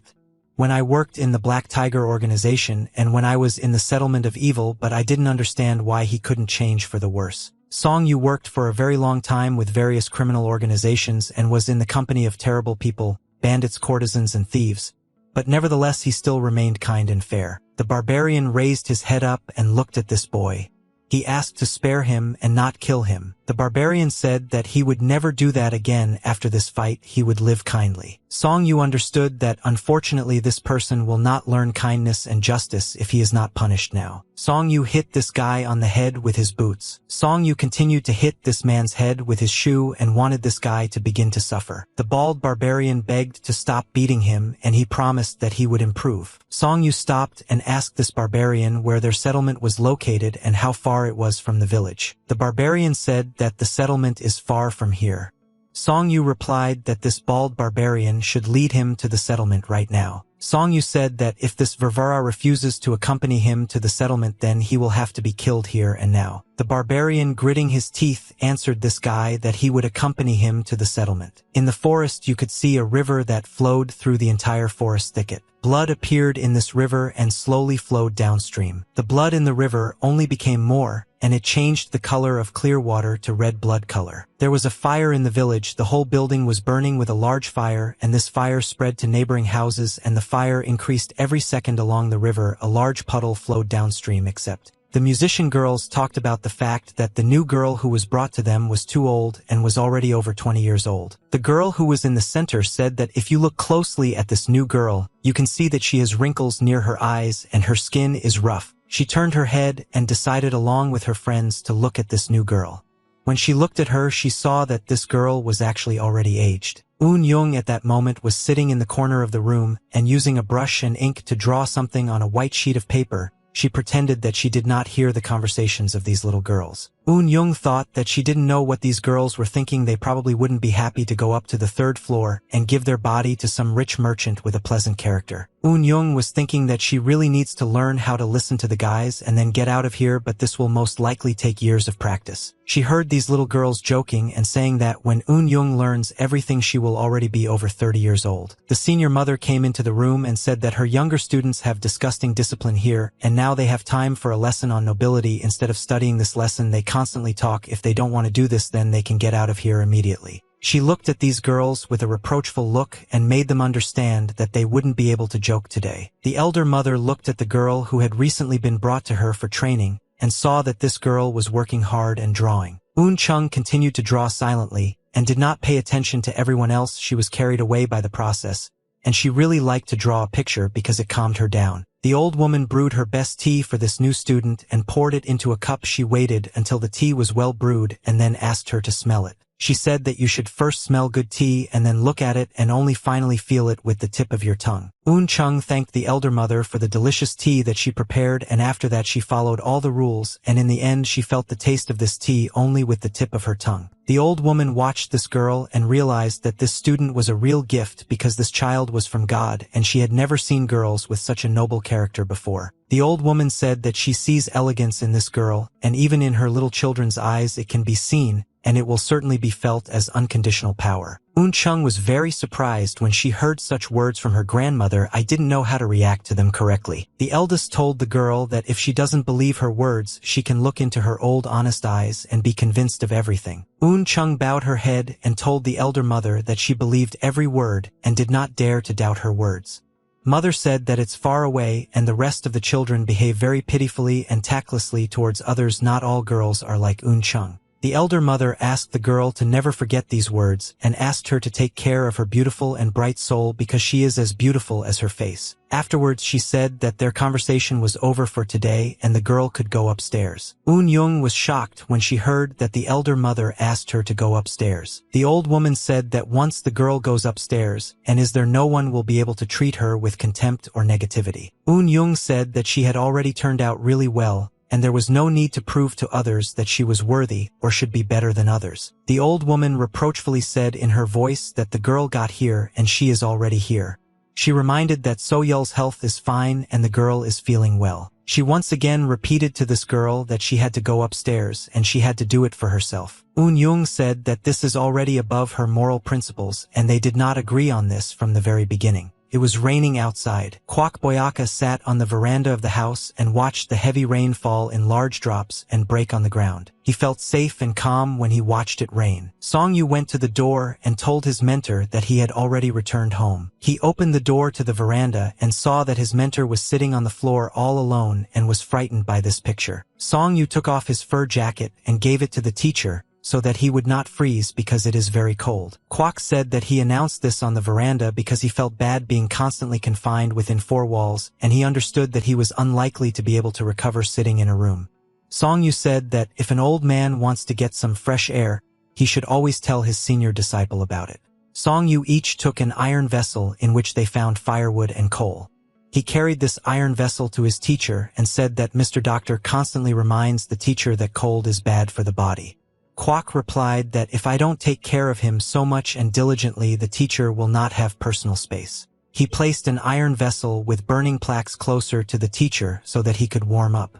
Song Yu asked the teacher if he wanted to see his new training. The teacher replied that he always enjoys watching his students study. Song Yu walked up to the wall and picked up his training stick to prepare himself before the start of the show. Kwok looked at his student and thought that this guy is trying very hard and doing everything right. Song Yu raised his stick up and waved it. Kwok thought that he was already very old and did not notice how his senior student again increased his level of martial arts. He watched the boy spin the stick in his hands and thought that his eyes were not at all what they were before, and during his military service there was a time when he also trained hard and dreamed of achieving the same level of combat skill. Kwok saw how his little boy was turning into a real experienced warrior, and he could not do such boring and difficult things, so he forced his children to do these things. Kwok looked at the boy and thought that Song Yu had found his meaning in life in these martial arts. Song Yu quickly and efficiently performed all the movements. He clearly changed each pose and masterfully wielded his weapon. Song Yu stopped and finished his combination of blows, after which he looked at the mentor and asked his opinion. Kwok asked the boy if his mentor had ever treated him with disdain. Song Yu said this never happened, and thanks to his mentor,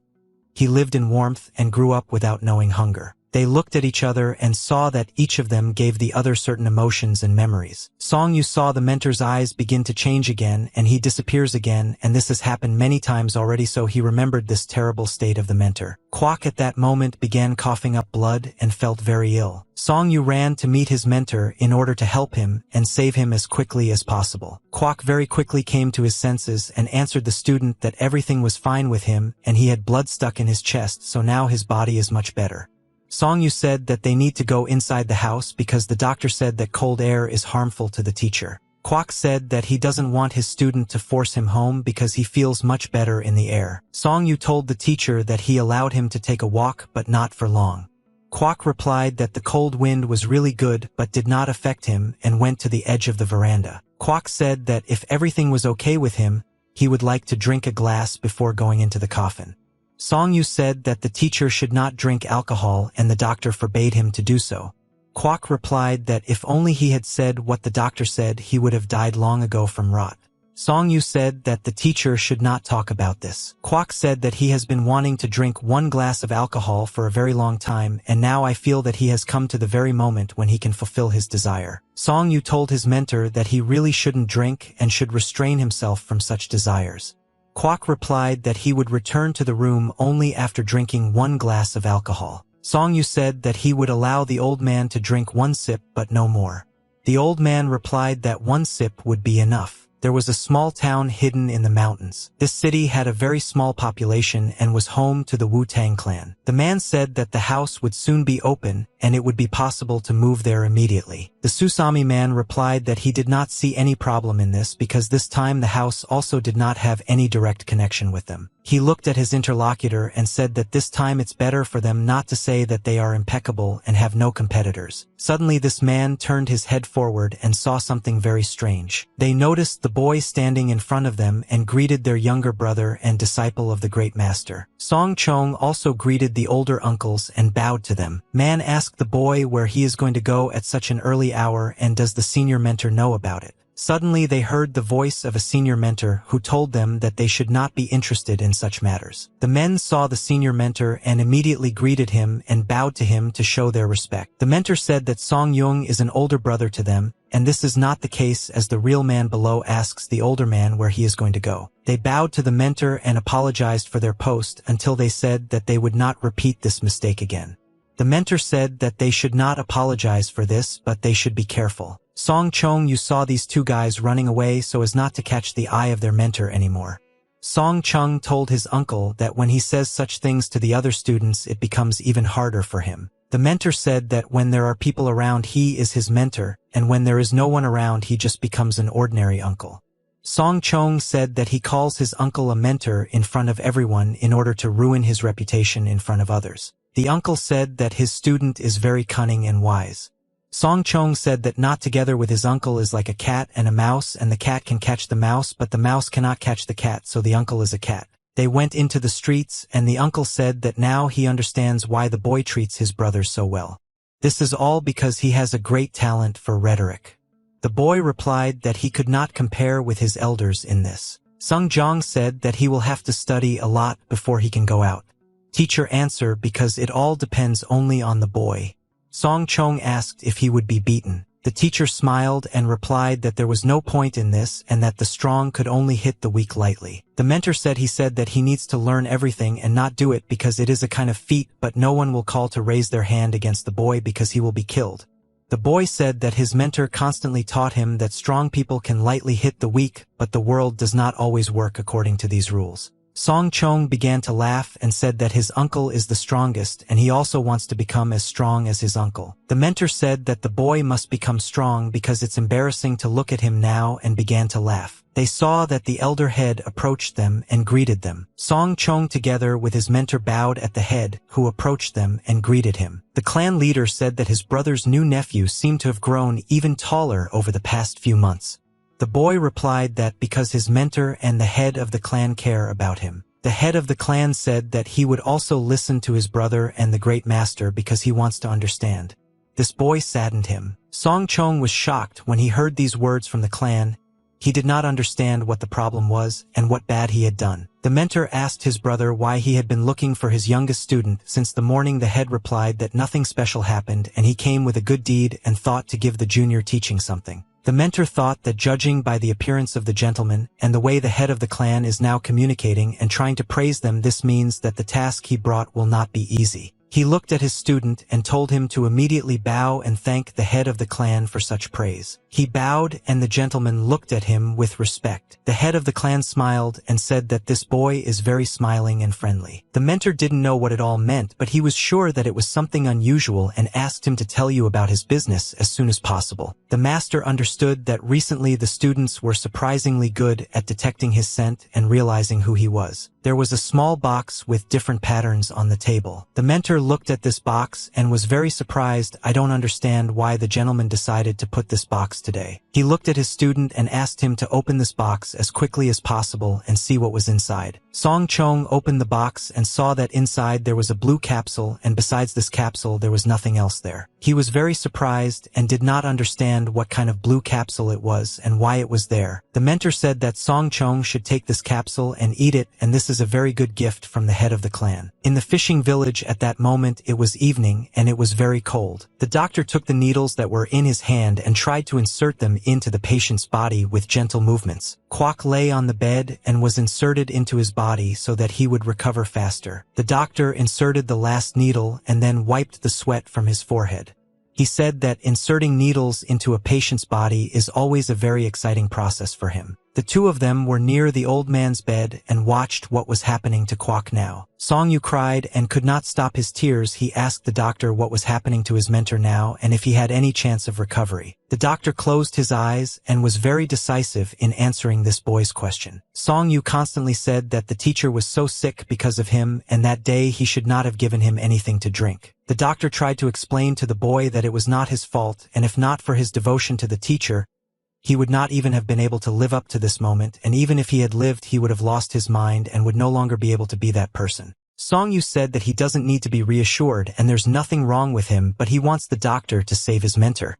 Even if he can't walk, he will be glad if he can carry him on his back. Kwok Boyaka was lying on the bed with his eyes closed and unconscious. The doctor could not stand it and began to cry along with the boy. It was hard for both of them to get through this moment. When spring came, the flowers began to bloom and nature became incredibly beautiful. A man's voice shouted that their commander was very handsome. That day Song Yu practiced his punches and practiced the same as always. Kwok shouted that the senior student in the future will be a real military leader and everyone will be proud of him. Song Yu thought that the mentor looked very good.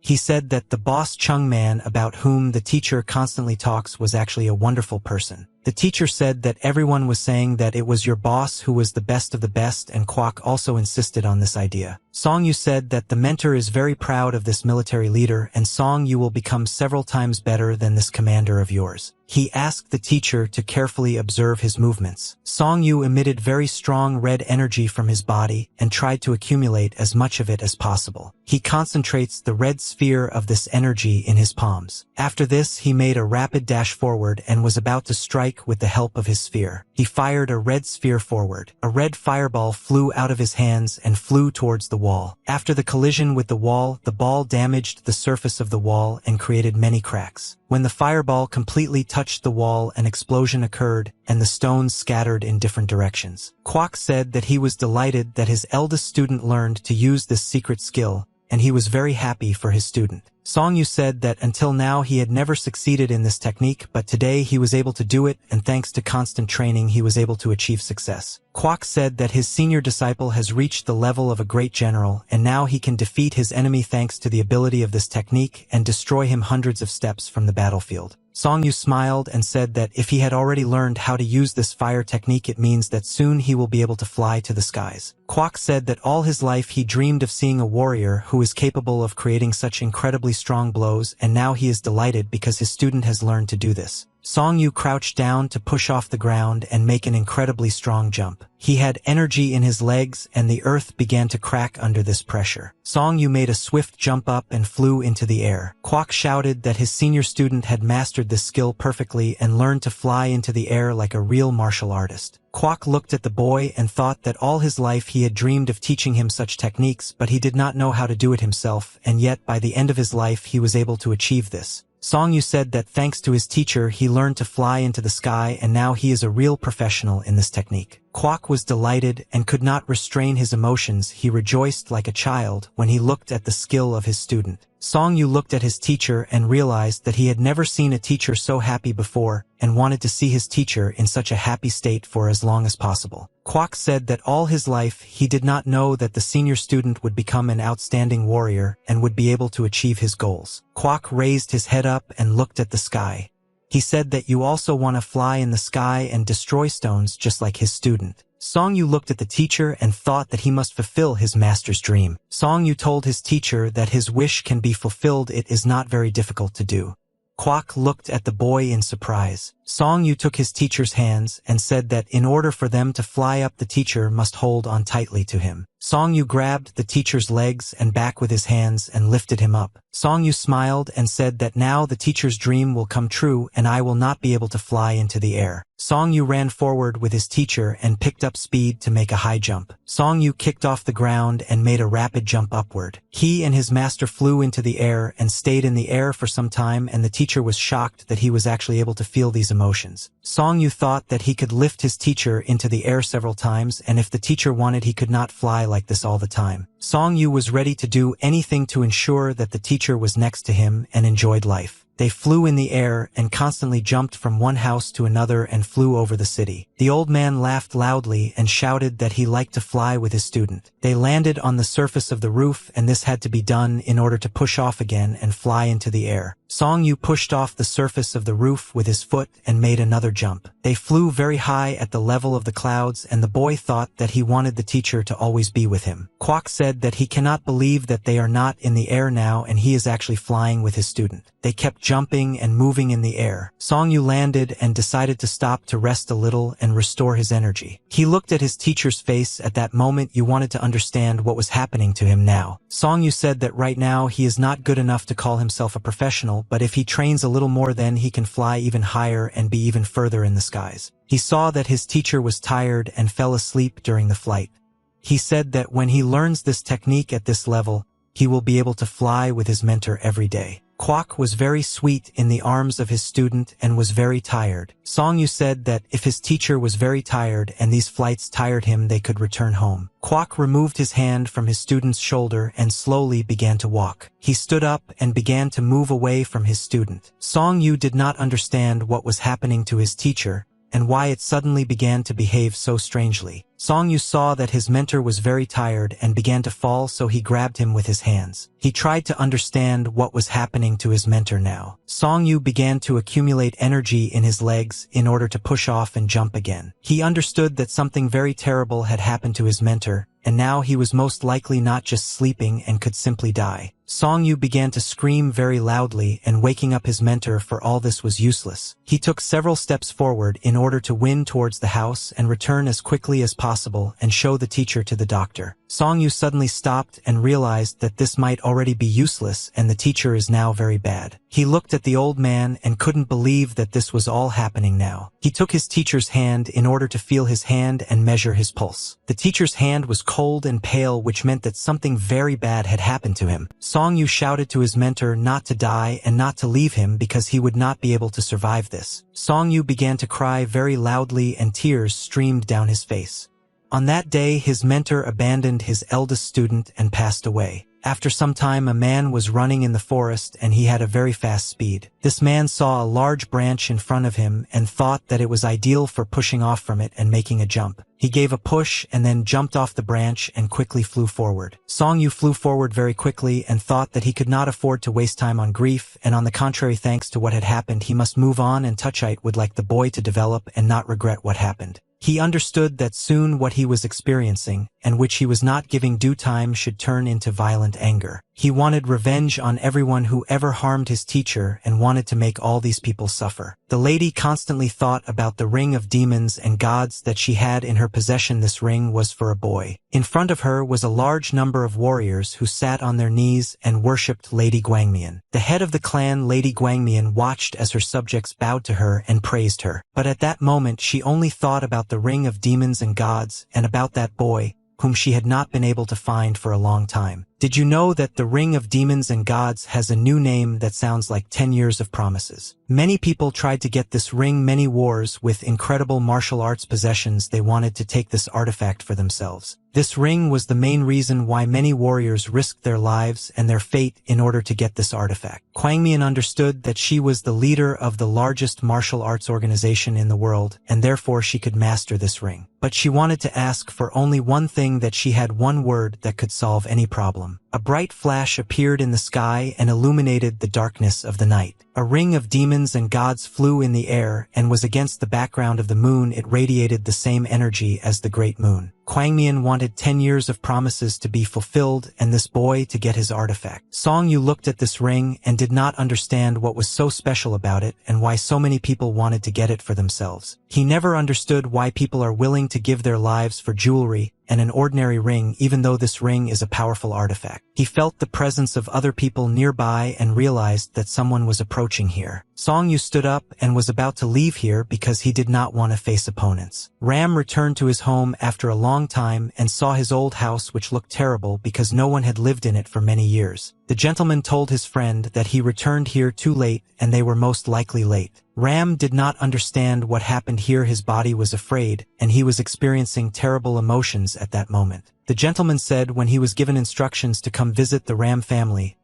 he came to this address but thought that he had come to the wrong place because there was no one here. The gentleman said that he does not know what happened in this place, but Ram has enough power to find out where his family is. Ram said that he definitely needs to find out what happened to his brothers and sisters. The gentleman said that they need to hurry and therefore the guy must find his relatives as quickly as possible. After all, they have a lot of things to do in the central building and they are ready to allocate 100 people to find his family. The gentleman put his hand on this guy's shoulder and said that everything would be fine, but if someone else really did it, then they need to find out who hurt his family. Ram said that he will definitely find the people who are to blame for this and his knowledge should be useful for the search. The gentleman said that he will use all his strength and connections in order to find his family, and they will definitely succeed. Ram bowed to this gentleman and thanked him for his help and support. Suddenly I heard some strange sounds that were in the forest and looked towards the forest. He turned his head the other way and saw something that surprised him. In front of him stood 100 experienced fighters and scouts who were sent here to find Mr. Ram's family. The warriors quickly ran along the forest in order to get to the goal as quickly as possible. A large crowd of military scouts ran along the forest. Their leader shouted very loudly that the fighters needed to hurry up if they did not arrive on time. In this case, the disciplinary action would be several times greater. The soldiers were very surprised when they heard this information about their leader, but then they all stopped when they saw a stranger who came out of the bushes. Song Yu ordered these guys to stop immediately and not move because they had nowhere to rush. He said that there was no point in running anywhere because their life would end here and now. The soldiers looked at this guy in surprise and thought that he was crazy because he single-handedly decided to confront a large number of opponents. The leader gave the order for the soldiers to take out their weapons and immediately attack this crazy wanderer. Song Yu picked up his spear and began to make wide swings, preparing himself for battle. He made a rapid dash forward and swung in one movement to pierce several opponents at once and inflict very serious damage on them. The fighter turned his head back and looked at this guy.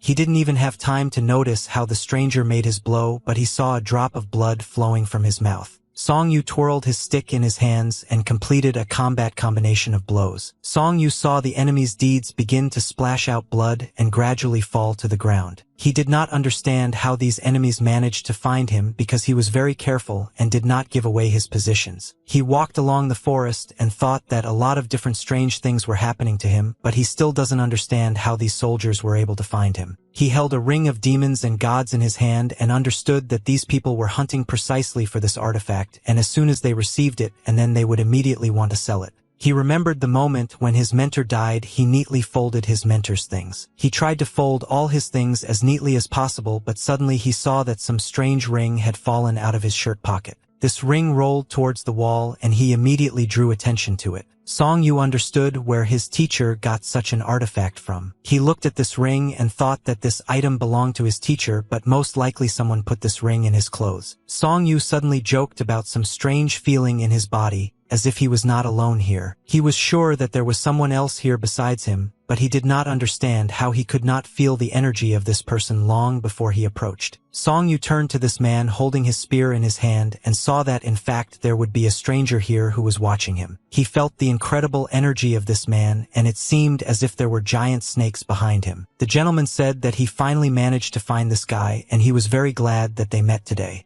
Song Yu asked this gentleman who is he and what is he doing here. The gentleman said that he wants to talk about a book called Chechen Rock. He said that he is the real owner of this book and received great damage from the fact that this book fell into the hands of another person. He took a few steps towards the boy and said that he shouldn't be nervous because it seems to him that the boy has reached a certain level in his fighting skills.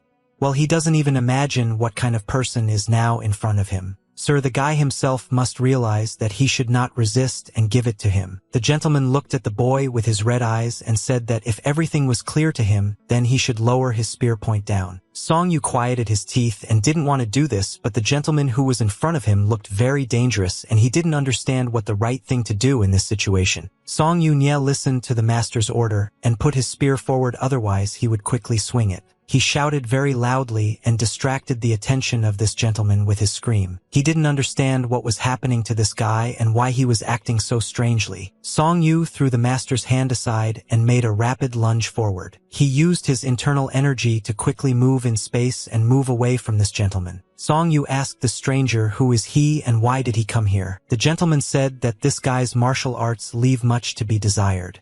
But despite this, his will is incredibly strong, and this makes him stand out among other warriors. Song Yu pointed his spear towards the stranger and once again repeated his question about who this man is and why did he come here. Mister, that this boy will never be able to defeat him, and he has most likely gone crazy if he continues to resist. Song Yu didn't understand where this man came from here and how he knew about the secret book that his teacher once gave him. Song Yu once again shouted very loudly and asked the stranger who he was. The gentleman did not want to answer this guy and thought that it would be better to simply demonstrate some of his capabilities so that the boy himself would understand who was standing in front of him. The gentleman teleported with the help of his internal energy and approached the guy as close as possible. Song Yu was shocked when he saw that this stranger could move in space so quickly and without putting much effort into it. He made a thrust with his spear and tried to attack the stranger. The man easily dodged this blow and managed to touch his spear with his hand. He hit the guy's spear with his index finger and threw the weapon aside. Song Yu was extremely shocked when he saw his weapon fly out of his hands. He lowered his head down and didn't understand what he needed to do now.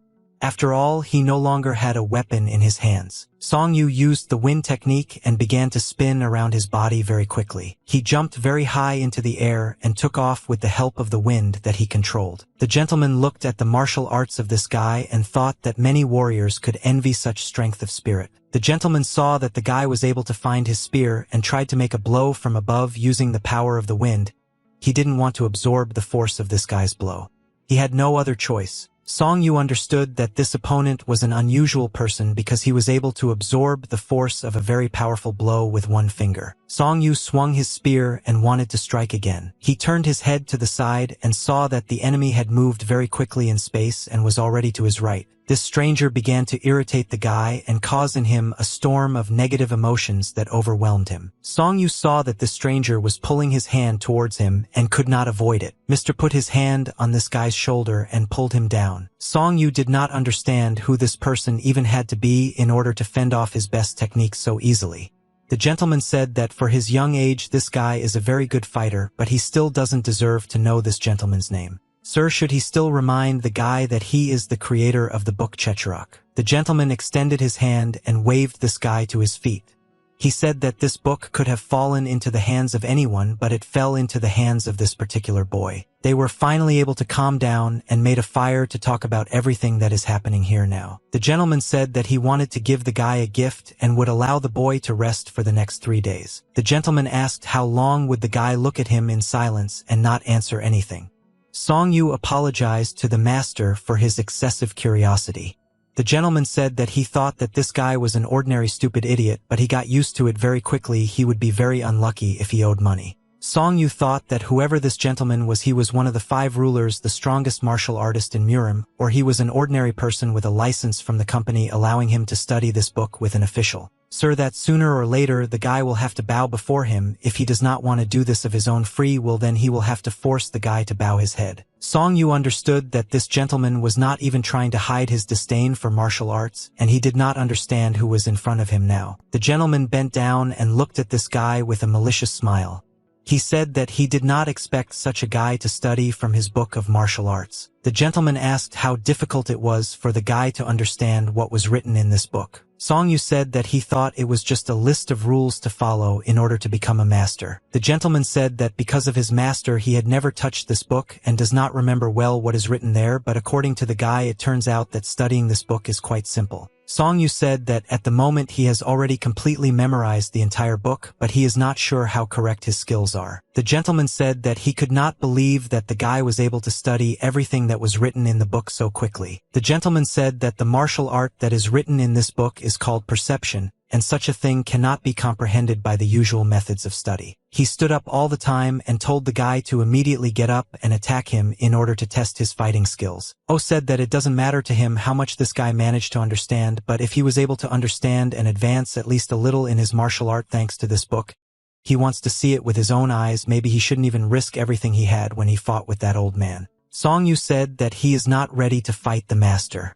The gentleman replied that a battle should always take place between 2 people of equal strength, and therefore the guy should perceive this as training and give his best. Song Yu thought that he cannot refuse this man now because he is one of the 5 rulers, but he can learn a lot from him in martial arts. The gentleman ordered the guy to beat him as many times as he could, but the gentleman will not attack in response and will only defend himself. Song Yu understood that there was no other choice, but on these conditions he was ready to fight this gentleman. Song Yu made a swift dash forward and wanted to attack the master with his spear. The gentleman saw the attack of his opponent and thought that so far he was not impressed. He saw that this guy looked very simple and trivial. Song Yu waved his stick and decided to strike a very strong blow from above. The gentleman saw this blow, and at that moment he finally understood what was happening. He jumped back and thought that the guy needed to train these elementary movements several thousand times, and thus these movements became part of his reflexes. Song Yu filmed that he could not even touch the hem of this gentleman's clothes, and this is the martial art of one of the 5 rulers. Song Yu waved his stick and thought that it doesn't matter and that no matter what he wants to demonstrate his skills to him. He emitted very strong red energy from his body. Song Yu made another swift dash towards the master in order to attack him with his unique power. Sir, when he saw that a lot of red energy was approaching in his direction and was ready to absorb him, he had never seen this energy before, and it was amazing for him to see that this guy had such skill. The gentleman understood that this guy knows how to combine several combat techniques and energies at once. Song Yu hit the master with the help of his red energy and wanted to put his maximum strength into this blow. He caught the guy's spear with his hand and stopped him. The gentleman said that he was surprised because in addition to the skills that the guy was able to get from the book, he learned something else. Song Yu did not understand how this gentleman was able to stop the spears that had invested a large amount of energy with one hand. Sir, with this guy's strength, what else has he learned? Song Yu said that he first wants to hear from the master how he stopped the spear with one hand. The gentleman replied that it is not difficult and you just need to choose the right moment for it. Song Yu was shocked when he heard this answer. He understood that the master had explained to him the structure of this martial skill of blocking blows too simply. Sir, if the guy doesn't understand how this unit works, then he can't help. He said that based on the guy's strength, he could very well become a formidable fighter, but exactly until he becomes a worthy opponent for the master. Song Yu asked the master to teach him this great martial art.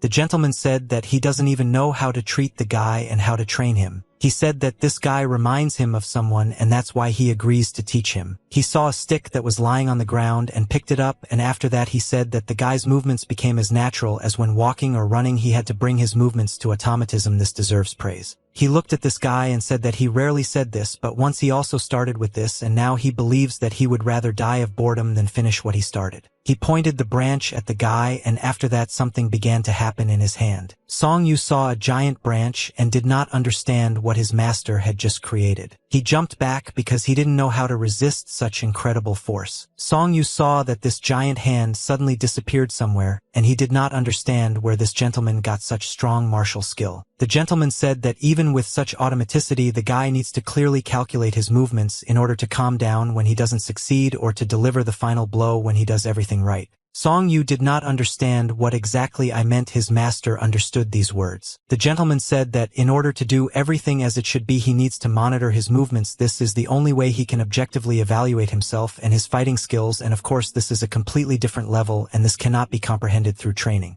Song Yu said that he had already encountered something like this before. It's like looking at yourself from the outside. The gentleman said that this is called contemplation, but he is still very surprised that the guy has already met with this once. Song Yu said that one day it seemed to him that this was a sharpening of his perception, and he was sure that he had already experienced this strange feeling, as if he saw himself through the eyes of another person, and he gave it some meaning because he could not use it to the fullest. He bowed and thanked the Lord for his instruction. The gentleman said that since the guy is already so noble, he may not even perceive the teacher as his enemy. And studying martial arts is useful for him, but no one forces him to be a master. From the forest above the dark silhouette of a man. Mr. This man that he promised to do one favor, and now he is ready to show the promise present. Song Yu looked back and wanted to take a closer look at the man who appeared from the forest. Song Yu saw that his brother Ram was standing in front of him. The second student said that he had not seen his brother for a very long time and could not believe his eyes that they finally managed to meet. Song Yu was very surprised when he saw his younger brother and could not even imagine that this moment would ever come. They looked at each other and tears began to appear in their eyes. The brothers hugged each other and cried because they couldn't believe that they could see each other after so many years. Mr. watched these guys and thought that he had finally managed to find his older brother Ram, and this older brother was very different from his brother. The gentleman was very surprised when he saw Ram's reaction and thought that he had never seen him like this because he always behaved with restraint, and for the vicar of the Western Gate he was too soft. Young was training with a staff in the courtyard of the palace. She waved her staff in different directions, repeating the martial arts techniques that she studied as a child, and at that moment she felt calm. She thought that if she finds at least one of her brothers, she will be even more calm, and she is glad that now she can protect her little sister So Yul. She thought that she should no longer be so insatiable, and maybe at some point she would have to stop. The elder mother watched this girl and said that she still continues to train despite the fact that it may harm her delicate hands. She said that the girl often forgets that her hands are her weapons. Young said that this training calms her down. She apologized and asked for forgiveness from the elder mother and said that next time she would train more carefully. Mother said that the girl thinks too much for her age, she needs a break from her thoughts. Young asked her mother how she could fight thoughts if they visited her even if she didn't want to think about it. The old woman said that even if she can't stop thinking about it, she should learn to control her mind and it won't take her much time. The girl replied that mother was right and no matter how long it took her, she would learn it anyway. Mother said that the girl will definitely succeed if she puts effort into it. She took the girl by the hand and said that nevertheless, while these thoughts excite her consciousness, her mother would worry that they could change her beyond recognition. Young replied that this would never happen. Mother said that people are saying that the head will arrive soon, and she warns the head that Young will visit her coming to her. Young thanked the elder mother for her kindness and said that perhaps she would help her. Song-yu sat with his brother near the fire. Song-yu asked that this gentleman specifically fought the battle in order to reduce the number of residents in Murim. Ram replied that everything happened exactly as he had planned. Song-yu closed his eyes and thought that this all meant that the master was caught precisely because of this situation. Ram said that all people from the very bottom up to the most influential families of Murim are afraid of Mr. Manager, and if you think about it, the master had the opportunity to prevent this even in its infancy. Song-yu said that the master did this for all the students. Ram replied that based on his brother's words, he thinks Ram knows what happened next. Ram said that he knew absolutely nothing about the fate of the other brothers and sisters, and he was able to find his older brother only because people from his organization helped him. Ram said that he would find all the brothers and sisters without exception and bring the whole family back. Song-yu was very happy that the second student grew up to be a kind and honest person. The servant approached Mr. Ram and said that it was time for them to return back to the western gate. Ram said that the elder brother just had to ask the manager for a favor and he could buy him some time so that he could get out of here safe and sound. He said that for a man of honor 10 years of waiting for revenge is not such a long time and he first needs to buy some time. Song-yu replied that he promises that these people will pay in full, for this he must stop. Song-yu said that if he can't overcome this, then he will never become stronger and brother should believe in him because the video of his younger brother, he feels happy again and a stone has been lifted from his soul. Ram said that he is very angry with himself for not being able to help his older brother because he is not competent enough. Ram asked his elder brother to promise that he could take care of himself. Song-yu also asked his younger brother to take care of himself, and the revival of their family now lies on his shoulders. Ram looked at his brother and felt incredibly proud of his older brother and that he was able to live up to his expectations. Song-yu knew that his younger brother would cope with these tasks and everything would definitely work out for him. A few days later, Song-yu sat near the stone and thought that he was right after all and everything that he experienced in that hell would never be forgotten. He thought that if he could just hold on a little longer, then he could imitate what he saw that day. He hit his knee with his fist and said that he simply did not have time to just sit around. He remembered the words that the master told him about something that a crazy old man wrote a great secret book to explain how to become an immortal Taoist. The gentleman said that the title of the book itself does not imply that he will worthily rule heaven, and for this he needs to become an immortal Taoist. If he has perfect knowledge from this book, he will automatically ascend to the gates of heaven. Song-yu promised himself to study these martial arts perfectly in order to become a Taoist, and he understood why the gentleman said this, because until he reaches such a level of self-control to see himself from the outside. Song-yu thought that he trained a lot in order to achieve the shape he has now. It's still not enough. He turned his head to the side and saw that some people were approaching him. There were martial arts masters in front of him, and he was very surprised that they decided to come here. The gentleman said that they were looking for a man named Song-yu. Song-yu answered them that he didn't know them and wanted to find out who they were. Judging by the fact that they knew his name, he assumed that they were his enemies. The man started shouting at the guy that when asked he should clearly answer the question. Song-yu said that how does he know that if a person is looking for someone then he should call himself first, and again asked no one is like that. The old man said that they are the murderous 6 monsters and now they want to find out if they managed to find a man named Song-yu. Old man asked the guy if he now has a book called Chekarok and a 10-year promise ring with him. Song-yu said that 10 years promises are actually in his possession, but he is not its owner, but in the book now he does not have it. If they don't want it, he can read a few lines from this book. They began to threaten him and say that if he continues to lie to them, then problems will no longer be avoided. He replied that he doesn't lie to these people. Song-yu said that all the knowledge from this book is in his head. If they want to attack him, it will be a mistake for them. The man replied that he shouldn't worry about it now, and now he needs to take this guy with him. Song Yu said that he had to refuse and would not go with them. The old man replied that if he obeyed them, then they could save his life despite his resistance. The main first master came out of the crowd and said that he had no more time to talk and he would bear full responsibility for his next actions, but they must speed up the process of capturing this guy. The old man replied that he understood the words of the master and could not object to his decisions. The soldiers looked at each other and realized that the master had just given them the order to attack. Song Yu knew that if a fight could not be avoided, then it was necessary to strike first. Song Yu swung his spear and began to attack his opponents. The old man put his hand forward and said that any resistance would be useless. Song Yu was surprised because this old man was able to block his blow with one finger. He lunged forward again and tried to continue his attack. The old man again used his inner energy to release a large wind of his finger. There was a big explosion after the old man used his fighting equipment.